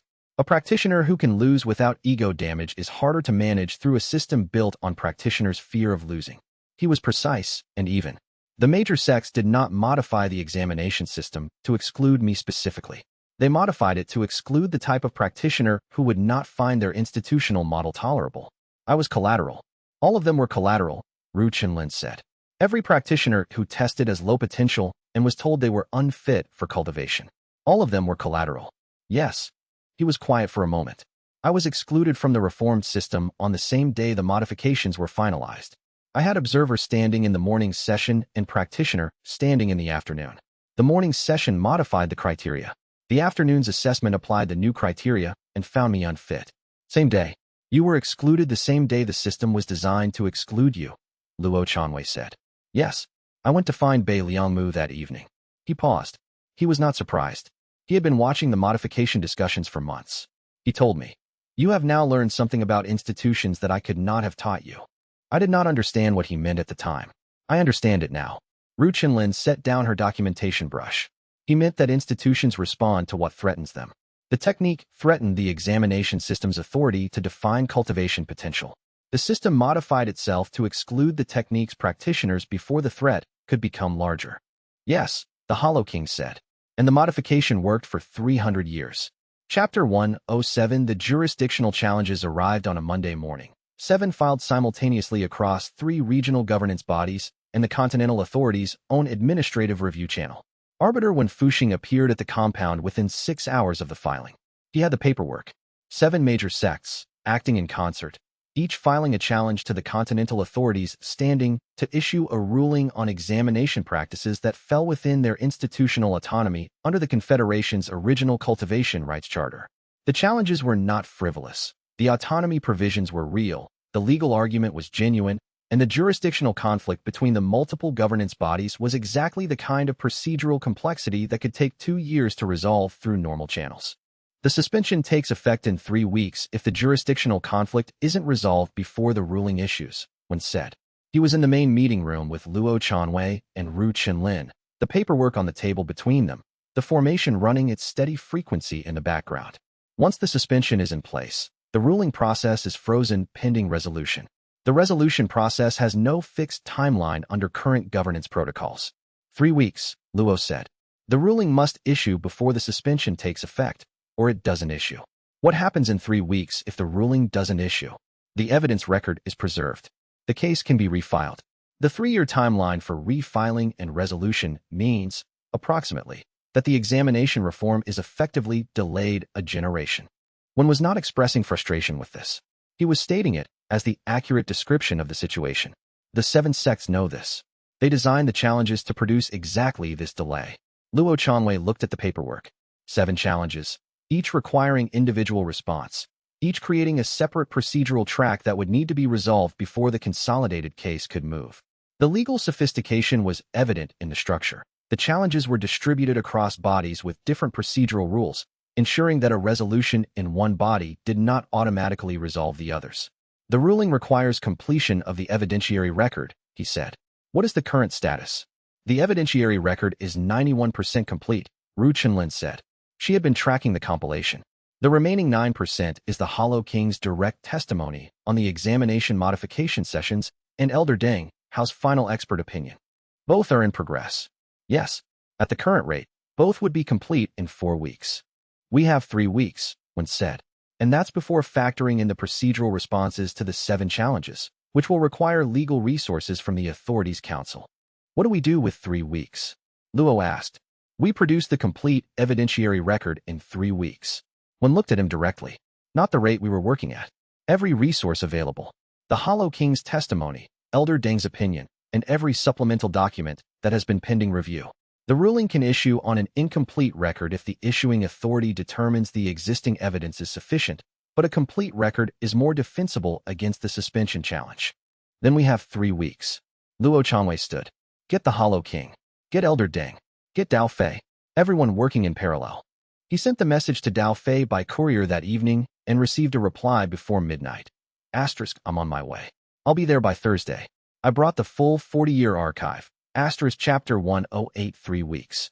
The compound reorganized around the documentation sprint with the specific efficiency of an institution that had spent 5 years learning to respond to urgent situations without panic. Hua Shooting took over all cultivation sessions without asking, freeing the senior practitioners for the evidence work. Feng Zhi restructured the compound's logistics to support 7 people working 14-hour days in the archive room. Mei Ruan managed the perimeter and the admission queries that continued arriving regardless of the internal work. The Hollow King dictated for 14 hours a day. He had 700 years of primary source memory and the specific capacity of a practitioner who had spent centuries with a continuously running integration mechanism, which meant his memories were detailed, structured, and organized by consequence rather than chronology. He was not recounting events. He was providing the integrated understanding of events. He described the examination modification sessions in 5 hours of detailed testimony, covering the participants, the stated rationale, the specific language changes, and the practical implications that the participants had discussed but not recorded in the official minutes. He described the aftermath. Practitioners who had been assessed as low potential under the new criteria, who had subsequently demonstrated cultivation success through non-standard methods, how the authority had responded to each case, and the specific precedents that had accumulated over 3 centuries. He described his own case last. He described it without emphasis on personal harm, not because the harm was minimal, but because he had processed the defeat of it years ago and the testimony was not the place to integrate it again. The testimony was the place to be accurate. Ru Chenlin structured the testimony as it came in, organizing it into the evidentiary frameworks categories. She cross-referenced each element of the Hollow King's account with the documentation in the Keeper's archive. She flagged every point where the oral testimony could be supported by written records. The Keeper reviewed the flagged points and confirmed or qualified each one. Dao Fei arrived on Thursday with 12 crates of documentation, 40 years of independent research on cultivation assessment practices across 6 continental regions. He spent the first day organizing it. On the second day, he and Ru Chenlin worked through the correlation analysis that linked his independent data to the examination modifications mechanism. The correlation was strong enough that Dao Fei, who had spent 40 years being careful about claiming causation without proof, said on record, "This is causation." The examination system modification produced the failure profile. The failure profile produced the arrest outcomes. This is a chain with primary source documentation at each link. Arbiter Wen Fuxing was present for most of the documentation sessions, reading drafts, identifying evidentiary gaps, and quietly redirecting effort when the documentary record was moving toward completeness in one area while remaining thin in another. He did not manage the work. He guided it. Elder Deng Hao and Luo Chanwei had their 4-hour meeting on the 9th day. Elder Deng had been engaged by the 7 major sects as a consulting expert the same week the jurisdictional challenges were filed. The engagement was legitimate. He was the most respected independent voice in cultivation assessment methodology, and his expert opinion would carry weight with any governance body. The major sects had hired him to provide an opinion on whether the examination system's 300-year record constituted systematic harm, expecting his answer to be, "The examination system has limitations, but systematic harm is too strong a characterization." He had not yet submitted his expert opinion. He had told the sects he needed 4 more weeks. The jurisdictional timeline meant his opinion would need to be filed within the 3-week window. Luo Chanwei requested the meeting. Elder Deng accepted. Chapter 109, The Hollow King's Testimony, when it was formally recorded and transmitted to the Continental Authority's evidentiary record, was 87 pages. The testimony had 2 sections. The first section covered the examination modification process itself, a chronological account of the sessions, the participants, and the documented and undocumented outcomes. This section was the primary historical evidence. It provided the first-person account of what the modification sessions had discussed and decided, supplemented by the Keeper's archive documentation and Dao Fei's 40-year independent research. The second section was personal testimony. It was 17 pages, and it covered the period from Wei Mingho's observer attendance at the examination modification sessions to his exclusion from the system the same afternoon, and forward through the 70 years of cultivation work he had done under Bei Liangmu's instruction before the divergence that had produced 7 centuries of harm. The testimony described, specifically, what it had felt like to be told by the same institutional session that had modified the criteria that you were unfit for cultivation, having watched the modification happen and understanding precisely what had produced the finding. The testimony was careful to separate 2 things, the harm caused by the examination system's modification and the harm he had caused afterward. He did not conflate them. He did not use one to justify the other. He described the first as an injustice that had consequences for his cultivation path. He described the second as choices he had made in response to those consequences, choices that had caused harm to other practitioners, for which he was providing context but not mitigation. The section that Ru Chenlin later told Luo Chanwei was the most significant in terms of evidentiary impact was not the personal account. It was a 4-page analysis of the examination system's downstream effects that only a 700-year-old practitioner with continuous cultivation awareness could have provided.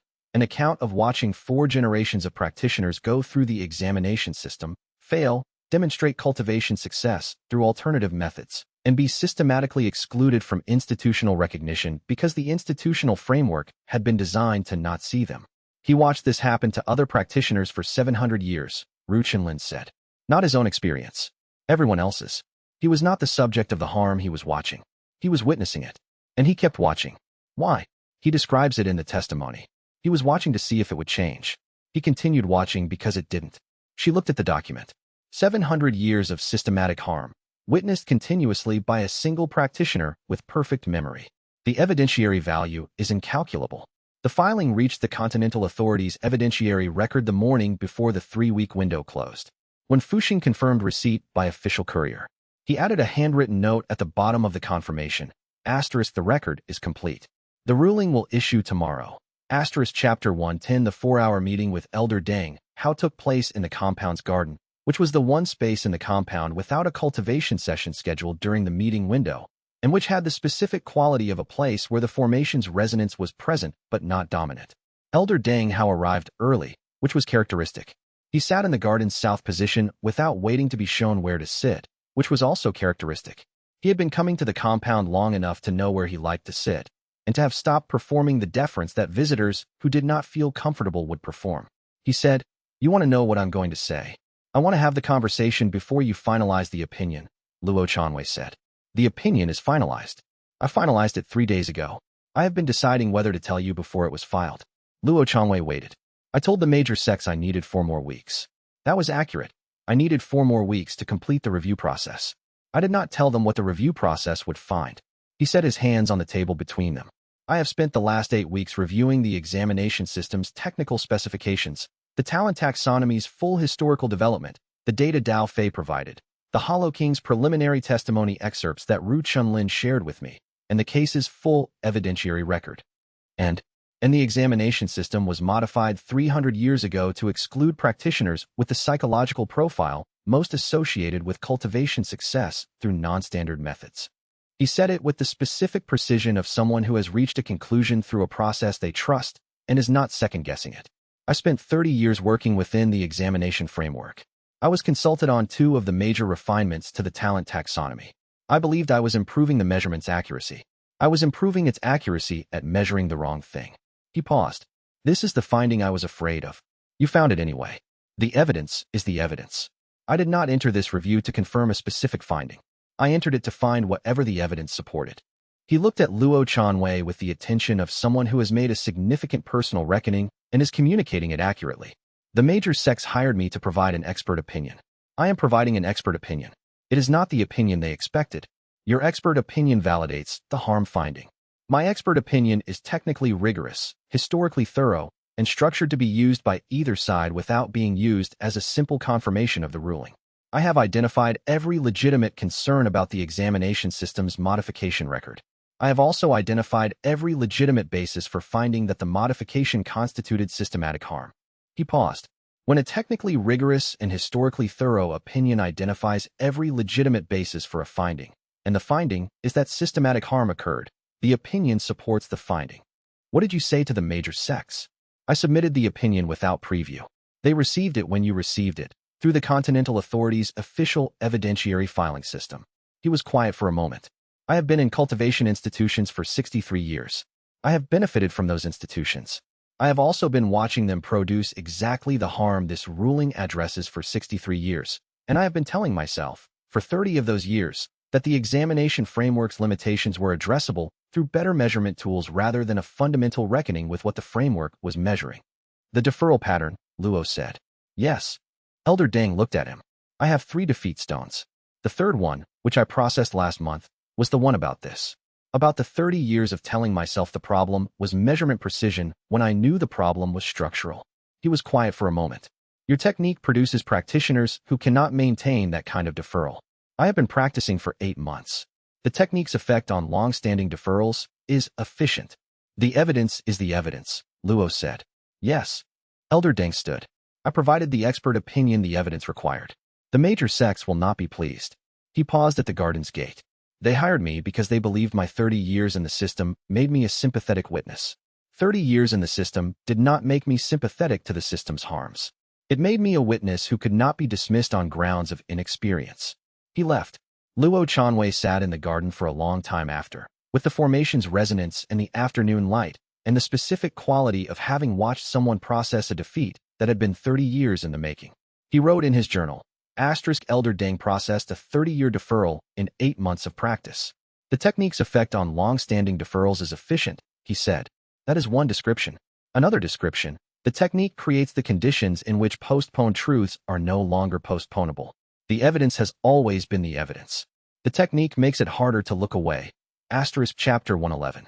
Elder Deng Hao's expert opinion was filed through the Continental Authority's official evidentiary channel the morning before the 3-week window closed. It was 68 pages. The document structure was the kind that a reader familiar with expert testimony recognized immediately. Designed to say exactly what the evidence supported and nothing more, with each claim backed to specific documentation and each limitation stated explicitly. It was the work of someone who had spent 30 years developing a reputation for methodological precision and was unwilling to compromise that reputation even under institutional pressure. The opinion found, with specific reference to primary sources and independent data, that the examination system's talent taxonomy modification 300 years ago had been designed, not incidentally but structurally, to select against practitioners with the psychological profiles associated with non-standard cultivation success. The finding was stated without characterizing intent. The modification's designers had produced a system that achieved a specific outcome, and the outcome was discriminatory. The opinion also found, with the same methodological precision, that the historical modification's effect was compounded by 3 centuries of implementation without structural review. The examination system had continued to operate on the original modification's criteria, without formally evaluating whether the criteria remained appropriate to the stated goal of identifying cultivation potential. This represented institutional inertia of a magnitude that qualified as systematic neglect even before the question of original intent was engaged. The document was technically careful enough that it could not be dismissed as advocacy.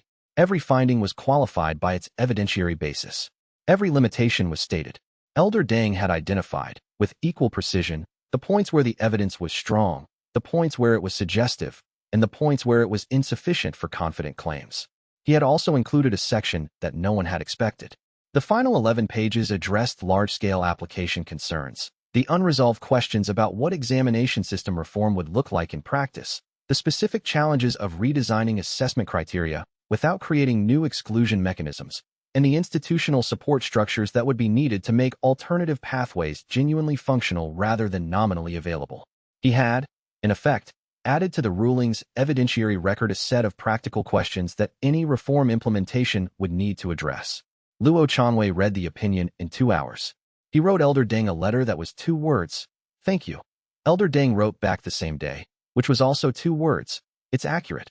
Arbiter Wen Fuxing, when he received the full evidentiary record including Elder Deng's opinion, sent a brief message to Luo Chanwei. This changes the case from strong to complete. The opinion from an expert who was employed by the opposing party, who validated the harm finding, cannot be dismissed on grounds of bias. The defense is over.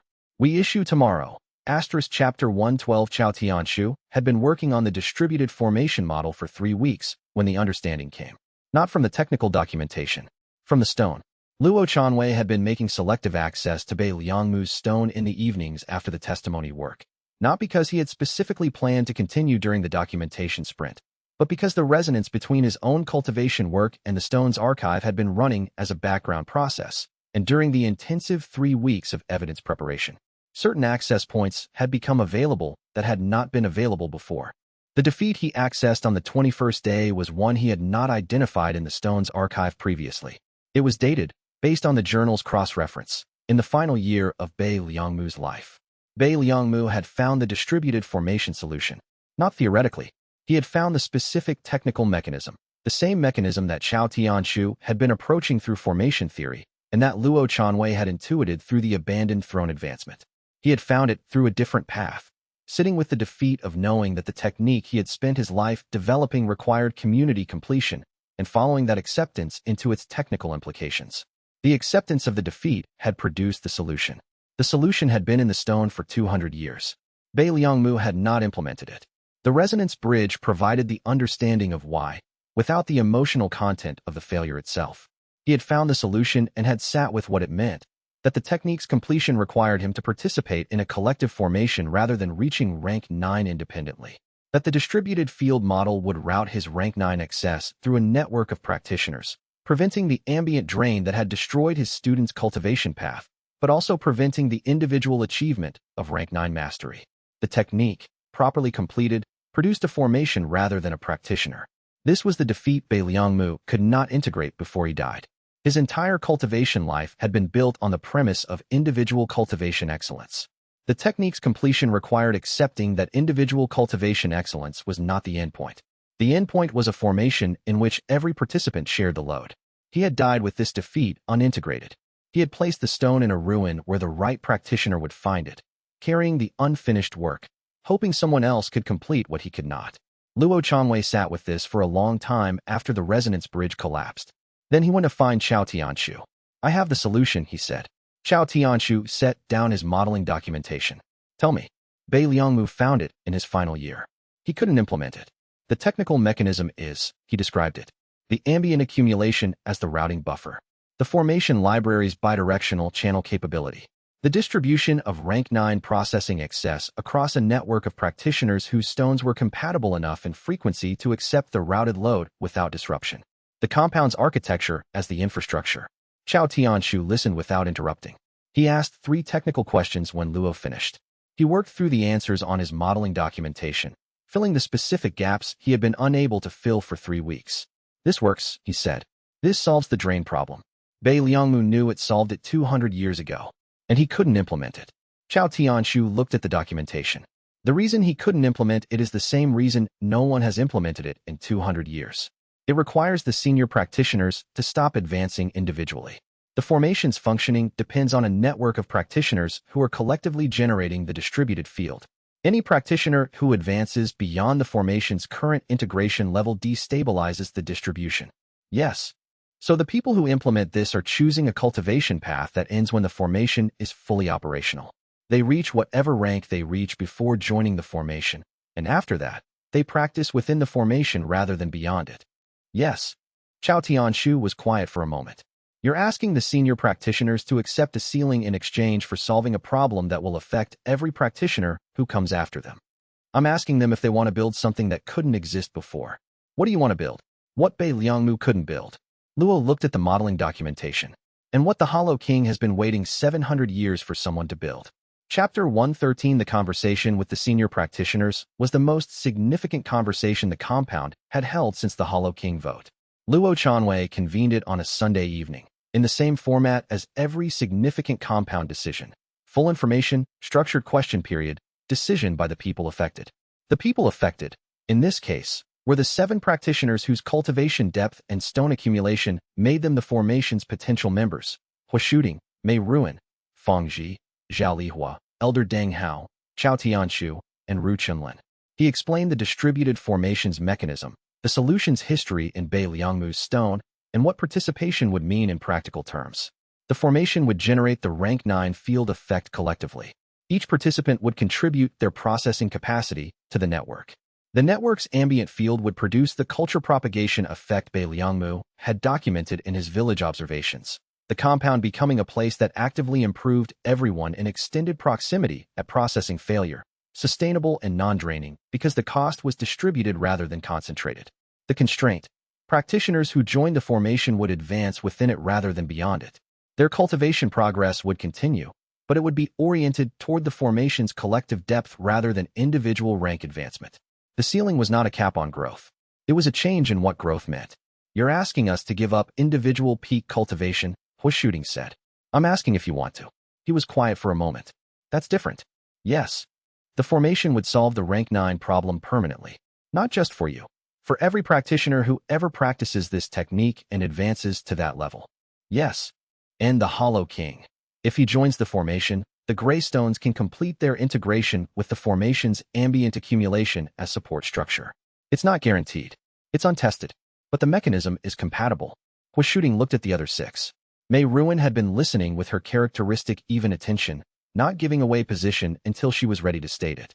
Zhao Lihua was looking at the technical documentation Xiao Tianshu had produced, running the implications in the specific way he ran everything. Elder Deng Hao was looking at his own hands with an expression that suggested he was processing something from a depth that predated this conversation. Zhao Lihua said, "This is why the sect was founded." Everyone looked at him. Not explicitly, but the technique requires accepting defeat as the path to cultivation. The specific defeat that completes the technique is accepting that peak cultivation is not individual. It was designed for this. Not by design, by the logic of what the technique produces in practitioners who follow it consistently. He set down the documentation. "I am in favor," Mei Ruin said. "How long before the formation is operational?" Xiao Tianshu estimates 4 to 6 months to build and test the distribution architecture. The formation becomes operational when 7 practitioners' cultivation bases are resonant enough to sustain the network. The current 7 are the right composition. Adding practitioners to the network later is possible, but architecturally more complex. "I'm in," she said. "The tournament defeat that brought me here was the beginning of this. The formation is the end of it." Elder Deng Hao said, "I have been in cultivation institutions that optimized for individual advancement my entire career. I have spent 6 decades watching what that optimization produces. I would like to be part of something that produces a different outcome." He paused. "I am in." Fang Ji said, "I'm in," and nothing else. It was enough. Xiao Tianshu said, "I designed the modification that protects this compound. Building the thing that modification protects is a natural continuation." Ru Chenlin said, "I've been preparing the research documentation for this formation for 8 months. I started when the distributed model concept first appeared in the active research files." She looked at Luo Chanwei. "I'm in," Hua Shooting said. "If the formation solves the rank 9 problem, it solves the Hollow King's 700-year problem. If it solves his problem, it solves the problem of every practitioner who will ever reach this level and face the same choice he faced." He looked at the table. "I'm in." The formation building began the following week. The Hollow King's history, 700 years of a problem that a practitioner in isolation could not solve, had been, from the beginning, a 700-year wait for a formation. Chapter 114 The Hollow King received the communication about the distributed formation model by courier, which was the formal channel Luo Chanwei used for communications with a practitioner who was not in residence and who had a specific history of receiving information that affected him in significant ways. The communication was precise. The distributed formations mechanism, how it addressed the rank 9 problem, and what it meant in practical terms for a practitioner currently running 700 years of gray stones through a continuously failing verification mechanism. Luo Chanwei had written it carefully, over 3 evenings, because he understood that the information had implications the Hollow King would need time to process. He received a reply in 2 weeks. "I am coming." The Hollow King arrived at the compound without the ambient field at full intensity. It was there, the background awareness of accumulated failure that his presence produced, but it was running at a lower amplitude than during the previous visit. Luo Chanwei noticed this and filed it without comment. He was shown to the same north building room. He ate the evening meal with the compound's practitioners, which he had not done during the first visit. He walked the compound with the amber stone's resonance at his back and the formation's hum in the floor beneath his feet. On the second morning, he came to Luo Chanwei in the anchor room and said, "Explain what happens to the gray stones." The formation's ambient accumulation provides a structural support layer for integration processes that have been incomplete for long periods. The gray stone's verification mechanism has been running without completing because the hollow stone mechanism prevents completion at the individual practitioner level. Within a collective formation where the ambient accumulation is deep enough, the verification mechanism has structural support it doesn't have in isolation. The gray stones may be able to complete their integration. Maybe. Yes. What does complete their integration mean, in practice, for a stone that has been running a verification cycle for 700 years? "We don't know," Luo Chanwei said. "We haven't seen it done. The mechanism is compatible with completion. The outcome is uncertain." The Hollow King sat in the courtyard for 2 days without speaking. Not in meditation. He was present and aware, responding when practitioners spoke to him, eating meals, watching the cultivation sessions with the attention he had brought to all his observations. He simply did not initiate conversation. On the 3rd day, he said to Luo Chanwei, "You know what joining the formation means for the gray stones. You know that the integration process, if it completes, terminates the hollow stone mechanism. 700 years of gray stones completing their integration means 700 years of absorbed defeat energy being processed. I don't know what that produces. Neither do we. And you are asking me to enter this process anyway. I'm telling you the process is available. You are deciding whether to enter it. He was quiet for a long time. The 700 years, he said. Every practitioner I harmed. Every gray stone produced by someone else's unprocessed failure that I absorbed before they could integrate it. If those stones complete their integration through this formation, the integration is not of their failures. It is of my choice to absorb them. The defeat is mine. Yes. 700 years of a single defeat, integrated across the entire period. Yes. That is the largest defeat integration the technique has ever been asked to process. Probably. He sat in the courtyard. The afternoon light came through the formation wall's north-facing gaps and fell in angled strips across the courtyard stones. The amber glow from the embedded defeat material was warm at this hour. The formation hummed. Sit with me, he said. Luo Chanwei sat. Chapter 115. They sat for a week. Not continuously. They ate, slept, participated in the compound's regular life. The Hollow King contributed to the evening cultivation sessions in a way he had not during the first visit. Not teaching, not directing, but present in a way that made the sessions run at a different quality. Luo Chanwei ran the anchor. The formation held, but the sitting was the primary work. Not the cultivation sessions, not the formation building that was proceeding in parallel, not the testimony's aftermath that was still producing governance correspondence. The primary work was the specific practice of being present with a defeat that had 700 years of weight without either pushing it away or absorbing it prematurely. The Hollow King was doing the hardest version of what the technique always required, sitting with something before it was ready to become a stone. Luo Chanwei did not offer guidance. He did not offer reframing. He did not offer the historical precedents for how other practitioners had managed large defeats. He sat. When the Hollow King spoke, he listened. When the Hollow King was silent, he was silent. The work of being a witness to a defeat-in process was the work of staying present without interfering. On the seventh day, in the late afternoon, the formation shifted. Luo Chanwei felt it through the anchor, a change in the ambient resonance that was not the formation's own adjustment. Something outside the formation, adjacent to it, resonating at a frequency he had not felt before. Gray and amber together, which was a combination the technique's history had not documented. The Hollow King was sitting very still in the north courtyard, hands open on his knees, with an expression that was entirely unfamiliar on his face. Not pain, not relief. Something more specific than either, the expression of a person who has been carrying an impossible load and has just set it down and is discovering that their arms are still there. The stone that formed was the size of a fist. It was the wrong color. Not amber, not gray, something between them. The specific color that the keeper would later describe as integration amber, a tone only produced by the resolution of a long-deferred process. The Hollow King held it in both hands and looked at it for a long time. Then he said, "Huh." It was the most honest response to the most significant cultivation event of the century, and Luo Chanwei wrote it down exactly as it was said.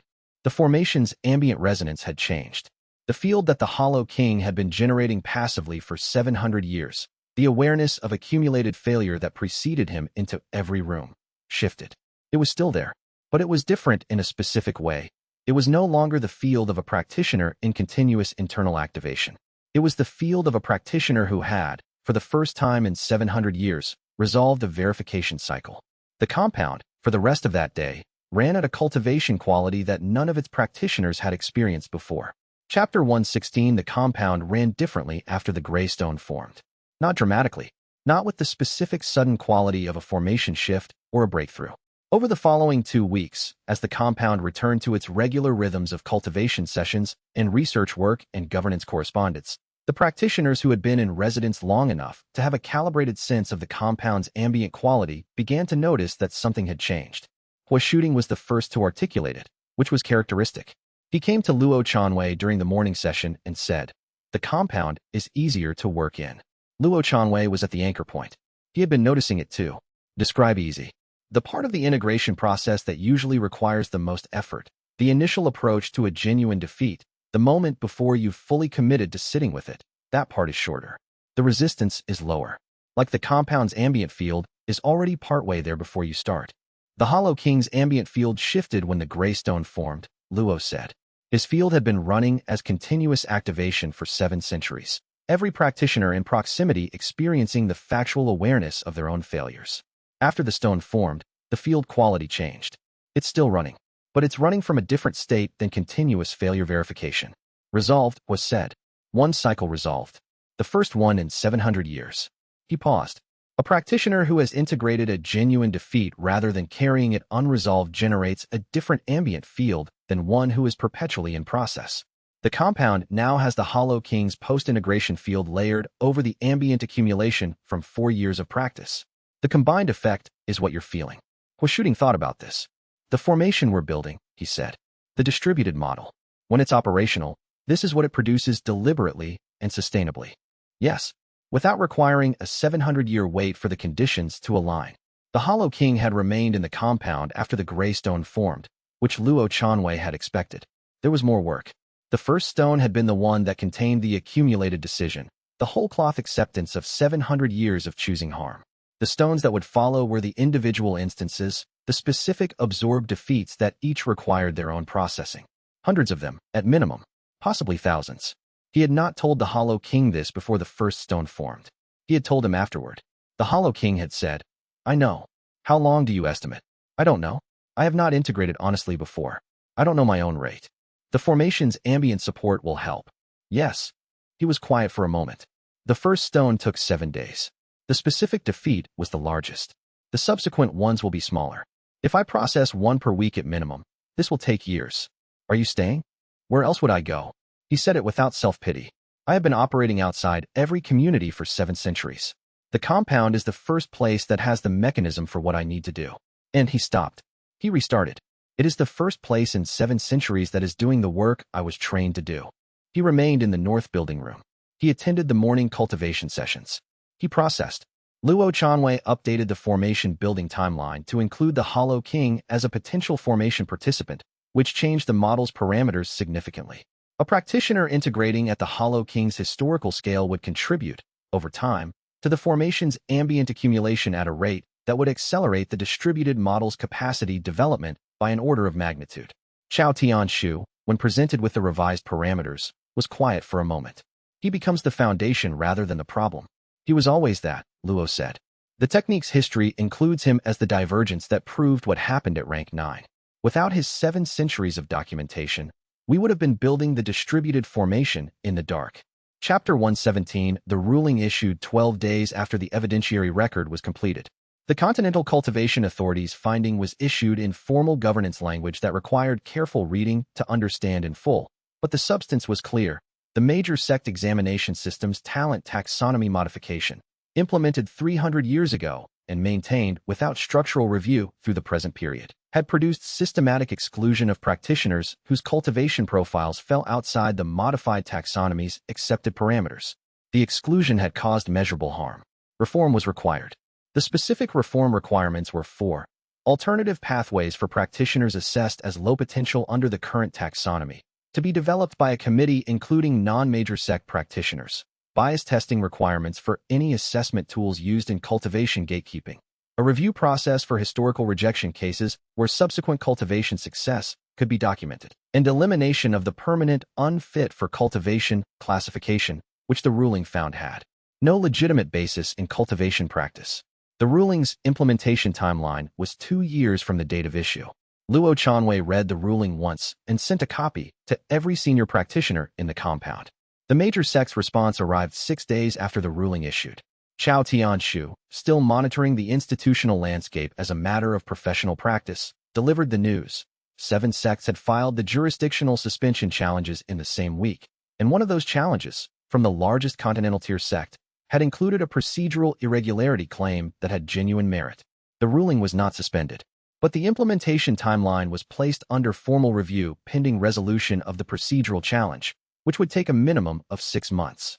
Arbiter Wen Fuxing's message arrived the same afternoon. The appeal process has begun. The ruling's substance is preserved. The timeline is contested.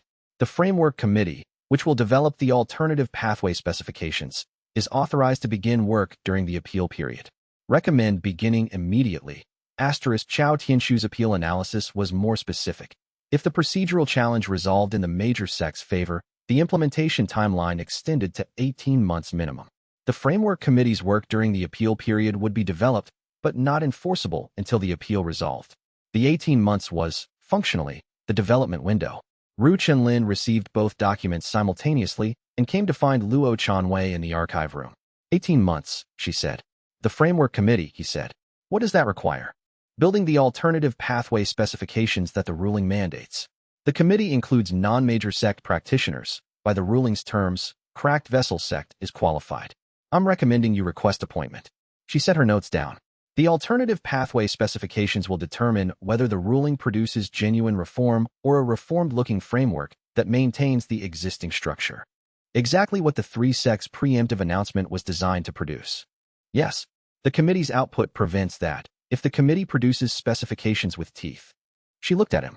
We have 18 months. Do you want to write the framework? He said, yes. She opened her documentation to a blank page.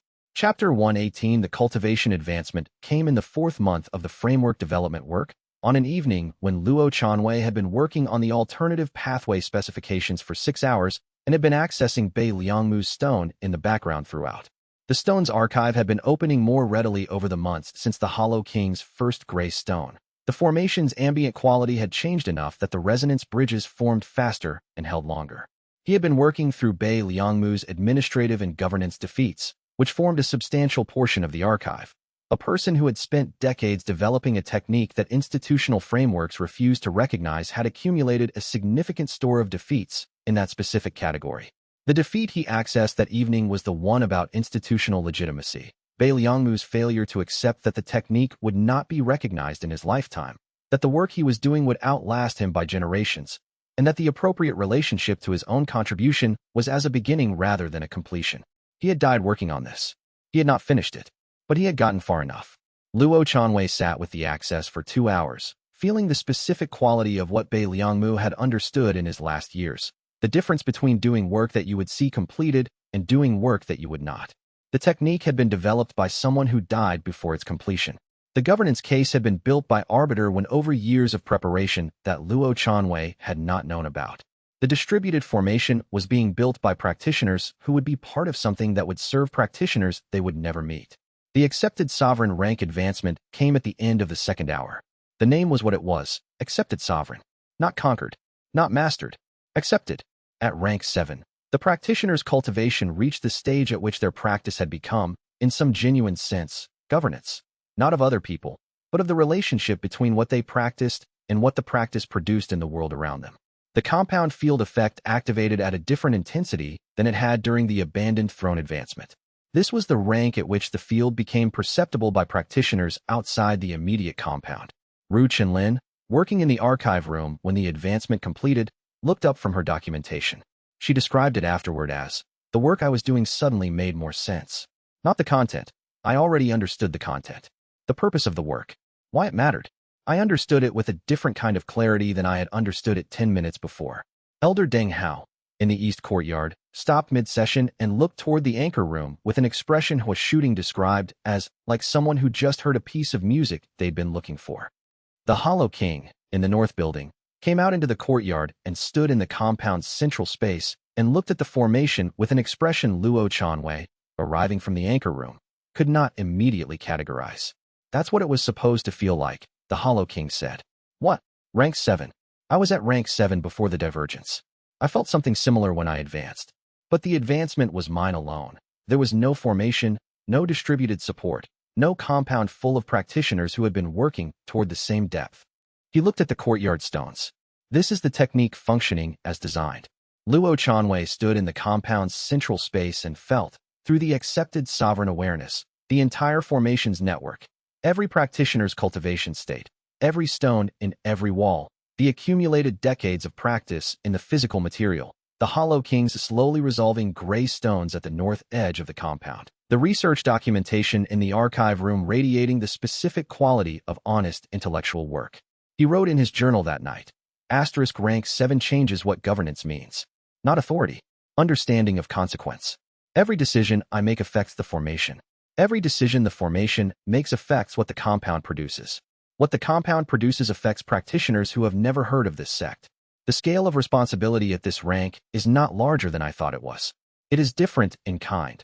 Chapter 119. 3 weeks after the ruling issued, 3 major sects sent combat practitioners to the compound under a territorial rights claim. The claim was thin and obviously pretextual. A corridor of mountain access rights that nominally overlapped with the compound's registered territorial zone, documented in a deed that had been filed in the regional authorities' records 4 months earlier. The timing was not subtle.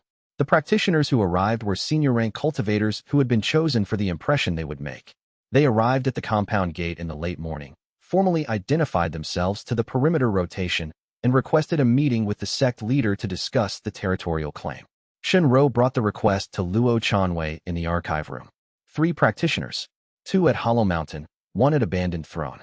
The territorial deed is filed correctly, but the corridor overlap is marginal, approximately 15% of the registered zone. The overlap is real. Technically real. Practically irrelevant. The corridor is mountain access that no one uses. She looked at him. This is not about the corridor. I know. He stood.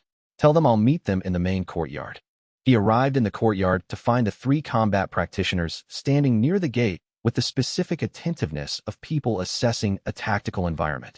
They were looking at the formation walls, the anchor stones, the compound's physical layout.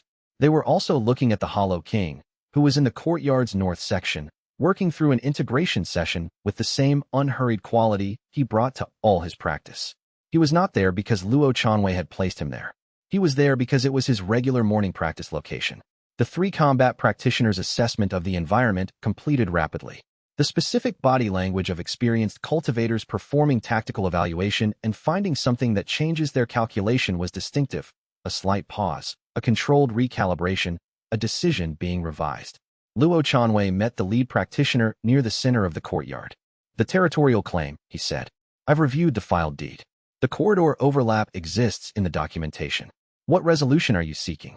The lead practitioner, at Abandoned Throne rank, wearing the insignia of one of the 3 largest continental tier sects, looked at Luo Chanwei, then at the compound, then at the Hollow King's figure at the north end of the courtyard. The Hollow King had not looked up. We'll accept a standard boundary clarification filing, the lead practitioner said. No additional territorial adjustment required. The deed will reflect current use. I'll have the filing submitted this week, Luo said. Thank you. She looked at him with the specific directness of someone abandoning a pretense without acknowledging the pretense had existed. The work you've been doing here. The governance case. Yes. My sect did not oppose the ruling. She paused. We did not support it. We will comply with the implementation requirements. That's what the ruling asks for. She nodded once and led the other 2 practitioners back through the gate. The perimeter rotation watched them leave and return to standard positions. Hua Shooting came to stand beside Luo Chanwei. They came to look. Yes. And they saw the Hollow King practicing in the courtyard. Yes. Did you know he would be there? He practices there every morning. I didn't arrange it. Luo Chanwei watched the gate. I also didn't send him somewhere else. What were they actually looking for? Whether the compound was what the governance record said it was, or whether the governance record was documentation in advance of reality. He turned back toward the archive room. They found the formation, 60 practitioners in active integration work, and the Hollow King at steady practice. The governance record is what it is. They're going to tell the other sects what they saw. That's what this was for. Chapter 120. The Framework Committee was appointed 8 weeks after the ruling issued. Ru Qinlin was the Cracked Vessel sect's representative. She had been preparing the framework specifications since the day when Fuxing had said the committee would include non-major sect practitioners, which was before the ruling had formally issued. The preparation meant she arrived at the committee's first session with a complete draft that the other committee members had not had time to produce. This was not strategic.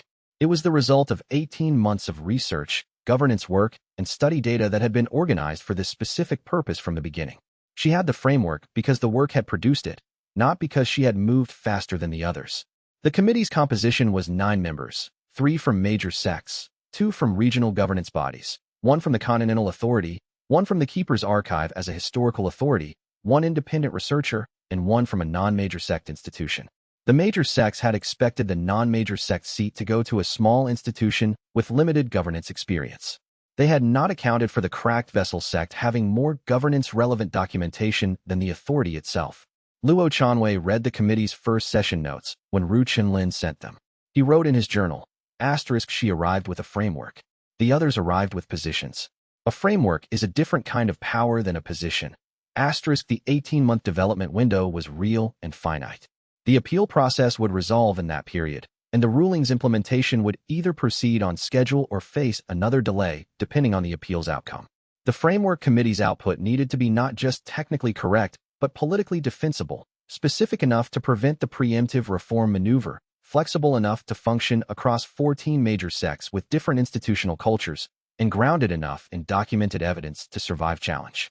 Ru Chunlin reported from the second committee session, the major sect representatives are not obstructing. They are contributing, not enthusiastically, but contributing. Why? Because Elder Deng's opinion is in the evidentiary record with full attribution. 3 of the 4 practitioners on the major sect side were trained by institutions that Elder Deng consulted on. The opinion is not dismissible for them the way it might be for someone outside his professional network. She paused. Also, the Hollow King's testimony covered who was in the modification sessions 300 years ago. Some of those people have institutional descendants on this committee. The history is personally relevant. The testimony changed what the conversation is. Yes. She was quiet for a moment. The framework is achievable. 18 months is enough time. The question is whether it's enough time to produce something that lasts. He said, start with what lasts. Build backward from there. She said, that's what I've been doing. She sent the second session's notes and went back to work. Luo Chanwei looked at the compound from the anchor room window. 93 practitioners, the Hollow King at steady practice, the formation running at its distributed ambient quality, the research documentation filling the archive with honest work. The ruling had issued. The framework was being written. The appeal was running its process. He wrote in his journal, the technique requires accepting defeat. The defeat I am sitting with today is the one about completion. The reform will take longer than it should. The framework will be imperfect. The implementation will have gaps. These are not reasons to stop. They are the accurate description of how important work actually goes. Continue. He went to the morning cultivation session. Huashuding was running it. Elder Deng Hao was in the east courtyard with the newer practitioners. Fang Ji was reviewing logistics with 2 practitioners who had taken over specific administrative tracks. Mei Ruin was on perimeter rotation with the easy watchfulness of someone who has been in this compound long enough to know what presence feels like. 93 practitioners doing real work in a compound that had been accumulating honest practice for 4 years. He sat at the anchor point and let the formation run through him. The work was ongoing. The technique required accepting that ongoing was the correct state for important work. He had been accepting this in specific ways for 4 years. He was accepting it now in a larger way, which was probably what the rank 9 field effect had been trying to tell him since it first appeared in the theoretical documentation. The technique does not end. It continues, through practitioners, through formations, through the culture that a compound produces in the people who pass through it. The door stays open. Continue. Chapter 121. The framework development work began the week Ru Chunlin joined the committee and continued for 18 months without interruption. The economic arc of the reform was not something Luo Chanwei had fully mapped before the committee work began. He had understood the examination system as an institutional practice with governance implications. The framework development revealed it as an economic system with governance implications, a distinction that required a different analysis and produced different obstacles. The examination kit industry was the first visible layer. Continental cultivation examinations used standardized assessment tools, chi sensitivity instruments, potential measurement arrays, talent classification frameworks that were manufactured by 3 major firms, certified by the Continental Cultivation Authority's Assessment Division, and sold to every major sect, regional cultivation body, and educational institution on the continent. The talent taxonomy was embedded in the kit's calibration standards. Changing the taxonomy required recalibrating the kits. Recalibrating the kits required the manufacturers to update their production processes, retrain their certification staff, and issue revised certification for every currently deployed kit in use. This was a significant cost. The 3 manufacturers had communicated this cost, clearly and early, through the formal comment process that accompanied the framework committee's work. 2 of the 3 had also mentioned, in follow-up correspondence, that they had been incorporated to produce kits for the current taxonomy, and that a fundamental taxonomy change would require a level of operational restructuring that their current financial models could not easily absorb. Ru Chunlin brought this to Luo Chanwei in the 3rd month of the framework work. The manufacturers aren't opposing the reform for ideological reasons, she said. They're opposing it because the reform threatens their operational model.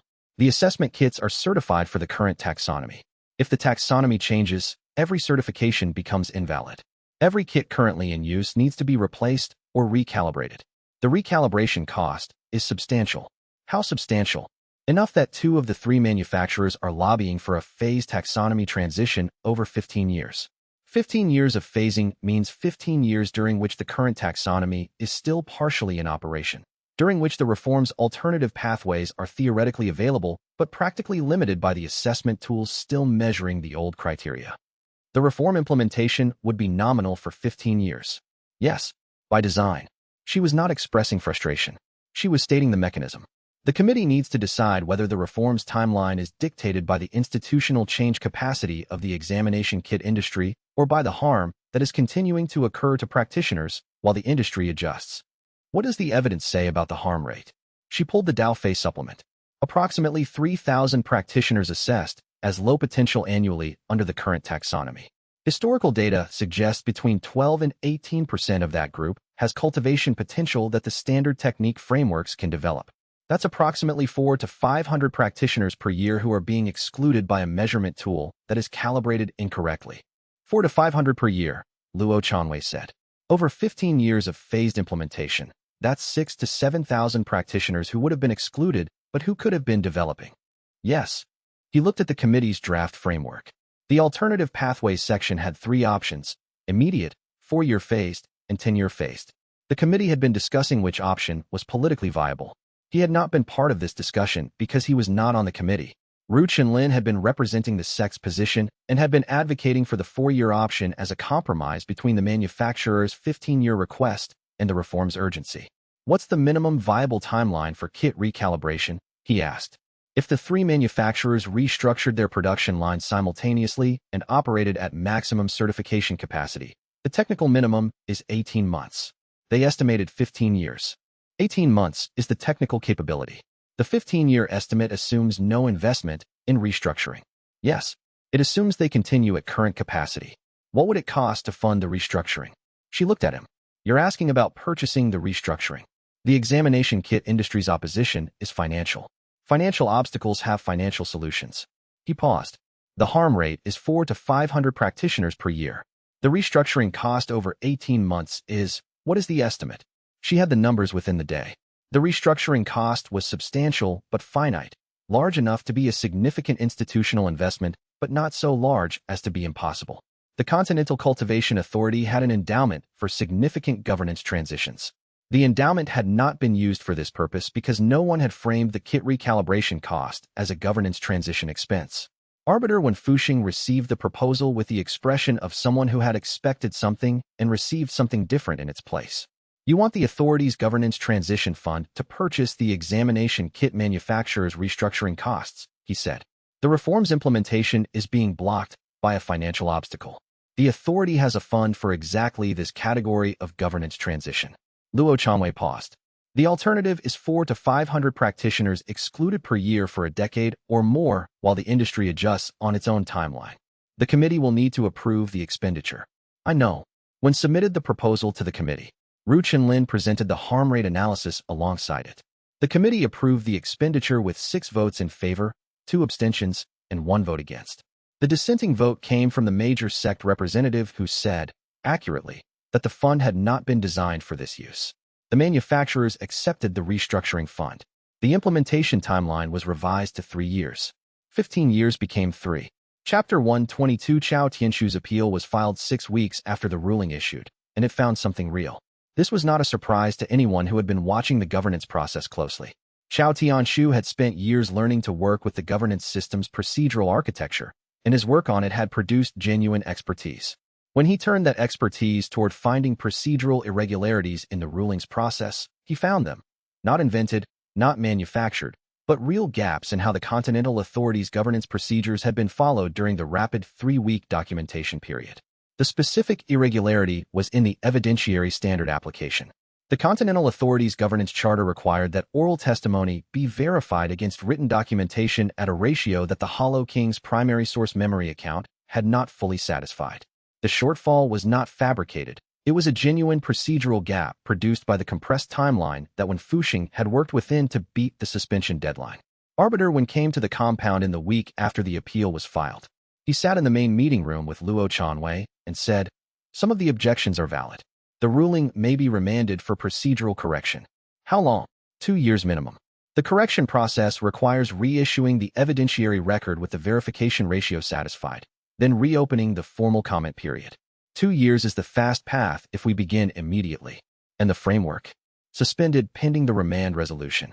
The committee can continue developing the specifications, but they cannot be implemented until the ruling is formally reissued. He paused. The restructuring fund expenditure is also frozen pending the remand. Luo Changwei sat with this. It was a clean defeat, not one produced by bad decisions, not one that came from doing the wrong thing, not one that had an identifiable failure to integrate. The process had been run correctly under significant time pressure, and the time pressure had produced a gap that was now being used correctly by someone who knew where to look. The ruling was real. The procedural gap was real. Both were true simultaneously. Chao Tianshu found a legitimate irregularity, he said. Yes. Is he going to tell us? Wen looked at him steadily. He already did. He sent the gap analysis to the compound's research archive 2 days before he filed the appeal. He marked it for your attention. Luo Chanwei had not yet reviewed that morning's archive messages. He went to the secondary room and found Chao Tianshu's analysis in the archive queue, dated 2 days earlier, marked * for Luo Chanwei. The following procedural gap exists in the evidentiary record. I am filing an appeal on this basis. I am also providing the documentation here because you will need it to correct the gap efficiently. The irregularity is real. I am using it. I am also giving you what you need to fix it. * He read the analysis. Chao Tianshu had found the gap, filed the appeal, and provided the correction pathway simultaneously. He returned to 1. Chao Tianshu is telling us how to correct it while using it to delay us, he said. Yes. Wen said this without expression that would tip toward approval or disapproval. He found a real gap. He is exploiting it through the correct channel. He is also ensuring that the correction happens rather than allowing the gap to become a permanent basis for blocking the ruling. The correction will take 2 years. Yes. And then the ruling reissues. Cleaner than before, Wen said. Luo Chanwei said nothing for a long moment. The defeat was real and had no one appropriate to blame. 2 years of implementation delay was a real cost. The harm rate continued during those 2 years, and the procedural gap was genuine and needed to be corrected. Sitting with a clean loss was the specific discipline the technique required, and this was a clean loss. Start the correction documentation today, he said. 2 years is the timeline. We make it work. Chapter 123 The framework development did not stop. The ruling was remanded. The framework implementation was frozen. The committee could continue developing specifications, but the specifications could not be enforced until the ruling reissued. This was a state of doing work that would not produce immediate results, which was a specific test of the committee members' commitment to the work itself rather than to the outcomes it would produce. Ru Chenlin reported from the 4th month of the remand period. 3 of the 9 committee members have reduced their participation frequency. Not withdrawn. Reduced. She set down the session notes.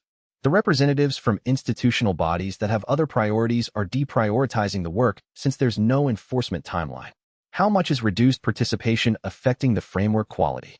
The work is proceeding at 2/3 of the original pace. The specifications that are being developed are good. The sections that were assigned to the less engaged members are incomplete. She paused. I'm covering 2 of those sections in addition to my assigned work. Can you continue that pace? For another 8 to 10 months, yes. She was precise about her own capacity in the way that the technique produced. After that, the gap coverage will degrade and the framework sections will show it. I'll send a message to Arbiter when requesting reassignment of the incomplete sections to the active members.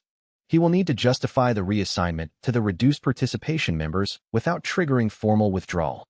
Then the message needs to be framed as work reallocation rather than performance assessment. He thought about this for a moment. Chao Tianshu. He is not on the committee, but he understands the governance procedural requirements better than anyone currently on it except Ru Chenlin. Can he contribute to the framework development in an informal advisory capacity? If the committee chair approves informal advisors, she said. The charter allows it. He sent the request to 1. When approved it, Chao Tianshu joined the framework development 3 weeks later, initially as an advisor on governance procedural compliance, and increasingly as a substantive contributor to the alternative pathway specifications. He came to find Luo Chanwei in the 5th month. I've been reviewing the appeal I filed, he said. The corrected evidentiary record will be ready in 14 months. 2 years minus the 8 months that have passed. Yes, but the verification ratio gap I identified, the Hollow King's testimony verification, is being corrected more completely than the minimum requirement. When Fuxing commissioned a formal authentication session between the Hollow King and the Keeper's primary source documentation, The authentication is producing a verified testimony record that exceeds the charter's standard by a significant margin. He's using the correction to strengthen the record. The remand required reopening the evidentiary record. Reopening the record allows additions that would strengthen the ruling's basis. Chao Tianshu was quiet for a moment. The ruling will reissue with more complete historical documentation than it had before I filed the appeal. The appeal made the ruling better. That was not my intention, he said. He said it with the specific honesty that had become characteristic of him in the compound. My intention was to use a legitimate procedural tool to buy time. The outcome has been different from my intention. He paused. I have a defeat stone I've been working on. About the gap between what I intend and what my actions produce. That one takes a while, Luo Chanwei said. I know. It's been 3 months. Let it take however long it takes. The Hollow King contributed to the framework development's economic analysis from his specific position. 7 centuries of observing how cultivation resources flowed in the continental economy, which examination systems filtered those resources, and what the filtration had produced in terms of the cultivation world's total output over time. His analysis was documented by Ru Chunlin over 6 weeks of systematic sessions. The economic argument for reform was, in the end, more compelling than the ethical argument in terms of institutional persuasion. The examination system had been reducing the cultivation world's total output for 300 years. The practitioners it excluded were not just harmed individuals. They were resources the system was discarding at a cost that accumulated to something measurable.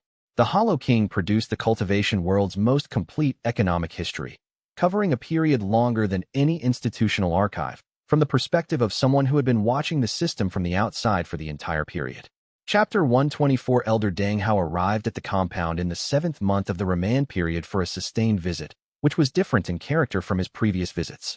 He brought 2 trunks of personal items. He arranged them in the east guest room with the care of someone who intends to stay. Luo Chanwei found him in the garden on the 2nd morning. How long are you planning to stay? He asked. Elder Deng looked at the formation walls with the attention he had been giving to the compound's architecture since his first visit. I've submitted a formal sabbatical request to my home sect. The request is approved for 1 year with the option to extend. He paused. I should have done this 2 years ago. Why didn't you? For the same reason I took 30 years to produce the expert opinion that the evidence clearly supported. He sat on the garden bench. I was waiting to be certain. The technique has been teaching me that certainty is not the right threshold. The right threshold is genuine engagement. Luo Chanwei sat on the adjacent bench. The morning was cool, the compound running its first cultivation session in the courtyard, the formation's ambient hum at its standard morning frequency. I should tell you something, Elder Deng said. I have been practicing the technique privately for 2 years. Luo Chanwei looked at him. Not fully, without formal admission, without the structured process. He met the look steadily. I was observing it first. I told myself I was assessing whether the practice was what it claimed to be. In fact, I was practicing it and not acknowledging that I was practicing it. What did the private practice produce? 3 defeat stones. Genuine ones. Yes, the verification mechanism doesn't function differently because the practitioner is an unacknowledged participant. He was quiet for a moment. The 3rd stone was the one about not acknowledging I was a participant. The specific failure of a person who does the thing and doesn't name that they're doing it. That one took 6 months. Luo Chanwei was quiet.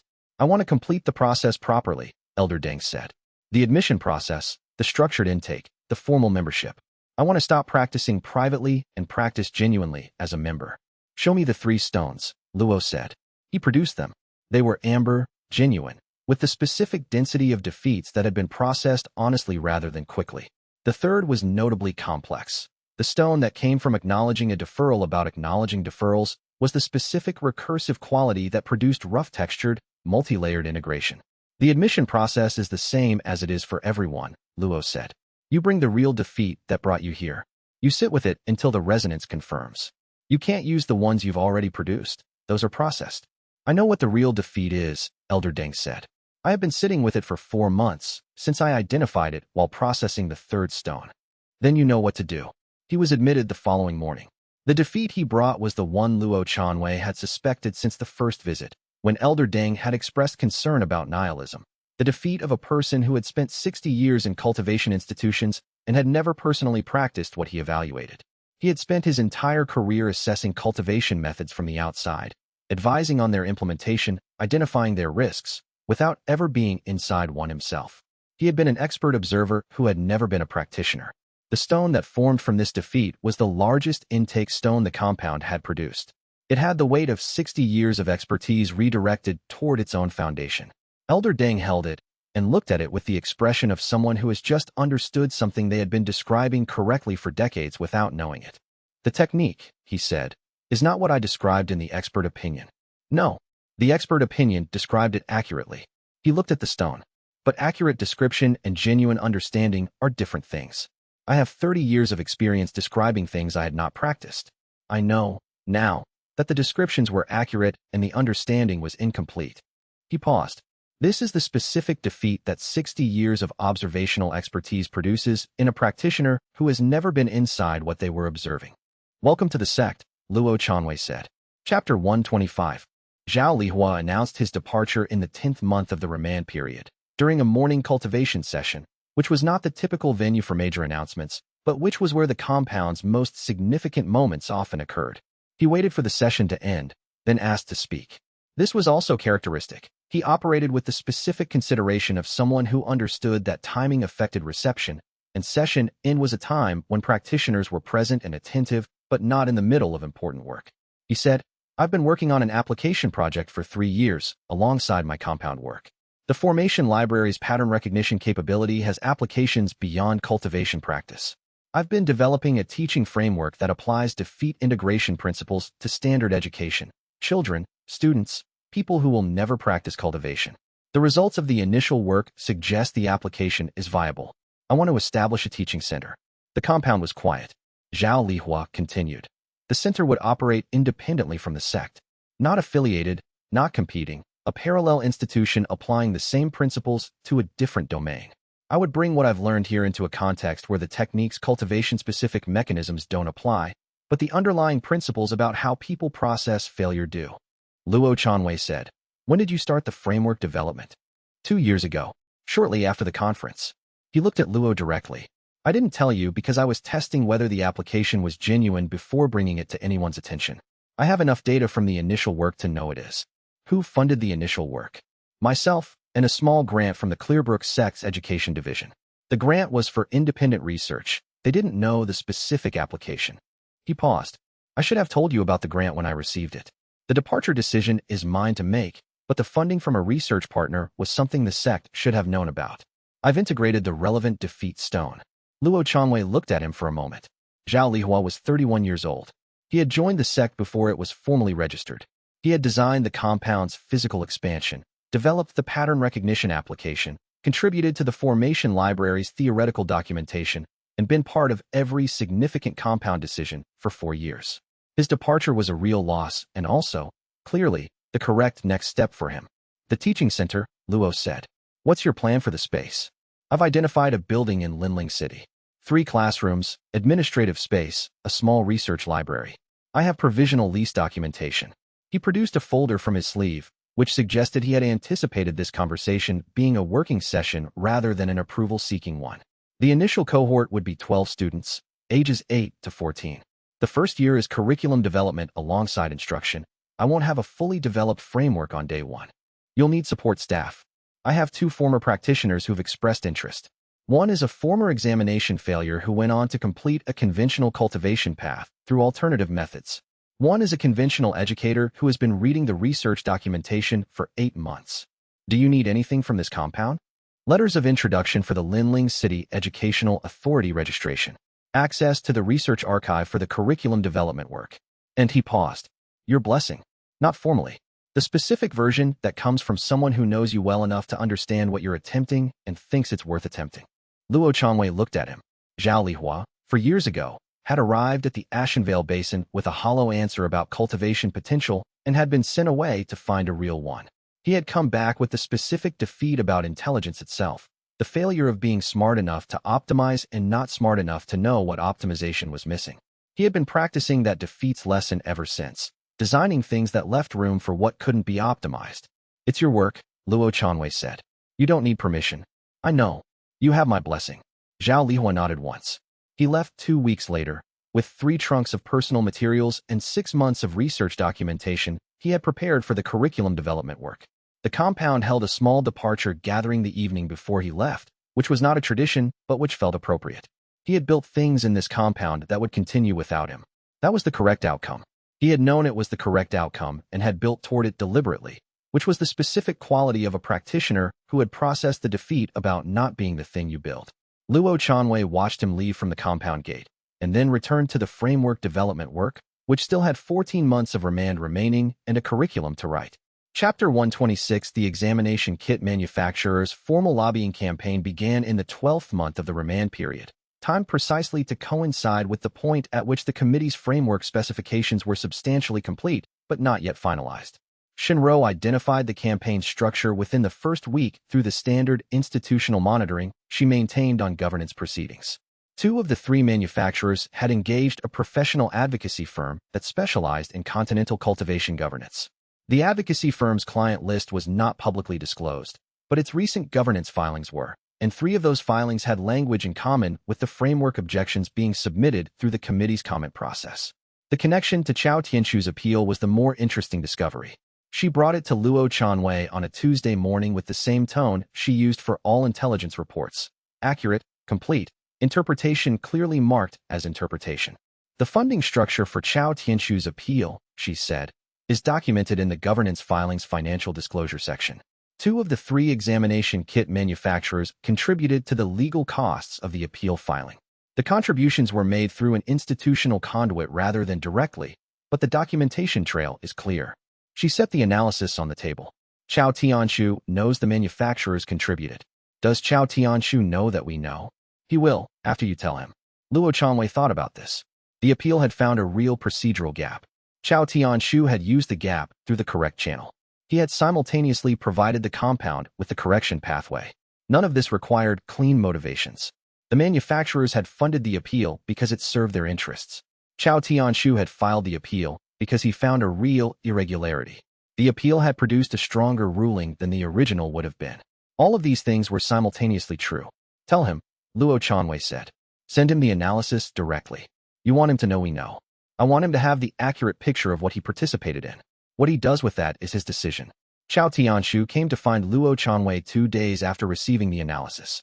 The manufacturers funded the appeal, he said. Yes.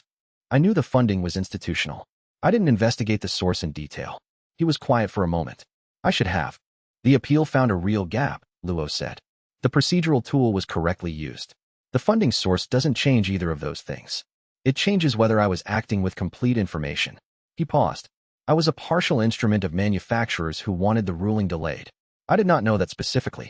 I knew the appeal was useful to institutions that opposed reform. I categorized that as not my concern. The gap was real. The appeal was legitimate. The outcome has strengthened the ruling. Yes, but my decision to file had partial information. I made the choice without knowing who was paying for it. He looked at the table. The defeat I have been working on, about the gap between intention and outcome. This is another layer of it. Yes. I'll document the funding connection in the appeal's formal record. If the manufacturer's involvement becomes relevant to any subsequent proceeding, the documentation will be available. He paused. This may not help the manufacturers. No. I understand that. He was quiet for another moment. The appeal was filed in good faith on a real procedural issue.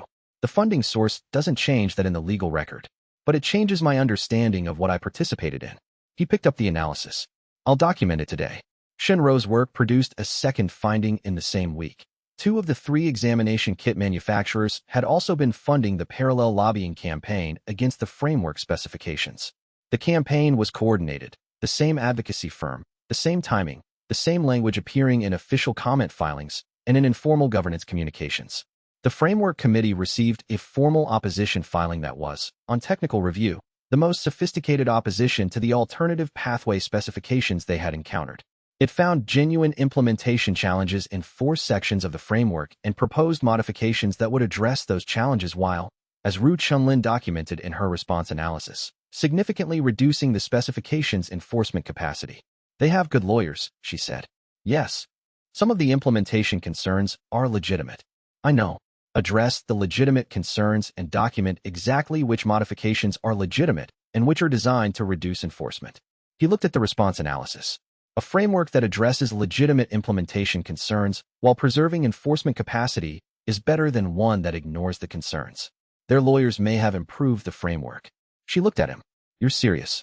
The legitimate concerns are legitimate regardless of who raised them or why. He paused. Document the distinction clearly. The framework incorporates genuine improvements. It does not incorporate enforcement reduction. She revised the framework specifications to address the 4 legitimate implementation concerns and filed the revision with a detailed analysis of which manufacturer objections were incorporated and why, and which were declined and why. The analysis was made public. Chapter 127, The economic argument for cultivation reform, was the one that moved the Continental Authority's general membership more than any other single element of the case.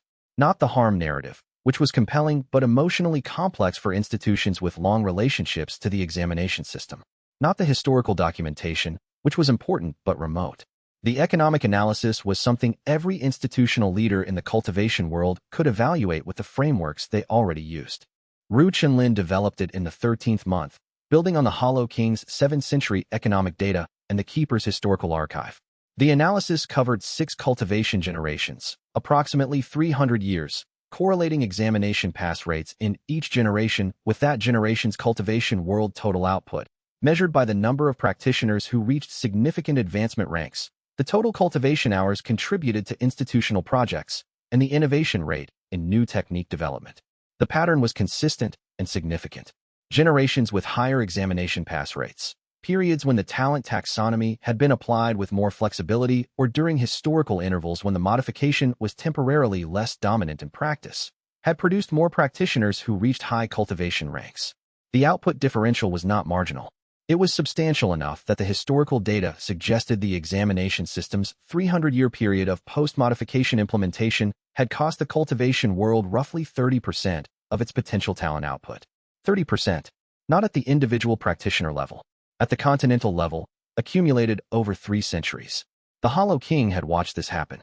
His economic analysis was the most precise documentation available because he had been observing the cultivation world's output from outside its institutional frameworks for the entire period, and he had noted changes in total output that the institutional records had not tracked.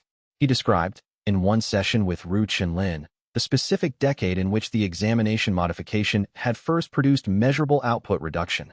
The generation that came of age in the 41st year after the modification was the first one where I noticed the change. The practitioners who should have emerged, not extraordinary ones, just capable ones who would have practiced reliably for 4 or 5 decades. They weren't there. The population had the same potential distribution as the previous generations. The examination system had selected against the practitioners who would have contributed in the expected ways. Ru Chenlin asked, "How do you identify the practitioners who should have emerged?" The same way you identify a missing tooth in a pattern. The cultivation world has specific needs at specific times. Agricultural magic during drought years, medical cultivation during epidemic periods, territorial defense during conflict periods. In the generations after the modification, the supply of capable practitioners in each of these areas was lower than the historical pattern predicted. The practitioners who would have filled those needs had been assessed as low potential and excluded from formal cultivation instruction. The economic analysis was released to the committee's public record 2 weeks before the appeal's partial resolution. Arbiter Wen circulated it to the major sects' governance representatives with a covering note that said, simply, read the figures. 3 of the major sects' governance representatives requested independent verification of the economic analysis. The verification took 4 weeks and confirmed the findings within the expected margin of error. One of the 3 verifying sects, the sect that had been most resistant to the governance case throughout the process, sent a message to Wen Fuxing. The economic analysis is correct. We will not oppose the framework implementation. The message was brief and without elaboration. It was also the most significant institutional shift in the governance case's 2-year history. Luo Chanwei read it and wrote in his journal, when the argument is accurate, eventually people who are capable of reading accurately will read it. The timeline is longer than you want. The endpoint is the same. Chapter 128 The appeal's partial resolution came in the 14th month. Arbiter Wen Fuxing presented it to the compound at a morning meeting that Luo Chanwei had not requested but which Wen had arranged, arriving at dawn and waiting in the main courtyard until the first cultivation session ended. The resolution was nuanced. The appeal had found genuine procedural irregularities in 3 areas, 2 of which were minor and had been corrected during the remand period. The third was the Hollow King's testimony verification issue, which was the most significant. The corrected verification, The formal authentication session between the Hollow King and the Keeper's archive that one had commissioned during the remand had produced a primary source testimony record that exceeded the Charter's requirements by a substantial margin. The appeal's central claim had been addressed and surpassed. The reviewing governance body had issued a partial uphold. The original procedural gap had been real and the appeal was correctly filed. The corrected record was complete. The remand was concluded. The ruling reissued immediately. Not 2 years. 6 months from filing to resolution. When said, Chao Tianxu's appeal was legitimate. The correction was made. The ruling is now cleaner than the original. The implementation timeline resumes. Luo Chanwei said, the framework is ready. Yes. The committee finalized the specifications last week. The restructuring fund for the examination kit manufacturers is unfrozen. The implementation begins immediately. 3 years from ruling issue to full implementation. We are 14 months into that timeline. 22 months remaining. When paused, the major sects are not opposing the implementation. The third-party economic analysis shifted 3 of the 6 major sect governance representatives. The remaining 3 have filed compliance statements.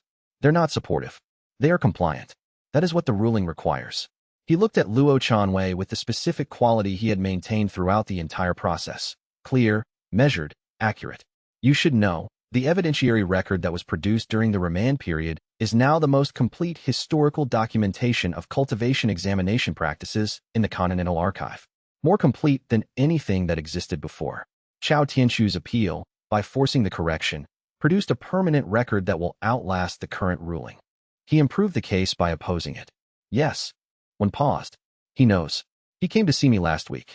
He said he found this particular outcome very specific to this compound. Luo Chanwei smiled, which was something he did rarely enough that one noticed it. The framework goes to implementation today, one said. The alternative pathways open for the next examination cycle. The first practitioners who benefit from those pathways will complete their assessments in 18 months. 18 months. The first practitioners assessed under the new framework would be people who would never know the name of anyone who built it. They would take an examination that measured their actual cultivation potential, be placed in institutions that offered the cultivation method that matched their practice profile, and advance according to what they were actually capable of rather than what the talent taxonomy had decided they were permitted to be.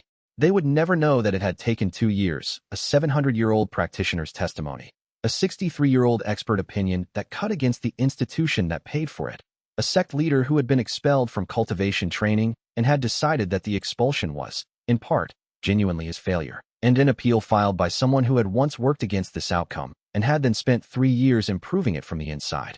That was the correct outcome. Chapter 129, the final section of Bei Liangmu's stone, opened 2 weeks before the appeal resolved. Luo Chanwei had been working through the stone's archive in sequence, accessing specific defeats when his own cultivation resonated with the corresponding material. The earlier sections had covered technical failures, institutional struggles, and the specific kind of intellectual loneliness that came from developing something no one else had the framework to evaluate. All of these he had accessed, some multiple times, as his own cultivation produced the resonant states that opened each section. The final section was the one that had been generating resistance in the access attempts for 3 months. He had noted the resistance, had not pushed against it, had continued other work while the cultivation depth required to access it continued to develop. On a Saturday afternoon, in the anchor room, with the compound running its standard weekend schedule and the formation at its steady ambient frequency, the resistance lifted. The defeat in the final section was the one that the journal had not fully described. Bei Liangmu's confrontation with what his technique had produced in its first major external application. Wei Mingho had used the Hollow Cup method's authentic defeat integration mechanism to reach a level of cultivation capability that his original instructor had not achieved. He had then developed a modification that used the technique's mechanism for power accumulation rather than psychological development. He had become, using tools Bei Liangmu had developed for one purpose, the single most powerful and harmful practitioner the cultivation world had seen in centuries. Bei Liangmu had spent his final years living with this. The technique he had created, the technique he had designed to produce psychologically resilient practitioners who could accept failure without damage, had produced the Hollow King. Not because the technique was wrong, not because Wei Mingho had been the wrong student, because the technique was a tool, and tools could be used for purposes their creators did not intend, and the creator was responsible for what the tool became in the world regardless of what he had intended. The access was 3 days, not 3 hours. 3 days of sustained resonance contact with the most complex defeat in the stone's archive, a defeat that had multiple layers, each requiring full resonance before the next became accessible. Layer 1. The creation had produced harm. Layer 2. The harm could not be undone. Layer 3. The appropriate response to harm you created by creating something good was not to stop creating, but to understand the responsibility of creation more fully. Layer 4. The technique's completion required building the capacity to prevent the harm from recurring, which meant the distributed formation, which meant the community completion, which meant the defeat of individual accomplishment that Bei Liangmu had died before accepting. The advancement to transcended lost rank came at the end of the 3rd day. The compound formation responded at a scale that the compound had not experienced before. Not the warm stone underfoot of previous advancements or the heightened ambient frequency of the accepted sovereign rank. This was visible. The defeat stones embedded in the compound walls, in the courtyard floor, in the anchor stones and the garden stones, and the building material that had been absorbing cultivation work for 4 years. They began to emit amber light. Not brightly, not dramatically. The specific quality of warm amber light at dusk. Visible if you knew what you were looking at. Unmistakable if you had been in the compound long enough to know what it looked like before. Every practitioner in the compound stopped what they were doing. Hua Shooting came to the anchor room door and looked in. Luo Chanwei was sitting at the anchor point, hands flat on the anchor stone, the formation visible to his perception in a way it had not been visible before, not as an awareness of the stones and practitioners, but as an awareness of everything the stones and practitioners had ever done in this space. Every cultivation session, every defeat processed, every integration that had accumulated into the compound's history. The compound was, at transcended lost rank, visible as a practice with a history. He could see the history the way you see the rings in a tree. He sat with it for a long time. Chapter 130. The senior practitioners arrived in sequence, drawn by the formation's changed resonance. Hua Shooting was first, because he had been closest. He stood in the anchor room doorway and watched the amber light run slowly along the formation stones in the walls. He said nothing for a long time. He came in and sat in the observation chair. Ru Chunlin came from the archive room. She looked at the walls and then at Luo Chanwei and said, "Transcended loss." Yes. She sat on the floor near the anchor point, which was not how she usually sat in the anchor room, and she was quiet. Elder Deng Hao came from the east courtyard where he had been running a session.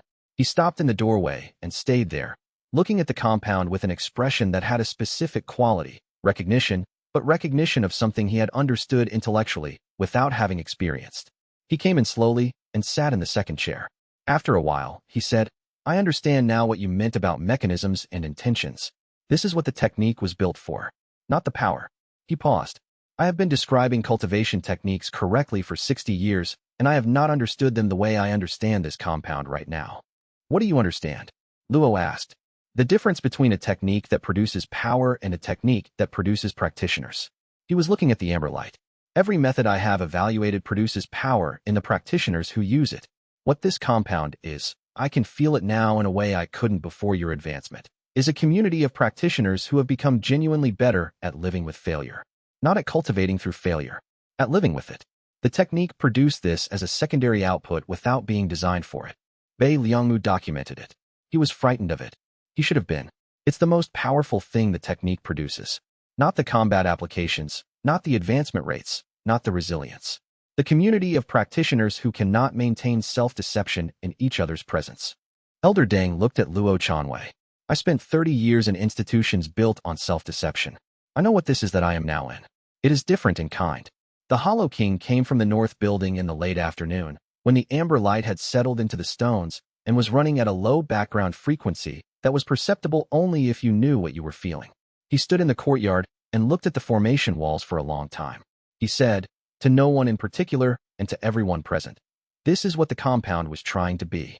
He said it in the past tense, which was the correct tense. The compound had been trying to be this since the technique was first practiced in its buildings. Now it was. The junior practitioners, the ones admitted in the last year, who had less context for what was happening, moved through the compound with the specific quality of people in a place that feels different from how it felt an hour ago. Several of them came to the senior practitioners' evening session, which was usually closed, and stood at the edge of the courtyard and watched. Luo Chanwei ran the evening session from the anchor point, which he had not done since before the Hollow Mountain advancement. At transcended lost rank, running a session from the anchor was different. The formation's full depth was present as a background awareness. Every practitioner's cultivation state was perceptible, and the session's quality was determined not by his instruction, but by the compound's accumulated practice responding to the group's genuine engagement. He sat at the anchor and let the compound work. Afterward, Elder Deng Hao came to find him in the garden. The rank 9 problem, Elder Deng said. The distributed formation. You're 2 ranks away. Yes. And the formation's components are practicing together every day. He looked at the formation walls, amber light still faintly visible in the stone's warm surfaces. The technique is not about reaching rank 9. It is about building what makes rank 9 possible without harm. He paused. Bei Liangmu understood this in his final year. He understood it from the outside, watching Wei Mingho. I understand it from the inside. Elder Deng said, the foundation. Yes. The foundation is the foundation. It doesn't become other than the foundation. But everything that's built on it is built on something solid. Luo Chanwei looked at the compound. The formation walls glowing warm amber. The practitioners moving through the evening quiet with the specific settled quality that the technique produced in people who had been doing it honestly for a long time. The Hollow King's presence in the north building continuing the slow work of integrating 700 years of stones. Continue, he said. He went inside to finish the framework documentation for tomorrow's committee meeting. Chapter 131 Mei Ruin came to the compound in the 15th month, 3 weeks after the ruling's reissue, not as an investigator, but as something she was still figuring out how to name. She had sent a message a week earlier. I would like to conduct an interview. I recognize that requests like this are usually declined. I'm asking anyway. Luo Chanwei had replied. When she arrived on a Wednesday morning and found the compound at its ordinary routine, practitioners moving through sessions, the anchor room occupied, the north building generating the steady low hum that came from the Hollow King's continuous integration work. She had visited 3 times before this. The tournament ruling, the post-tournament documentation, the formal studies midpoint review. Each time she had come with specific investigative purpose and specific questions. This time she had come with a recorder and something she could not fully articulate as a plan. What do you want to know? Luo Chanwei asked. They sat in the main courtyard. The formation walls showed faint amber in the morning light, not dramatically, but present if you knew what to look for. Mei Ruin had been in enough cultivation sites that she knew what to look for. I want to know what you think I got wrong. He considered this. You reported the tournament ruling as a compound that had secured its survival by manipulating governance proceedings through selective evidence presentation. That's what the pattern looked like. It is what the pattern looked like. The assessment required access to information that wasn't publicly available in a different framework than standard cultivation journalism uses. I have the framework now, she said. That's partly why I'm here. What do you have? She looked at the formation walls. I spent 4 months reviewing every publication I wrote about reform opposition, looking for the pattern. How many times I identified institutional self-interest as the primary explanatory variable when the primary variable was actually, she paused. I don't have a clean word for what the primary variable actually was. The way institutions that benefit from current systems generate arguments against reform that are structurally correct but practically wrong. The argument always finds the real flaw. That's what makes it persuasive. But the flaw exists within a larger pattern that the argument systematically excludes. Yes, I was not doing something different from what the manufacturer's lawyers were doing, she said. I found real things. I reported them accurately. What I excluded was more important than what I reported. She looked at him. I wrote that article on the tournament ruling knowing that I was missing something. I wrote it anyway because I had the legitimate procedural concern and the timeline required publication. Yes, I've been sitting with that. Luo Chanwei was quiet for a moment. What comes up? That I did real harm. That I was not acting in bad faith. That acting in good faith doesn't change the harm. That this specific combination is, she stopped. I don't have a clean way to complete that sentence. No, it doesn't resolve cleanly. The people who read that article, the practitioners who had already made a decision about the compound's legitimacy and were looking for confirmation, I gave them confirmation. Some of those practitioners are in institutions that haven't filed compliance statements yet. She was looking at the table. I don't know how to quantify what the article cost. You probably can't. That's the part one keeps sitting with. Not the error, which I can document and correct and have corrected, but the part where the error's consequences are not fully enumerable and what happened to those people because of my publication is still out there happening in ways I will never see. Yes, Luo said. That's the accurate shape of it. The interview went for 3 hours. At the end, she asked, do you still think the tournament ruling was wrong? The question surprised him slightly. He looked at her. What do you mean? The ruling against my coverage. The finding that my tournament article materially contributed to reputational harm to the compound during a formal governance proceeding. I contested it. I still think the ruling was technically overreaching. He sat with the question for a moment.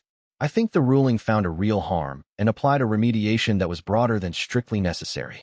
So it was wrong. In the technical sense. I also think, she said, that the ruling was the most significant thing that has happened to me professionally. I have spent 4 months doing better work than I have done in a decade. The review process, the pattern analysis, she stopped. I don't know how to hold those two things together. The ruling was technically wrong. The ruling was also the most important thing that ever happened to my practice. The silence in the courtyard was the specific quality that the compound had developed over the years of concentrated practice. Not empty but present, the kind of silence that stayed with what was in it rather than replacing it. You don't have to hold them together, Luo said. They're both accurate. They exist at the same time. That's not satisfying. No. She made a sound that was not quite a laugh. Your technique requires accepting defeat. Yes. I noticed that doesn't mean the defeat stops being a defeat. It means you stop spending cultivation energy arguing about whether the defeat is real. She looked at the formation walls for a long time. I've been arguing about this one for 4 months. I know. I'll stop now, she said. She closed the recorder. I'll send you the draft before publication. That's not standard practice. No. I'm doing it anyway. She looked at him. If I've gotten the shape of something wrong again, I'd rather know before it's published. Chapter 132. Feng Zhi's brother came to the compound once, in the 16th month, stayed for 2 hours, and left without resolution. This was not the outcome Feng Zhi had spent years working toward. The version in his cultivation practice where the conversation went differently, where his brother acknowledged what he'd been doing to their family, where the shared history became something other than a site of ongoing damage. That version had lived in the same space as the question of whether it was possible to change things by wanting them hard enough. His brother came. They talked. His brother said that the situation was what the situation was, and that Feng Zhi's decision to leave the family practice had made everything harder, and he left.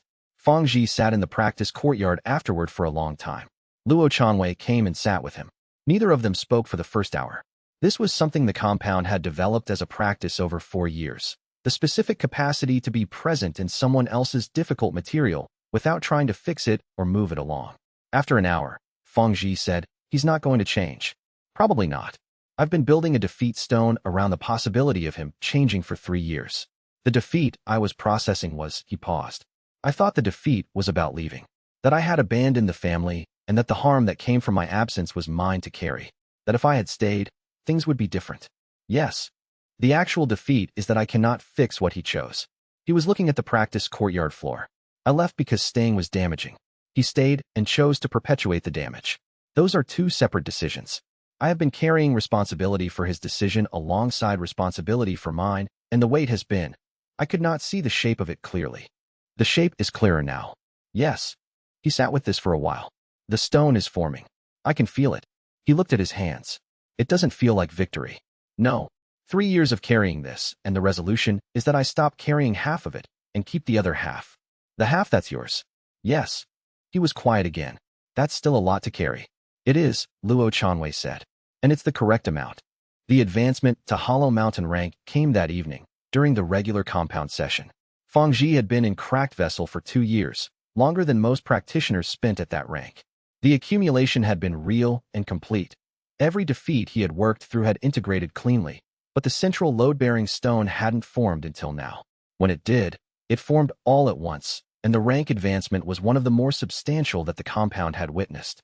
Not the amber field response of transcended loss, but the specific warmth that the formation generated when a practitioner moved through a genuine barrier, perceptible in the stones for 3 hours afterward. Luo sat with him through the session and through the residual state afterward. Feng Zhi didn't talk much. He didn't need to. At the end of the evening, Feng Zhi said, "You didn't tell me what to do about him. You knew what you needed to do. I needed to stop going to him for the acknowledgement he's not capable of giving." He was quiet. "I've known that for a year. Knowing it and being able to stop are different." "Yes. What's the difference?" Luo Chanwei thought about this. The stone forms when the defeat is resident long enough to be fully felt.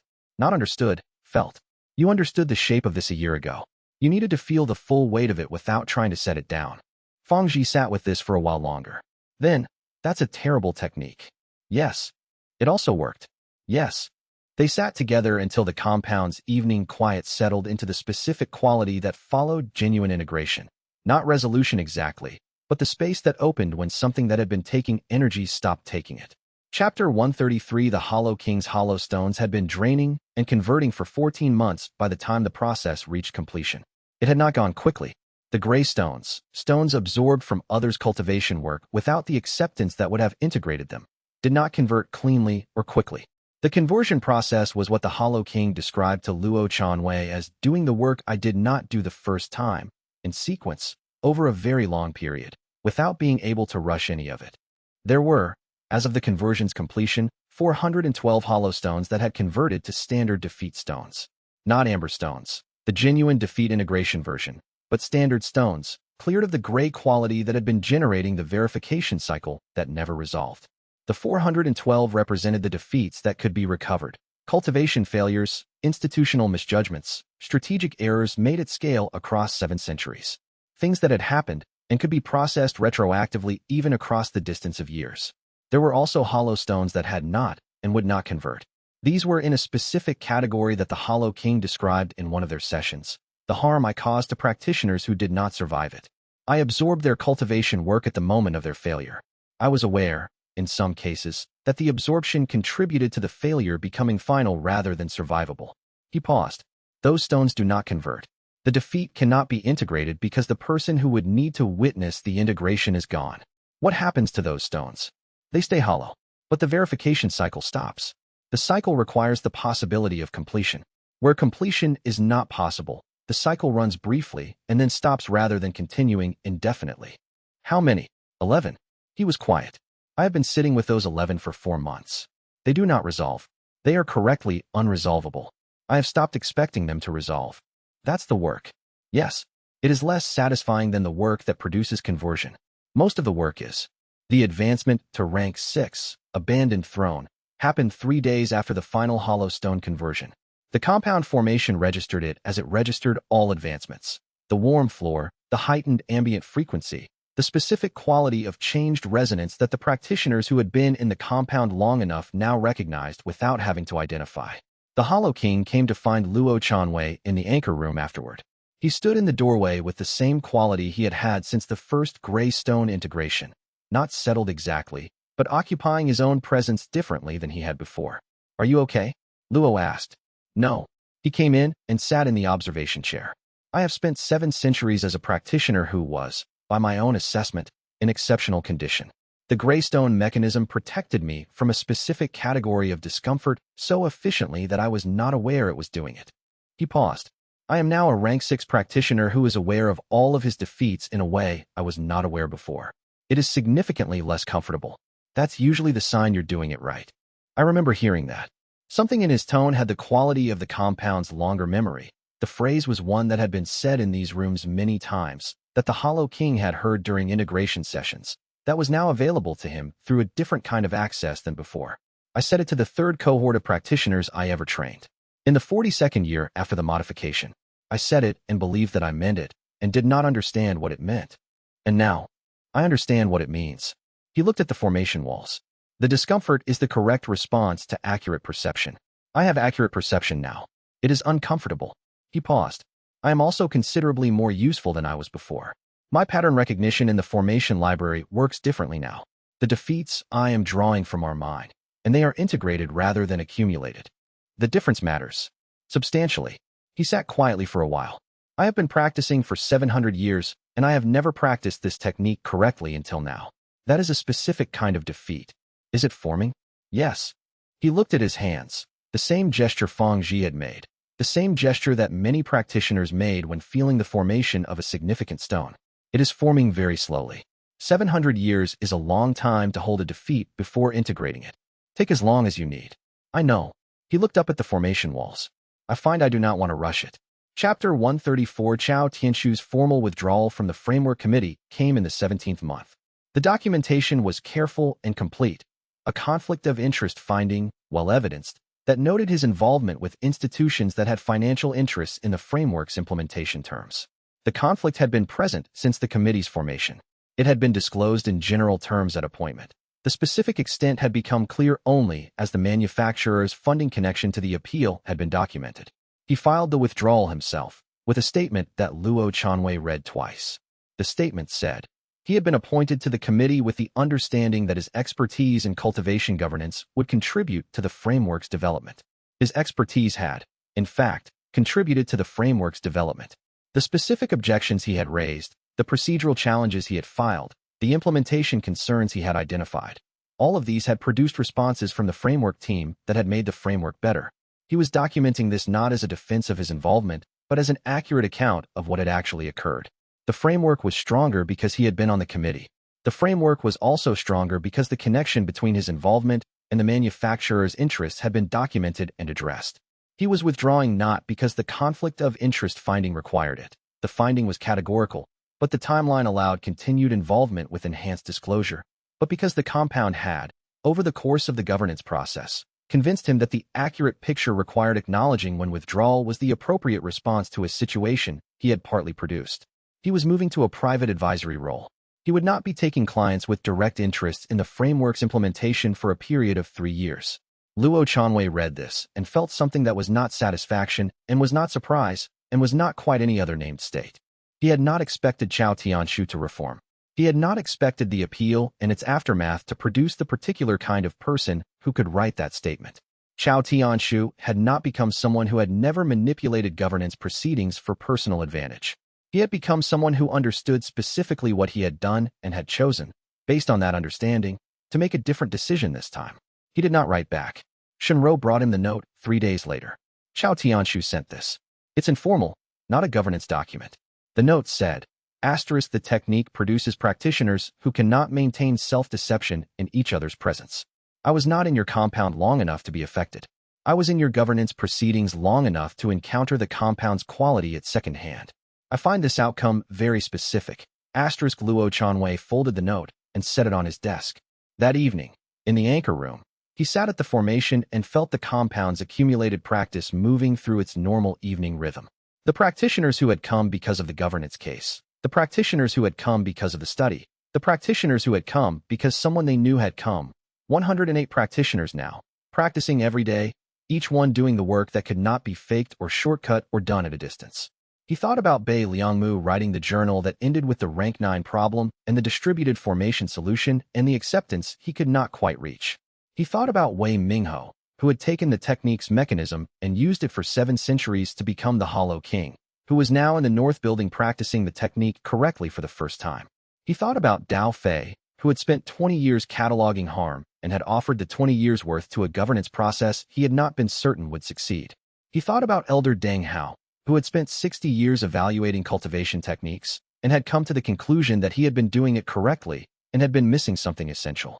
He thought about the unnamed practitioners who had been told they were low potential and excluded from instruction, who had never heard of any of these people, who were not part of this story at all except as the reason the story was worth telling. He wrote nothing in his journal that evening. The compound's rhythm said what needed to be said. Chapter 135. The final governance session convened on a Thursday morning in the 18th month. It was not dramatic. The cultivation world's formal governance operated at the pace of institutions that needed to remain stable across generations, deliberate, documented, procedurally careful. The session ran for 4 hours. There were formal objections from 3 minor sects that had coordinated with the remaining manufacturer holdouts. The objections were noted and addressed. There was a procedural question about whether the reissued ruling required fresh ratification or whether the remand period's conclusion sufficed. This was answered by a 7-page analysis from the governance body's own procedural office that the committee chair summarized in 3 minutes. The final vote on the ruling's reissue, 42 in favor, 9 abstaining, 0 opposed. The last time a reform ruling in the cultivation world's examination governance had passed without formal opposition, the record indicated, was 93 years ago. The framework ratification followed immediately. The alternative pathway specifications, the examination kit certification requirements, including mandatory bias testing protocols, the review process for practitioners who had been excluded under the original assessment criteria and might now qualify under the corrected framework, and the elimination of the permanent unfit classification that had stood for 300 years. Luo Chanwei was not present for the vote. He had provided written testimony at the committee's request, which had been read into the formal record. He had designated Ru Chenlin as the compound's formal representative for the session itself. She sat in the hearing chamber, took notes in the precise shorthand she had developed over 4 years of documentation work, and sent a message to the compound at the session's conclusion. Passed. Full ratification. Implementation begins immediately. He read the message at the anchor point. The compound was at its midday session. Around him, practitioners were working through the specific cultivation states that the technique produced, sitting with genuine failures, feeling the weight of real defeats, allowing the physiological verification that could not be hurried or faked. The formation absorbed the residual energy of that work the way it had been absorbing it for 4 years, accumulating the compound's history in the stone and wood and plaster of the buildings. He thought about the practitioners who would take the first examinations under the alternative pathway specifications. They would take the examination at their earliest opportunity after the framework's implementation, 6 months from now, 8 months, the next cycle that their institutions offered. They would be assessed under criteria that measured their actual cultivation capacity rather than their fit to a 300-year-old taxonomy that had been designed for different purposes and never corrected. Some of them would advance who would not have advanced before. Some of them would receive placements that fit their actual cultivation profile rather than what the existing system had available. Some of them would reach cultivation ranks that the talent taxonomy had decided they were not capable of reaching, not because they were exceptional, but because they were capable and the path had previously been closed. They would not know that the path had been closed. They would not know that the path had been opened by a governance process that had taken 2 years and involved 7 centuries of accumulated testimony, and a practitioner who had never successfully taken a cultivation examination and had spent 4 years building the first compound in cultivation history whose architecture was specifically suited to address the problem. They would not know Luo Chanwei's name. This was the correct outcome. The technique was not for producing practitioners who knew the name of the person who built them a path. It was for producing practitioners who could walk the path well, who could encounter failure without being destroyed by it, who could accumulate defeats without being buried under them, who could practice cultivation honestly enough that the practice produced what it was supposed to produce. Ru Chunlin came back from the hearing chamber in the early afternoon. She came to the anchor room and sat on the floor near the anchor point, which was where she usually sat when she had something to think through rather than something to report. After a while, she said, "It passed with no opposition. I know. The permanent unfit classification is gone. 300 years. Yes." She was quiet for a while. "I keep trying to identify what I feel, and I can't quite name it. What are you expecting to feel? Something cleaner than this." She looked at the formation walls, amber light faint in the afternoon sun. The work was real. The outcome is real. And it still just continues. The framework goes to implementation, and the practitioners who benefit go to their examinations, and we come back here and keep doing the daily sessions. Yes, that should feel like a larger resolution. The technique doesn't produce large resolutions, he said. It produces practitioners who can keep working accurately after the large resolution turns out to be continuous work. She made the same sound Mei Ruin had made, not quite a laugh. You could have told me that 4 years ago. You knew it 4 years ago? Knowing it and experiencing it are different. Yes. She sat with it for a while longer. I'm going to go finish the committee documentation. The review process for excluded practitioners has to be operational before the next examination cycle. I know. She stood. The work continues. It does. She left. He sat at the anchor point and let the formation run its midday rhythm, feeling the compound's accumulated years of practice moving through the stones, through the courtyard, through the buildings where 108 practitioners were doing the work that could not be faked, and could not be rushed, and could not be done at a distance from the actual defeats that made it real. The compound was not done. The distributed formation had 2 more ranks to go. The practitioners who had come recently needed years yet before their accumulation would have the depth that the longer-term practitioners had built. The Hollow King's 11 unresolvable stones would stay hollow. Feng Zhi would keep carrying the weight that was correctly his. The examination reform would encounter implementation resistance and bureaucratic friction and the 1,000 small ways that large institutional changes became unrecognizable in their execution. None of this was resolved. It was simply the work, continuous and ongoing, which was the only form in which the technique's output actually existed. He sat at the anchor point and let the compound continue.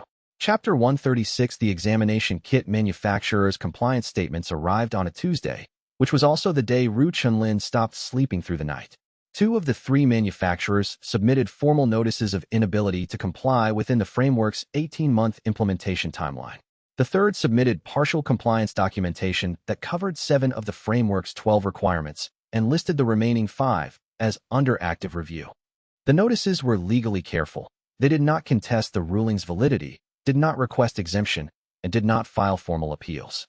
They simply stated that full compliance within the specified period was not operationally achievable. Ru Chenlin set the documentation on the table in the anchor room and said, "They've calculated that delay is cheaper than reform." Yes.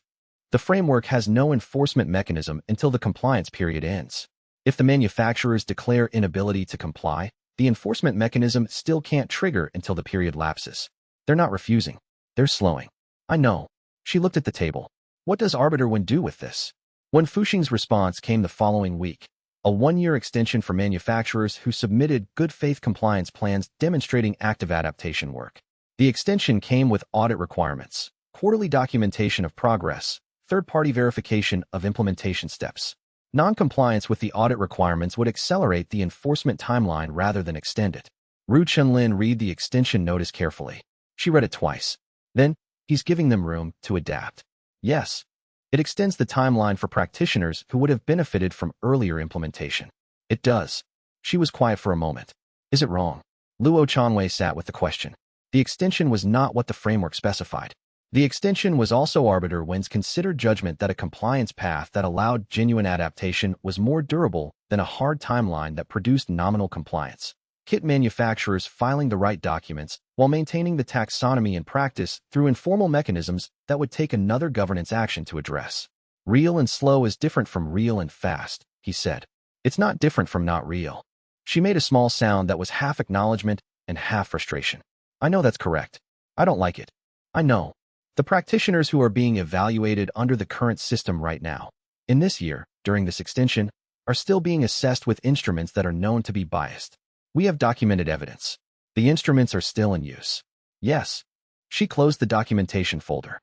I'm going to draft the audit templates for the quarterly progress reports. If the manufacturers are going to use an extension year, they're going to demonstrate every month that they're actually using it.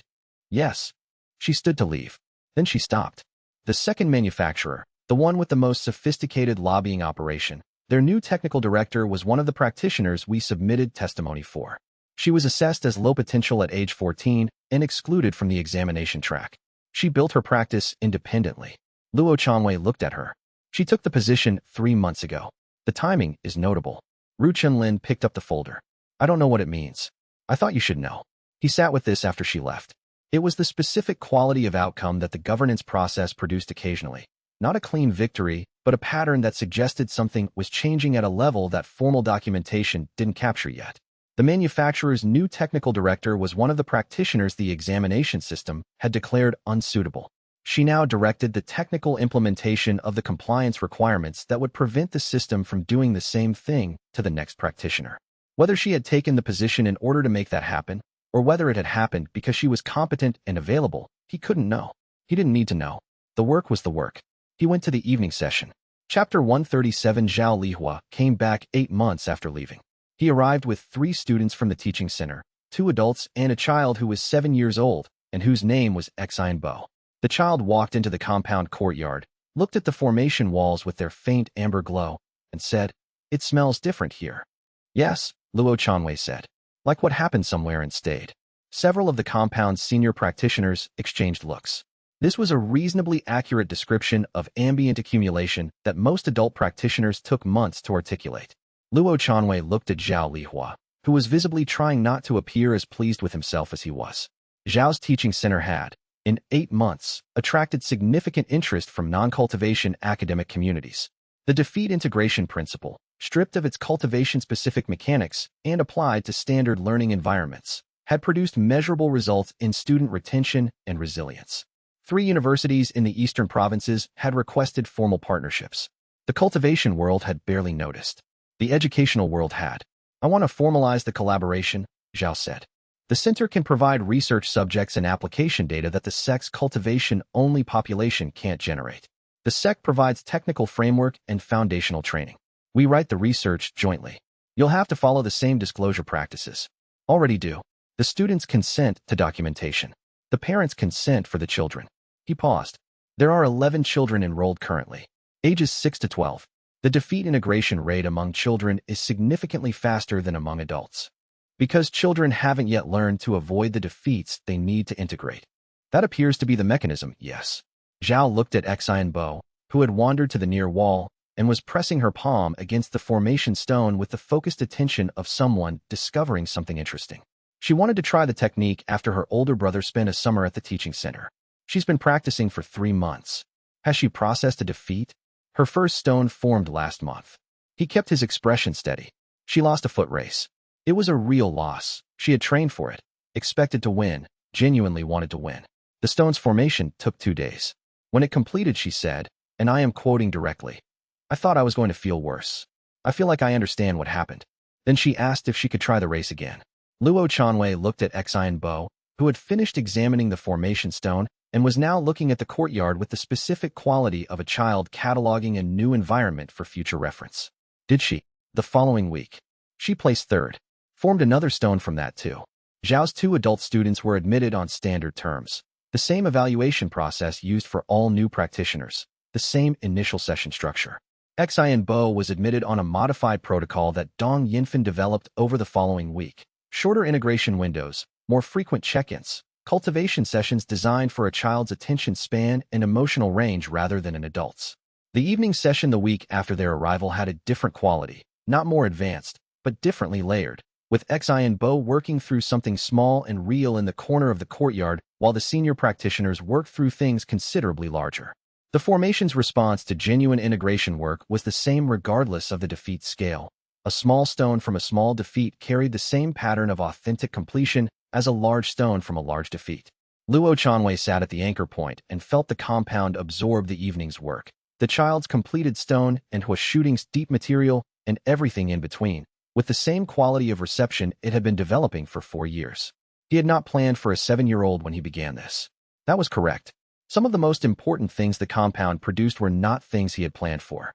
Chapter 138. The senior patriarch's message came with no advance notice and requested a meeting at a location outside the compound. The keeper's archive, which was neutral ground in the sense that it belonged to no institution and had housed both supporters and opponents of the reform at various stages. His name was Shun Guangzhao. He had led the oldest institution in the governance coalition that opposed the reform, a sect whose founding predated the talent taxonomy by 2 centuries, whose examination practices had nonetheless adopted the taxonomy when it was introduced because the taxonomy was, at the time, the most rigorous assessment tool available. He was old in the way that senior cultivation figures became old, not frail but deeply settled, each movement carrying the weight of decades of deliberate practice. He had opposed the reform formally for 18 months. He had filed 3 procedural challenges and signed 2 joint opposition statements. His institutional reputation was as significant as any figure in the governance case. He arrived before Luo Chanwei and was standing near the keeper's archive window when Luo entered. He turned and said, without preamble, "I helped design part of the current examination standard. 30 years ago, there was a committee." He looked at his hands. "We thought we were improving precision, making the assessments more accurate. We modified the talent taxonomy based on 30 years of practitioner outcome data." Luo Chanwei waited. "The practitioner outcome data we used was generated by the existing system. Practitioners who succeeded under the existing system were the ones whose patterns we reinforced. Practitioners who were excluded were not in the dataset because they had been excluded." He looked up. "I understood this when I read Ru Chenlin's historical economic analysis. The data was not measuring potential. It was measuring compliance with the taxonomy. Yes, I built a more precise instrument for measuring the wrong thing." He said it without inflection, not seeking absolution, not minimizing, simply stating the accurate shape of what had happened. "You thought you were improving precision," Luo said. "I did think that." He was quiet for a moment. "I have spent 2 months determining whether that is a mitigation or a description of the failure. I believe it is a description. Intention does not change the outcome." He looked at the archive shelves. "The practitioners who were excluded from cultivation instruction in the 30 years since I made those modifications, some of them might have practiced, might have advanced, might have contributed in ways the cultivation world needed." The keeper moved quietly through the back of the archive, not intruding. "What do you do with that?" Shun Guangzhao asked. It was not a rhetorical question. It was the question of someone who had been sitting with the defeat and had not yet found the full shape of it. Luo Chanwei said, "The same thing everyone does with a defeat that was meant as a success." Silence. The archive's ambient quality, old documentation absorbing the particular quality of cultivation exchanges that had happened in this space for centuries, settled around the pause. "I don't know what that is," Shun Guangzhao said. "You sit with the full weight of it. You don't argue with the weight. You don't move it to a different category where it's less heavy. You let it be what it is, for as long as it takes to feel the complete shape of it. Luo looked at him. That's the technique's first requirement. The patriarch was quiet for a long time. I opposed your work for 18 months on grounds I now understand to be motivated by institutional self-preservation rather than genuine concern. Some of your concerns were genuine. They were real enough that I could maintain them. They were not the primary reason. He looked at Luo Chanwei with the steady quality of someone who had decided what he was going to say and was saying it. The secondary documentation you submitted, the historical analysis, the Hollow King's testimony, I read all of it. I read it 3 times, over 2 months, and each time I finished I filed it in a category that allowed me to proceed as I had been proceeding. Yes. Until the economic analysis. He paused. The economic analysis was not something I could file in that category. Ru Chenlin knew that. That's why she developed it. He made a sound that was almost acknowledgement. I will file a formal compliance statement. My sect will implement the alternative pathways in the first cohort. He paused. I would also like the technique description. If that is something you provide, I can send it to you. He nodded once. He started toward the door, then stopped. The 700-year-old practitioner. He testified about the modification. He was there. Yes. He has been practicing the technique since last year. Yes. Shen Guangzhao stood at the door for a moment. There is something about that which I find. He stopped, searching for the word. Honest. He finds it somewhat less comfortable. I imagine. He left. The keeper came from the back of the archive and stood near the window where Shen Guangzhao had stood. He did not say anything. He did not need to. Chapter 139. The distributed formation had 63 practitioners in it when Luo Chanwei reached rank 9. Not all 63 were in the anchor room. The formation had expanded with the compound itself, running through the entire grounds, connecting every practitioner regardless of where in the compound they were working. Elder Deng Hao was in the East Courtyard running his seminar series. Fang Ji was in the practice hall. Hua Shooting was in the outer training yard. Ru Chenlin was in the archive room with 3 research documents open on the table. The Hollow King was in the north building in the specific quality of sustained integration work that had become the characteristic note of his presence in the compound. Luo Chanwei was at the anchor point, working through the final section of Bei Liangmu's stone. The defeat in the stone's final layer was the one he had been working toward for 3 years without knowing its precise shape until now. It was not a defeat of failure. It was the defeat of completion. The moment when the thing you have been building is finished and you must accept that it will continue without you, that the practice belongs to the practitioners and not to its founder, that the technique was never his to possess. Bei Liangmu had died with this defeat unresolved. He had documented the solution to the rank 9 problem in his final entries, but had never implemented it.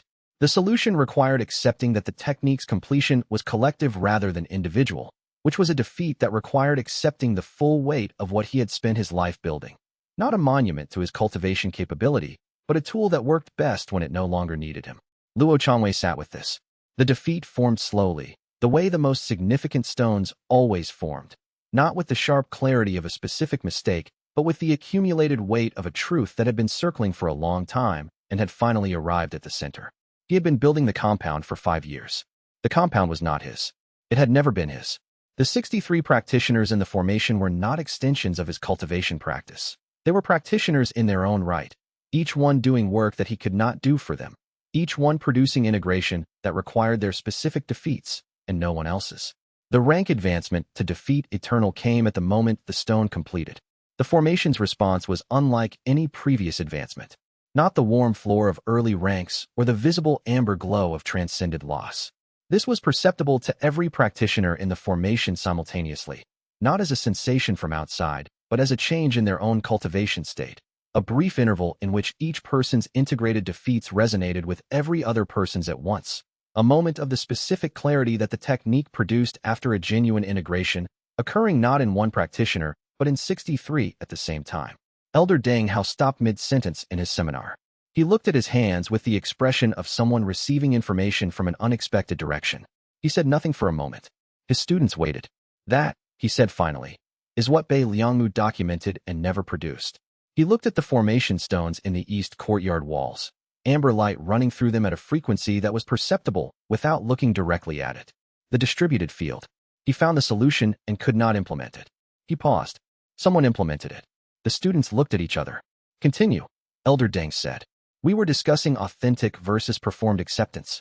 There is now an example of the authentic version running throughout the entire compound. Pay attention. In the anchor room, Luo Chanwei sat at the center of 63 practitioners' combined practice and felt what Bei Liangmu had described as dangerous. The field effect in full operation, the compound as a cultivation site that was actively, continuously, measurably making everyone in it more capable of receiving and integrating failure.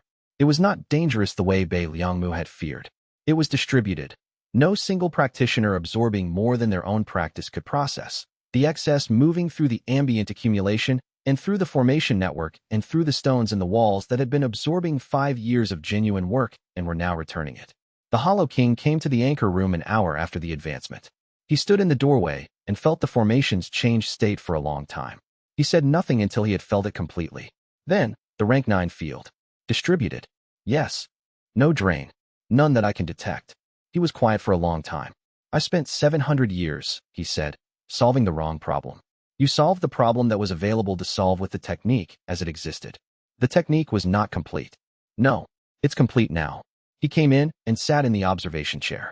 He had been sitting in that chair since the first visit, 4 years ago. It had become, without anyone deciding this, his place in the anchor room. Bei Liangmu would have wanted to see this. He did see it, Luo said. The stone held it. He couldn't implement it. He left it for someone who could. The Hollow King sat with this. The formation ran around them, through the compound, through every practitioner working through every defeat they were carrying. Some of them small defeats, some of them enormous, all of them real. Continue, Luo Chanwei said. Chapter 140. The first year's report arrived in the 20th month, produced by the Continental Documentation Office that had been tracking implementation across all major sections. Alternative pathway admissions in the first cohort, 31% higher than the baseline year. Cultivation injury rate in the admitted cohort, significantly lower than the historical rate for the same age range. 3 sects that had filed formal opposition to the reform were implementing parts of the alternative pathway structure without attribution, not citing the framework, not referencing the ruling, quietly changing internal assessment practices in ways that matched the framework specifications. Fang Ji read the report over Luo Chanwei's shoulder in the archive room. He was at Hollow Mountain rank now, and his presence had a different quality from the practitioner who had arrived 6 years ago, carrying weight he couldn't see clearly. He read the 3% figure for the non-attributed implementation and said, "They're doing it anyway." Yes, without acknowledging they're doing it. That's the correct version of institutional change. Luo set the report down. Institutions that change publicly have to manage the political cost of the change. Institutions that change quietly don't. The practitioners who benefit from the quiet change don't care what it was called. Fang Ji was quiet for a moment. The practitioners who were assessed last year under the modified practices, they don't know the modification was made. No, they just had an accurate assessment. Yes. He looked at the report for another moment. Then he went to his morning session. Mei Ruan ran the morning training in the outer courtyard with the same quality she had developed over 6 years of practice. Not performing calm, but actually calm, which was different in every way that mattered. The junior practitioners she trained had not known the version of her that had contested the tournament ruling, had not known the cultivation journalist who had written articles from incomplete information and known they were incomplete. They knew the version who stood in the training yard with 5 years of genuine defeat integration behind every instruction she gave, whose technique contained the accumulated cost of all the failures she had actually processed. She told her students, that morning, the same thing she told every new cohort. The point is not to stop failing. The point is to stop spending energy arguing with the failure. Elder Deng Hao held his seminar in the East Courtyard, the 3rd cycle of the series he had been running since his admission. The topic this cycle was technique evaluation methodology, taught from the perspective of someone who had done it correctly for 60 years and had recently discovered what he'd been missing. His students, most of them considerably younger than the technique he was teaching, found this version of the instruction more useful than the standard institutional approach. He had, in his first week of the seminar, said, "The textbook says X. The textbook is right. The textbook also does not contain what I am about to tell you, which is why the textbook has limits." His students had arrived at his seminars in increasing numbers ever since. Somewhere in the North Building, the Hollow King was working through Century 5 of 700 years of accumulated defeats. The process was not fast. It was not supposed to be fast. He was, according to Dong Yanfin's quarterly assessments, the most thoroughly processed practitioner in the technique's recorded history, and also the practitioner with the most remaining processing to complete. Both of these things were simultaneously true. He found this. He had told Luo Chanwei recently, very specific.